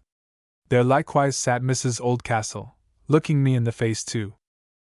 And Judy sat there, also looking me in the face, as serious as man could wish grown woman to look. Chapter 16. The organ. One little matter I forgot to mention as having been talked about between Dr. Duncan and myself that same evening. I happened to refer to Old Rogers. What a fine old fellow that is, said Dr. Duncan. Indeed he is, I answered. He is a great comfort and help to me. I don't think anybody but myself has an idea what there is in that old man. The people in the village don't quite like him, though, I find. He is too ready to be down upon them when he sees things going amiss. The fact is, they are afraid of him. Something as the Jews were afraid of John the Baptist, because he was an honest man, and spoke not merely his own mind, but the mind of God in it. Just so. I believe you're quite right. Do you know, the other day, happening to go into Weir's shop to get him to do a job for me, I found him and Old Rogers at close quarters in an argument? I could not well understand the drift of it, not having been present at the beginning, but I soon saw that, keen as Weir was, and far surpassing Rogers in correctness of speech, and precision as well, the old sailor carried too heavy metal for the carpenter. It evidently annoyed Weir, but such was the good humor of Rogers, that he could not, for very shame, lose his temper, the old man's smile again and again compelling a response on the thin cheeks of the other. I know how he would talk exactly, I returned. He has a kind of loving banter with him, if you will allow me the expression, that is irresistible to any man with a heart in his bosom. I am very glad to hear there is anything like communion begun between them. Where will get good from him? My man of all work is going to leave me. I wonder if the old man would take his place? I do not know whether he is fit for it. But of one thing you may be sure, if Old Rogers does not honestly believe he is fit for it, he will not take it. And he will tell you why, too. Of that, however, I think I may be a better judge than he. There is nothing to which a good sailor cannot turn his hand, whatever he may think himself. You see, Mr. Walton, it is not like a routine trade. Things are never twice the same at sea. The sailor has 1,000 chances of using his judgment, if he has any to use, and that Old Rogers has in no common degree. So I should have no fear of him. If he won't let me steer him, you must put your hand to the tiller for me. I will do what I can, I answered. For nothing would please me more than to see him in your service. It would be much better for him, and his wife too, than living by uncertain jobs as he does now. The result of it all was, that Old Rogers consented to try for a month, but when the end of the month came, nothing was said on either side, and the old man remained. And I could see several little new comforts about the cottage, in consequence of the regularity of his wages. Now I must report another occurrence in regular sequence. To my surprise, and I must confess not a little to my discomposure, when I rose in the reading desk on the day after this dinner with Dr. Duncan, I saw that the hall pew was full. Miss Oldcastle was there for the first time, and by her side the gentleman whom the day before I had encountered on horseback. He sat carelessly, easily, contentedly, indifferently, for, although I never that morning looked up from my prayer book, except involuntarily in the changes of posture, I could not help seeing that he was always behind the rest of the congregation, as if he had no idea of what was coming next, or did not care to conform. Gladly would I, that day, have shunned the necessity of preaching that was laid upon me. But, I said to myself, shall the work given me to do fare ill because of the perturbation of my spirit? No harm is done though I suffer, but much harm if one tone fails of its force because I suffer. I therefore prayed God to help me, and feeling the right, because I felt the need, of looking to Him for aid, I cast my care upon Him, kept my thoughts strenuously away from that which discomposed me, and never turned my eyes towards the pulpit from the moment I entered the pulpit. And partly, I presume, from the freedom given by the sense of irresponsibility for the result, I being weak and God strong, I preached, I think, a better sermon than I had ever preached before. But when I got into the vestry I found that I could scarcely stand for trembling, and I must have looked ill, for when my attendant came in he got me a glass of wine without even asking me if I would have it, although it was not my custom to take any there. But there was one of my congregation that morning who suffered more than I did from the presence of one of those who filled the hall pew. I recovered in a few moments from my weakness, but altogether disinclined to face any of my congregation, went out at my vestry door, and home through the shrubbery, a path I seldom used, because it had a separatist look about it. When I got to my study, I threw myself on a couch, and fell fast asleep.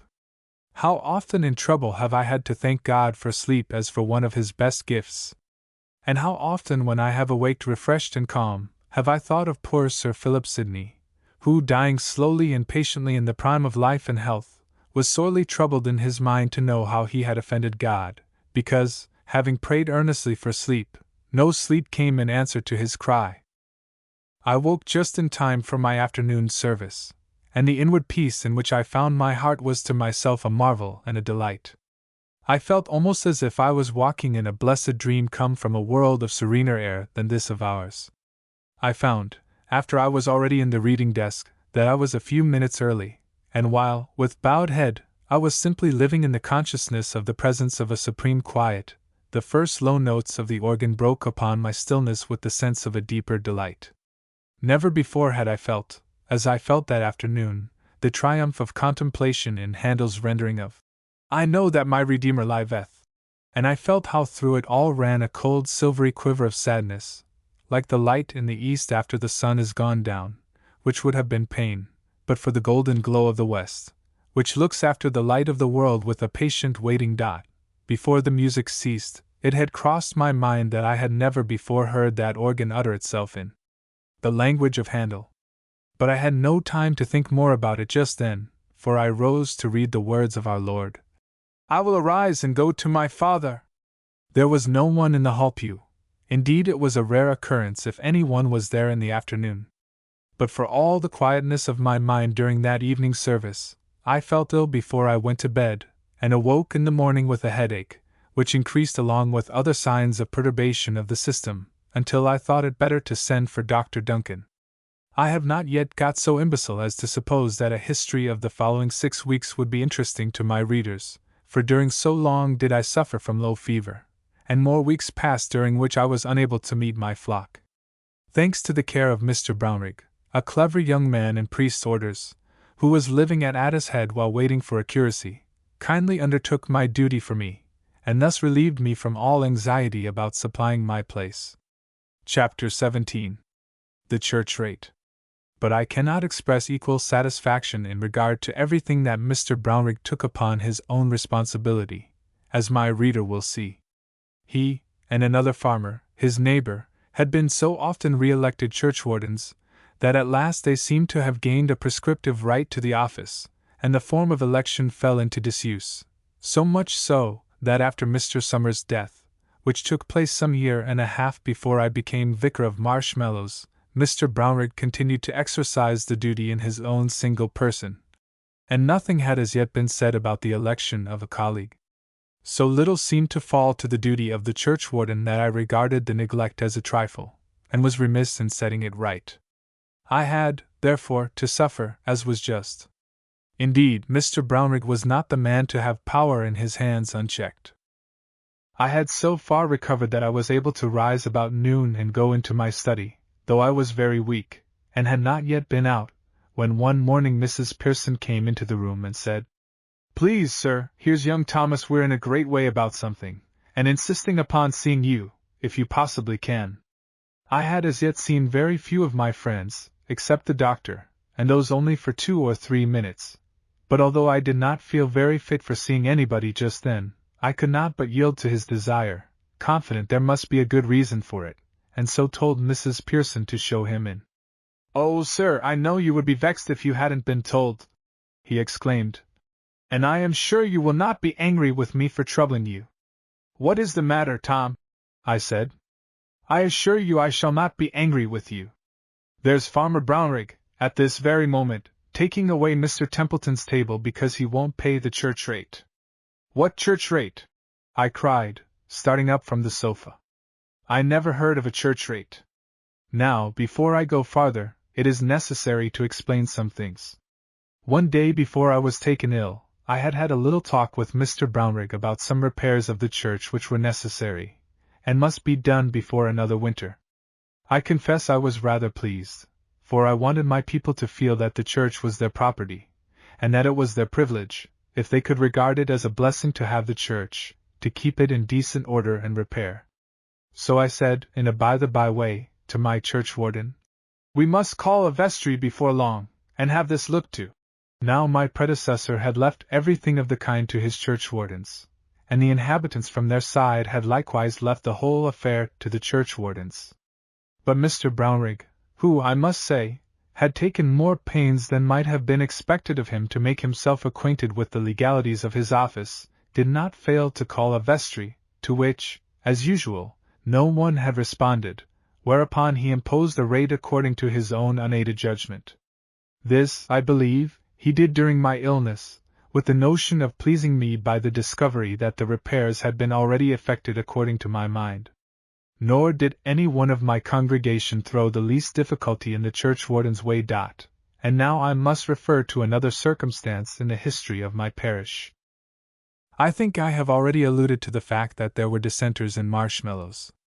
There was a little chapel down a lane leading from the main street of the village, in which there was service 3 times every Sunday.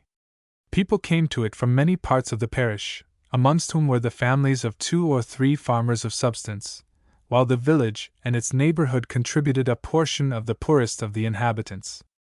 A year or 2 before I came, their minister died, and they had chosen another, a very worthy man, of considerable erudition, but of extreme views, as I heard, upon insignificant points, and moved by a great dislike to national churches and episcopacy. This, I say, is what I had made out about him from what I had heard, and my reader will very probably be inclined to ask, "But why, with principles such as yours, should you have only hearsay to go upon? Why did you not make the honest man's acquaintance? In such a small place, men should not keep each other at arm's length." And any reader who says so, will say right. All I have to suggest for myself is simply a certain shyness, for which I cannot entirely account, but which was partly made up of fear to intrude, or of being supposed to arrogate to myself the right of making advances, partly of a dread lest we should not be able to get on together, and so the attempt should result in something unpleasantly awkward. I dare say, likewise, that the natural shelliness of the English had something to do with it. At all events, I had not made his acquaintance. Mr. Templeton, then, had refused, as a point of conscience, to pay the church rate when the collector went round to demand it, had been summoned before a magistrate in consequence, had suffered a default, and proceedings being pushed from the first in all the pride of Mr. Brownrigg's legality, had on this very day been visited by the churchwarden, accompanied by a broker from the neighboring town of Addicehead, and at the very time when I was hearing of the fact was suffering distraint of his goods. The porcine head of the churchwarden was not on his shoulders by accident, nor without significance. But I did not wait to understand all this now. It was enough for me that Tom bore witness to the fact that at that moment proceedings were thus driven to extremity. I rang the bell for my boots, and to the open-mouthed dismay of Mrs. Pearson, left the vicarage leaning on Tom's arm. But such was the commotion in my mind, that I had become quite unconscious of illness or even feebleness. Hurrying on in more terror than I can well express lest I should be too late, I reached Mr. Templeton's house just as a small mahogany table was being hoisted into a spring cart which stood at the door. Breathless with haste, I was yet able to call out, "Put that table down directly!" At the same moment Mr. Brownrigg appeared from within the door. He approached with the self-satisfied look of a man who has done his duty, and is proud of it. I think he had not heard me. "You see I'm prompt, Mr. Walton," he said. "But bless my soul, how ill you look!" Without answering him, for I was more angry with him than I ought to have been, I repeated, "Put that table down, I tell you!" They did so. "No," I said. "Carry it back into the house." "Why, sir," interposed Mr. Brownrigg, "it's all right." "Yes," I said, "as right as the devil would have it. I assure you, sir, I have done everything according to law." "I'm not so sure of that. I believe I had the right to be chairman at the vestry meeting, but, instead of even letting me know, you took advantage of my illness to hurry on matters to this shameful and wicked excess. I did the poor man wrong in this, for I believe he had hurried things really to please me." His face had lengthened considerably by this time, and its rubicund hue declined. "I did not think you would stand upon ceremony about it, sir. You never seem to care for business. If you talk about legality, so will I. Certainly you don't stand upon ceremony. I didn't expect you would turn against your own churchwarden in the execution of his duties, sir," he said in an offended tone. "It's bad enough to have a meetin' house in the place, without one's own parson siding with t'other parson as won't pay a lawful church rate. I would have paid the church rate for the whole parish 10 times over before such a thing should have happened. I feel so disgraced, I am ashamed to look Mr. Templeton in the face. Carry that table into the house again, directly." "It's my property now," interposed the broker. "I've bought it of the churchwarden, and paid for it." I turned to Mr. Brownrigg. "How much did he give you for it?" I asked. 20 shillings, returned he, sulkily. "And it won't pay expenses." 20 shillings! I exclaimed. "For a table that costs 3 times as much at least, what do you expect to sell it for?" "That's my business," answered the broker. I pulled out my purse, and threw 1.50 on the table, saying, 50% will be, I think, profit enough even on such a transaction." "I did not offer you the table," returned the broker. "I am not bound to sell except I please, and at my own price." "Possibly. But I tell you the whole affair is illegal. And if you carry away that table, I shall see what the law will do for me. I assure you I will prosecute you myself. You take up that money or I will. It will go to pay counsel, I give you my word, if you do not take it to quench strife." I stretched out my hand. But the broker was before me. Without another word, he pocketed the money, jumped into his cart with his man, and drove off, leaving the churchwarden and the parson standing at the door of the dissenting minister with his mahogany table on the path between them. "Now, Mr. Brownrigg," I said, "lend me a hand to carry this table in again." He yielded, not graciously, that could not be expected, but in silence. "Oh, sir," interposed young Tom, who had stood by during the dispute, "let me take it. You're not able to lift it." "Nonsense, Tom. Keep away," I said. "It is all the reparation I can make." And so Mr. Brownrigg and I blundered into the little parlor with our burden, not a great one, but I began to find myself failing. Mr. Templeton sat in a Windsor chair in the middle of the room. Evidently the table had been carried away from before him, leaving his position uncovered. The floor was strewed with the books which had lain upon it. He sat reading an old folio, as if nothing had happened. But when we entered he rose. He was a man of middle size, about 40, with short black hair and overhanging bushy eyebrows. His mouth indicated great firmness, not unmingled with sweetness, and even with humor. He smiled as he rose, but looked embarrassed, glancing first at the table, then at me, and then at Mr. Brownrigg, as if begging somebody to tell him what to say. But I did not leave him a moment in this perplexity. Mr. Templeton, I said, quitting the table and holding out my hand. I beg your pardon for myself and my friend here, my churchwarden. Mr. Brownrigg gave a grunt. That you should have been annoyed like this. I have. Mr. Templeton interrupted me. I assure you it was a matter of conscience with me, he said. On no other ground. I know it, I said, interrupting him in my turn. I beg your pardon, and I have done my best to make amends for it. Offences must come, you know, Mr. Templeton, but I trust I have not incurred the woe that follows upon them by means of whom they come, for I knew nothing of it, and indeed was too ill. Here my strength left me altogether, and I sat down. The room began to whirl round me, and I remember nothing more till I knew that I was lying on a couch, with Mrs. Templeton bathing my forehead, and Mr. Templeton trying to get something into my mouth with a spoon. Ashamed to find myself in such circumstances, I tried to rise, but Mr. Templeton, laying his hand on mine, said, My dear sir, add to your kindness this day, by letting my wife and me minister to you. Now, was not that a courteous speech? He went on. Mr. Brownrigg has gone for Dr. Duncan, and will be back in a few moments. I beg you will not exert yourself. I yielded and lay still. Dr. Duncan came. His carriage followed, and I was taken home. Before we started, I said to Mr. Brownrigg, for I could not rest till I had said it. Mr. Brownrigg, I spoke in heat when I came up to you, and I am sure I did you wrong. I am certain you had no improper motive in not making me acquainted with your proceedings. You meant no harm to me. But you did very wrong towards Mr. Templeton. I will try to show you that when I am well again, but you mustn't talk more now, said Dr. Duncan. So I shook hands with Mr. Brownrigg, and we parted. I fear, from what I know of my churchwarden, that he went home with the conviction that he had done perfectly right, and that the parson had made an apology for interfering with a churchwarden who was doing his best to uphold the dignity of church and state. But perhaps I may be doing him wrong again. I went home to a week more of bed, and a lengthened process of recovery, during which many were the kind inquiries made after me by my friends, and amongst them by Mr. Templeton. And here I may as well sketch the result of that strange introduction to the dissenting minister. After I was tolerably well again, I received a friendly letter from him one day, expostulating with me on the inconsistency of my remaining within the pale of the established church.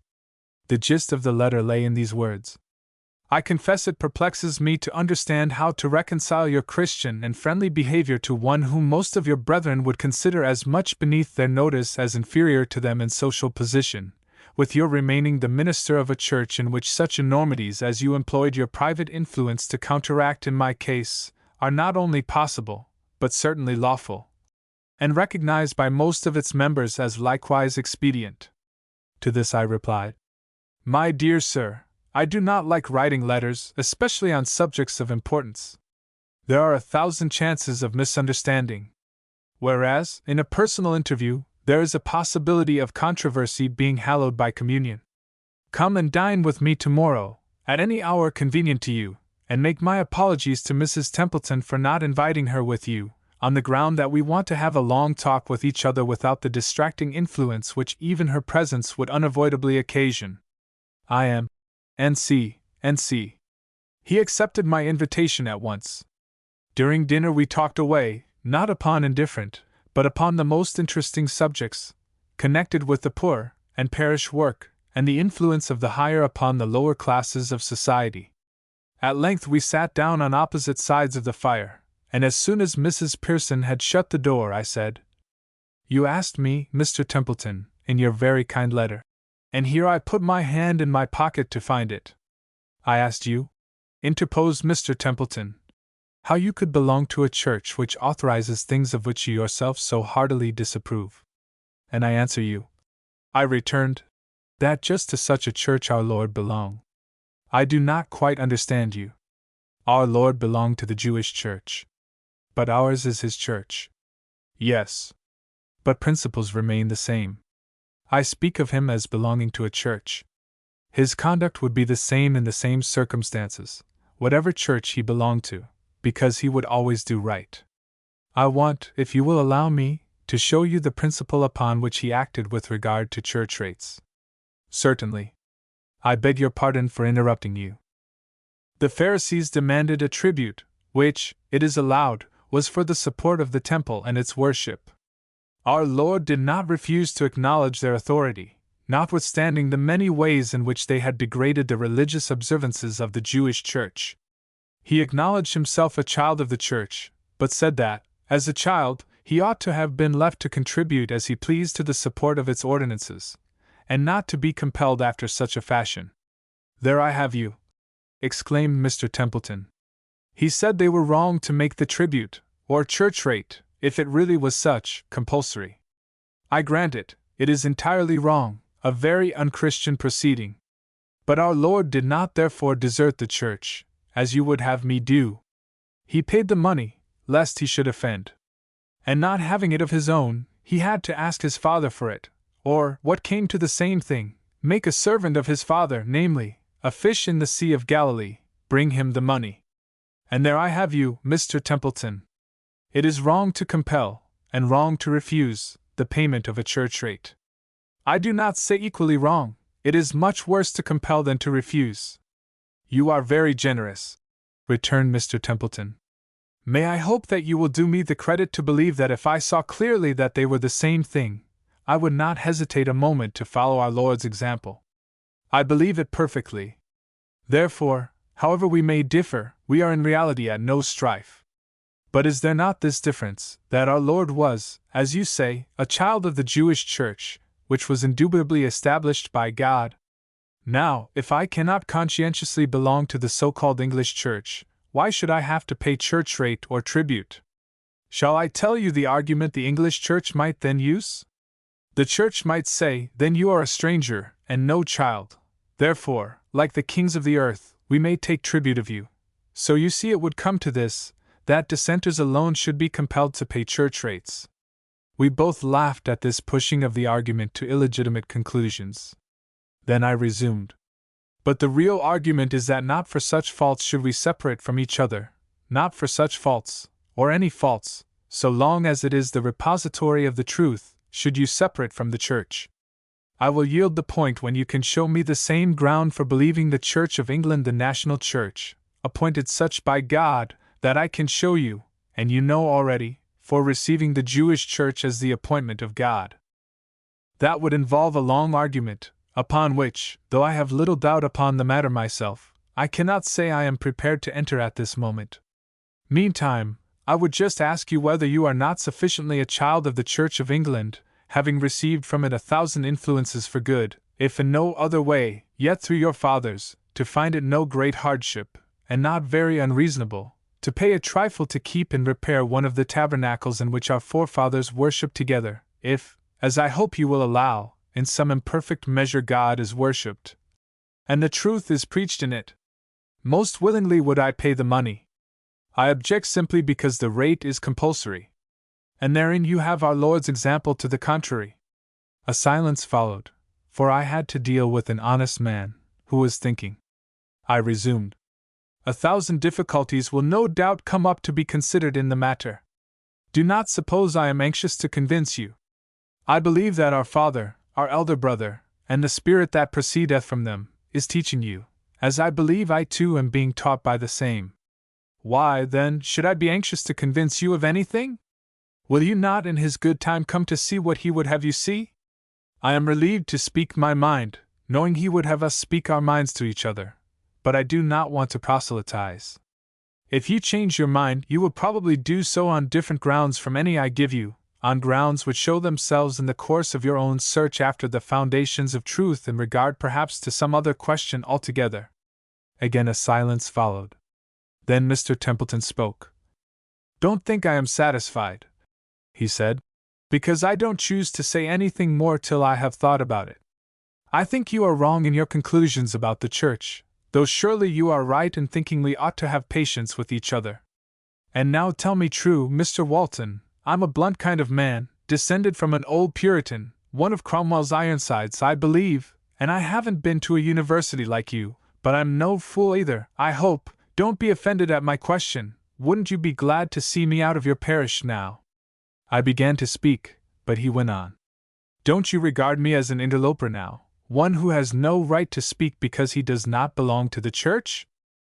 God forbid, I answered. If a word of mine would make you leave my parish tomorrow, I dare not say it. I do not want to incur the rebuke of our Lord, for surely the words forbid him not involve some rebuke. Would it not be a fearful thing that one's soul, because of a deed of mine, should receive a less portion of elevation or comfort in his journey towards his home? Are there not countless modes of saying the truth? You have some of them. I hope I have some. People will hear you who will not hear me. Preach to them in the name and love of God, Mr. Templeton. Speak that you do know and testify that you have seen. You and I will help each other, in proportion as we serve the Master. I only say that in separating from us you are in effect, and by your conduct, saying to us, do not preach, for you follow not with us. I will not be guilty of the same towards you. Your fathers did the church no end of good by leaving it. But it is time to unite now. Once more followed a silence. If people could only meet, and look each other in the face, said Mr. Templeton at length, they might find there was not such a gulf between them as they had fancied. And so we parted. Now I do not write all this for the sake of the church rate question. I write it to commemorate the spirit in which Mr. Templeton met me. For it is of consequence that two men who love their master should recognize each that the other does so, and thereupon, if not before, should cease to be estranged because of difference of opinion, which surely, inevitable as offense, does not involve the same denunciation of woe. After this Mr. Templeton and I found some opportunities of helping each other. And many a time ere his death we consulted together about things that befell. Once he came to me about a legal difficulty in connection with the deed of trust of his chapel, and although I could not help him myself, I directed him to such help as was thorough and cost him nothing. I need not say he never became a churchman, or that I never expected he would. All his memories of a religious childhood, all the sources of the influences which had refined and elevated him, were surrounded with other associations than those of the church and her forms. The church was his grandmother, not his mother, and he had not made any acquaintance with her till comparatively late in life. But while I do not say that his intellectual objections to the church were less strong than they had been, I am sure that his feelings were moderated, even changed towards her. And though this may seem of no consequence to one who loves the church more than the brotherhood, it does not seem of little consequence to me who love the church because of the brotherhood of which it is the type and the restorer. It was long before another church rate was levied in Marshmallows. And when the circumstance did take place, no one dreamed of calling on Mr. Templeton for his share in it. But having heard of it, he called himself upon the churchwarden, Mr. Brownrigg still, and offered the money cheerfully. And Mr. Brownrigg refused to take it till he had consulted me. I told him to call on Mr. Templeton, and say he would be much obliged to him for his contribution, and give him a receipt for it. Chapter 18. Judy's News. Perhaps my reader may be sufficiently interested in the person, who, having once begun to tell his story, may possibly have allowed his feelings, in concert with the comfortable confidence afforded by the mask of namelessness, to run away with his pen, and so have babbled of himself more than he ought, may be sufficiently interested, I say, in my mental condition, to cast a speculative thought upon the state of my mind, during my illness, with regard to Miss Oldcastle and the stranger who was her mother's guest at the Hall. Possibly, being by nature gifted, as I have certainly discovered, with more of hope than is usually mingled with the other elements composing the temperament of humanity, I did not suffer quite so much as some would have suffered during such an illness. But I have reason to fear that when I was light-headed from fever, which was a not uncommon occurrence, especially in the early mornings during the worst of my illness, when Mrs. Pearson had to sit up with me, and sometimes an old woman of the village who was generally called in upon such occasions, I may have talked a good deal of nonsense about Miss Oldcastle. For I remember that I was haunted with visions of magnificent conventual ruins which I had discovered, and which, no one seeming to care about them but myself, I was left to wander through at my own lonely will. Would I could see with the waking eye such a grandeur of Gothic arches and long-drawn aisles as then arose upon my sick sense! Within was a labyrinth of passages in the walls, and, long-sounding corridors, and sudden galleries, whence I looked down into the great church aching with silence. Through these I was ever wandering, ever discovering new rooms, new galleries, new marvels of architecture, ever disappointed and ever dissatisfied, because I knew that in one room somewhere in the forgotten mysteries of the piles sat a Thelwyn reading, never lifting those sea-blue eyes of hers from the great volume on her knee, reading every word, slowly turning leaf after leaf, knew that she would sit there reading, till, one by one, every leaf in the huge volume was turned, and she came to the last and read it from top to bottom, down to the finest and the urn with a weeping willow over it, when she would close the book with a sigh, lay it down on the floor, rise and walk slowly away, and leave the glorious ruin dead to me as it had so long been to every one else, knew that if I did not find her before that terrible last page was read, I should never find her at all, but have to go wandering alone all my life through those dreary galleries and corridors, with one hope only left, that I might yet before I died find the palace chamber far apart, and see the reed and forsaken volume lying on the floor where she had left it, and the chair beside it upon which she had sat so long waiting for someone in vain. And perhaps to words spoken under these impressions may partly be attributed the fact, which I knew nothing of till long afterwards, that the people of the village began to couple my name with that of Miss Oldcastle. When all this vanished from me in the returning wave of health that spread through my weary brain, I was yet left anxious and thoughtful.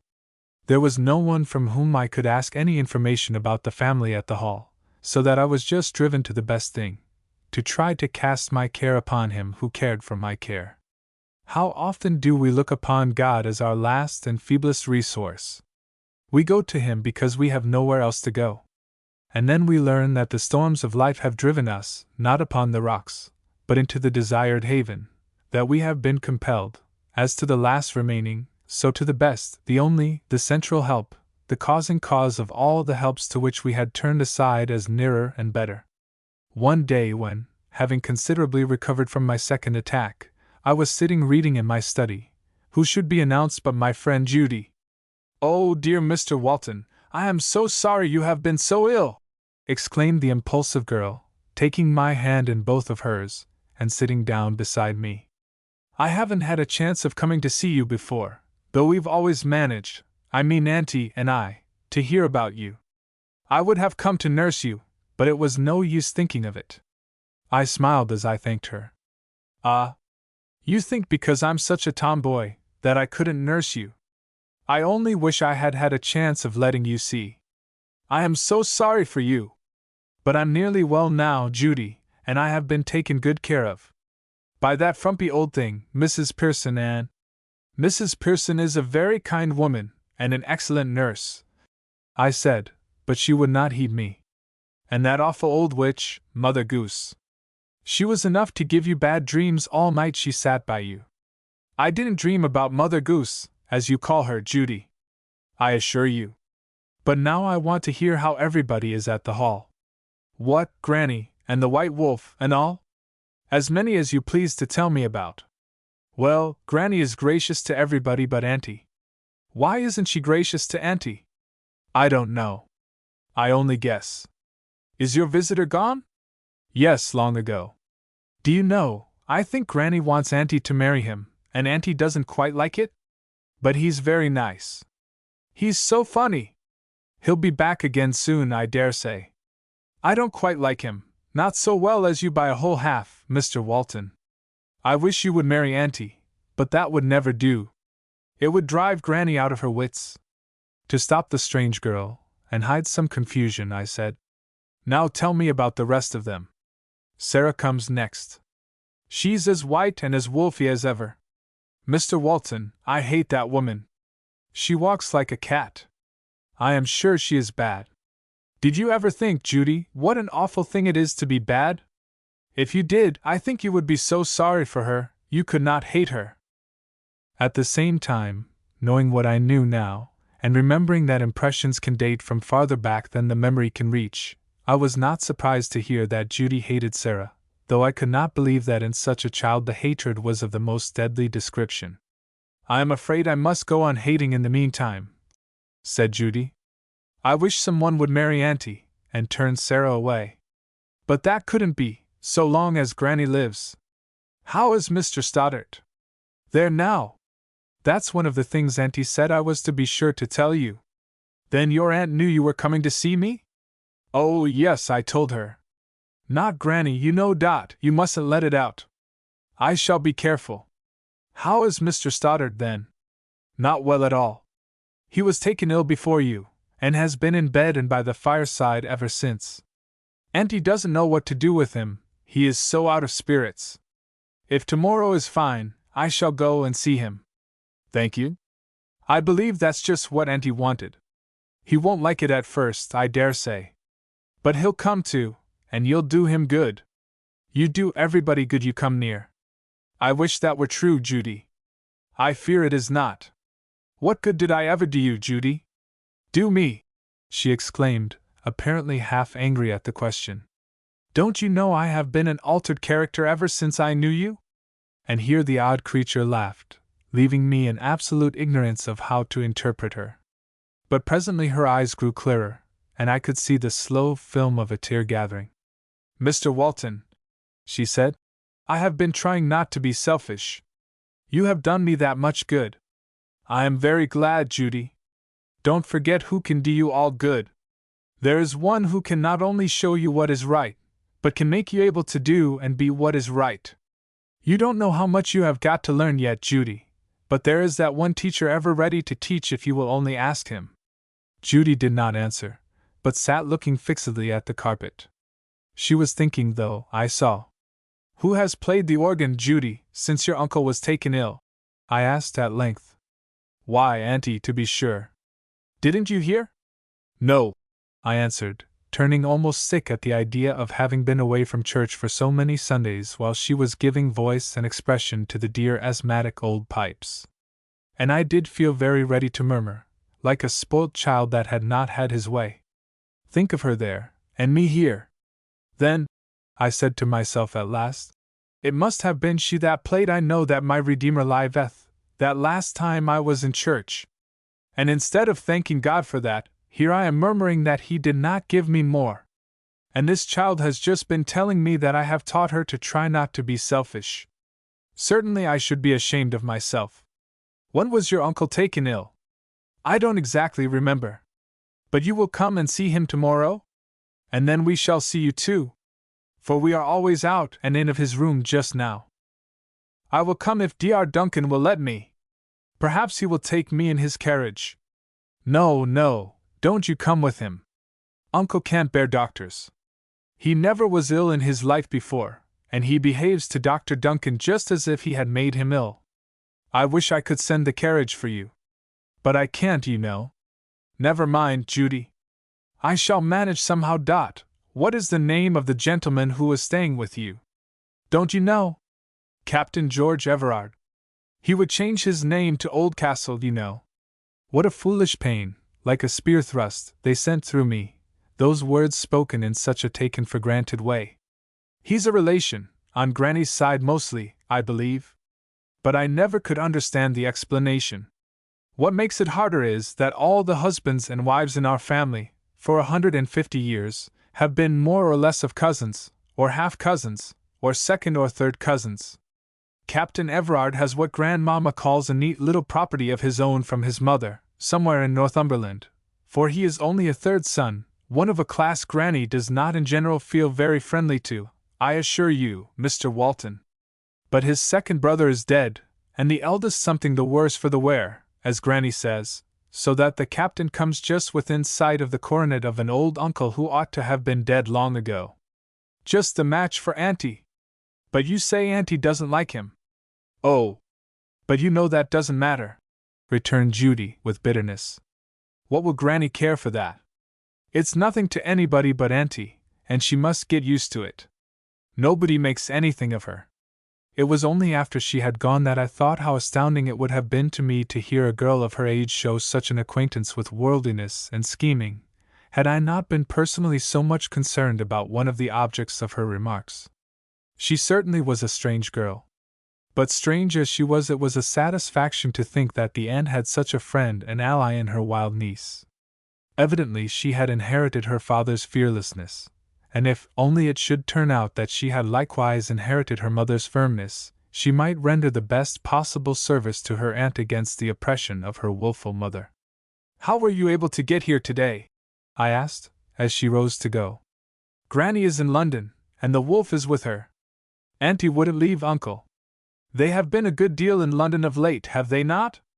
"Yes. They say it's about money of Auntie's. But I don't understand. I think it's that Granny wants to make the captain marry her, for they sometimes see him when they go to London." Chapter 19. The Invalid. The following day being very fine, I walked to Oldcastle Hall, but I remember well how much slower I was forced to walk than I was willing. I found to my relief that Mrs. Oldcastle had not yet returned. I was shown at once to Mr. Stoddart's library. There I found the two ladies in attendance upon him. He was seated by a splendid fire, for the autumn days were now chilly on the shady side, in the most luxurious of easy chairs, with his furred feet buried in the long hair of the hearthrug. He looked worn and peevish. All the placidity of his countenance had vanished. The smooth expanse of his forehead was drawn into 50 wrinkles, like a sea over which the fretting wind has been blowing all night. Nor was it only suffering that his face expressed. He looked like a man who strongly suspected that he was ill-used. After salutation, "You are well off, Mr. Stoddart," I said, "to have two such nurses." "They are very kind," sighed the patient. "You would recommend Mrs. Pearson and Mother Goose instead, would you not, Mr. Walton?" said Judy, her grey eyes sparkling with fun. "Judy, be quiet," said the invalid, languidly and yet sharply. Judy reddened and was silent. "I am sorry to find you so unwell," I said. "Yes, I am very ill," he returned. Aunt and niece rose and left the room quietly. "Do you suffer much, Mr. Stoddart?" "Much weariness, worse than pain. I could welcome death. I do not think, from what Dr. Duncan says of you, that there is reason to apprehend more than a lingering illness," I said, to try him, I confess. "I hope not, indeed," he exclaimed angrily, sitting up in his chair. "What right has Dr. Duncan to talk of me so?" "To a friend, you know," I returned apologetically, "who is much interested in your welfare." "Yes, of course. So is the doctor. A sick man belongs to you both by prescription. For my part, one would rather talk about religion to a whole man than a sick man. A sick man is not a whole man. He is but part of a man, as it were, for the time, and it is not so easy to tell what he can take." "Thank you. I am obliged to you for my new position in the social scale. Of the tailor species, I suppose?" I could not help wishing he were as far up as any man that does such needful, honest work.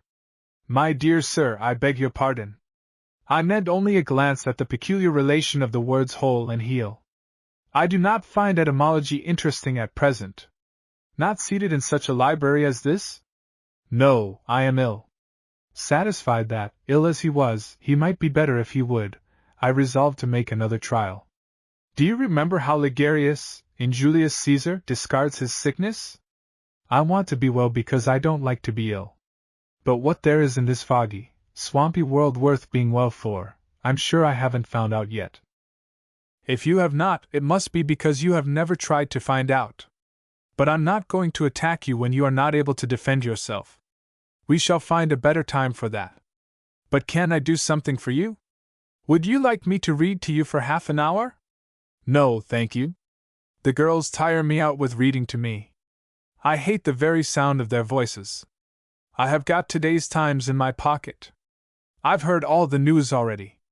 Then I think I shall only bore you if I stay." He made me no answer. I rose. He just let me take his hand, and returned my good morning as if there was nothing good in the world, least of all this same morning. I found the ladies in the outer room. Judy was on her knees on the floor, occupied with a long row of books.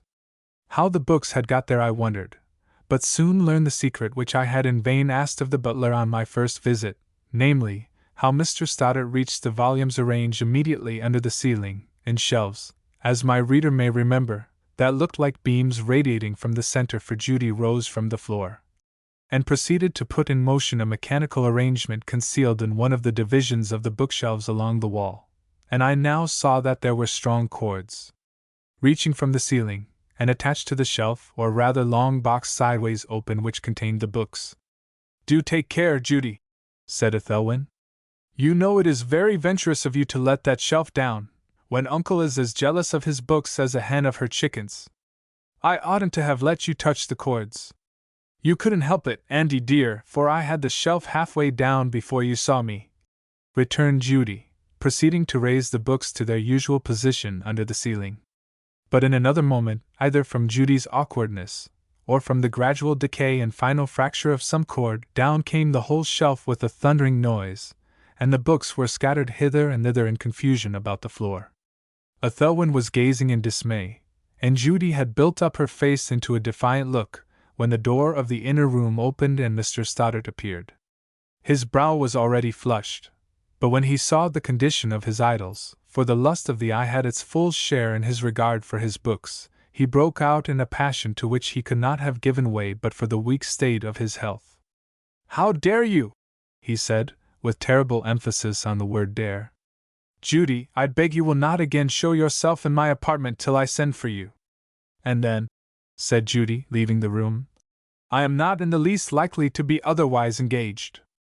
"I am very sorry, Uncle," began Miss Oldcastle.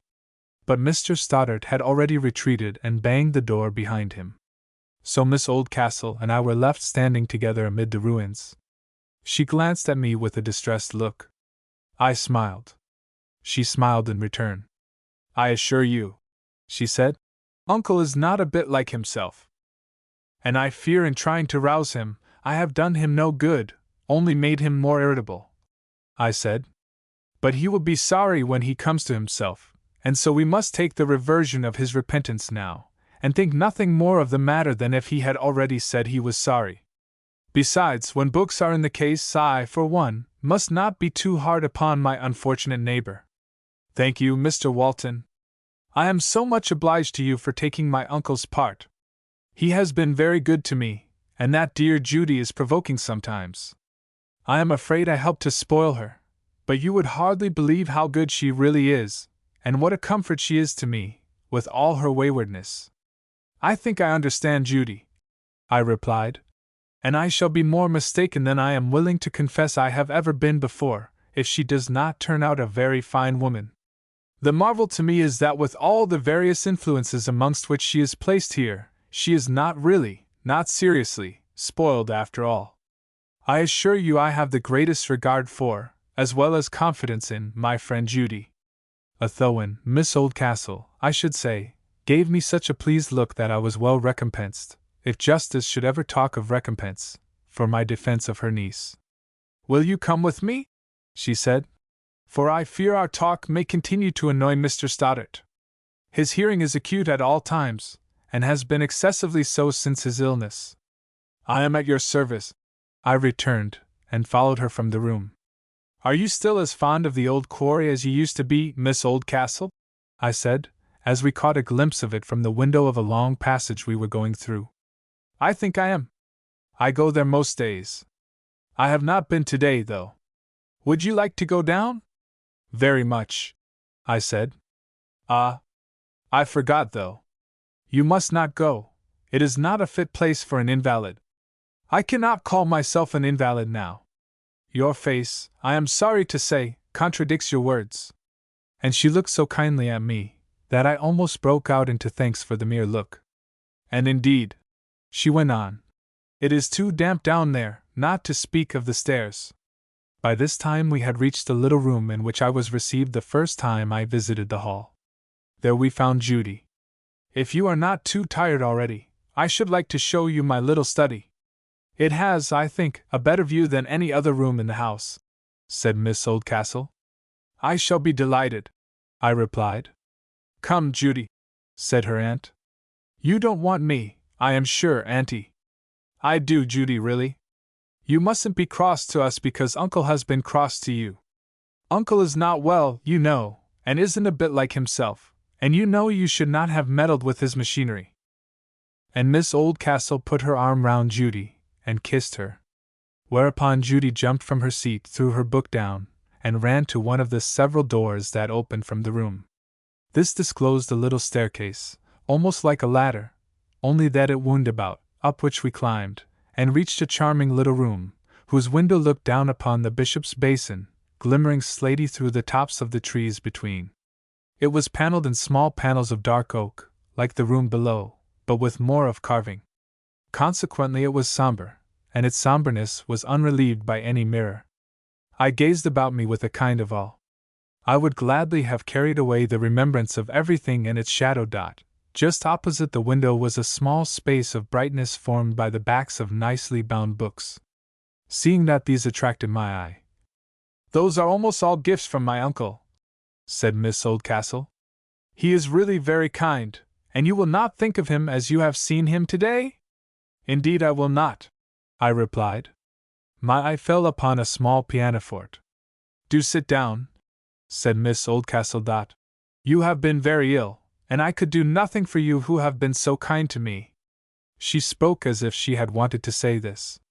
"I only wish I had a chance of doing anything for you," I said, as I took a chair in the window. "But if I had done all I ever could hope to do, you have repaid me long ago, I think." "How?" "I do not know what you mean, Mr. Walton. I have never done you the least service. Tell me first, did you play the organ in church that afternoon when, before I was taken ill, I mean the same day you had a friend with you in the pew in the morning?" I dare say my voice was as irregular as my construction. I ventured just one glance. Her face was flushed. But she answered me at once. "I did." "Then I am in your debt more than you know, or I can tell you. Why, if that is all, I have played the organ every Sunday since Uncle was taken ill," she said, smiling. "I know that now. And I am very glad I did not know it till I was better able to bear the disappointment. But it is only for what I heard that I mean now to acknowledge my obligation. Tell me, Miss Oldcastle, what is the most precious gift one person can give another?" She hesitated, and I, fearing to embarrass her, answered for her. "It must be something imperishable, something which in its own nature is. If instead of a gem, or even of a flower, we could cast the gift of a lovely thought into the heart of a friend, that would be giving, as the angels, I suppose, must give. But you did more and better for me than that. I had been troubled all the morning, and you made me know that my Redeemer liveth. I did not know you were playing, mind, though I felt a difference. You gave me more trust in God, and what other gift so great could one give? I think that last impression, just as I was taken ill, must have helped me through my illness. Often when I was most suppressed, I know that my Redeemer liveth would rise up in the troubled air of my mind, and sung by a voice which, though I never heard you sing, I never questioned to be yours." She turned her face towards me. Those sea-blue eyes were full of tears. "I was troubled myself," she said, with a faltering voice. "When I sang, I mean played, that. I am so glad it did somebody good. I fear it did not do me much. I will sing it to you now, if you like." And she rose to get the music. But that instant Judy, who, I then found, had left the room, bounded into it, with the exclamation, "Auntie, Auntie! Here's Granny!" Miss Oldcastle turned pale. I confess I felt embarrassed, as if I had been caught in something underhand. "Is she come in?" asked Miss Oldcastle, trying to speak with indifference. "She is just at the door, must be getting out of the fly now." "What shall we do?" "What do you mean, Judy?" said her aunt. "Well, you know, Auntie, as well as I do, that Granny will look as black as a thundercloud to find Mr. Walton here, and if she doesn't speak as loud, it will only be because she can't. I don't care for myself, but you know on whose head the storm will fall. Do, dear Mr. Walton, come down the back stair. Then she won't be a bit the wiser. I'll manage it all." Here was a dilemma for me, either to bring suffering on her, to save whom I would have borne any pain, or to creep out of the house as if I were and ought to be ashamed of myself. I believe that had I been in any other relation to my fellows, I would have resolved at once to lay myself open to the peculiarly unpleasant reproach of sneaking out of the house, rather than that she should innocently suffer for my being innocently there. But I was a clergyman, and I felt, more than I had ever felt before, that therefore I could not risk ever the appearance of what was mean. Miss Oldcastle, however, did not leave it to me to settle the matter. All that I have just written had but flashed through my mind when she said, "Judy, for shame to propose such a thing to Mr. Walton. I am very sorry that he may chance to have an unpleasant meeting with Mamma, but we can't help it. Come, Judy, we will show Mr. Walton out together." "It wasn't for Mr. Walton's sake," returned Judy, pouting. "You are very troublesome, Auntie dear. Mr. Walton, she is so hard to take care of. And she's worse since you came. I shall have to give her up some day. Do be generous, Mr. Walton, and take my side, that is, Auntie's. I am afraid, Judy, I must thank your aunt for taking the part of my duty against my inclination. But this kindness, at least," I said to Miss Oldcastle, "I can never hope to return." It was a stupid speech, but I could not be annoyed that I had made it. "All obligations are not burdens to be got rid of, are they?" she replied, with a sweet smile on such a pale, troubled face, that I was more moved for her, deliberately handing her over to the torture for the truth's sake, than I care definitely to confess. Thereupon, Miss Oldcastle led the way down the stairs, I followed, and Judy brought up the rear. The affair was not so bad as it might have been, inasmuch as, meeting the mistress of the house and no penetralia of the same, I insisted on going out alone, and met Mrs. Oldcastle in the hall only. She held out no hand to greet me. I bowed, and said I was sorry to find Mr. Stoddart so far from well. "I fear he is far from well," she returned. "Certainly, in my opinion, too ill to receive visitors." So saying, she bowed and passed on. I turned and walked out, not ill-pleased, as my readers will believe, with my visit. From that day I recovered rapidly, and the next Sunday had the pleasure of preaching to my flock, Mr. Aiken, the gentleman already mentioned as doing duty for me, reading prayers. I took for my subject one of our Lord's miracles of healing, I forget which now, and tried to show my people that all healing and all kinds of healing come as certainly and only from His hand as those instances in which He put forth His bodily hand and touched the diseased, and told them to be whole. And as they left the church the organ played, comfort ye, my people, saith your God." I tried hard to prevent my new feelings from so filling my mind as to make me fail of my duty towards my flock. I said to myself, "Let me be the more gentle, the more honorable, the more tender, towards these my brothers and sisters, forasmuch as they are her brothers and sisters too." I wanted to do my work the better that I loved her. Thus week after week passed, with little that I can remember worthy of record. I seldom saw Miss Oldcastle, and during this period never alone. True, she played the organ still, for Mr. Stoddart continued too unwell to resume his ministry of sound, but I never made any attempt to see her as she came to or went from the organ loft. I felt that I ought not, or at least that it was better not, lest an interview should trouble my mind, and so interfere with my work, which, if my calling meant anything real, was a consideration of vital import. But one thing I could not help noting, that she seemed, by some intuition, to know the music I liked best, and great help she often gave me by so uplifting my heart upon the billows of the organ harmony, that my thinking became free and harmonious, and I spoke, as far as my own feeling was concerned, like one upheld on the unseen wings of ministering cherubim. How it might be to those who heard me, or what the value of the utterance in itself might be, I cannot tell. I only speak of my own feelings, I say. Does my reader wonder why I did not yet make any further attempt to gain favor in the lady's eyes? He will see, if he will think for a moment. First of all, I could not venture until she had seen more of me, and how to enjoy more of her society while her mother was so unfriendly, both from instinctive dislike to me, and because of the offense I had given her more than once, I did not know, for I feared that to call oftener might only occasion measures upon her part to prevent me from seeing her daughter at all. And I could not tell how far such measures might expedite the event I most dreaded, or add to the discomfort to which Miss Oldcastle was already so much exposed. Meantime I heard nothing of Captain Everard, and the comfort that flowed from such a negative source was yet of a very positive character. At the same time, will my reader understand me?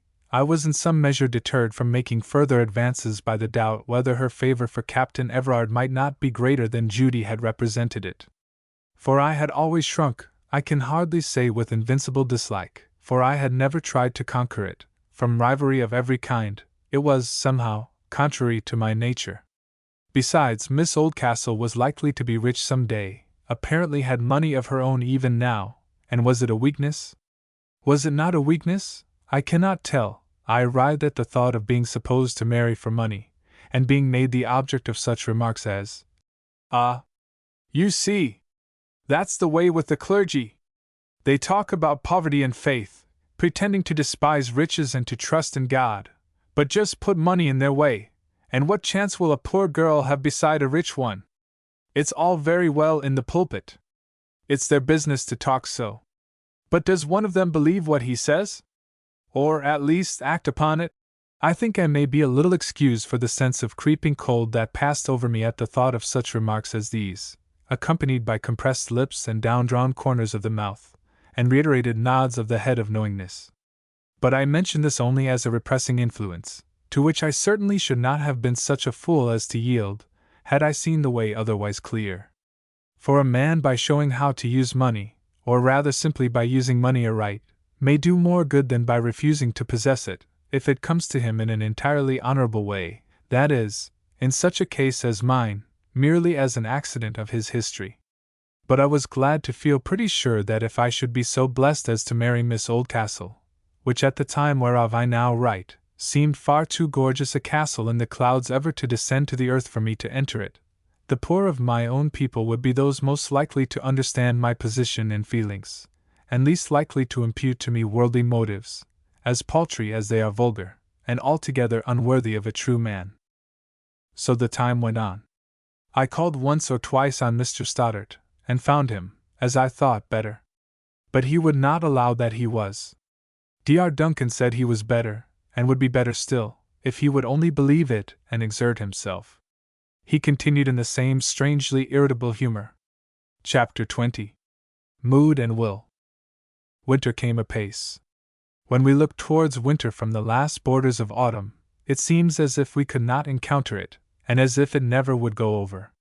So does threatened trouble of any kind seem to us as we look forward upon its miry ways from the last borders of the pleasant greensward on which we have hitherto been walking.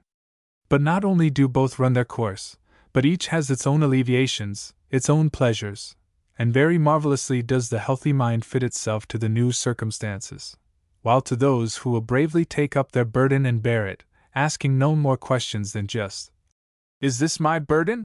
1,000 ministrations of nature and life will come with gentle comfortings. Across a dark verdureless field will blow a wind through the heart of the winter which will waken the patient mind not a memory merely, but a prophecy of the spring, with a glimmer of crocus, or snowdrop, or primrose, and across the waste of tired endeavor will a gentle hope, coming he knows not whence, breathe spring-like upon the heart of the man around whom life looks desolate and dreary. Well do I remember a friend of mine telling me once, he was then a laborer in the field of literature, who had not yet begun to earn his penny a day, though he worked hard, telling me how once, when a hope that had kept him active for months was suddenly quenched, a book refused on which he had spent a passion of labor, the weight of money that must be paid and could not be had, pressing him down like the coffin lid that had lately covered the only friend to whom he could have applied confidently for aid, telling me, I say, how he stood at the corner of a London street, with the rain dripping black from the brim of his hat, the dreariest of atmospheres about him in the closing afternoon of the city, when the rich men were going home, and the poor men who worked for them were longing to follow, and how across this waste came energy and hope into his bosom, swelling thenceforth with courage to fight, and yield no ear to suggested failure.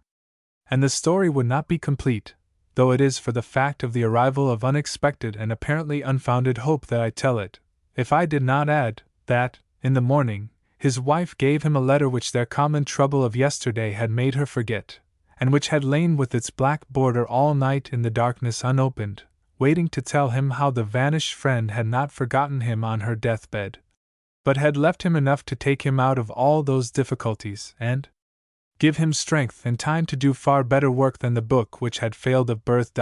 some of my readers may doubt whether I am more than a wandering voice.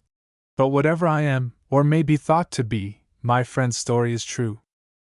And all this has come out of the winter that I, in the retrospect of my history, am looking forward to.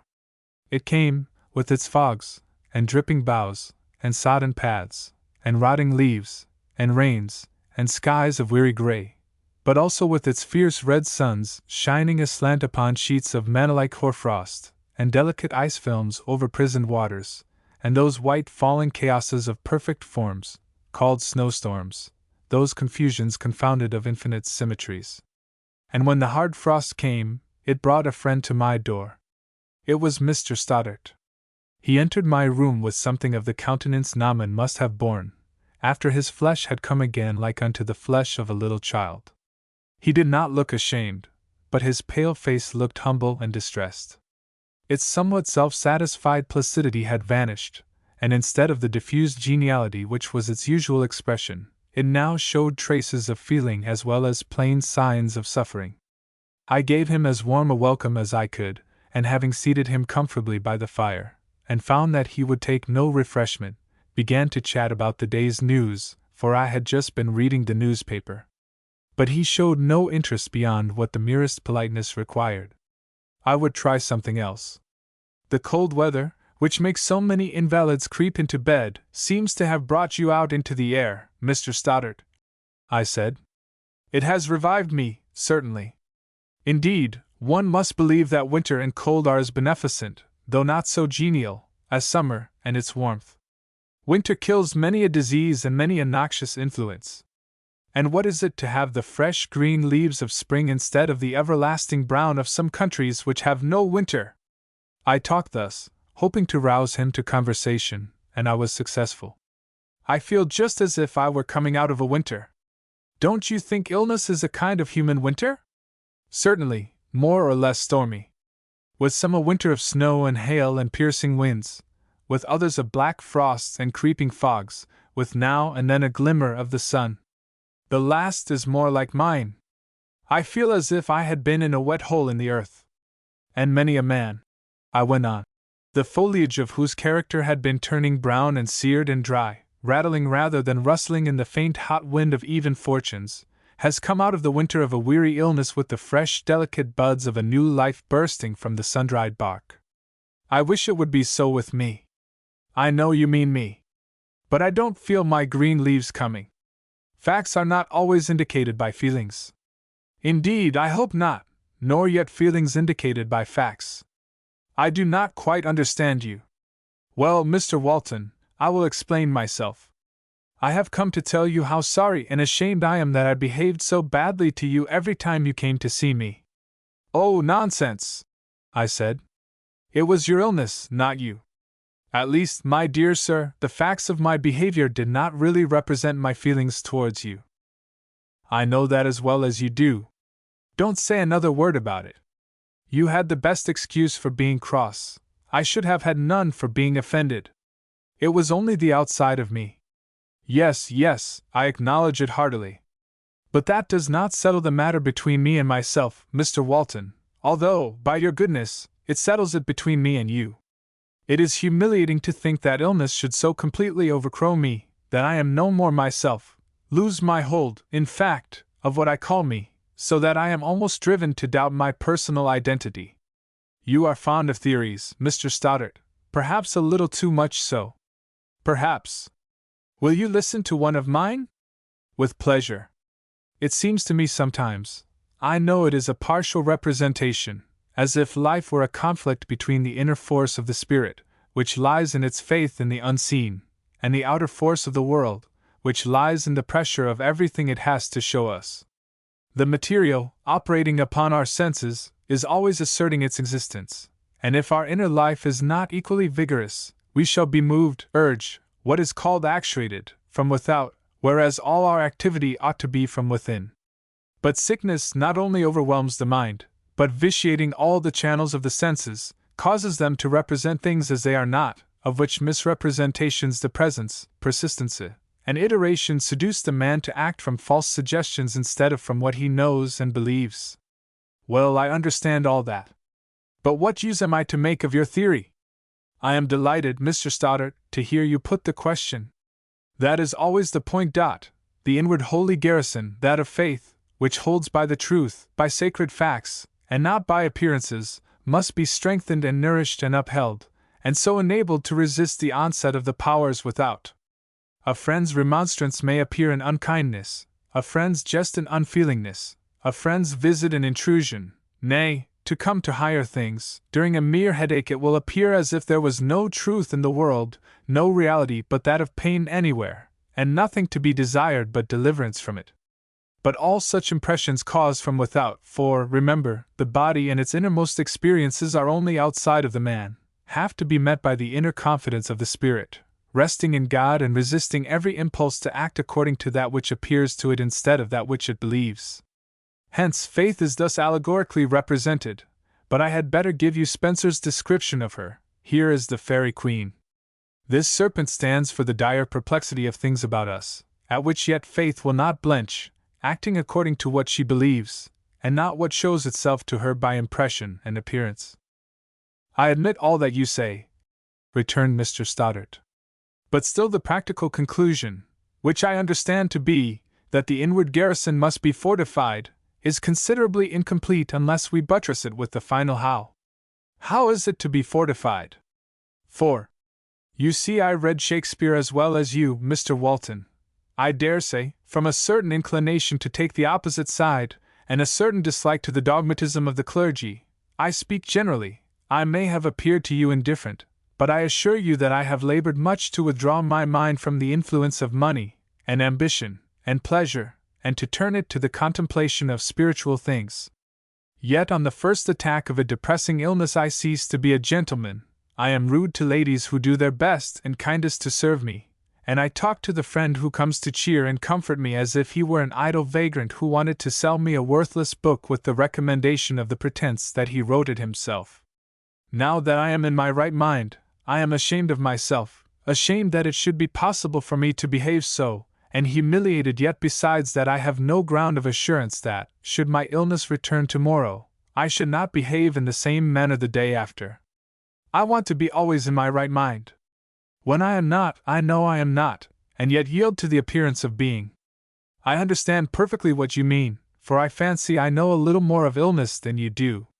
Shall I tell you where I think the fault of your self-training lies? That is just what I want. The things which it pleased me to contemplate when I was well, gave me no pleasure when I was ill. Nothing seemed the same. If we were always in a right mood, there would be no room for the exercise of the will. We should go by our mood and inclination only. But that is by the by. Where you have been wrong is, that you have sought to influence your feelings only by thought and argument with yourself, and not also by contact with your fellows. Besides the ladies of whom you have spoken, I think you have hardly a friend in this neighborhood but myself. One friend cannot afford you half experience enough to teach you the relations of life and of human needs. At best, under such circumstances, you can only have right theories. Practice for realizing them in yourself is nowhere. It is no more possible for a man in the present day to retire from his fellows into the cave of his religion, and thereby leave the world of his own faults and follies behind, than it was possible for the eremites of old to get close to God in virtue of declining the duties which their very birth of human father and mother laid upon them. I do not deny that you and the eremite may both come nearer to God, in virtue of whatever is true in your desires and your worship. But if a man love not his brother whom he hath seen, how can he love God whom he hath not seen? Which surely means to imply at least that to love our neighbor is a great help towards loving God. How this love is to come about without intercourse, I do not see. And how without this love we are to bear up from within against the thousand irritations to which, especially in sickness, our unavoidable relations with humanity will expose us, I cannot tell either. But, returned Mr. Stoddart, I had had a true regard for you, and some friendly communication with you. If human intercourse were what is required in my case, how should I fail just with respect to the only man with whom I had held such intercourse? Because the relations in which you stood with me were those of the individual, not of the race. You like me, because I am fortunate enough to please you, to be a gentleman, I hope, to be a man of some education, and capable of understanding, or at least docile enough to try to understand, what you tell me of your plans and pursuits. But you do not feel any relation to me on the ground of my humanity, that God made me, and therefore I am your brother. It is not because we grow out of the same stem, but merely because my leaf is a little like your own that you draw to me. Our Lord took on him the nature of man. You will only regard your individual attractions. Disturb your liking and your love vanishes. You are severe.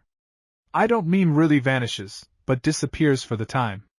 Yet you will confess you have to wait till, somehow, you know not how, it comes back again, of itself, as it were. Yes, I confess. To my sorrow, I find it so. Let me tell you the truth, Mr. Stoddart. You seem to me to have been hitherto only a dilettante or amateur in spiritual matters. Do not imagine I mean a hypocrite. Very far from it. The word amateur itself suggests a real interest, though it may be of a superficial nature. But in religion one must be all there. You seem to me to have taken much interest in unusual forms of theory, and in mystical speculations, to which in themselves I make no objection. But to be content with those, instead of knowing God himself, or to substitute a general amateur friendship towards the race for the love of your neighbor, is a mockery which will always manifest itself to an honest mind like yours in such failure and disappointment in your own character, as you are now lamenting, if not indeed in some mode far more alarming, because gross and terrible. Am I to understand you, then, that intercourse with one's neighbors ought to take the place of meditation? By no means, but ought to go side by side with it, if you would have at once a healthy mind to judge and the means of either verifying your speculations or discovering their falsehood. But where am I to find such friends besides yourself with whom to hold spiritual communion? It is the communion of spiritual deeds, deeds of justice, of mercy, of humility, the kind word, the cup of cold water, the visitation in sickness, the lending of money, not spiritual conference or talk, that I mean. The latter will come of itself where it is natural. You would soon find that it is not only to those whose spiritual windows are of the same shape as your own that you are neighbor. There is one poor man in my congregation who knows more, practically, I mean too, of spirituality of mind than any of us. Perhaps you could not teach him much, but he could teach you. At all events, our neighbors are just those round about us. And the most ignorant man in a little place like Marshmallows, one like you with leisure ought to know and understand, and have some good influence upon. He is your brother whom you are bound to care for and elevate. I do not mean socially, but really in himself, if it be possible. You ought at least to get into some simple human relation with him, as you would with the youngest and most ignorant of your brothers and sisters born of the same father and mother, approaching him, not with pompous lecturing or fault-finding, still less with that abomination called condescension, but with the humble service of the elder to the younger, in whatever he may be helped by you without injury to him. Never was there a more injurious mistake than that it is the business of the clergy only to have the care of souls. But that would be endless. It would leave me no time for myself. Would that be no time for yourself spent in leading a noble, Christian life, in verifying the words of our Lord by doing them, in building your house on the rock of action instead of the sands of theory, in widening your own being by entering into the nature, thoughts, feelings, even fancies of those around you? In such intercourse you would find health radiating into your own bosom, healing sympathies springing up in the most barren acquaintance, channels opened for the inrush of truth into your own mind, and opportunities afforded for the exercise of that self-discipline, the lack of which led to the failures which you now bemoan. Soon then would you have cause to wonder how much some of your speculations had fallen into the background, simply because the truth, showing itself grandly true, had so filled and occupied your mind that it left no room for anxiety about such questions as, while secured in the interest all reality gives, were yet dwarfed by the side of it. Nothing, I repeat, so much as humble ministration to your neighbors, will help you to that perfect love of God which casteth out fear. Nothing but the love of God, that God revealed in Christ, will make you able to love your neighbor aright, and the Spirit of God, which alone gives might for any good, will by these loves, which are life, strengthen you at last to believe in the light even in the midst of darkness, to hold the resolution formed in health when sickness has altered the appearance of everything around you, and to feel tenderly towards your fellow, even when you yourself are plunged in dejection or racked with pain. But, I said, I fear I have transgressed the bounds of all propriety by enlarging upon this matter as I have done. I can only say I have spoken in proportion to my feeling of its weight and truth. I thank you heartily, returned Mr. Stoddart, rising. And I promise you at least to think over what you have been saying. I hope to be in my old place in the organ loft next Sunday. So he was. And Miss Oldcastle was in the pew with her mother. Nor did she go any more to Addicehead to church. Chapter 21. The Devil in Thomas Weir. As the winter went on, it was sad to look on the evident though slow decline of Catherine Weir. It seemed as if the dead season was dragging her to its bosom, to lay her among the leaves of past summers. She was still to be found in the shop, or appeared in it as often as the bell suspended over the door rang to announce the entrance of a customer, but she was terribly worn, and her step indicated much weakness. Nor had the signs of restless trouble diminished, as these tide marks indicated ebbing strength.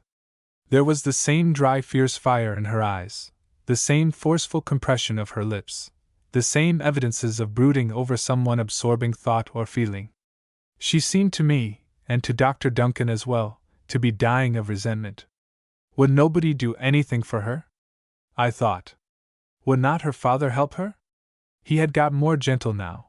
Once I had reason to hope that Christian principles and feelings had begun to rise and operate in him, while surely the influence of his son must, by this time, have done something not only to soften his character generally, but to appease the anger he had cherished towards the one ewe lamb, against which, having wandered away into the desert place, he had closed and barred the door of the sheepfold.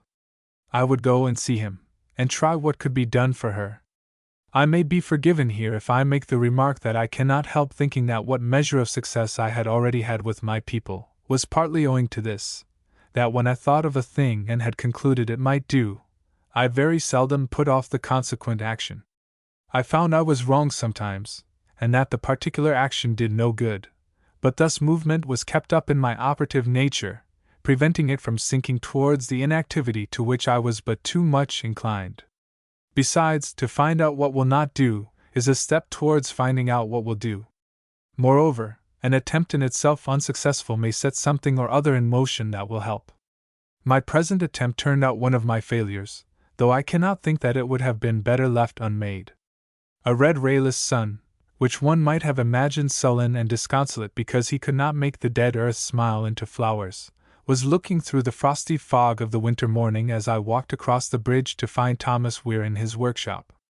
The poplars stood like goblin sentinels, with black heads, upon which the long hair stood on end, all along the dark cold river. Nature looked like a life out of which the love has vanished. I turned from it and hastened on. Thomas was busy working with a spokesheave at the spoke of a cartwheel. How curiously the smallest visual fact will sometimes keep its place in the memory, when it cannot with all earnestness of endeavor recall a thought, a far more important fact. That will come again only when its time comes first. "A cold morning, Thomas," I called from the door. "I can always keep myself warm, sir," returned Thomas, cheerfully. "What are you doing, Tom?" I said, going up to him first. "A little job for myself, sir. I'm making a few bookshelves. I want to have a little talk with your father. Just step out in a minute or so, and let me have half an hour." "Yes, sir, certainly." I then went to the other end of the shop, for, curiously, as it seemed to me, although father and son were on the best of terms, they always worked as far from each other as the shop would permit, and it was a very large room. "It is not easy always to keep warm through and through, Thomas," I said.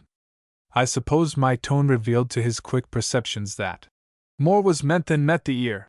He looked up from his work, his tool filled with an uncompleted shaving. "And when the heart gets cold," I went on, "it is not easily warmed again. The fire's hard to light there, Thomas." Still he looked at me, stooping over his work, apparently with a presentiment of what was coming. "I fear there is no way of lighting it again, except the blacksmith's way." "Hammering the iron till it is red hot, you mean, sir?" "I do. When a man's heart has grown cold, the blows of affliction must fall thick and heavy before the fire can be got that will light it.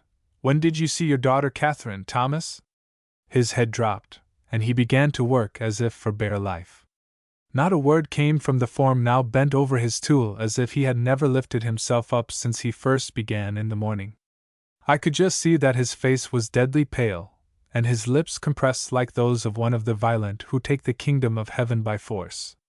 But it was for no such agony of effort that his were thus closed. He went on working till the silence became so lengthened that it seemed settled into the endless. I felt embarrassed. To break a silence is sometimes as hard as to break a spell. What Thomas would have done or said if he had not had this safety valve of bodily exertion, I cannot even imagine. Thomas, I said at length, laying my hand on his shoulder, you are not going to part company with me, I hope? You drive a man too far, sir.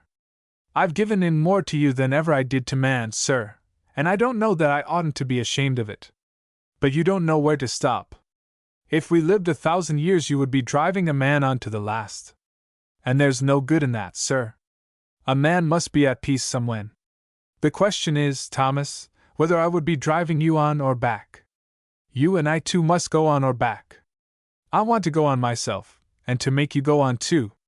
I don't want to be parted from you now or then. That's all very well, sir, and very kind, I don't doubt, but, as I said afore, a man must be at peace somewhen. That's what I want so much that I want you to go on. Peace! I trust in God we shall both have it one day, somewhen, as you say. Have you got this peace so plentifully now that you are satisfied as you are? You will never get it but by going on. I do not think there is any good got in stirring a puddle. Let bygones be bygones. You make a mistake, sir, in rousing an anger which I would willingly let sleep. Better a wakeful anger, and a wakeful conscience with it, than an anger sunk into indifference, and a sleeping dog of a conscience that will not bark. To have ceased to be angry is not one step nearer to your daughter. Better strike her, abuse her, with the chance of a kiss to follow. Ah, Thomas, you are like Jonas with his gourd. I don't see what that has to do with it. I will tell you. You are fierce in wrath at the disgrace to your family. Your pride is up in arms. You don't care for the misery of your daughter, who, the more wrong she has done, is the more to be pitied by a father's heart. Your pride, I say, is all that you care about. The wrong your daughter has done, you care nothing about, or you would have taken her to your arms years ago, in the hope that the fervor of your love would drive the devil out of her and make her repent. I say it is not the wrong, but the disgrace you care for. The gourd of your pride is withered, and yet you will water it with your daughter's misery. Go out of my shop, he cried, or I may say what I should be sorry for. I turned at once and left him. I found young Tom round the corner, leaning against the wall, and reading his Virgil. Don't speak to your father, Tom, I said, for a while. I've put him out of temper. He will be best left alone. He looked frightened. There's no harm done, Tom, my boy. I've been talking to him about your sister. He must have time to think over what I have said to him. I see, sir, I see. Be as attentive to him as you can. I will, sir. It was not alone resentment at my interference that had thus put the poor fellow beside himself. I was certain I had called up all the old misery, set the wound bleeding again. Shame was once more wide awake and tearing at his heart. That his daughter should have done so, for she had been his pride. She had been the belle of the village, and very lovely, but having been apprenticed to a dressmaker in Addicehead, had, after being there about a year and a half, returned home, apparently in a decline. After the birth of her child, however, she had, to her own disappointment, and no doubt to that of her father as well, begun to recover. What a time of wretchedness it must have been to both of them until she left his house, one can imagine. Most likely the misery of the father vented itself in greater unkindness than he felt, which, sinking into the proud nature she had derived from him, roused such a resentment as rarely if ever can be thoroughly appeased until death comes in to help the reconciliation. How often has an old love blazed up again under the blowing of his cold breath, and sent the spirit warm at heart into the regions of the unknown. She never would utter a word to reveal the name or condition of him by whom she had been wronged. To his child, as long as he drew his life from her, she behaved with strange alternations of dislike and passionate affection, after which season the latter began to diminish in violence, and the former to become more fixed, till at length, by the time I had made their acquaintance, her feelings seemed to have settled into what would have been indifference but for the constant reminder of her shame and her wrong together, which his very presence necessarily was. They were not only the gossips of the village who judged that the fact of Addicehead's being a garrison town had something to do with the fate that had befallen her, a fate by which, in its very springtime, when its flowers were loveliest, and hope was strongest for its summer, her life was changed into the dreary wind-swept, rain-sodden moor. The man who can accept such a sacrifice from a woman, I say nothing of wiling it from her, is, in his meanness, selfishness, and dishonor, contemptible as the Pharisee who, with his long prayers, devours the widow's house. He leaves her desolate, while he walks off free. Would to God a man like the great-hearted, pure-bodied Milton, a man whom young men are compelled to respect, would in this our age utter such a word as making mad the guilty. If such grace might be accorded them, would appall the free, lest they too should fall into such a mire of selfish dishonor. Chapter 22. The Devil in Catherine Weir. About this time my father was taken ill, and several journeys to London followed. It is only as vicar that I am writing these memorials, for such they should be called, rather than annals, though certainly the use of the latter word has of late become vague enough for all convenience. Therefore I have said nothing about my home relations, but I must just mention here that I had a half-sister, about half my own age, whose anxiety during my father's illness rendered my visits more frequent than perhaps they would have been from my own. But my sister was right in her anxiety. My father grew worse, and in December he died. I will not eulogize one so dear to me. That he was no common man will appear from the fact of his unconventionality and justice in leaving his property to my sister, saying in his will that he had done all I could require of him, in giving me a good education, and that, men having means in their power which women had not, it was unjust to the latter to make them, without a choice, dependent upon the former. After the funeral, my sister, feeling it impossible to remain in the house any longer, begged me to take her with me. So, after arranging affairs, we set out, and reached Marshmallows on New Year's Day. My sister being so much younger than myself, her presence in my house made very little change in my habits. She came into my ways without any difficulty, so that I did not experience the least restraint from having to consider her. And I soon began to find her of considerable service among the poor and sick of my flock, the latter class being more numerous this winter on account of the greater severity of the weather. I now began to note a change in the habits of Catherine Weir.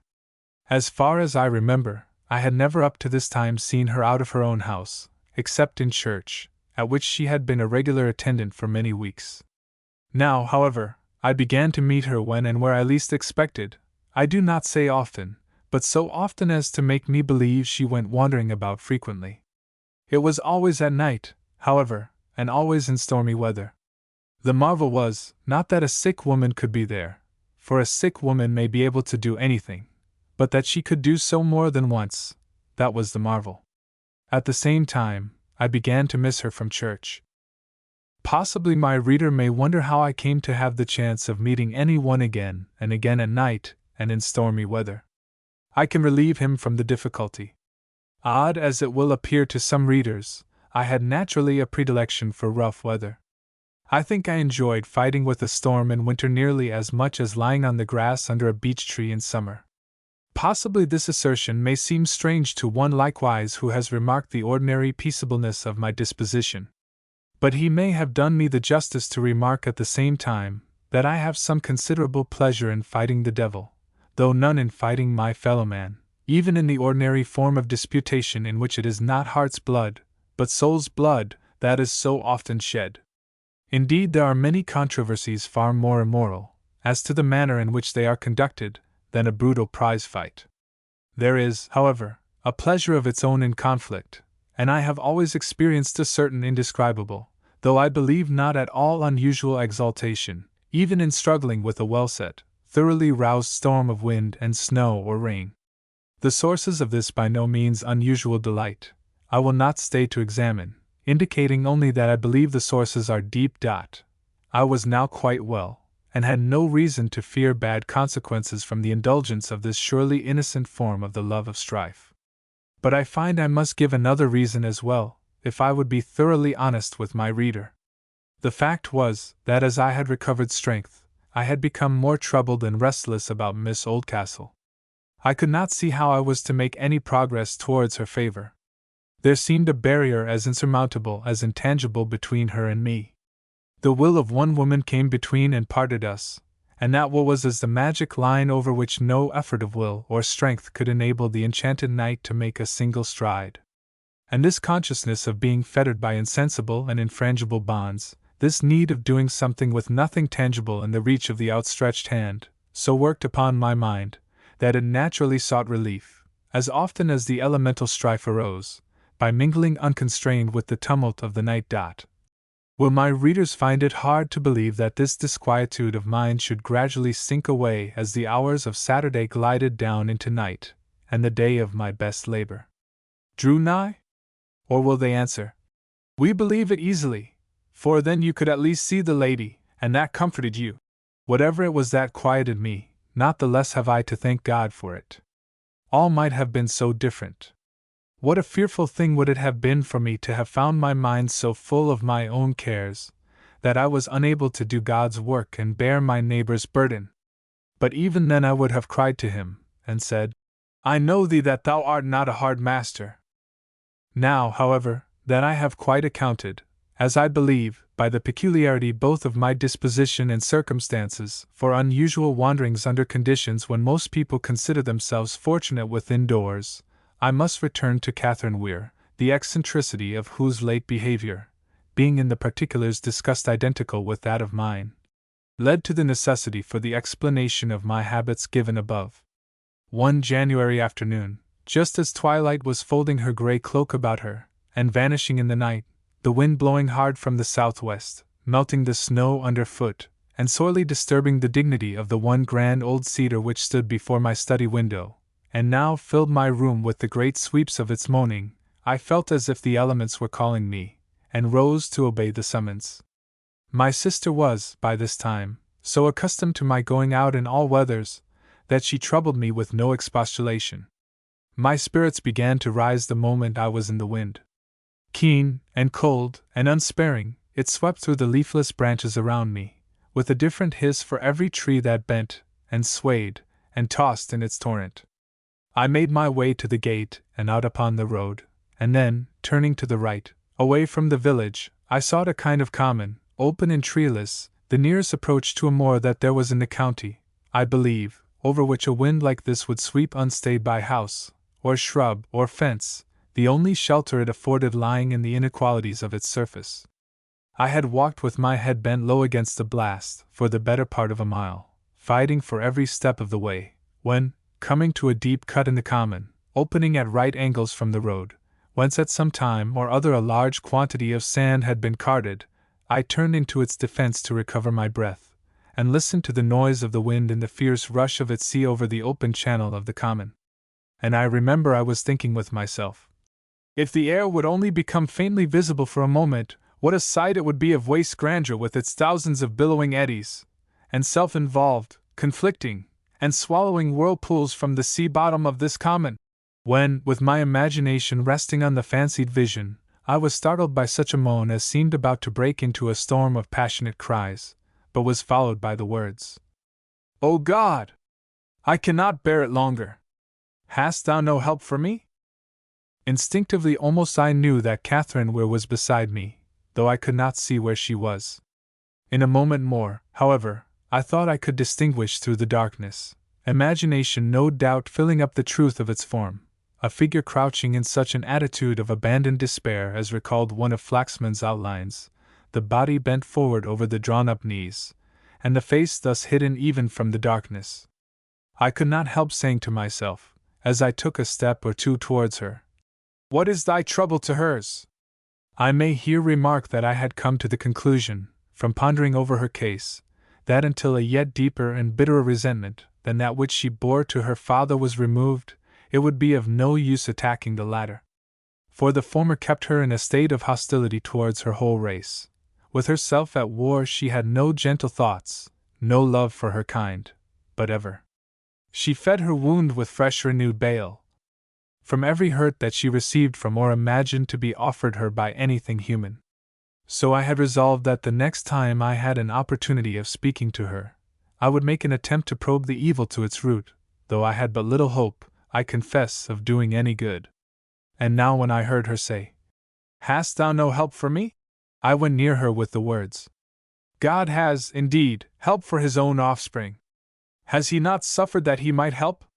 But you have not yet forgiven." When I began to speak, she gave a slight start. She was far too miserable to be terrified at anything.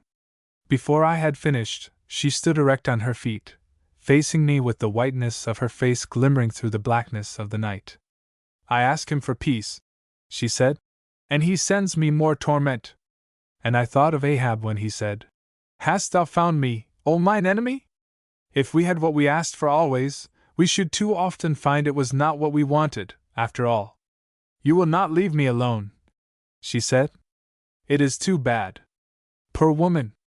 It was well for her she could pray to God in her trouble, for she could scarcely endure a word from her fellow man. She, despairing before God, was fierce as a tigress to her fellow sinner who would stretch a hand to help her out of the mire, and set her beside him on the rock which he felt firm under his own feet. "I will not leave you alone, Catherine," I said, feeling that I must at length assume another tone of speech with her who resisted gentleness. "Scorn my interference as you will," I said, "I have yet to give an account of you. And I have to fear lest my master should require your blood at my hands. I did not follow you here, you may well believe me, but I have found you here, and I must speak." All this time the wind was roaring overhead. But in the hollow was stillness, and I was so near her that I could hear every word she said, although she spoke in a low compressed tone. "Have you a right to persecute me?" she said, "because I am unhappy?" "I have a right, and more than a right, I have a duty to aid your better self against your worse. You, I fear, are siding with your worse self. You judge me hard. I have had wrongs that—" and here she stopped in a way that let me know she would say no more. "That you have had wrongs, and bitter wrongs, I do not for a moment doubt. And him who has done you most wrong, you will not forgive. No. No, not even for the sake of him who, hanging on the tree, after all the bitterness of blows and whipping, and derision, and rudest gestures and taunts, even when the faintness of death was upon him, cried to his Father to forgive their cruelty. He asks you to forgive the man who wronged you, and you will not even for him. Oh, Catherine, Catherine! It is very easy to talk, Mr. Walton," she returned with forced but cool scorn. "Tell me, then," I said, "have you nothing to repent of? Have you done no wrong in this same miserable matter?" "I do not understand you, sir," she said, freezingly, petulantly, not sure, perhaps, or unwilling to believe, that I meant what I did mean. I was fully resolved to be plain with her now. "Catherine Weir," I said, "did not God give you a house to keep fair and pure for him? Did you keep it such?" "He told me lies," she cried fiercely, with a cry that seemed to pierce through the storm over our heads, up towards the everlasting justice. "He lied, and I trusted. For his sake I sinned, and he threw me from him. You gave him what was not yours to give. What right had you to cast your pearl before a swine? But dare you say it was all for his sake you did it? Was it all self-denial? Was there no self-indulgence?" She made a broken gesture of lifting her hands to her head, let them drop by her side, and said nothing. "You knew you were doing wrong. You felt it even more than he did. For God made you with a more delicate sense of purity, with a shrinking from the temptation, with a womanly foreboding of disgrace, to help you to hold the cup of your honor steady, which yet you dropped on the ground. Do not seek refuge in the cant about a woman's weakness. The strength of the woman is as needful to her womanhood as the strength of the man is to his manhood, and a woman is just as strong as she will be. And now, instead of humbling yourself before your Father in heaven, whom you have wronged more even than your father on earth, you rage over your injuries and cherish hatred against him who wronged you. But I will go yet further, and show you, in God's name, that you wronged your seducer. For you were his keeper, as he was yours. What if he had found a noble-hearted girl who also trusted him entirely, just until she knew she ought not to listen to him a moment longer? Who, when his love showed itself less than human, caring but for itself, rose in the royalty of her maidenhood, and looked him in the face? Would he not have been ashamed before her, and so before himself, seeing in the glass of her dignity his own contemptibleness? But instead of such a woman he found you, who let him do as he would. No redemption for him in you. And now he walks the earth the worse for you, defiled by your spoil, glorying in his poor victory over you, despising all women for your sake, unrepentant and proud, ruining others the easier that he has already ruined you. He does! He does! She shrieked. But I will have my revenge. I can and I will. And darting past me, she rushed out into the storm. I followed, and could just see that she took the way to the village. Her dim shape went down the wind before me into the darkness. I followed in the same direction, fast and faster, for the wind was behind me, and a vague fear which ever grew in my heart urged me to overtake her. What had I done? To what might I not have driven her? And although all I had said was true, and I had spoken from motives which, as far as I knew my own heart, I could not condemn, yet, as I sped after her, there came a reaction of feeling from the severity with which I had displayed her own case against her. Ah! Poor sister! I thought. Was it for me thus to reproach thee who had suffered already so fiercely? If the Spirit speaking in thy heart could not win thee, how should my words of hard accusation, true though they were, every one of them, rouse in thee anything but the wrath that springs from shame?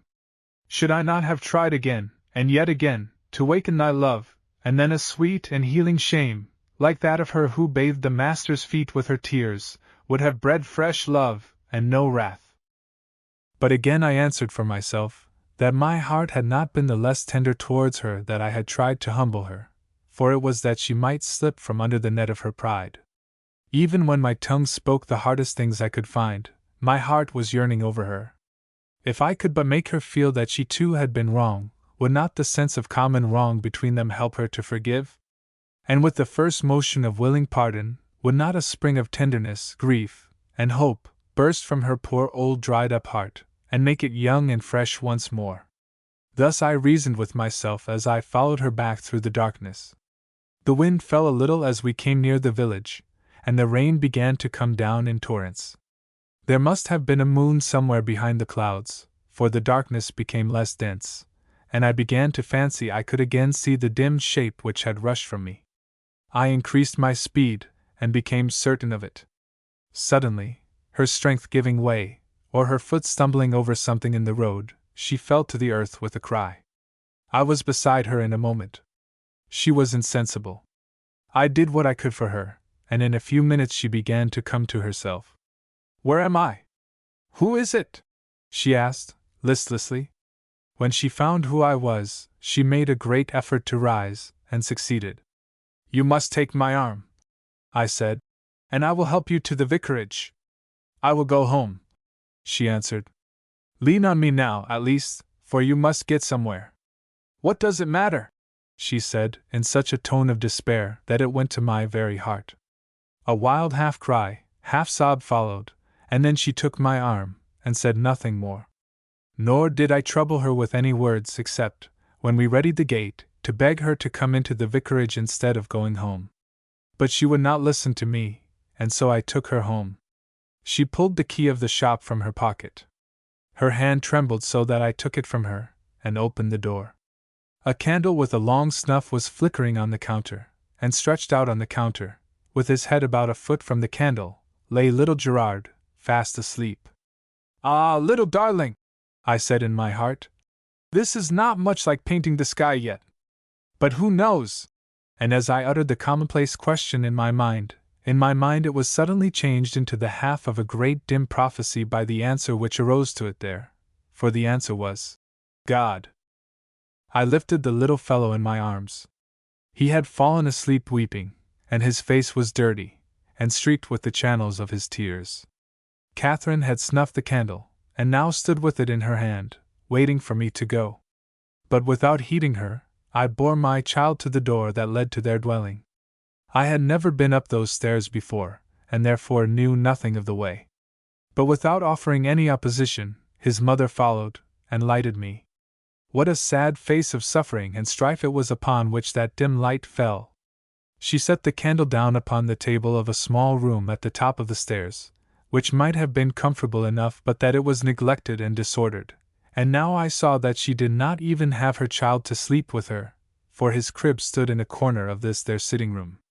I sat down on a haircloth couch, and proceeded to undress little Gerard, trying as much as I could not to wake him. In this I was almost successful. Catherine stood staring at me without saying a word. She looked dazed, perhaps from the effects of her fall. But she brought me his nightgown notwithstanding. Just as I had finished putting it on, and was rising to lay him in his crib, he opened his eyes, and looked at me, then gave a hurried look round, as if for his mother, then threw his arms about my neck and kissed me. I laid him down, and the same moment he was fast asleep. In the morning it would not be even a dream to him. No, I thought, you are safe for the night, poor fatherless child. Even your mother's hardness will not make you sad now. Perhaps the Heavenly Father will send you loving dreams. I turned to Catherine, and bade her good night. She just put her hand in mine, but, instead of returning my leave-taking, said, "Do not fancy you will get the better of me, Mr. Walton, by being kind to that boy. I will have my revenge, and I know how. I am only waiting my time. When he is just going to drink, I will dash it from his hand. I will. At the altar I will." Her eyes were flashing almost with madness, and she made fierce gestures with her arm. I saw that argument was useless. "You loved him once, Catherine," I said. "Love him again. Love him better. Forgive him. Revenge is far worse than anything you have done yet. What do I care? Why should I care?" And she laughed terribly. I made haste to leave the room and the house, but I lingered for nearly an hour about the place before I could make up my mind to go home, so much was I afraid lest she should do something altogether insane. But at length I saw the candle appear in the shop, which was some relief to my anxiety, and reflecting that her one consuming thought of revenge was some security for her conduct otherwise, I went home. That night my own troubles seemed small to me, and I did not brood over them at all. My mind was filled with the idea of the sad misery which, rather than in which, that poor woman was, and I prayed for her as for a desolate human world whose sun had deserted the heavens, whose fair fields, rivers, and groves were hardening into the frost of death, and all their germs of hope becoming but portions of the lifeless mass. "If I am sorrowful," I said, "God lives none the less. And His will is better than mine, yea, is my hidden and perfected will. In Him is my life. His will be done. What, then, is my trouble compared to hers? I will not sink into it and be selfish." In the morning my first business was to inquire after her. I found her in the shop, looking very ill, and obstinately reserved. Gerard sat in a corner, looking as far from happy as a child of his years could look. As I left the shop he crept out with me. "Gerard, come back!" cried his mother. "I will not take him away," I said. The boy looked up in my face, as if he wanted to whisper to me, and I stooped to listen. "I dreamed last night," said the boy, "that a big angel with white wings came and took me out of my bed, and carried me high, high up, so high that I could not dream any more. We shall be carried up so high one day, Gerard, my boy, that we shall not want to dream any more. For we shall be carried up to God Himself. Now go back to your mother." He obeyed at once, and I went on through the village. Chapter 23. The Devil and the Vicar. I wanted just to pass the gate, and look up the road towards Oldcastle Hall. I thought to see nothing but the empty road between the leafless trees, lying there like a dead stream that would not bear me on to the sunny pleasure dome with caves of ice that lay beyond. But just as I reached the gate, Miss Oldcastle came out of the lodge, where I learned afterwards the woman that kept the gate was ill. When she saw me she stopped, and I entered hurriedly, and addressed her. But I could say nothing better than the merest commonplaces. For her old manner, which I had almost forgotten, a certain coldness shadowed with haughtiness, whose influence I had strongly felt when I began to make her acquaintance, had returned. I cannot make my reader understand how this could be blended with the sweetness in her face and the gentleness of her manners, but there the opposites were, and I could feel them both. There was likewise a certain drawing of herself away from me, which checked the smallest advance on my part, so that, I wonder at it now, but so it was, after a few words of very ordinary conversation, I bade her good morning and went away, feeling like a man forbid, as if I had done her some wrong, and she had chidden me for it. What a stone lay in my breast! I could hardly breathe for it. What could have caused her to change her manner towards me? I had made no advance. I could not have offended her. Yet there she glided up the road, and here stood I, outside the gate. That road was now a flowing river that bore from me the treasure of the earth, while my boat was spellbound, and could not follow. I would run after her, fall at her feet, and entreat to know wherein I had offended her. But there I stood enchanted, and there she floated away between the trees, till at length she turned the slow sweep, and I, breathing deep as she vanished from my sight, turned likewise, and walked back the dreary way to the village. And now I knew that I had never been miserable in my life before. And I knew, too, that I had never loved her as I loved her now.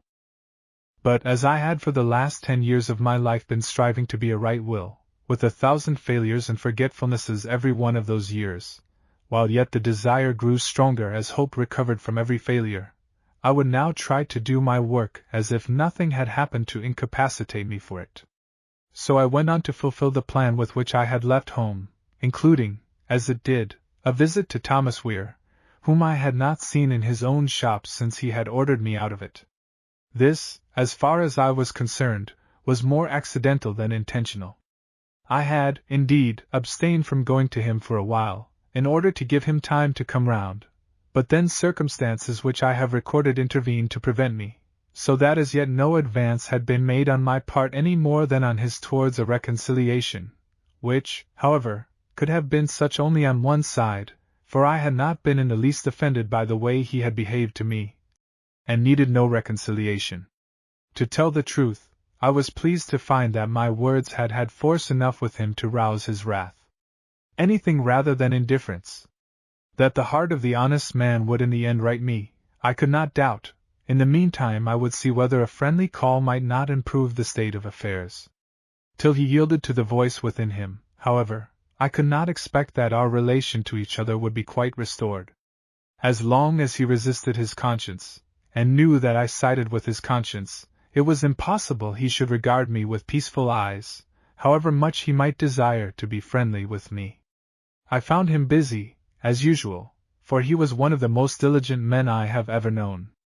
But his face was gloomy, and I thought or fancied that the old scorn had begun once more to usurp the expression of it. Young Tom was not in the shop. "It is a long time since I saw you, now, Thomas." "I can hardly wonder at that," he returned, as if he were trying to do me justice, but his eyes dropped, and he resumed his work, and said no more.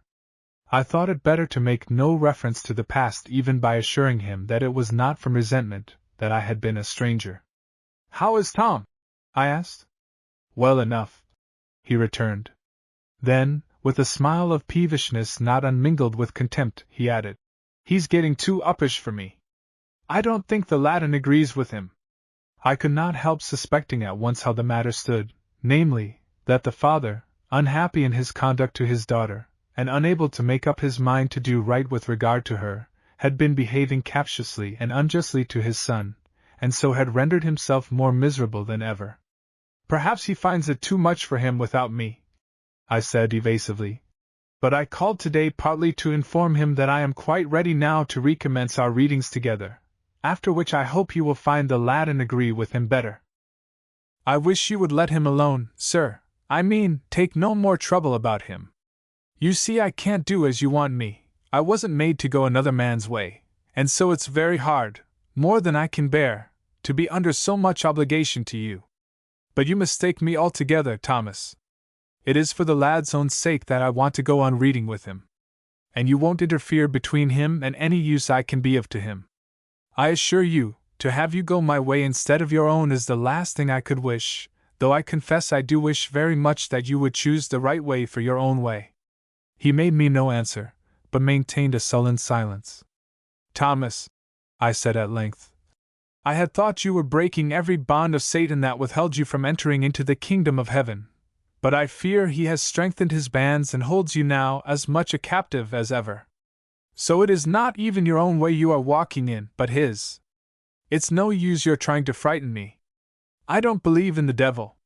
It is God I want you to believe in.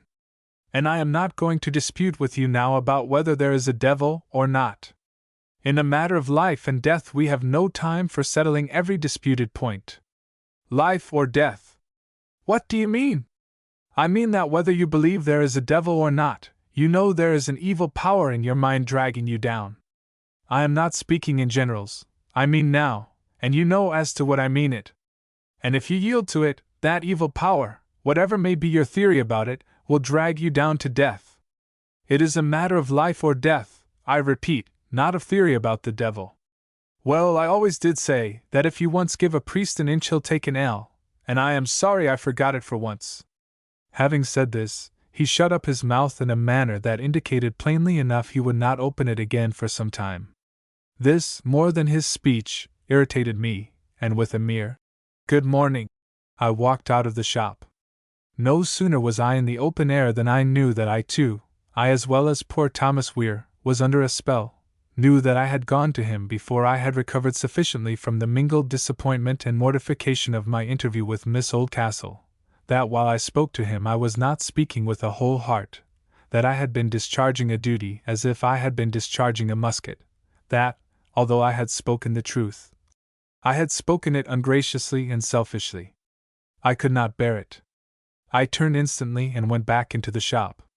Thomas, my friend, I said, holding out my hand, I beg your pardon. I was wrong. I spoke to you as I ought not. I was troubled in my own mind, and that made me lose my temper and be rude to you, who are far more troubled than I am. Forgive me. He did not take my hand at first, but stared at me as if, not comprehending me, he supposed that I was backing up what I had said last with more of the same sort. But by the time I had finished he saw what I meant. His countenance altered and looked as if the evil spirit were about to depart from him. He held out his hand, gave mine a great grasp, dropped his head, went on with his work, and said never a word. I went out of the shop once more, but in a greatly altered mood. On the way home, I tried to find out how it was that I had that morning failed so signally. I had little virtue in keeping my temper, because it was naturally very even, therefore I had the more shame in losing it.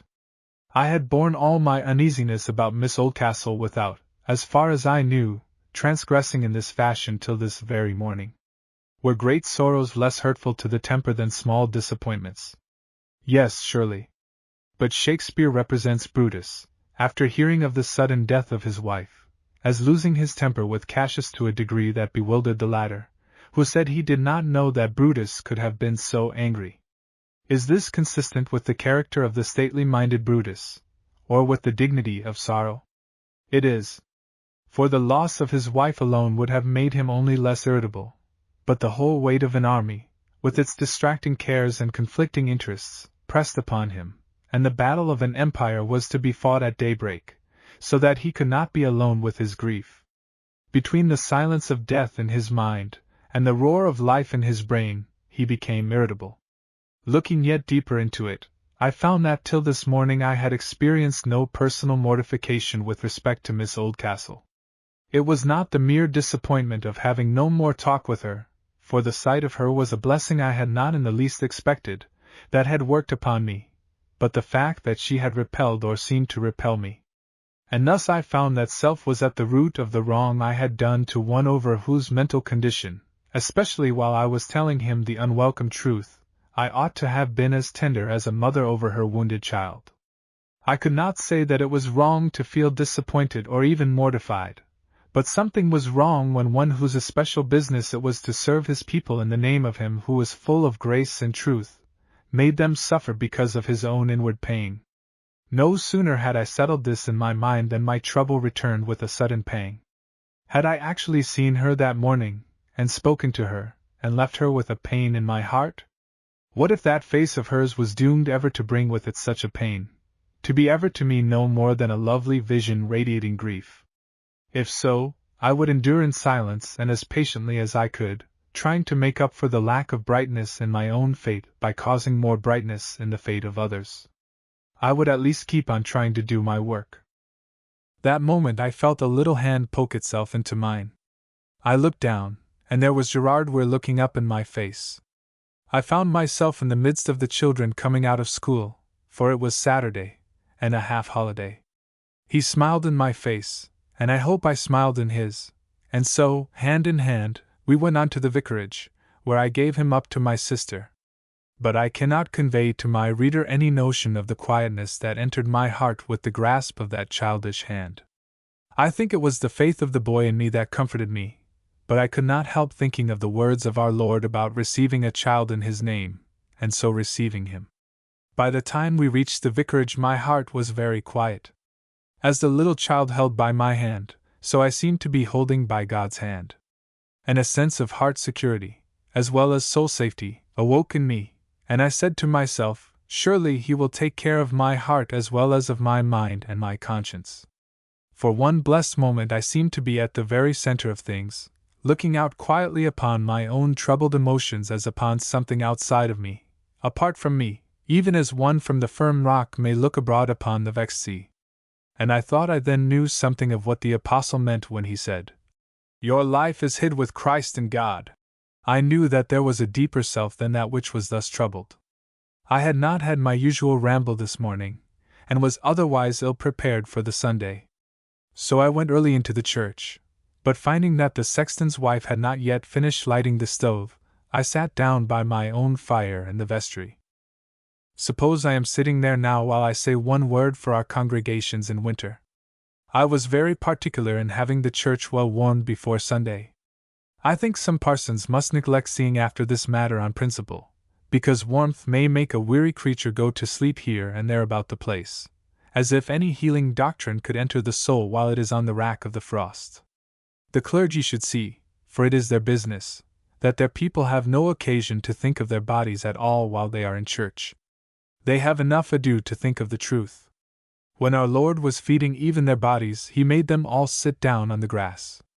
It is worth noticing that there was much grass in the place, a rare thing I should think in those countries, and therefore, perhaps, it was chosen by Him for their comfort in feeding their souls and bodies both.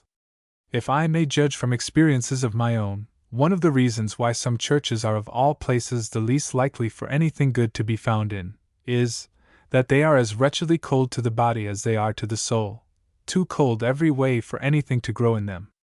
Edelweiss, Noble White, as they call a plant growing under the snow on some of the Alps, could not survive the winter in such churches. There is small welcome in a cold house. And the clergyman, who is the steward, should look to it. It is for him to give his master's friends a welcome to his master's house, for the welcome of a servant is precious, and nowadays very rare. And now Mrs. Stone must have finished. I go into the old church which looks as if it were quietly waiting for its people. No, she has not done yet. Never mind. How full of meaning the vaulted roof looks! As if, having gathered a soul of its own out of the generations that have worshipped here for so long, it had feeling enough to grow hungry for a psalm before the end of the week. Some such half-foolish fancy was now passing through my tranquilized mind, or rather heart, for the mind would have rejected it at once, when to my, what shall I call it, not amazement, for the delight was too strong for amazement, the old organ woke up and began to think aloud. As if it had been brooding over it all the week in the wonderful convolutions of its wooden brain, it began to sigh out the Agnus Dei of Mozart's 12th Mass upon the air of the still church, which lay swept and garnished for the Sunday. How could it be? I know now, and I guessed then, and my guess was right, and my reader must be content to guess too. I took no step to verify my conjecture, for I felt that I was upon my honor, but sat in one of the pews and listened, till the old organ sobbed itself into silence. Then I heard the steps of the sexton's wife vanish from the church, heard her lock the door, and knew that I was alone in the ancient pile, with the twilight growing thick about me, and felt like Sir Galahad, when, after the rolling organ harmony, he heard wings flutter, voices hover clear. In a moment the mood changed, and I was sorry, not that the dear organ was dead for the night, but actually felt gently mournful that the wonderful old thing never had and never could have a conscious life of its own. So strangely does the passion, which I had not invented, reader, whoever thou art that thinkest love and a church do not well harmonize, so strangely, I say, full to overflowing of its own vitality, does it radiate life, that it would even of its own superabundance quicken into blessed consciousness the inanimate objects around it, thinking what they would feel had they a consciousness correspondent to their form. Were their faculties moved from within themselves instead of from the will and operation of humanity. I lingered on long in the dark church, as my reader knows I had done often before. Nor did I move from the seat I had first taken till I left the sacred building. And there I made my sermon for the next morning. And herewith I impart it to my reader. But he need not be afraid of another such as I have already given him, for I impart it only in its original germ, its concentrated essence of sermon, these 4 verses. This was what I made for myself. I told my people that God had created all our worships, reverences, tendernesses, loves. That they had come out of His heart, and He had made them in us because they were in Him first. That otherwise He would not have cared to make them. That all that we could imagine of the wise, the lovely, the beautiful, was in Him, only infinitely more of them than we could not merely imagine, but understand, even if He did all He could to explain them to us, to make us understand them. That in Him was all the wise teaching of the best man ever known in the world and more, all the grace and gentleness and truth of the best child and more, all the tenderness and devotion of the truest type of womankind and more. For there is a love that passeth the love of woman, not the love of Jonathan to David, though David said so, but the love of God to the men and women whom He has made. Therefore, we must be all God's, and all our aspirations, all our worships, all our honors, all our loves, must center in Him, the best. Chapter 24. An Angel Unawares. Feeling rather more than the usual reaction so well known to clergymen after the concentrated duties of the Sunday, I resolved on Monday to have the long country walk I had been disappointed of on the Saturday previous. It was such a day as it seems impossible to describe except in negatives. It was not stormy, it was not rainy, it was not sunshiny, it was not snowy, it was not frosty, it was not foggy, it was not clear, it was nothing but cloudy and quiet and cold and generally ungenial, with just a puff of wind now and then to give an assertion to its ungeniality. I should not in the least have cared to tell what sort the day was, had it not been an exact representation of my own mind. It was not the day that made me such as itself. The weather could always easily influence the surface of my mind, my external mood, but it could never go much further. The smallest pleasure would break through the conditions that merely came of such a day. But this morning my whole mind and heart seemed like the day. The summer was thousands of miles off on the other side of the globe. Athelwyn, up at the old house there across the river, seemed millions of miles away. The summer might come back, she never would come nearer, it was absurd to expect it. For in such moods stupidity constantly arrogates to itself the qualities and claims of insight. In fact, it passes itself off for common sense, making the most dreary ever appear the most reasonable. In such moods a man might almost be persuaded that it was ridiculous to expect any such poetic absurdity as the summer, with its diamond mornings and its opal evenings, ever to come again, nay, to think that it ever had had any existence except in the fancies of the human heart, one of its castles in the air. The whole of life seemed faint and foggy, with no red in it anywhere, and when I glanced at my present relations in Marshmallows, I could not help finding several circumstances to give some appearance of justice to this appearance of things. I seemed to myself to have done no good. I had driven Catherine Weir to the verge of suicide, while at the same time I could not restrain her from the contemplation of some dire revenge. I had lost the man upon whom I had most reckoned as a seal of my ministry, namely, Thomas Weir.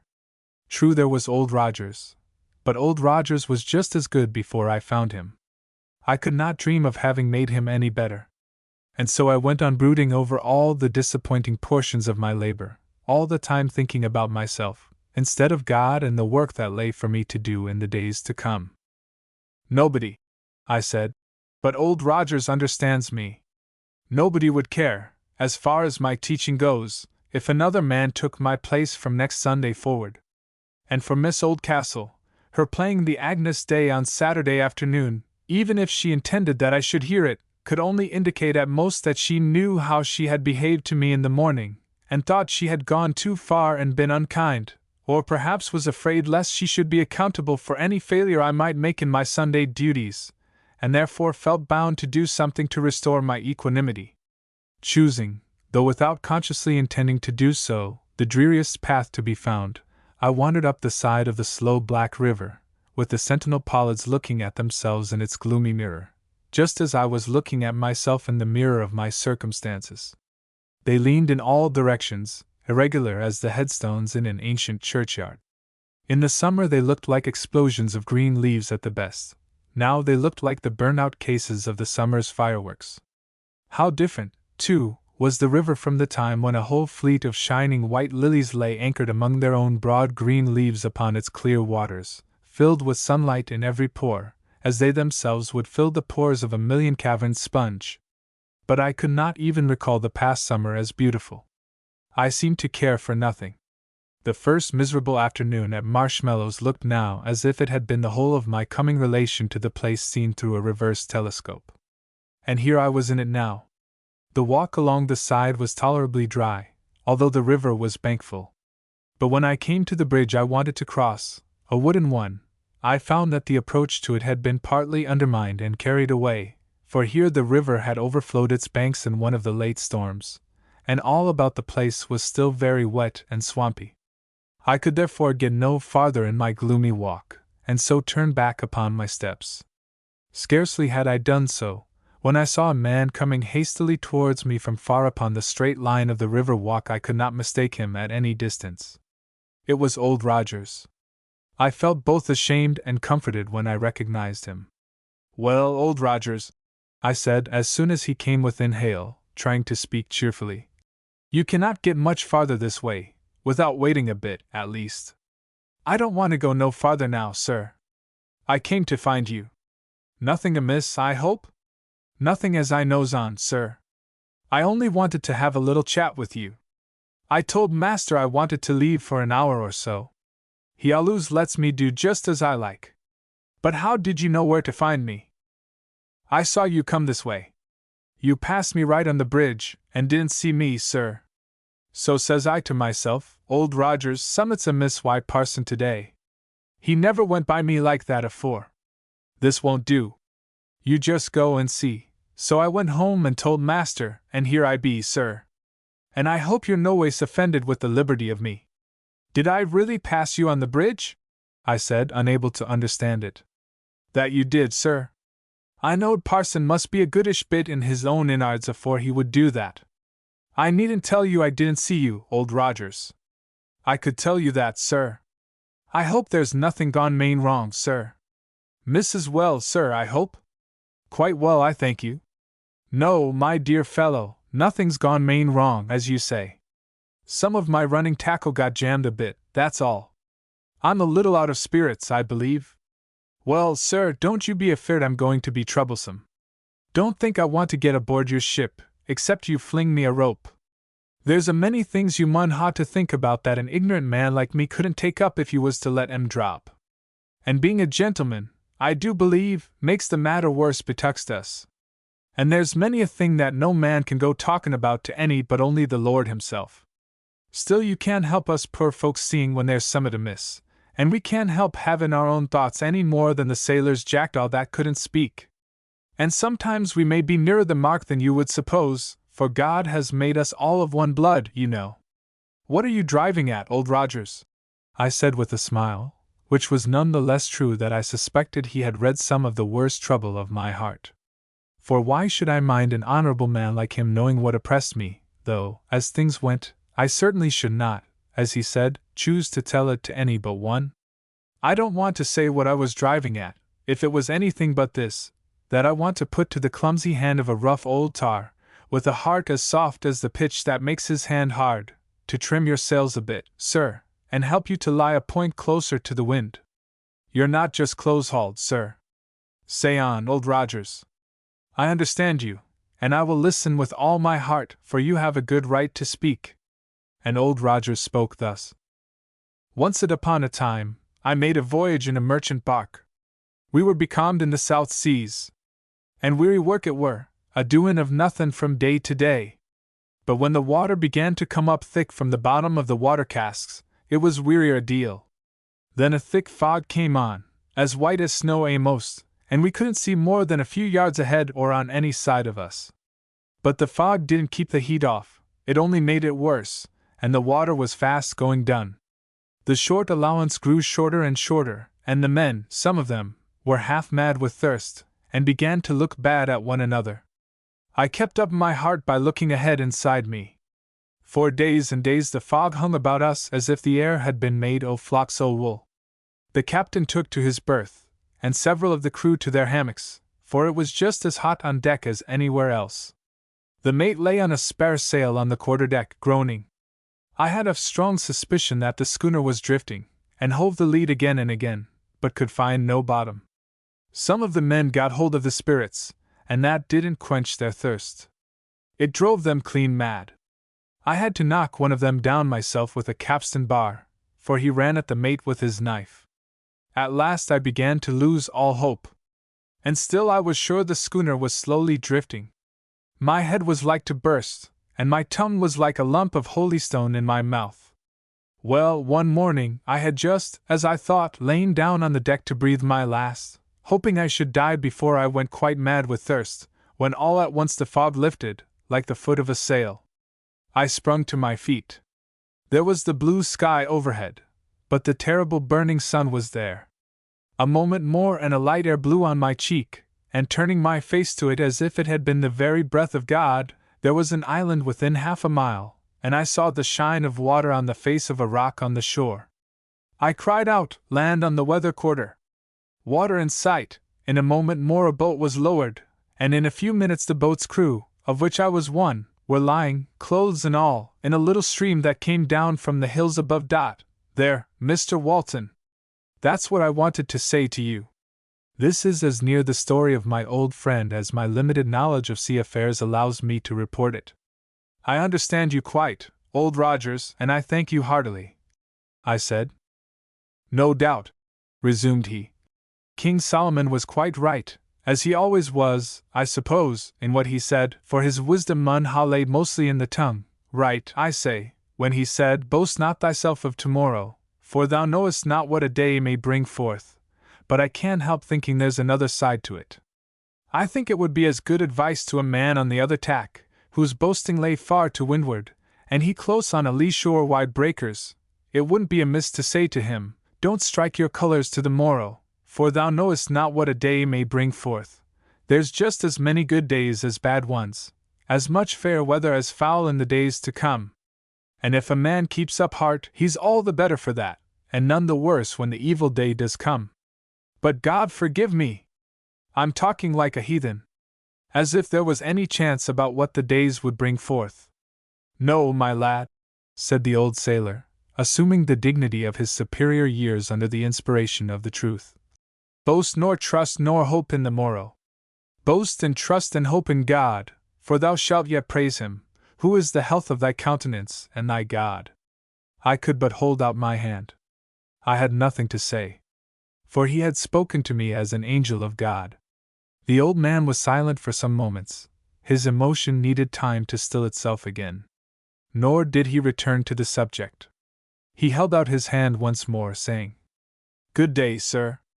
I must go back to my work." "I will go back with you," I returned. And so we walked back side by side to the village, but not a word did we speak the one to the other, till we shook hands and parted upon the bridge, where we had first met. Old Rogers went to his work, and I lingered upon the bridge. I leaned upon the low parapet, and looked up the stream as far as the mist creeping about the banks, and hovering in thinnest veils over the surface of the water, would permit. Then I turned and looked down the river, crawling on to the sweep it made out of sight just where Mr. Brownrigg's farm began to come down to its banks. Then I looked to the left, and there stood my old church, as quiet in the dreary day, though not so bright, as in the sunshine. Even the graves themselves must look yet more solemn sad, in a wintry day like this, than they look when the sunlight that enfolds them proclaims that God is not the God of the dead but of the living. One of the great battles that we have to fight in this world, for 20 great battles have to be fought all at once and in one, is the battle with appearances. I turned me to the right, and there once more I saw, as on that first afternoon, the weathercock that watched the winds over the stables at Oldcastle Hall. It had caught just one glimpse of the sun through some rent in the vapors, and flung it across to me, ere it vanished again amid the general dinginess of the hour. Chapter 25. 2 Parishioners. I have said, near the beginning of my story, that my parish was a large one. How is it that I have mentioned but one of the great families in it, and have indeed confined my recollections entirely to the village and its immediate neighborhood? Will my reader have patience while I explain this to him a little? First, as he may have observed, my personal attraction is towards the poor rather than the rich. I was made so. I can generally get nearer the poor than the rich. But I say generally, for I have known a few rich people quite as much to my mind as the best of the poor. Thereupon, of course, their education would give them the advantage with me in the possibilities of communion. But when the heart is right, and there is a good stock of common sense as well, a gift predominant, as far as I am aware, in no one class over another, education will turn the scale very gently with me. And then when I reflect that some of these poor people would have made nobler ladies and gentlemen than all but 2 or 3 I know, if they had only had the opportunity, there is a reaction towards the poor, something like a feeling of favor because they have not had fair play, a feeling soon modified, though not altered, by the reflection that they are such because God, who loves them better than we do, has so ordered their lot, and by the recollection that not only was our Lord himself poor, but he said the poor were blessed. And let me just say in passing that I not only believe it because he said it, but I believe it because I see that it is so. I think sometimes that the world must have been especially created for the poor, and that particular allowances will be made for the rich because they are born into such disadvantages, and with their wickednesses and their miseries, their love of spiritual dirt and meanness, subserve the highest growth and emancipation of the poor, that they may inherit both the earth and the kingdom of heaven. But I have been once more wandering from my subject. Thus it was that the people in the village lying close to my door attracted most of my attention at first, of which attention those more immediately associated with the village, as, for instance, the inhabitants of the hall, came in for a share, although they did not belong to the same class. Again, the houses of most of the gentlefolk lay considerably apart from the church and from each other. Many of them went elsewhere to church, and I did not feel bound to visit those, for I had enough to occupy me without, and had little chance of getting a hold of them to do them good. Still there were 1 or 2 families which I would have visited oftener, I confess, had I been more interested in them, or had I had a horse. Therefore, I ought to have bought a horse sooner than I did.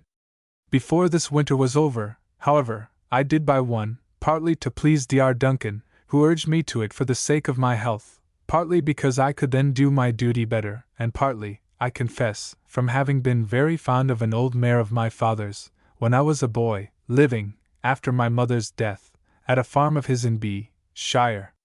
Happening to come across a grey mare very much like her, I bought her at once.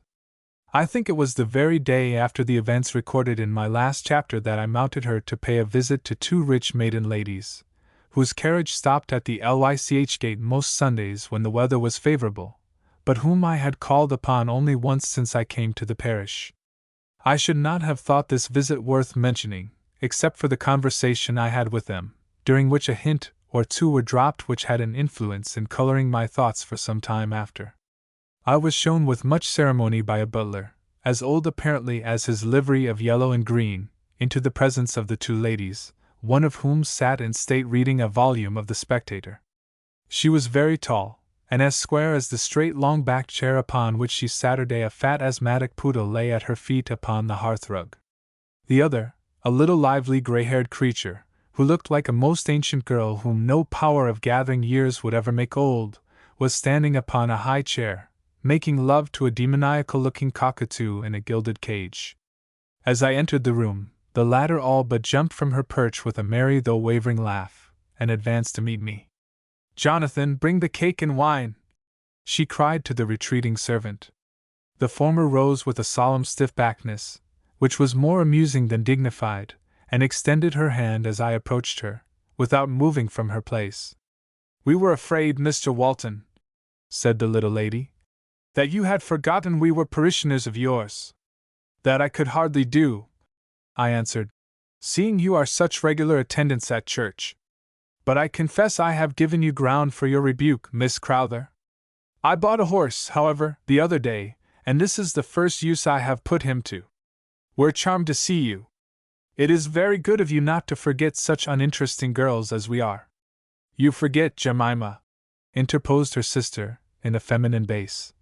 "That time is always on the wing. I should have thought we were both decidedly middle-aged, though you are the elder by I will not say how many years." "All but 10 years, Hester. I remember rocking you in your cradle scores of times. But somehow, Mr. Walton, I can't help feeling as if she were my elder sister. She is so learned, you see, and I don't read anything but the newspapers. And your Bible, Jemima. Do yourself justice. That's a matter of course, sister. But this is not the way to entertain Mr. Walton. The gentlemen used to entertain the ladies when I was young, Jemima. I do not know how it may have been when you were. Much the same, I believe, sister. But if you look at Mr. Walton, I think you will see that he is pretty much entertained as it is." "I agree with Miss Hester," I said. "It is the duty of gentlemen to entertain ladies. But it is so much the kinder of ladies when they surpass their duty, and condescend to entertain gentlemen." "What can surpass duty, Mr. Walton?" "I confess I do not agree with your doctrines upon that point." "I do not quite understand you, Miss Hester," I returned. "Why, Mr. Walton, I hope you will not think me rude, but it always seems to me, and it has given me much pain, when I consider that your congregation is chiefly composed of the lower classes, who may be greatly injured by such a style of preaching. I must say I think so, Mr. Walton. Only perhaps you are one of those who think a lady's opinion on such matters is worth nothing. On the contrary, I respect an opinion just as far as the lady or gentleman who holds it seems to me qualified to have formed it first. But you have not yet told me what you think so objectionable in my preaching. You always speak as if faith in Christ was something greater than duty. Now I think duty the first thing." "I quite agree with you, Miss Crowther.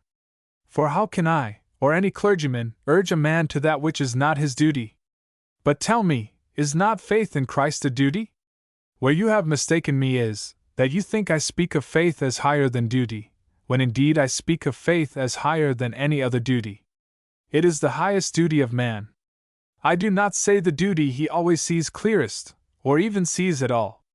But the fact is, that when that which is a duty becomes the highest delight of a man, the joy of his very being, he no more thinks or needs to think about it as a duty. What would you think of the love of a son who, when an appeal was made to his affections, should say, 'Oh yes, I love my mother dearly, it is my duty, of course'?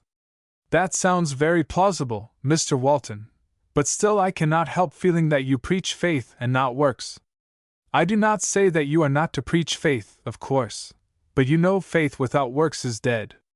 "Now really, Hester," interposed Miss Jemima, "I cannot think how it is, but for my part I should have said that Mr. Walton was constantly preaching works. He's always telling you to do something or other.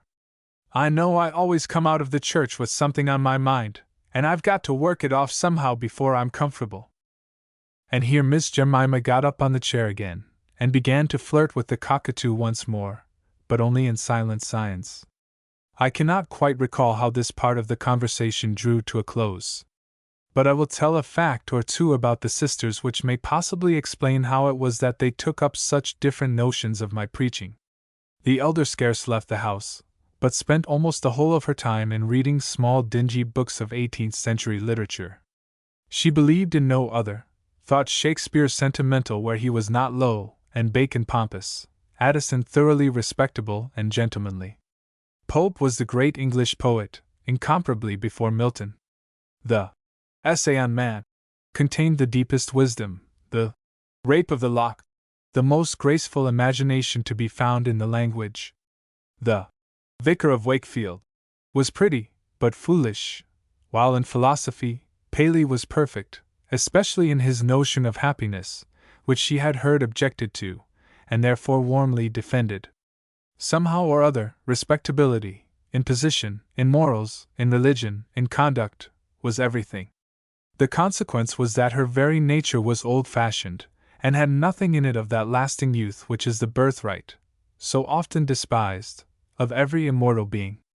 But I have already said more about her than her place in my story justifies. Miss Crowther, on the contrary, whose eccentricities did not lie on the side of respectability, had gone on shocking the stiff proprieties of her younger sister till she could be shocked no more, and gave in as to the hopelessness of fate. She had had a severe disappointment in youth, had not only survived it, but saved her heart alive out of it, losing only, as far as appeared to the eyes of her neighbors at least, any remnant of selfish care about herself, and she now spent the love which had before been concentrated upon one object, upon every living thing that came near her, even to her sister's sole favorite, the wheezing poodle. She was very odd, it must be confessed, with her gray hair, her clear gray eye with wrinkled eyelids, her light step, her laugh at once girlish and cracked, darting in and out of the cottages, scolding this matron with a lurking smile in every tone, hugging that baby, boxing the ears of the other little tyrant, passing this one's rent, and threatening that other with awful vengeances. But it was a very lovely oddity. Their property was not large, and she knew every living thing on the place down to the dogs and pigs.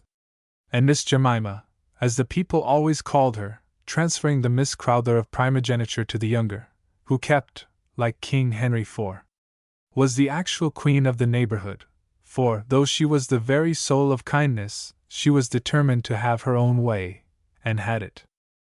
Although I did not know all this at the time, such were the two ladies who held these different opinions about my preaching, the one who did nothing but read Messrs. Addison, Pope, Paley, and Company, considering that I neglected the doctrine of works as the seal of faith, and the one who was busy helping her neighbors from morning to night, finding little in my preaching, except incentive to benevolence.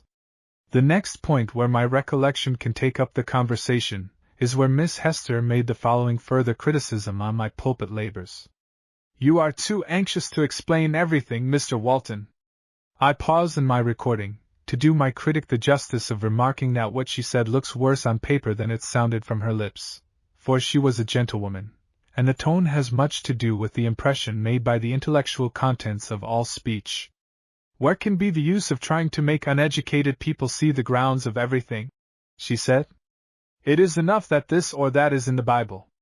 "Yes, but there is just the point. What is in the Bible? Is it this or that? You are their spiritual instructor, tell them what is in the Bible." "But you have just been objecting to my mode of representing what is in the Bible. It will be so much the worse, if you add argument to convince them of what is incorrect." "I doubt that. Falsehood will expose itself the sooner that honest argument is used to support it. You cannot expect them to judge of what you tell them. The Bible urges upon us to search and understand. I grant that for those whose business it is, like yourself. Do you think, then, that the Church consists of a few privileged to understand, and a great many who cannot understand, and therefore need not be taught? I said you had to teach them. But to teach is to make people understand. I don't think so. If you come to that, how much can the wisest of us understand? You remember what Pope says? I do not know the passage. Pope is not my Bible. I should call such superior beings very inferior beings indeed. Do you call the angels inferior beings? Such angels, certainly. He means the good angels, of course. And I say the good angels could never behave like that, for contempt is one of the lowest spiritual conditions in which any being can place himself.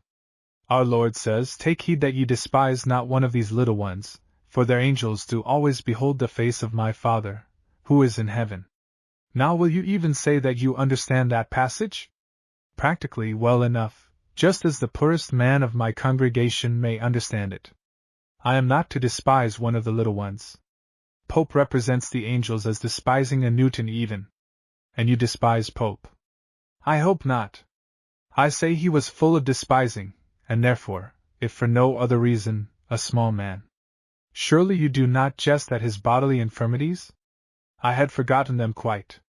In every other sense he was a great man. I cannot allow it. He was intellectually a great man, but morally a small man. Such refinements are not easily followed. I will undertake to make the poorest woman in my congregation understand that. Why don't you try your friend Mrs. Oldcastle, then? It might do her a little good, said Miss Hester, now becoming, I thought, a little spiteful at hearing her favorite treated so unceremoniously. I found afterwards that there was some kindness in it, however. I should have very little influence with Mrs. Oldcastle if I were to make the attempt. But I am not called upon to address my flock individually upon every point of character. I thought she was an intimate friend of yours. Quite the contrary. We are scarcely friendly. I am very glad to hear it, said Miss Jemima, who had been silent during the little controversy that her sister and I had been carrying on. We have been quite misinformed. The fact is, we thought we might have seen more of you if it had not been for her. And as very few people of her own position in society care to visit her, we thought it a pity she should be your principal friend in the parish. Why do they not visit her more? There are strange stories about her, which it is as well to leave alone. They are getting out of date too. But she is not a fit woman to be regarded as the clergyman's friend. There, said Miss Jemima, as if she had wanted to relieve her bosom of a burden, and had done it. I think, however, her religious opinions would correspond with your own, Mr. Walton, said Miss Hester. Possibly, I answered with indifference. I don't care much about opinion. Her daughter would be a nice girl, I fancy, if she weren't kept down by her mother. She looks scared, poor thing. And they say she's not quite the thing, you know, said Miss Jemima. What do you mean, Miss Crowther? She gently tapped her forehead with a forefinger. I laughed. I thought it was not worth my while to enter as the champion of Miss Oldcastle's sanity. They are, and have been, a strange family as far back as I can remember, and my mother used to say the same. I am glad she comes to our church now. You mustn't let her set her cap at you, though, Mr. Walton. It wouldn't do at all. She's pretty enough, too. Yes, I returned. She is rather pretty. But I don't think she looks as if she had a cap to set at anybody. I rose to go, for I did not relish any further pursuit of the conversation in the same direction. I rode home slowly, brooding on the lovely marvel, that out of such a rough, ungracious stem as the Oldcastle family should have sprung such a delicate, pale, winter-braved flower as Ethelwyn. And I prayed that I might be honored to rescue her from the ungenial soil and atmosphere to which the machinations of her mother threatened to confine her for the rest of a suffering life. Chapter 26. Satan Cast Out. I was within a mile of the village, returning from my visit to the Mrs. Crowther, when my horse, which was walking slowly along the soft side of the road, lifted his head, and pricked up his ears at the sound, which he heard first, of approaching hoofs. The riders soon came in sight, Miss Oldcastle, Judy, and Captain Everard. Miss Oldcastle I had never seen on horseback before. Judy was on a little white pony she used to gallop about the fields near the hall. The captain was laughing and chatting gaily as they drew near, now to the one, now to the other. Being on my own side of the road I held straight on, not wishing to stop or to reveal the signs of a distress which had almost overwhelmed me. I felt as cold as death, or rather as if my whole being had been deprived of vitality by a sudden exhaustion around me of the ethereal element of life. I believe I did not alter my bearing, but remained with my head bent, for I had been thinking hard just before, till we were on the point of meeting, when I lifted my hat to Miss Oldcastle without drawing bridle, and went on. The captain returned my salutation, and likewise rode on. I could just see, as they passed me, that Miss Oldcastle's pale face was flushed even to scarlet, but she only bowed and kept alongside of her companion. I thought I had escaped conversation, and had gone about 20 yards farther, when I heard the clatter of Judy's pony behind me, and up she came at full gallop. "Why didn't you stop to speak to us, Mr. Walton?" she said. I pulled up, but you never looked at me. We shall be cross all the rest of the day, because you cut us so. What have we done? Nothing, Judy, that I know of, I answered, trying to speak cheerfully. But I do not know your companion, and I was not in the humor for an introduction. She looked hard at me with her keen gray eyes, and I felt as if the child was seeing through me. I don't know what to make of it, Mr. Walton. You're very different somehow from what you used to be. There's something wrong somewhere. But I suppose you would all tell me it's none of my business. So I won't ask questions. Only I wish I could do anything for you. I felt the child's kindness, but could only say, Thank you, Judy. I am sure I should ask you if there were anything you could do for me. But you'll be left behind. No fear of that. My Dobbin can go much faster than their big horses. But I see you don't want me, so goodbye. She turned her pony's head as she spoke, jumped the ditch at the side of the road, and flew after them along the grass like a swallow. I likewise roused my horse and went off at a hard trot, with the vain impulse so to shake off the tormenting thoughts that crowded on me like gadflies. But this day was to be one of more trial still. As I turned a corner, almost into the street of the village, Tom was at my side. He had evidently been watching for me. His face was so pale that I saw in a moment something had happened. What is the matter, Tom? I asked, in some alarm. He did not reply for a moment, but kept unconsciously stroking my horse's neck and staring at me, with wide blue eyes. Come, Tom, I repeated. Tell me what is the matter. I could see his bare throat knot and relax, like the motion of a serpent, before he could utter the words. Kate has killed her little boy, sir. He followed them with a stifled cry, almost a scream, and hid his face in his hands. God forbid! I exclaimed, and struck my heels in my horse's sides, nearly overturning poor Tom in my haste. She's mad, sir, she's mad, he cried, as I rode off. Come after me, I said, and take the mare home. I shan't be able to leave your sister. Had I had a share, by my harsh words, in driving the woman beyond the bounds of human reason and endurance? The thought was dreadful. But I must not let my mind rest on it now, lest I should be unfitted for what might have to be done. Before I reached the door, I saw a little crowd of the villagers, mostly women and children, gathered about it. I got off my horse, and gave him to a woman to hold till Tom should come up. With a little difficulty, I prevailed on the rest to go home at once, and not add to the confusions and terrors of the unhappy affair by the excitement of their presence. As soon as they had yielded to my arguments, I entered the shop, which to my annoyance I found full of the neighbors. These likewise I got rid of as soon as possible, and locking the door behind them, went up to the room above. To my surprise I found no one there. On the hearth and in the fender lay 2 little pools of blood. All in the house was utterly still. It was very dreadful. I went to the only other door. It was not bolted as I had expected to find it. I opened it, peeped in, and entered. On the bed lay the mother, white as death, but with her black eyes wide open, staring at the ceiling, and on her arm lay little Gerard, as white, except where the blood had flowed from the bandage that could not confine it, down his sweet death-like face. His eyes were fast closed, and he had no sign of life about him. I shut the door behind me, and approached the bed. When Catherine caught sight of me, she showed no surprise or emotion of any kind. Her lips, with automaton-like movement, uttered the words, I have done it at last. I am ready. Take me away. I shall be hanged. I don't care. I confess it. Only don't let the people stare at me. Her lips went on moving, but I could hear no more till suddenly she broke out. Oh! My baby! My baby! And gave a cry of such agony as I hope never to hear again while I live. At this moment I heard a loud knocking at the shop door, which was the only entrance to the house, and remembering that I had locked it, I went down to see who was there. I found Thomas Weir, the father, accompanied by Dr. Duncan, whom, as it happened, he had had some difficulty in finding. Thomas had sped to his daughter the moment he heard the rumor of what had happened, and his fierceness in clearing the shop had at least prevented the neighbors, even in his absence, from intruding further.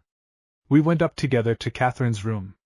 Thomas said nothing to me about what had happened, and I found it difficult even to conjecture from his countenance what thoughts were passing through his mind.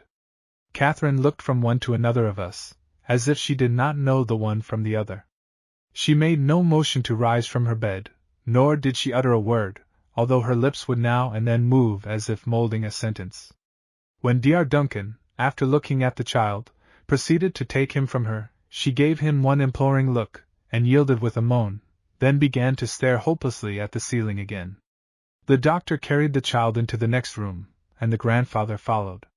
"You see what you have driven me to!" cried Catherine the moment I was left alone with her. "I hope you are satisfied." The words went to my very soul.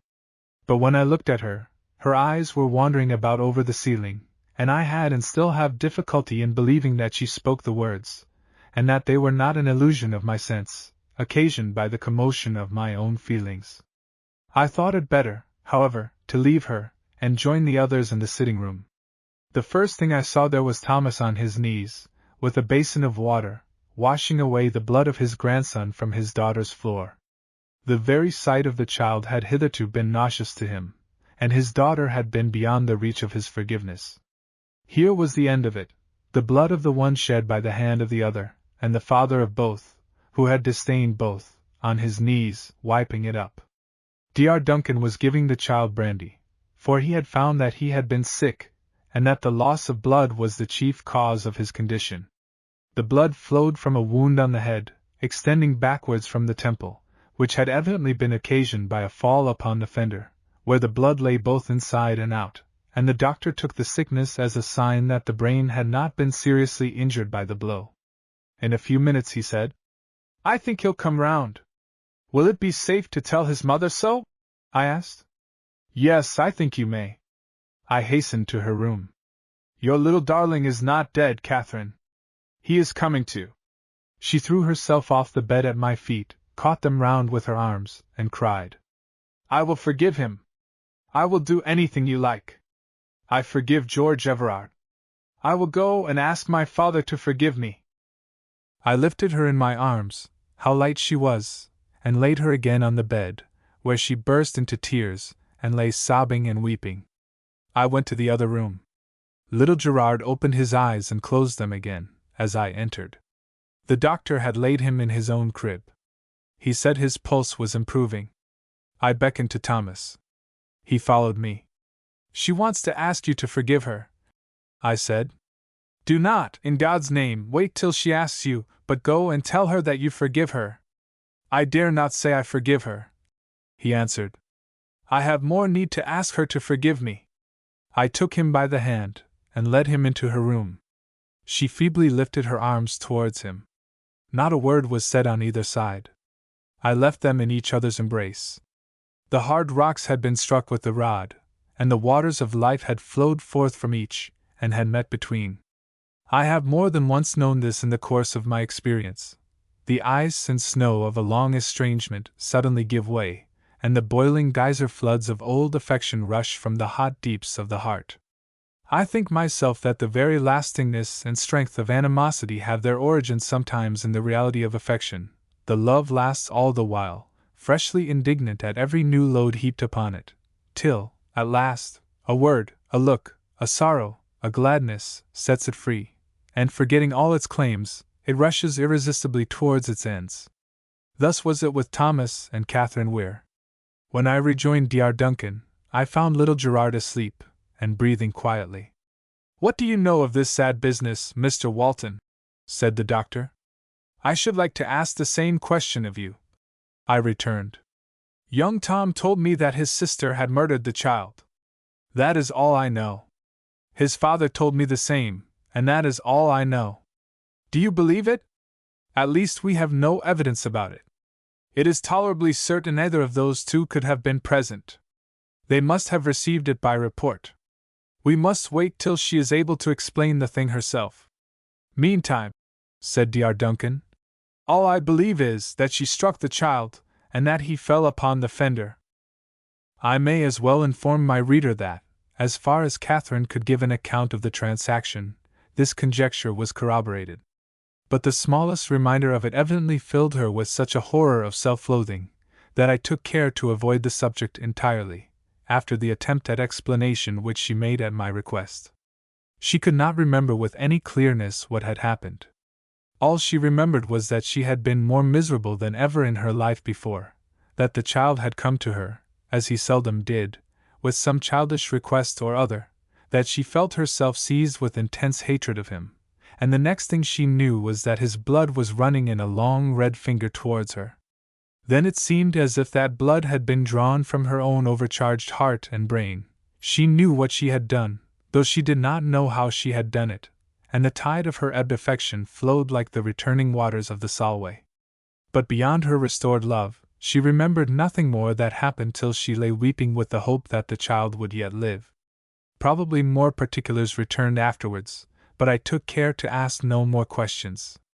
In the increase of illness that followed, I more than once saw her shudder while she slept, and thought she was dreaming what her waking memory had forgotten, and once she started awake, crying, "I have murdered him again!" To return to that first evening, when Thomas came from his daughter's room, he looked like a man from whom the bitterness of evil had passed away. To human eyes, at least, it seemed as if self had been utterly slain in him. His face had that childlike expression in its paleness, and the tearfulness without tears haunting his eyes, which reminds one of the feeling of an evening in summer between which and the sultry day preceding it has fallen the gauzy veil of a cooling shower, with a rainbow in the east. "She is asleep," he said. "How is it your daughter Mary is not here?" I asked. "She was taken with a fit the moment she heard the bad news, sir. I left her with nobody but father. I think I must go and look after her now. It's not the first she's had either, though I never told anyone before. You won't mention it, sir. It makes people look shy at you, you know, sir." "Indeed, I won't mention it. Then she mustn't sit up, and 2 nurses will be wanted here. You and I must take it tonight, Thomas. You'll attend to your daughter, if she wants anything, and I know this little darling won't be frightened if he comes to himself, and sees me beside him." "God bless you, sir," said Thomas fervently. And from that hour to this there has never been a coolness between us. "A very good arrangement," said Dr. Duncan. "Only I feel as if I ought to have a share in it." "No, no," I said. "We do not know who may want you. Besides, we are both younger than you. I will come over early in the morning then, and see how you are going on." As soon as Thomas returned with good news of Mary's recovery, I left him, and went home to tell my sister, and arrange for the night. We carried back with us what things we could think of to make the 2 patients as comfortable as possible, for, as regarded Catherine, now that she would let her fellows help her, I was even anxious that she should feel something of that love about her which she had so long driven from her door. I felt towards her somewhat as towards a newborn child, for whom this life of mingled weft must be made as soft as its material will admit of, or rather, as if she had been my own sister, as indeed she was, returned from wandering in weary and miry ways, to taste once more the tenderness of home. I wanted her to read the love of God and the love that even I could show her. And besides, I must confess that, although the result had been, in God's great grace, so good, my heart still smote me for the severity with which I had spoken the truth to her, and it was a relief to myself to endeavor to make some amends for having so spoken to her. But I had no intention of going near her that night, for I thought the less she saw of me the better, till she should be a little stronger, and have had time, with the help of her renewed feelings, to get over the painful associations so long accompanying the thought of me. So I took my place beside Gerard, and watched through the night. The little fellow repeatedly cried out in that terror which is so often the consequence of the loss of blood, but when I laid my hand on him, he smiled without waking, and lay quite still again for a while. Once or twice he woke up, and looked so bewildered that I feared delirium, but a little jelly composed him, and he fell fast asleep again. He did not seem even to have headache from the blow. But when I was left alone with the child, seated in a chair by the fire, my only light, how my thoughts rushed upon the facts bearing on my own history which this day had brought before me. Horror it was to think of Miss Oldcastle even as only riding with the seducer of Catherine Weir. There was torture in the thought of his touching her hand, and to think that before the summer came once more, he might be her husband. I will not dwell on the sufferings of that night more than is needful, for even now, in my old age, I cannot recall without renewing them. But I must indicate one train of thought which kept passing through my mind with constant recurrence. Was it fair to let her marry such a man in ignorance? Would she marry him if she knew what I knew of him? Could I speak against my rival, blacken him even with the truth, the only defilement that can really cling? Could I for my own dignity do so? And was she therefore to be sacrificed in ignorance? Might not someone else do it instead of me? But if I set it a-going, was it not precisely the same thing as if I did it myself, only more cowardly? There was but one way of doing it, and that was, with the full and solemn consciousness that it was and must be a barrier between us forever. If I could give her up fully and altogether, then I might tell her the truth which was to preserve her from marrying such a man as my rival. And I must do so, sooner than that she, my very dream of purity and gentle truth, should wed defilement. But how bitter to cast away my chance! As I said in the gathering despair of that black night. And although every time I said it, for the same words would come over and over as in a delirious dream, I repeated yet again to myself that wonderful line of Spenser. Yet the words never grew into spirit in me, they remained words, and meant nothing to my feeling, hardly even to my judgment meant anything at all. Then came another bitter thought, the bitterness of which was wicked. It flashed upon me that my own earnestness with Catherine Weir, in urging her to the duty of forgiveness, would bear a main part in wrapping up in secrecy that evil thing which ought not to be hid. For had she not vowed, with the same facts before her which now threatened to crush my heart into a lump of clay, to denounce the man at the very altar? Had not the revenge which I had ignorantly combated been my best ally? And for one brief, black, wicked moment I repented that I had acted as I had acted. The next I was on my knees by the side of the sleeping child, and had repented back again in shame and sorrow. Then came the consolation that if I suffered hereby, I suffered from doing my duty. And that was well. Scarcely had I seated myself again by the fire when the door of the room opened softly, and Thomas appeared. "Kate is very strange, sir," he said, "and wants to see you." I rose at once. "Perhaps, then, you had better stay with Gerard." "I will, sir, for I think she wants to speak to you alone." I entered her chamber. A candle stood on a chest of drawers, and its light fell on her face, once more flushed in those two spots with the glow of the unseen fire of disease. Her eyes, too, glittered again, but the fierceness was gone, and only the suffering remained. I drew a chair beside her, and took her hand. She yielded it willingly, even returned the pressure of kindness which I offered to the thin, trembling fingers. "You are too good, sir," she said. "I want to tell you all. He promised to marry me, I believed him. But I did very wrong. And I have been a bad mother, for I could not keep from seeing his face in Gerard's. Gerard was the name he told me to call him when I had to write to him, and so I named the little darling Gerard." "How is he, sir?" "Doing nicely," I replied.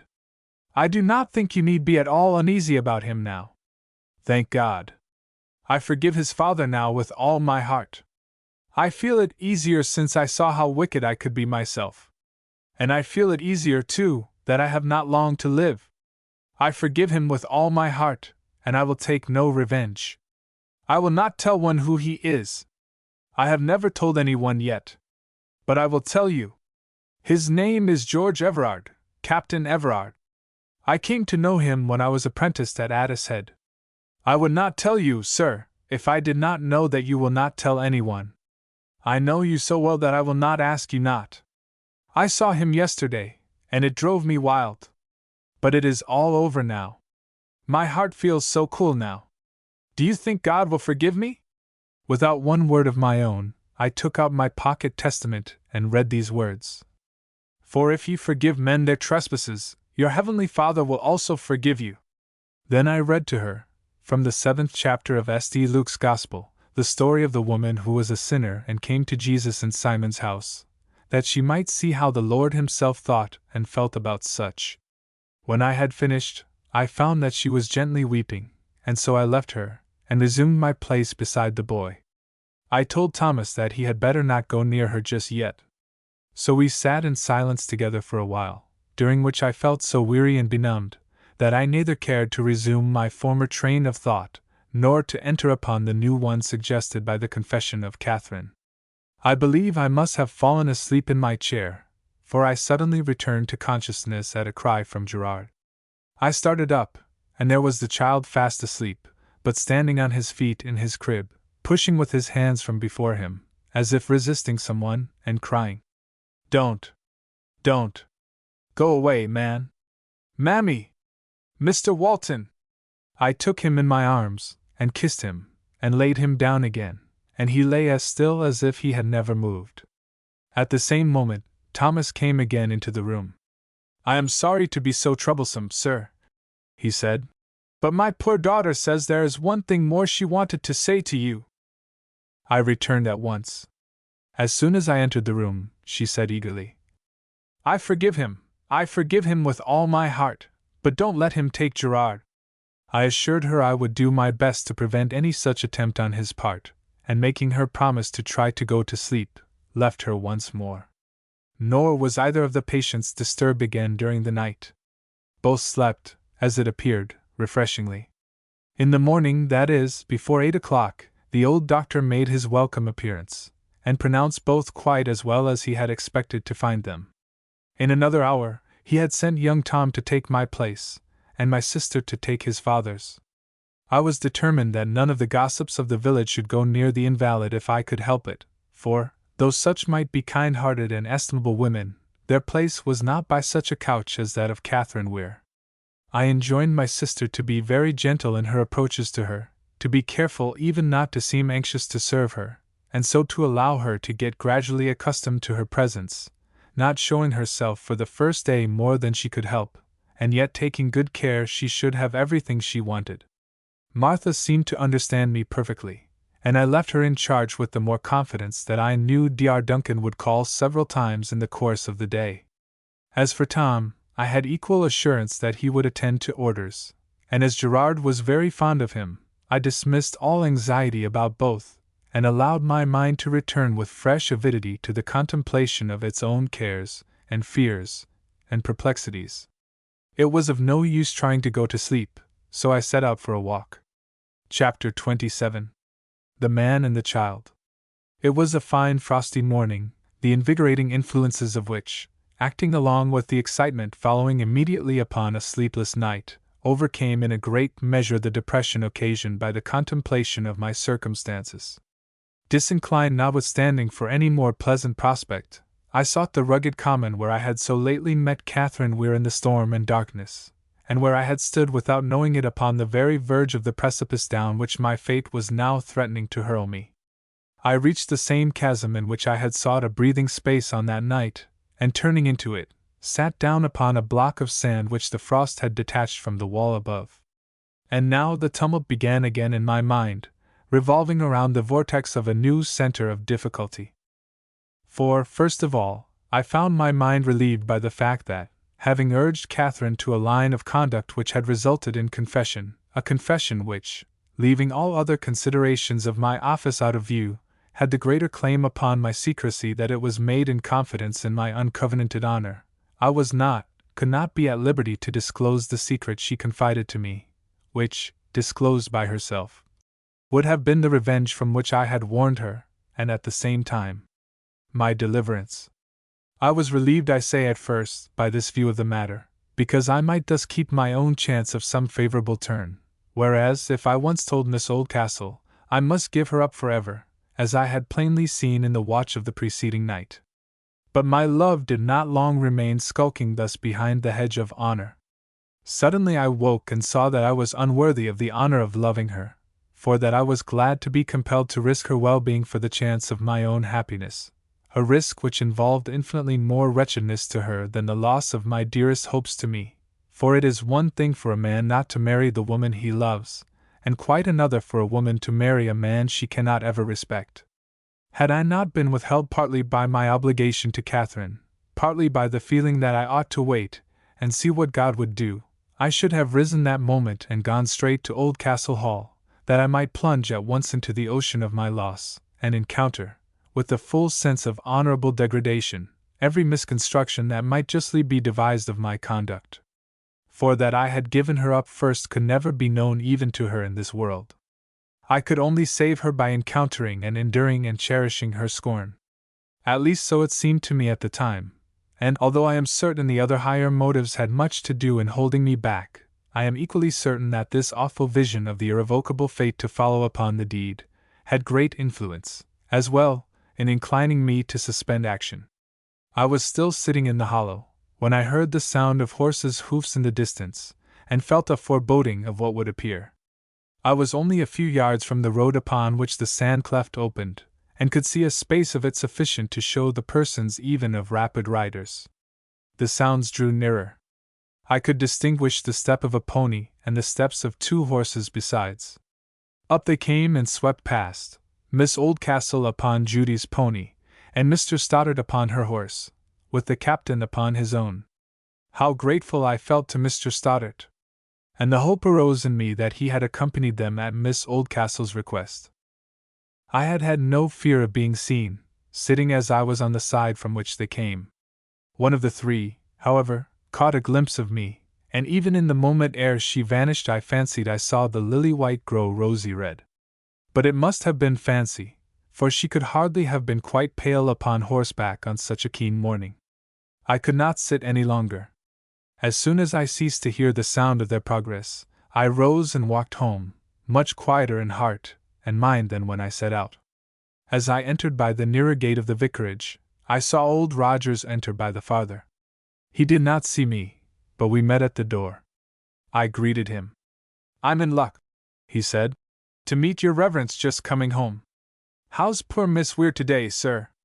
"She was rather better, when I left her this morning, than she had been through the night. I have not heard since. I left my sister with her. I greatly doubt if she will ever get up again. That's between ourselves, you know. Come in." "Thank you, sir. I wanted to have a little talk with you. You don't believe what they say, that she tried to kill the poor little fellow?" he asked, as soon as the study door was closed behind us. "If she did, she was out of her mind for the moment. But I don't believe it." And thereupon I told him what both his master and I thought about it. But I did not tell him what she had said confirmatory of our conclusions. "That's just what I came to myself, sir, turning the thing over in my old head. But there's dreadful things done in the world, sir. There's my daughter been telling of me." I was instantly breathless attention. What he chose to tell me I felt at liberty to hear, though I would not have listened to Jane herself. I must here mention that she and Richard were not yet married, old Mr. Brownrigg not having yet consented to any day his son wished to fix, and that she was, therefore, still in her place of attendance upon Miss Oldcastle. "There's been my daughter telling of me," said Rogers, "that the old lady up at the hall there is tormenting the life out of that daughter of hers. She don't look much like hers, do she, sir? Wanting to make her marry a man of her choosing. I saw him go past horseback with her yesterday, and I didn't more than half like the looks on him. He's too like a fair-spoken captain I sailed with once. What was the hardest man I ever sailed with? His own way was everything, even after he saw it wouldn't do. Now don't you think, sir, somebody or other ought to interfere? It's as bad as murder and anybody has a right to do summit to prevent it. I don't know what can be done, Rogers. I can't interfere." The old man was silent. Evidently he thought I might interfere if I pleased. I could see what he was thinking. Possibly his daughter had told him something more than he chose to communicate to me. I could not help suspecting the mode in which he judged I might interfere. But I could see no likelihood before me but that of confusion and precipitation. In a word, I had not a plain path to follow. "Old Rogers," I said, "I can almost guess what you mean. But I am in more difficulty with regard to what you suggest than I can easily explain to you. I need not tell you, however, that I will turn the whole matter over in my mind. The prey ought to be taken from the lion somehow, if it please God," returned the old man solemnly. "The poor young lady keeps up as well as she can before her mother, but Jane do say there's a power o' crying done in her own room." Partly to hide my emotion, partly with the sudden resolve to do something, if anything could be done, I said, "I will call on Mr. Stoddart this evening.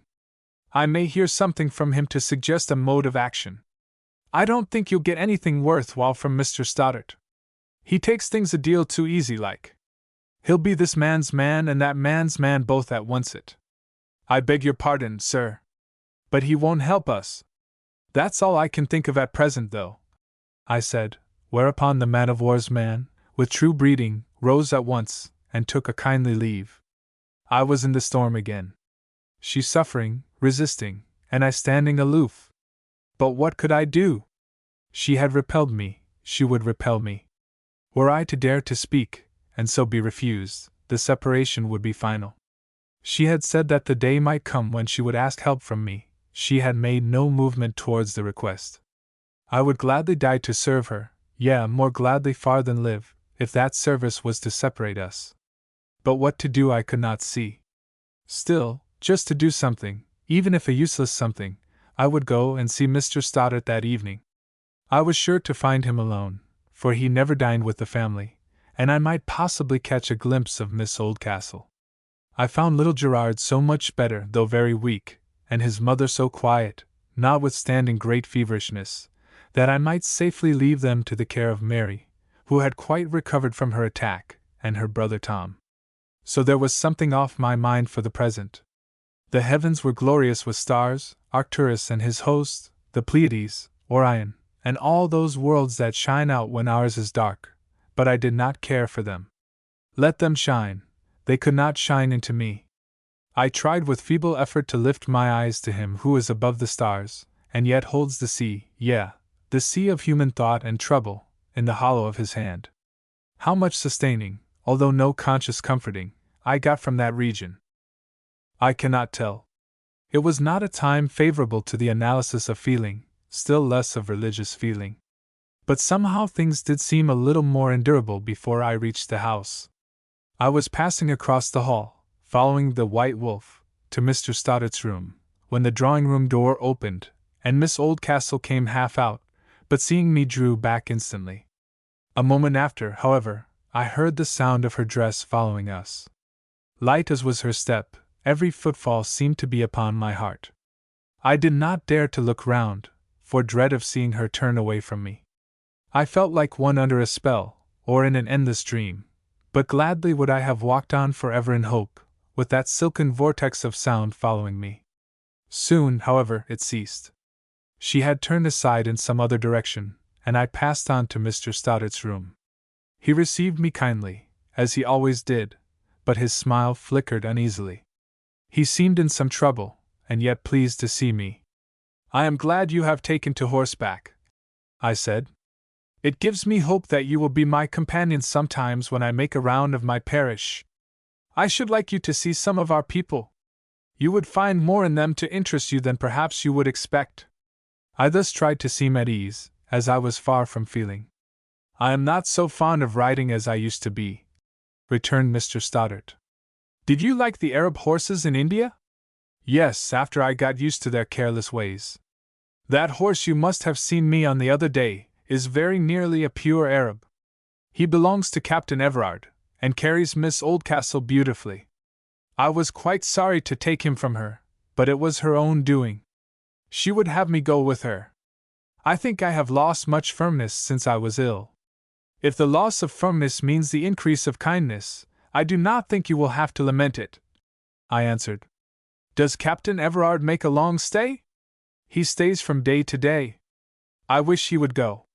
I don't know what to do. Mrs. Oldcastle and he form one party in the house, Miss Oldcastle and Judy another, and each is trying to gain me over. I don't want to belong to either. If they would only let me alone! What do they want of you, Mr. Stoddart?" "Mrs. Oldcastle wants me to use my influence with Ethelwyn, to persuade her to behave differently to Captain Everard. The old lady has set her heart on their marriage, and Ethelwyn, though she dares not break with him, she is so much afraid of her mother, yet keeps him somehow at arm's length. Then Judy is always begging me to stand up for her aunt. But what's the use of my standing up for her if she won't stand up for herself? She never says a word to me about it herself. It's all Judy's doing. How am I to know what she wants? I thought you said just now she asked you to ride with her? So she did, but nothing more. She did not even press it, only the tears came in her eyes when I refused, and I could not bear that, so I went against my will. I don't want to make enemies. I am sure I don't see why she should stand out. He's a very good match in point of property and family too.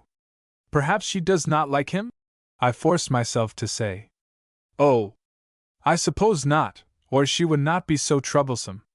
But she could arrange all that if she were inclined to be agreeable to her friends. After all I have done for her. Well, one must not look to be repaid for anything one does for others. I used to be very fond of her. I am getting quite tired of her miserable looks. And what had this man done for her then? He had, for his own amusement, taught her Hindustani. He had given her some insight into the principles of mechanics, and he had roused in her some taste for the writings of the mystics. But for all that regarded the dignity of her humanity and her womanhood, if she had had no teaching but what he gave her, her mind would have been merely an unweeded garden that grows to seed. And now he complained that in return for his pains she would not submit to the degradation of marrying a man she did not love, in order to leave him in the enjoyment of his own lazy and cowardly peace. Really, he was a worse man than I had thought him. Clearly, he would not help to keep her in the right path, not even interfere to prevent her from being pushed into the wrong one. But perhaps he was only expressing his own discomfort, not giving his real judgment, and I might be censuring him too hardly. What will be the result, do you suppose? I asked. I can't tell. Sooner or later she will have to give in to her mother. Everybody does. She might as well yield with a good grace. She must do what she thinks right, I said. And you, Mr. Stoddart, ought to help her to do what is right. You surely would not urge her to marry a man she did not love. Well, no, not exactly urge her. And yet society does not object to it. It is an acknowledged arrangement, common enough. Society is scarcely an interpreter of the divine will. Society will honor vile things enough, so long as the doer has money sufficient to clothe them in a grace not their own. There is a God's way of doing everything in the world, up to marrying, or down to paying a bill. Yes, yes, I know what you would say, and I suppose you are right. I will not urge any opinion of mine. Besides, we shall have a little respite soon, for he must join his regiment in a day or two. It was some relief to hear this. But I could not with equanimity prosecute a conversation having Miss Oldcastle for the subject of it, and presently took my leave. As I walked through one of the long passages, but dimly lighted, leading from Mr. Stoddart's apartment to the great staircase, I started at a light touch on my arm. It was from Judy's hand. "Dear Mr. Walton," she said, and stopped. For at the same moment appeared at the farther end of the passage towards which I had been advancing, a figure of which little more than a white face was visible, and the voice of Sarah, through whose softness always ran a harsh thread that made it unmistakable, said, "Miss Judy, your grandmamma wants you." Judy took her hand from my arm, and with an almost martial stride the little creature walked up to the speaker, and stood before her defiantly.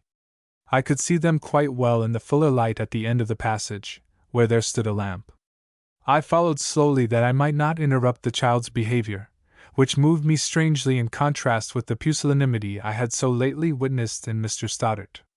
"Sarah," she said, "you know you are telling a lie. Granny does not want me.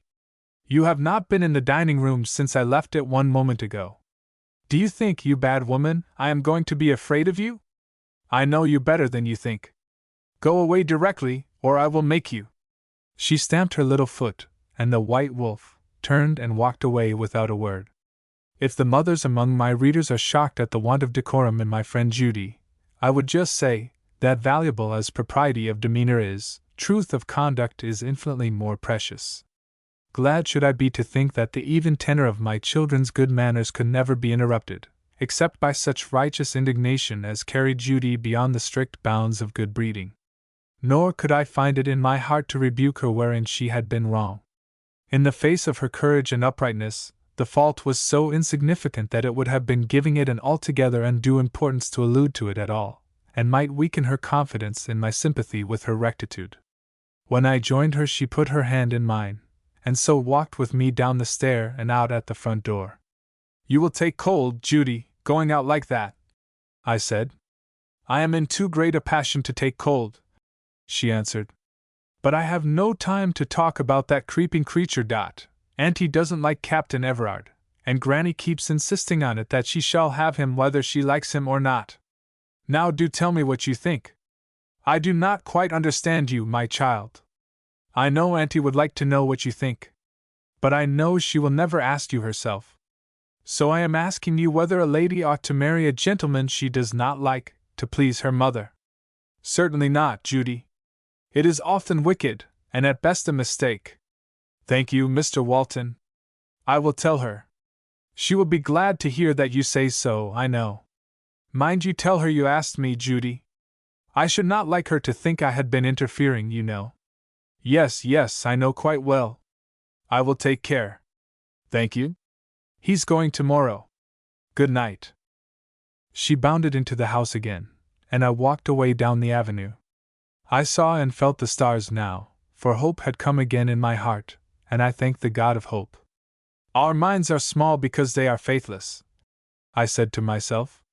"If we had faith in God, as our Lord tells us, our hearts would share in His greatness and peace. For we should not then be shut up in ourselves, but would walk abroad in Him." And with a light step and a light heart I went home. Chapter 28. Old Mrs. Tompkins. Very severe weather came, and much sickness followed, chiefly amongst the poorer people, who can so ill keep out the cold. Yet some of my well-to-do parishioners were laid up likewise, amongst others Mr. Boulderstone, who had an attack of pleurisy.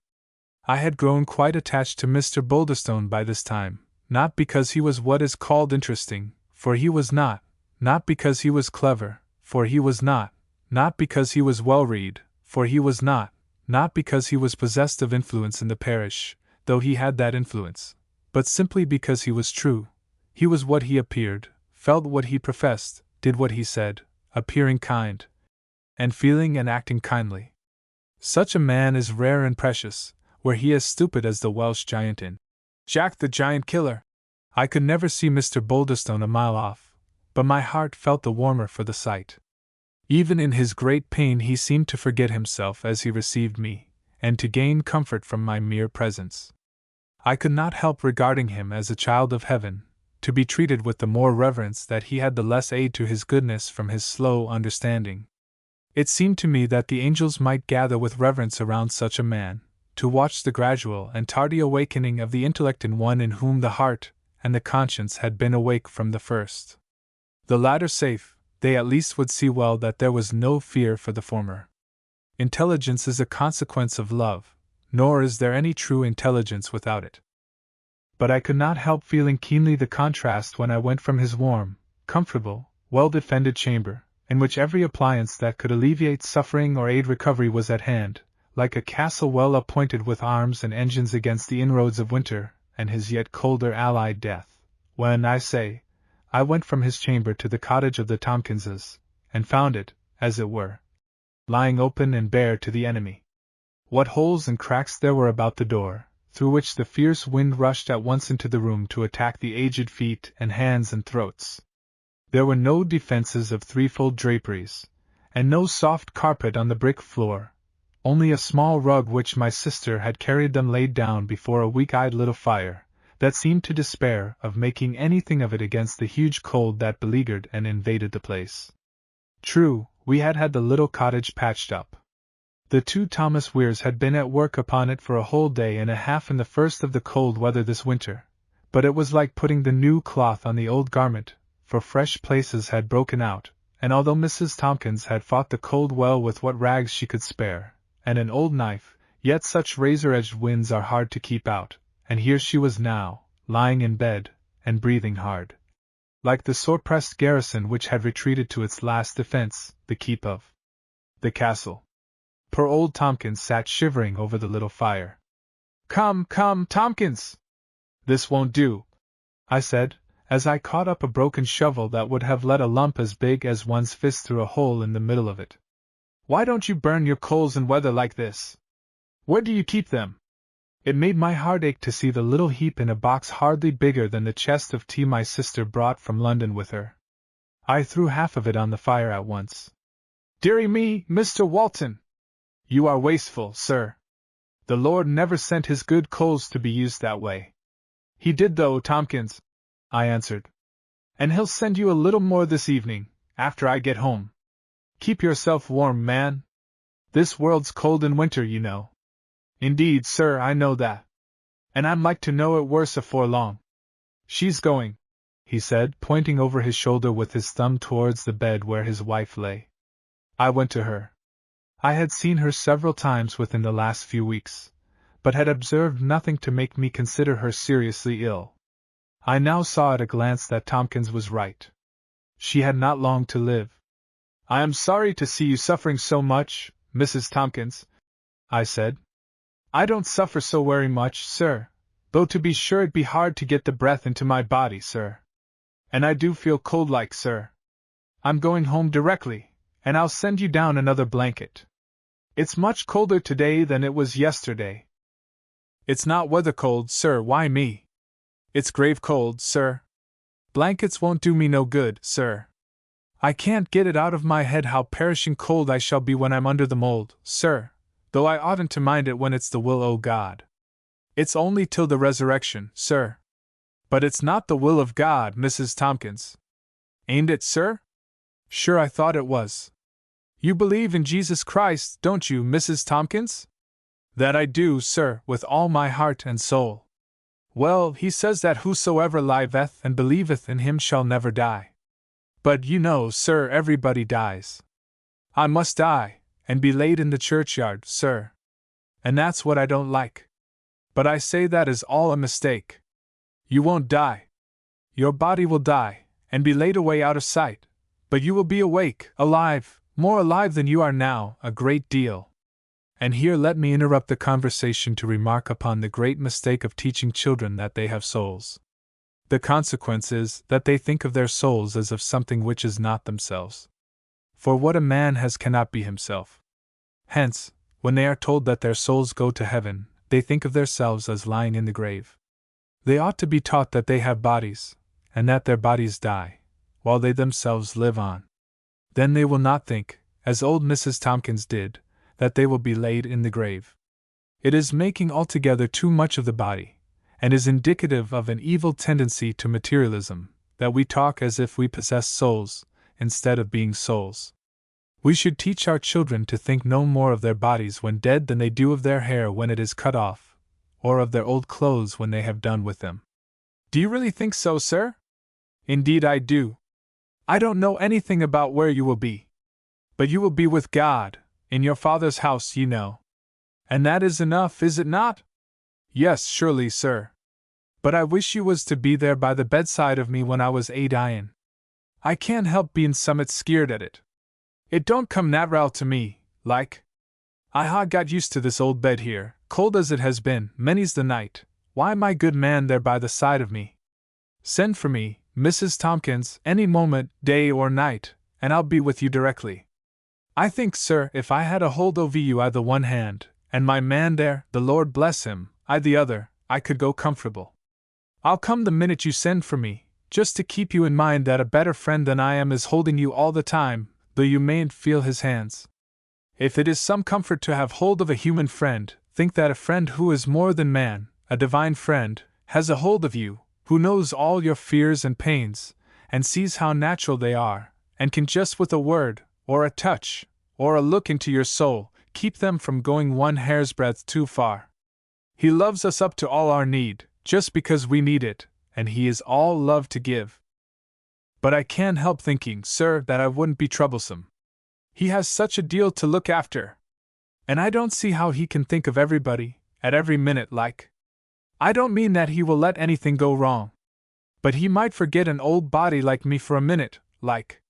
You would need to be as wise as he is before you could see how he does it. But you must believe more than you can understand. It is only common sense to do so. Think how nonsensical it would be to suppose that one who could make everything, and keep the whole going as he does, shouldn't be able to help forgetting. It would be unreasonable to think that he must forget because you couldn't understand how he could remember. I think it is as hard for him to forget anything as it is for us to remember everything, for forgetting comes of weakness, and from our not being finished yet, and he is all strength and all perfection. Then you think, sir, he never forgets anything? I knew by the trouble that gathered on the old woman's brow what kind of thought was passing through her mind. But I let her go on, thinking so to help her the better. She paused for one moment only, and then resumed, much interrupted by the shortness of her breathing. When I was brought to bed first, she said, it was twins, sir. And sir, it was very hard. As I said to my man after I got my head up a bit, Tompkins, says I, you don't know what it is to have two on 'em cryin' and you next to nothing to give 'em, till their cryin' sticks to your brain, and ye hear 'em when they're fast asleep, one on each side o' you. Well, sir, I'm ashamed to confess it even to you, and what the Lord can think of me, I don't know. I would rather confess to him than to the best friend I ever had. I said, I am so sure that he will make every excuse for me that ought to be made. And a friend can't always do that. He can't know all about it. And you can't tell him all, because you don't know all yourself. He does. But I would like to tell you, sir. Would you believe it, sir, I wished 'em dead? Just to get the wailin' of them out o' my head, I wished 'em dead. In the courtyard o' the squire's house, where my Tompkins worked on the home farm, there was an old drawwell. It wasn't used, and there was a lid to it, with a hole in it through which you could put a good big stone. And Tompkins once took me to it, and without tellin' me what it was, he put a stone in, and told me to hearken. And I hearkened, but I heard nothing, as I told him so. But says he, hearken, lass, and in a little while there come a blast o' noise like from somewheres. What's that, Tompkins? I said. That's the ston, says he, a striking on the water down that there well. And I turned sick at the thought of it. And it's down there that I wish the darlings that God had sent me, for there they'd be quiet. Mothers are often a little out of their minds at such times, Mrs. Tompkins. And so were you. I don't know, sir. But I must tell you another thing. The Sunday afore that, the parson had been preachin' about suffer little children, you know, sir, to come unto me. I suppose that was what put it in my head. But I fell asleep, why nothin' else in my head but the cries o' the infants and the sound o' the ston in the drawwell. And I dreamed that I had one o' them under each arm, cryin' dreadful, and was walking across the court the way to the drawwell, when all at once a man come up to me and held out his two hands, and said, Gie me my childer, and I was in a terrible fear. And I gave him first one and then the t'other, and he took them, and one laid its head on one shoulder of him, and t'other upon t'other, and they stopped their cryin', and fell fast asleep, and away he walked wi' them into the dark, and I saw him no more. And then I awoke cryin', I didn't know why. And I took my twins to me, and my breasts was full, if ye'll excuse me, sir. And my heart was as full o' love to them. And they hardly cried worth mentionin' again. But afore they was 2 year old, they both died o' the bronchitis, sir. And I think that he took them. He did take them, Mrs. Tompkins, and you'll see them again soon. But if he never forgets anything. I didn't say that. I think he can do what he pleases. And if he pleases to forget anything, then he can forget it. And I think that is what he does with our sins, that is, after he has got them away from us, once we are clean from them altogether. It would be a dreadful thing if he forgot them before that, and left them sticking fast to us and defiling us. How then should we ever be made clean? What else does the prophet Isaiah mean when he says, Thou hast cast my sins behind thy back? Is not that where he does not choose to see them any more? They are not pleasant to him to think of any more than to us. It is as if he said, I will not think of that any more, for my sister will never do it again, and so he throws it behind his back. They are good words, sir. I could not bear him to think of me and my sins both at once. I could not help thinking of the words of Macbeth. To know my deed, 'twere best not know myself. The old woman lay quiet after this, relieved in mind, though not in body, by the communication she had made with so much difficulty, and I hastened home to send some coals and other things, and then call upon Dr. Duncan, lest he should not know that his patient was so much worse as I had found her. From Dr. Duncan's I went to see old Samuel Weir, who likewise was ailing. The bitter weather was telling chiefly upon the aged. I found him in bed, under the old embroidery. No one was in the room with him. He greeted me with a withered smile, sweet and true, although no flash of white teeth broke forth to light up the welcome of the aged head. "Are you not lonely, Mr. Weir?" "No, sir. I don't know as ever I was less lonely. I've got my stick, you see, sir," he said, pointing to a thorn stick which lay beside him. "I do not quite understand you," I returned, knowing that the old man's gently humorous sayings always meant something. "You see, sir, when I want anything, I've only got to knock on the floor, and up comes my son out of the shop. And then again, when I knock at the door of the house up there, my father opens it and looks out. So I have both my son on earth and my father in heaven, and what can an old man want more? What, indeed, could anyone want more? It's very strange," the old man resumed after a pause. "But as I lie here, after I've had my tea, and it is almost dark, I begin to feel as if I was a child again. They say old age is a second childhood, but before I grew so old I used to think that meant only that a man was helpless and silly again, as he used to be when he was a child. I never thought it meant that a man felt like a child again, as light-hearted and untroubled as I do now. Well, I suspect that is not what people do mean when they say so. But I am very glad. You don't know how pleased it makes me to hear that you feel so.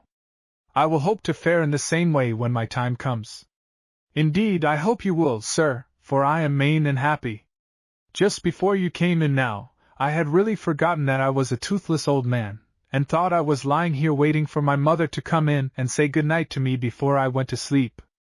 Wasn't that curious, when I never saw my mother, as I told you before, sir?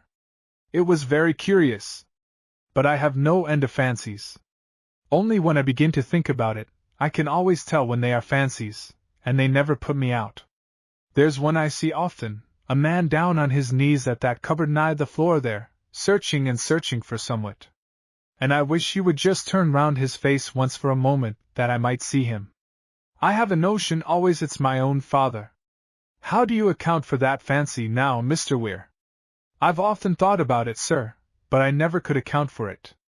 I'm none willing to think it's a ghost, for what's the good of it? I've turned out that cupboard over and over, and there's nothing there I don't know.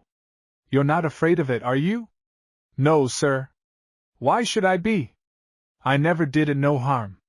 And God can surely take care of me from all sorts. My readers must not think anything is going to come out of this strange illusion of the old man's brain. I questioned him a little more about it, and came simply to the conclusion that when he was a child he had found the door open and had wandered into the house, at the time uninhabited, had peeped in at the door of the same room where he now lay, and had actually seen a man in the position he described, half in the cupboard, searching for something. His mind had kept the impression after the conscious memory had lost its hold of the circumstance, and now revived it under certain physical conditions. It was a glimpse out of one of the many stories which haunted the old mansion. But there he lay like a child, as he said, fearless even of such usurpations upon his senses. I think instances of quiet, unself-conscious faith are more common than is generally supposed.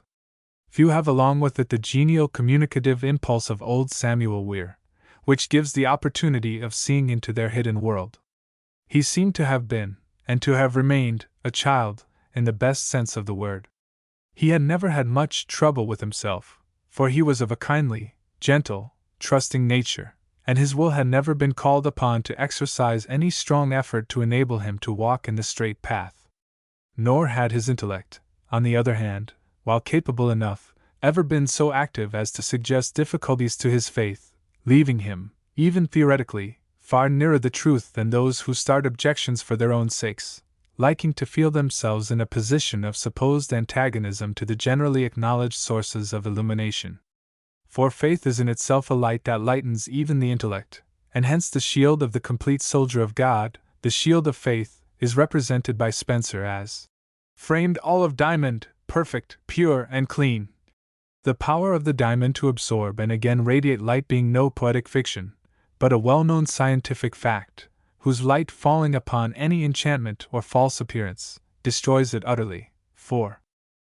Old Rogers had passed through a very much larger experience. Many more difficulties had come to him, and he had met them in his own fashion and overcome them.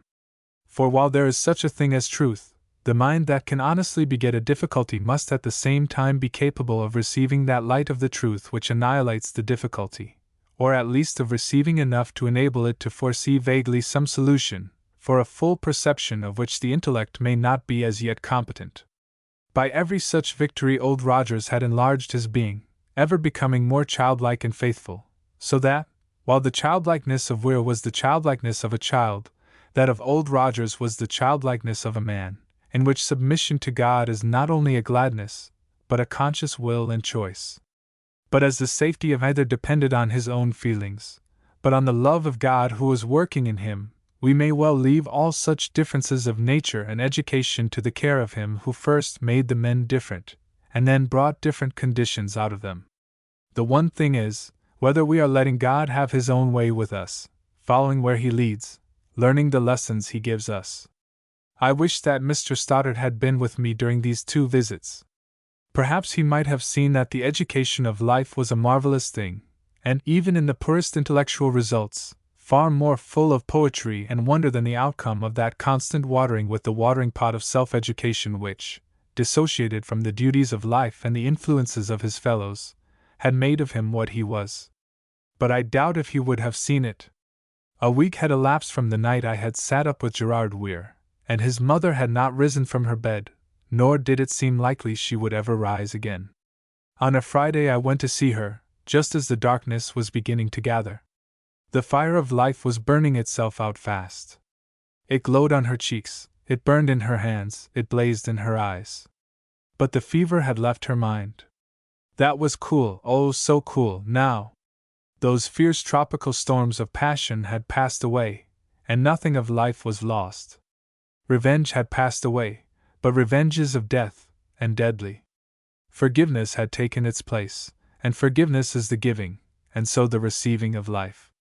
Gerard, his dear little head starred with sticking plaster, sat on her bed, looking as quietly happy as child could look, over a wooden horse with cylindrical body and jointless legs, covered with an eruption of red and black spots. Is it the ignorance, or the imagination of children that makes them so easily pleased with the merest hint at representation? I suspect the one helps the other towards that most desirable result, satisfaction. But he dropped it when he saw me, in a way so abandoning that, comparing small things with great, it called to my mind those lines of Milton. The quiet child flung himself upon my neck, and the mother's face gleamed with pleasure. "Dear boy," I said, "I am very glad to see you so much better." For this was the first time he had shown such a revival of energy. He had been quite sweet when he saw me, but, until this evening, listless. "Yes," he said, "I am quite well now," and he put his hand up to his head. "Does it ache?" "Not much now. The doctor says I had a bad fall." "So you had, my child. But you will soon be well again." The mother's face was turned aside, yet I could see one tear forcing its way from under her closed eyelid. "Oh, I don't mind it," he answered. "Mammy is so kind to me. She lets me sit on her bed as long as I like. That is nice. But just run to Auntie in the next room. I think your mammy would like to talk to me for a little while." The child hurried off the bed, and ran with overflowing obedience. "I can even think of him now," said the mother, "without going into a passion. I hope God will forgive him. I do. I think He will forgive me. Did you ever hear," I asked, "of Jesus refusing anybody that wanted kindness from Him? He wouldn't always do exactly what they asked Him, because that would sometimes be of no use, and sometimes would even be wrong, but He never pushed them away from Him, never repulsed their approach to Him. For the sake of His disciples, He made the Syrophoenician woman suffer a little while, but only to give her such praise afterwards and such a granting of her prayer as is just wonderful." She said nothing for a little while, then murmured, "Shall I have to be ashamed to all eternity? I do not want not to be ashamed, but shall I never be able to be like other people, in heaven I mean? If He is satisfied with you, you need not think anything more about yourself. If he lets you once kiss his feet, you won't care to think about other people's opinion of you even in heaven. But things will go very differently there from here. For everybody there will be more or less ashamed of himself, and will think worse of himself than he does of anyone else. If trouble about your past life were to show itself on your face there, they would all run to comfort you, trying to make the best of it, and telling you that you must think about yourself as he thinks about you, for what he thinks is the rule, because it is the infallible right way. But perhaps rather they would tell you to leave that to him who has taken away our sins, and not trouble yourself any more about it. But to tell the truth, I don't think such thoughts will come to you at all when once you have seen the face of Jesus Christ. You will be so filled with His glory and goodness and grace, that you will just live in Him and not in yourself at all. Will He let us tell Him anything we please? He lets you do that now. Surely He will not be less our God, our friend there. Oh, I don't mind how soon He takes me now. Only there's that poor child that I behaved so badly to. I wish I could take him with me. I have no time to make it up to him here. You must wait till he comes. He won't think hardly of you. There's no fear of that. What will become of him, though? I can't bear the idea of burdening my father with him. Your father will be glad to have him, I know. He will feel it a privilege to do something for your sake. But the boy will do him good. If he does not want him, I will take him myself. Oh! Thank you, sir. A burst of tears followed. He has often done me good, I said. Who, sir? My father? No, your son. I don't quite understand what you mean, sir. I mean just what I say. The words and behavior of your lovely boy have both roused and comforted my heart again and again. She burst again into tears. That is good to hear. To think of your saying that. The poor little innocent. Then it isn't all punishment? If it were all punishment, we should perish utterly. He is your punishment. But look in what a lovely loving form your punishment has come, and say whether God has been good to you or not. If I had only received my punishment humbly, things would have been very different now. But I do take it, at least I want to take it, just as He would have me take it. I will bear anything He likes. I suppose I must die. I think He means you to die now. You are ready for it now, I think. You have wanted to die for a long time, but you were not ready for it before. And now I want to live for my boy. But His will be done. Amen. There is no such prayer in the universe as that.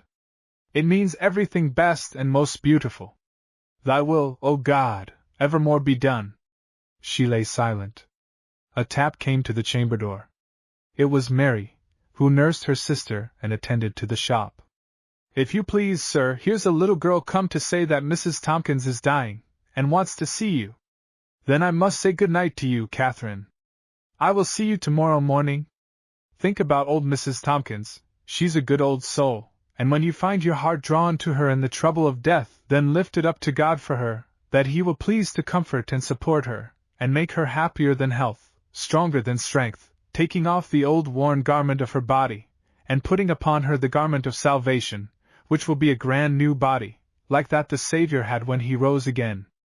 I will try. I will think about her. For I thought this would be a help to prepare her for her own death. In thinking lovingly about others, we think healthily about ourselves. And the things she thought of for the comfort of Mrs. Tompkins, would return to comfort herself in the prospect of her own end, when perhaps she might not be able to think them out for herself. Chapter 29. Calm and Storm. But of the two, Catherine had herself to go first. Again and again was I sent for to say farewell to Mrs. Tompkins, and again I returned home leaving her asleep, and for the time better.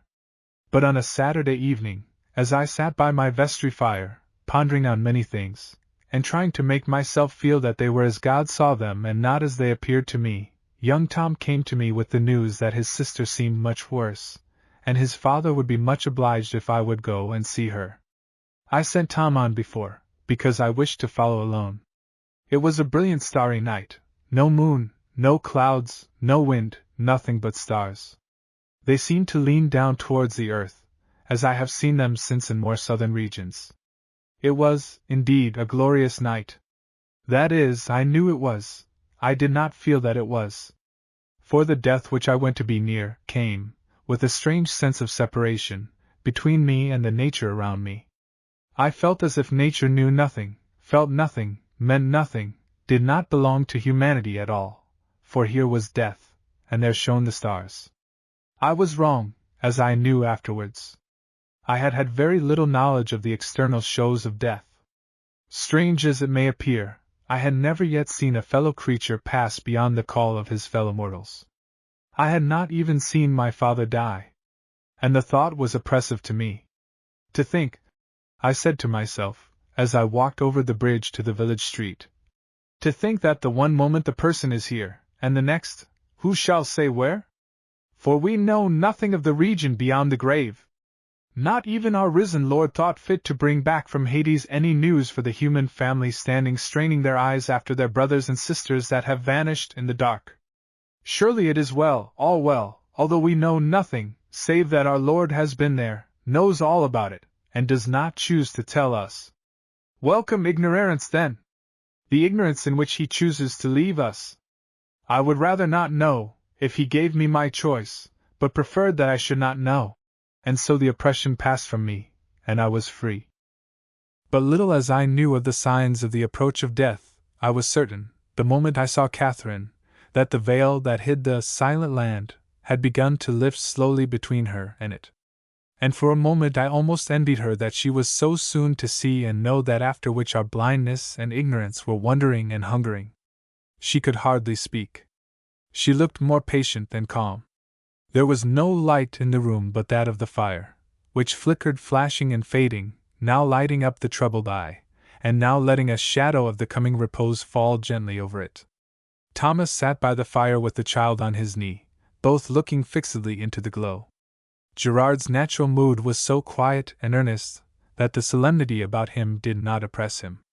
He looked as if he were present at some religious observance of which he felt more than he understood, and his childish peace was in no wise inharmonious with the awful silence of the coming change. He was no more disquieted at the presence of death than the stars were.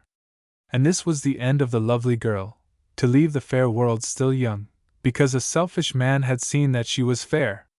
No time can change the relation of cause and effect. The poison that operates ever so slowly is yet poison, and yet slays. And that man was now murdering her, with weapon long reaching from out of the past. But no, thank God! This was not the end of her. Though there is woe for that man by whom the offense cometh, yet there is provision for the offense. There is one who bringeth light out of darkness, joy out of sorrow, humility out of wrong. Back to the Father's house we go with the sorrows and sins which, instead of inheriting the earth, we gathered and heaped upon our weary shoulders, and a different elder brother from that angry one who would not receive the poor swine humble prodigal, takes the burden from our shoulders, and leads us into the presence of the good.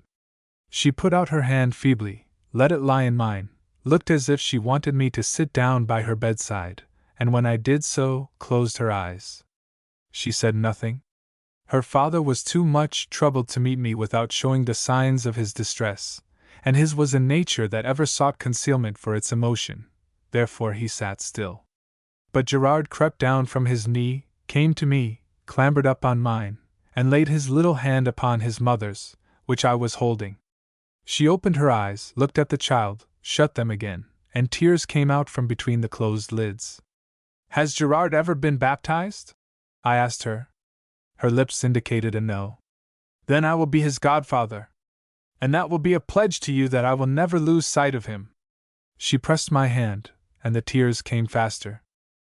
Believing with all my heart that the dying should remember their dying Lord, and that the "do this in remembrance of me" can never be better obeyed than when the partaker is about to pass, supported by the God of his faith, through the same darkness which lay before our Lord when he uttered the words and appointed the symbol, we kneeled, Thomas and I, and young Tom, who had by this time joined us with his sister Mary, around the bed, and partook with the dying woman of the signs of that death, wherein our Lord gave himself entirely to us, to live by his death, and to the Father of us all in holiest sacrifice as the high priest of us his people, leading us to the altar of a like self-abnegation.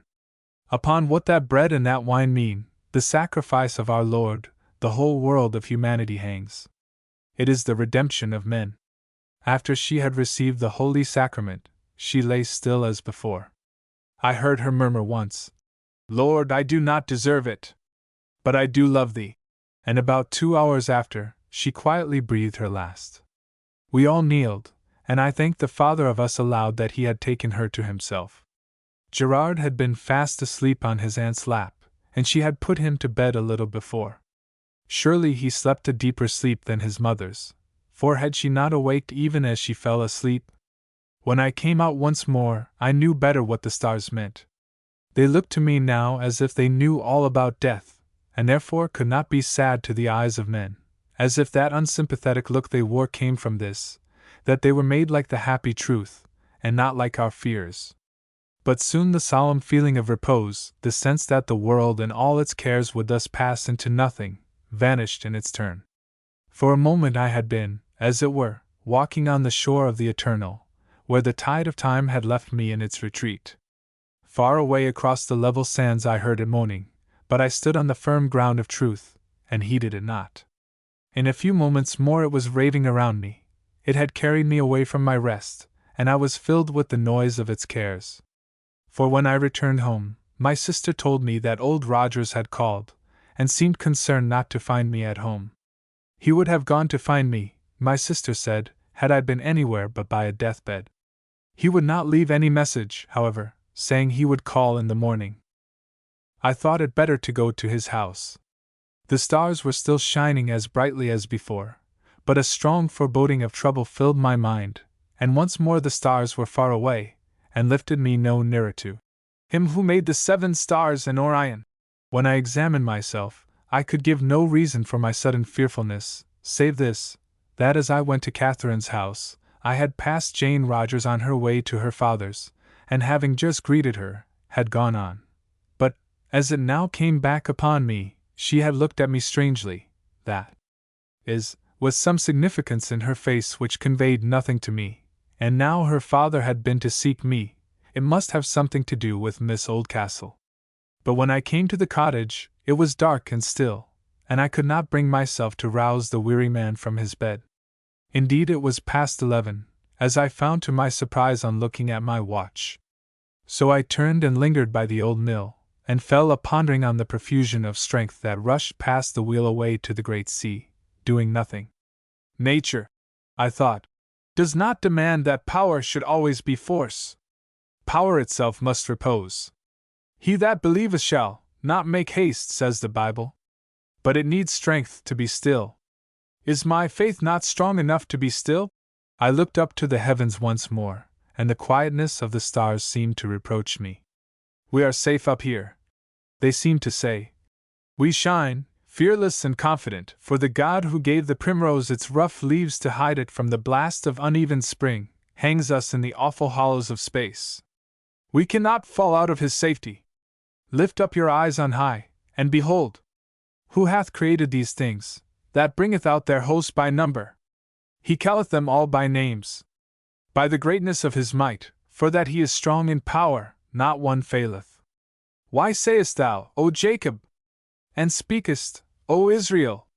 My way is hid from the Lord, and my judgment is passed over from my God. The night was very still. There was, I thought, no one awake within miles of me. The stars seemed to shine into me the divine reproach of those glorious words. "Oh my God!" I cried, and fell on my knees by the mill door. What I tried to say more I will not say here. I may say that I cried to God. What I said to him cannot be repeated to another. When I opened my eyes I saw the door of the mill was open too, and there in the door, his white head glimmering, stood old Rogers, with a look on his face as if he had just come down from the mount. I started to my feet, with that strange feeling of something like shame that seizes one at the very thought of other eyes than those of the Father.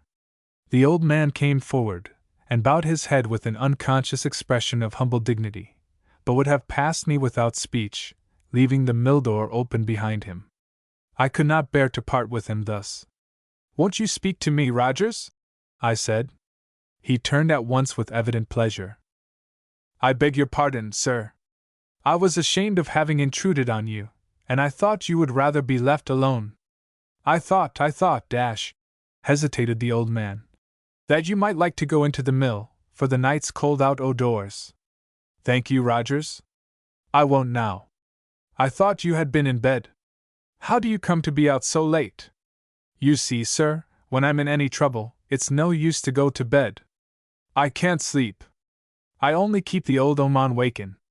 And the key o' the mill allus hangin' at the back o' my door, and knowin' it to be a good place to shut the door in, I came out as soon as she was asleep. But I little thought to see you, sir. I came to find you, not thinking how the time went. Catherine Weir is gone home. I am right glad to hear it, poor woman. And perhaps something will come out now that will help us. I do not quite understand you, I said with hesitation. But Rogers made no reply. I am sorry to hear you are in trouble tonight. Can I help you? I resumed. If you can help yourself, sir, you can help me. But I have no right to say so. Only if a pair of old eyes be not blind, a man may pray to God about anything he sees. I was prayin' hard about you in there, sir, while you was on your knees o' the other side o' the door. I could partly guess what the old man meant, and I could not ask him for further explanation. What did you want to see me about?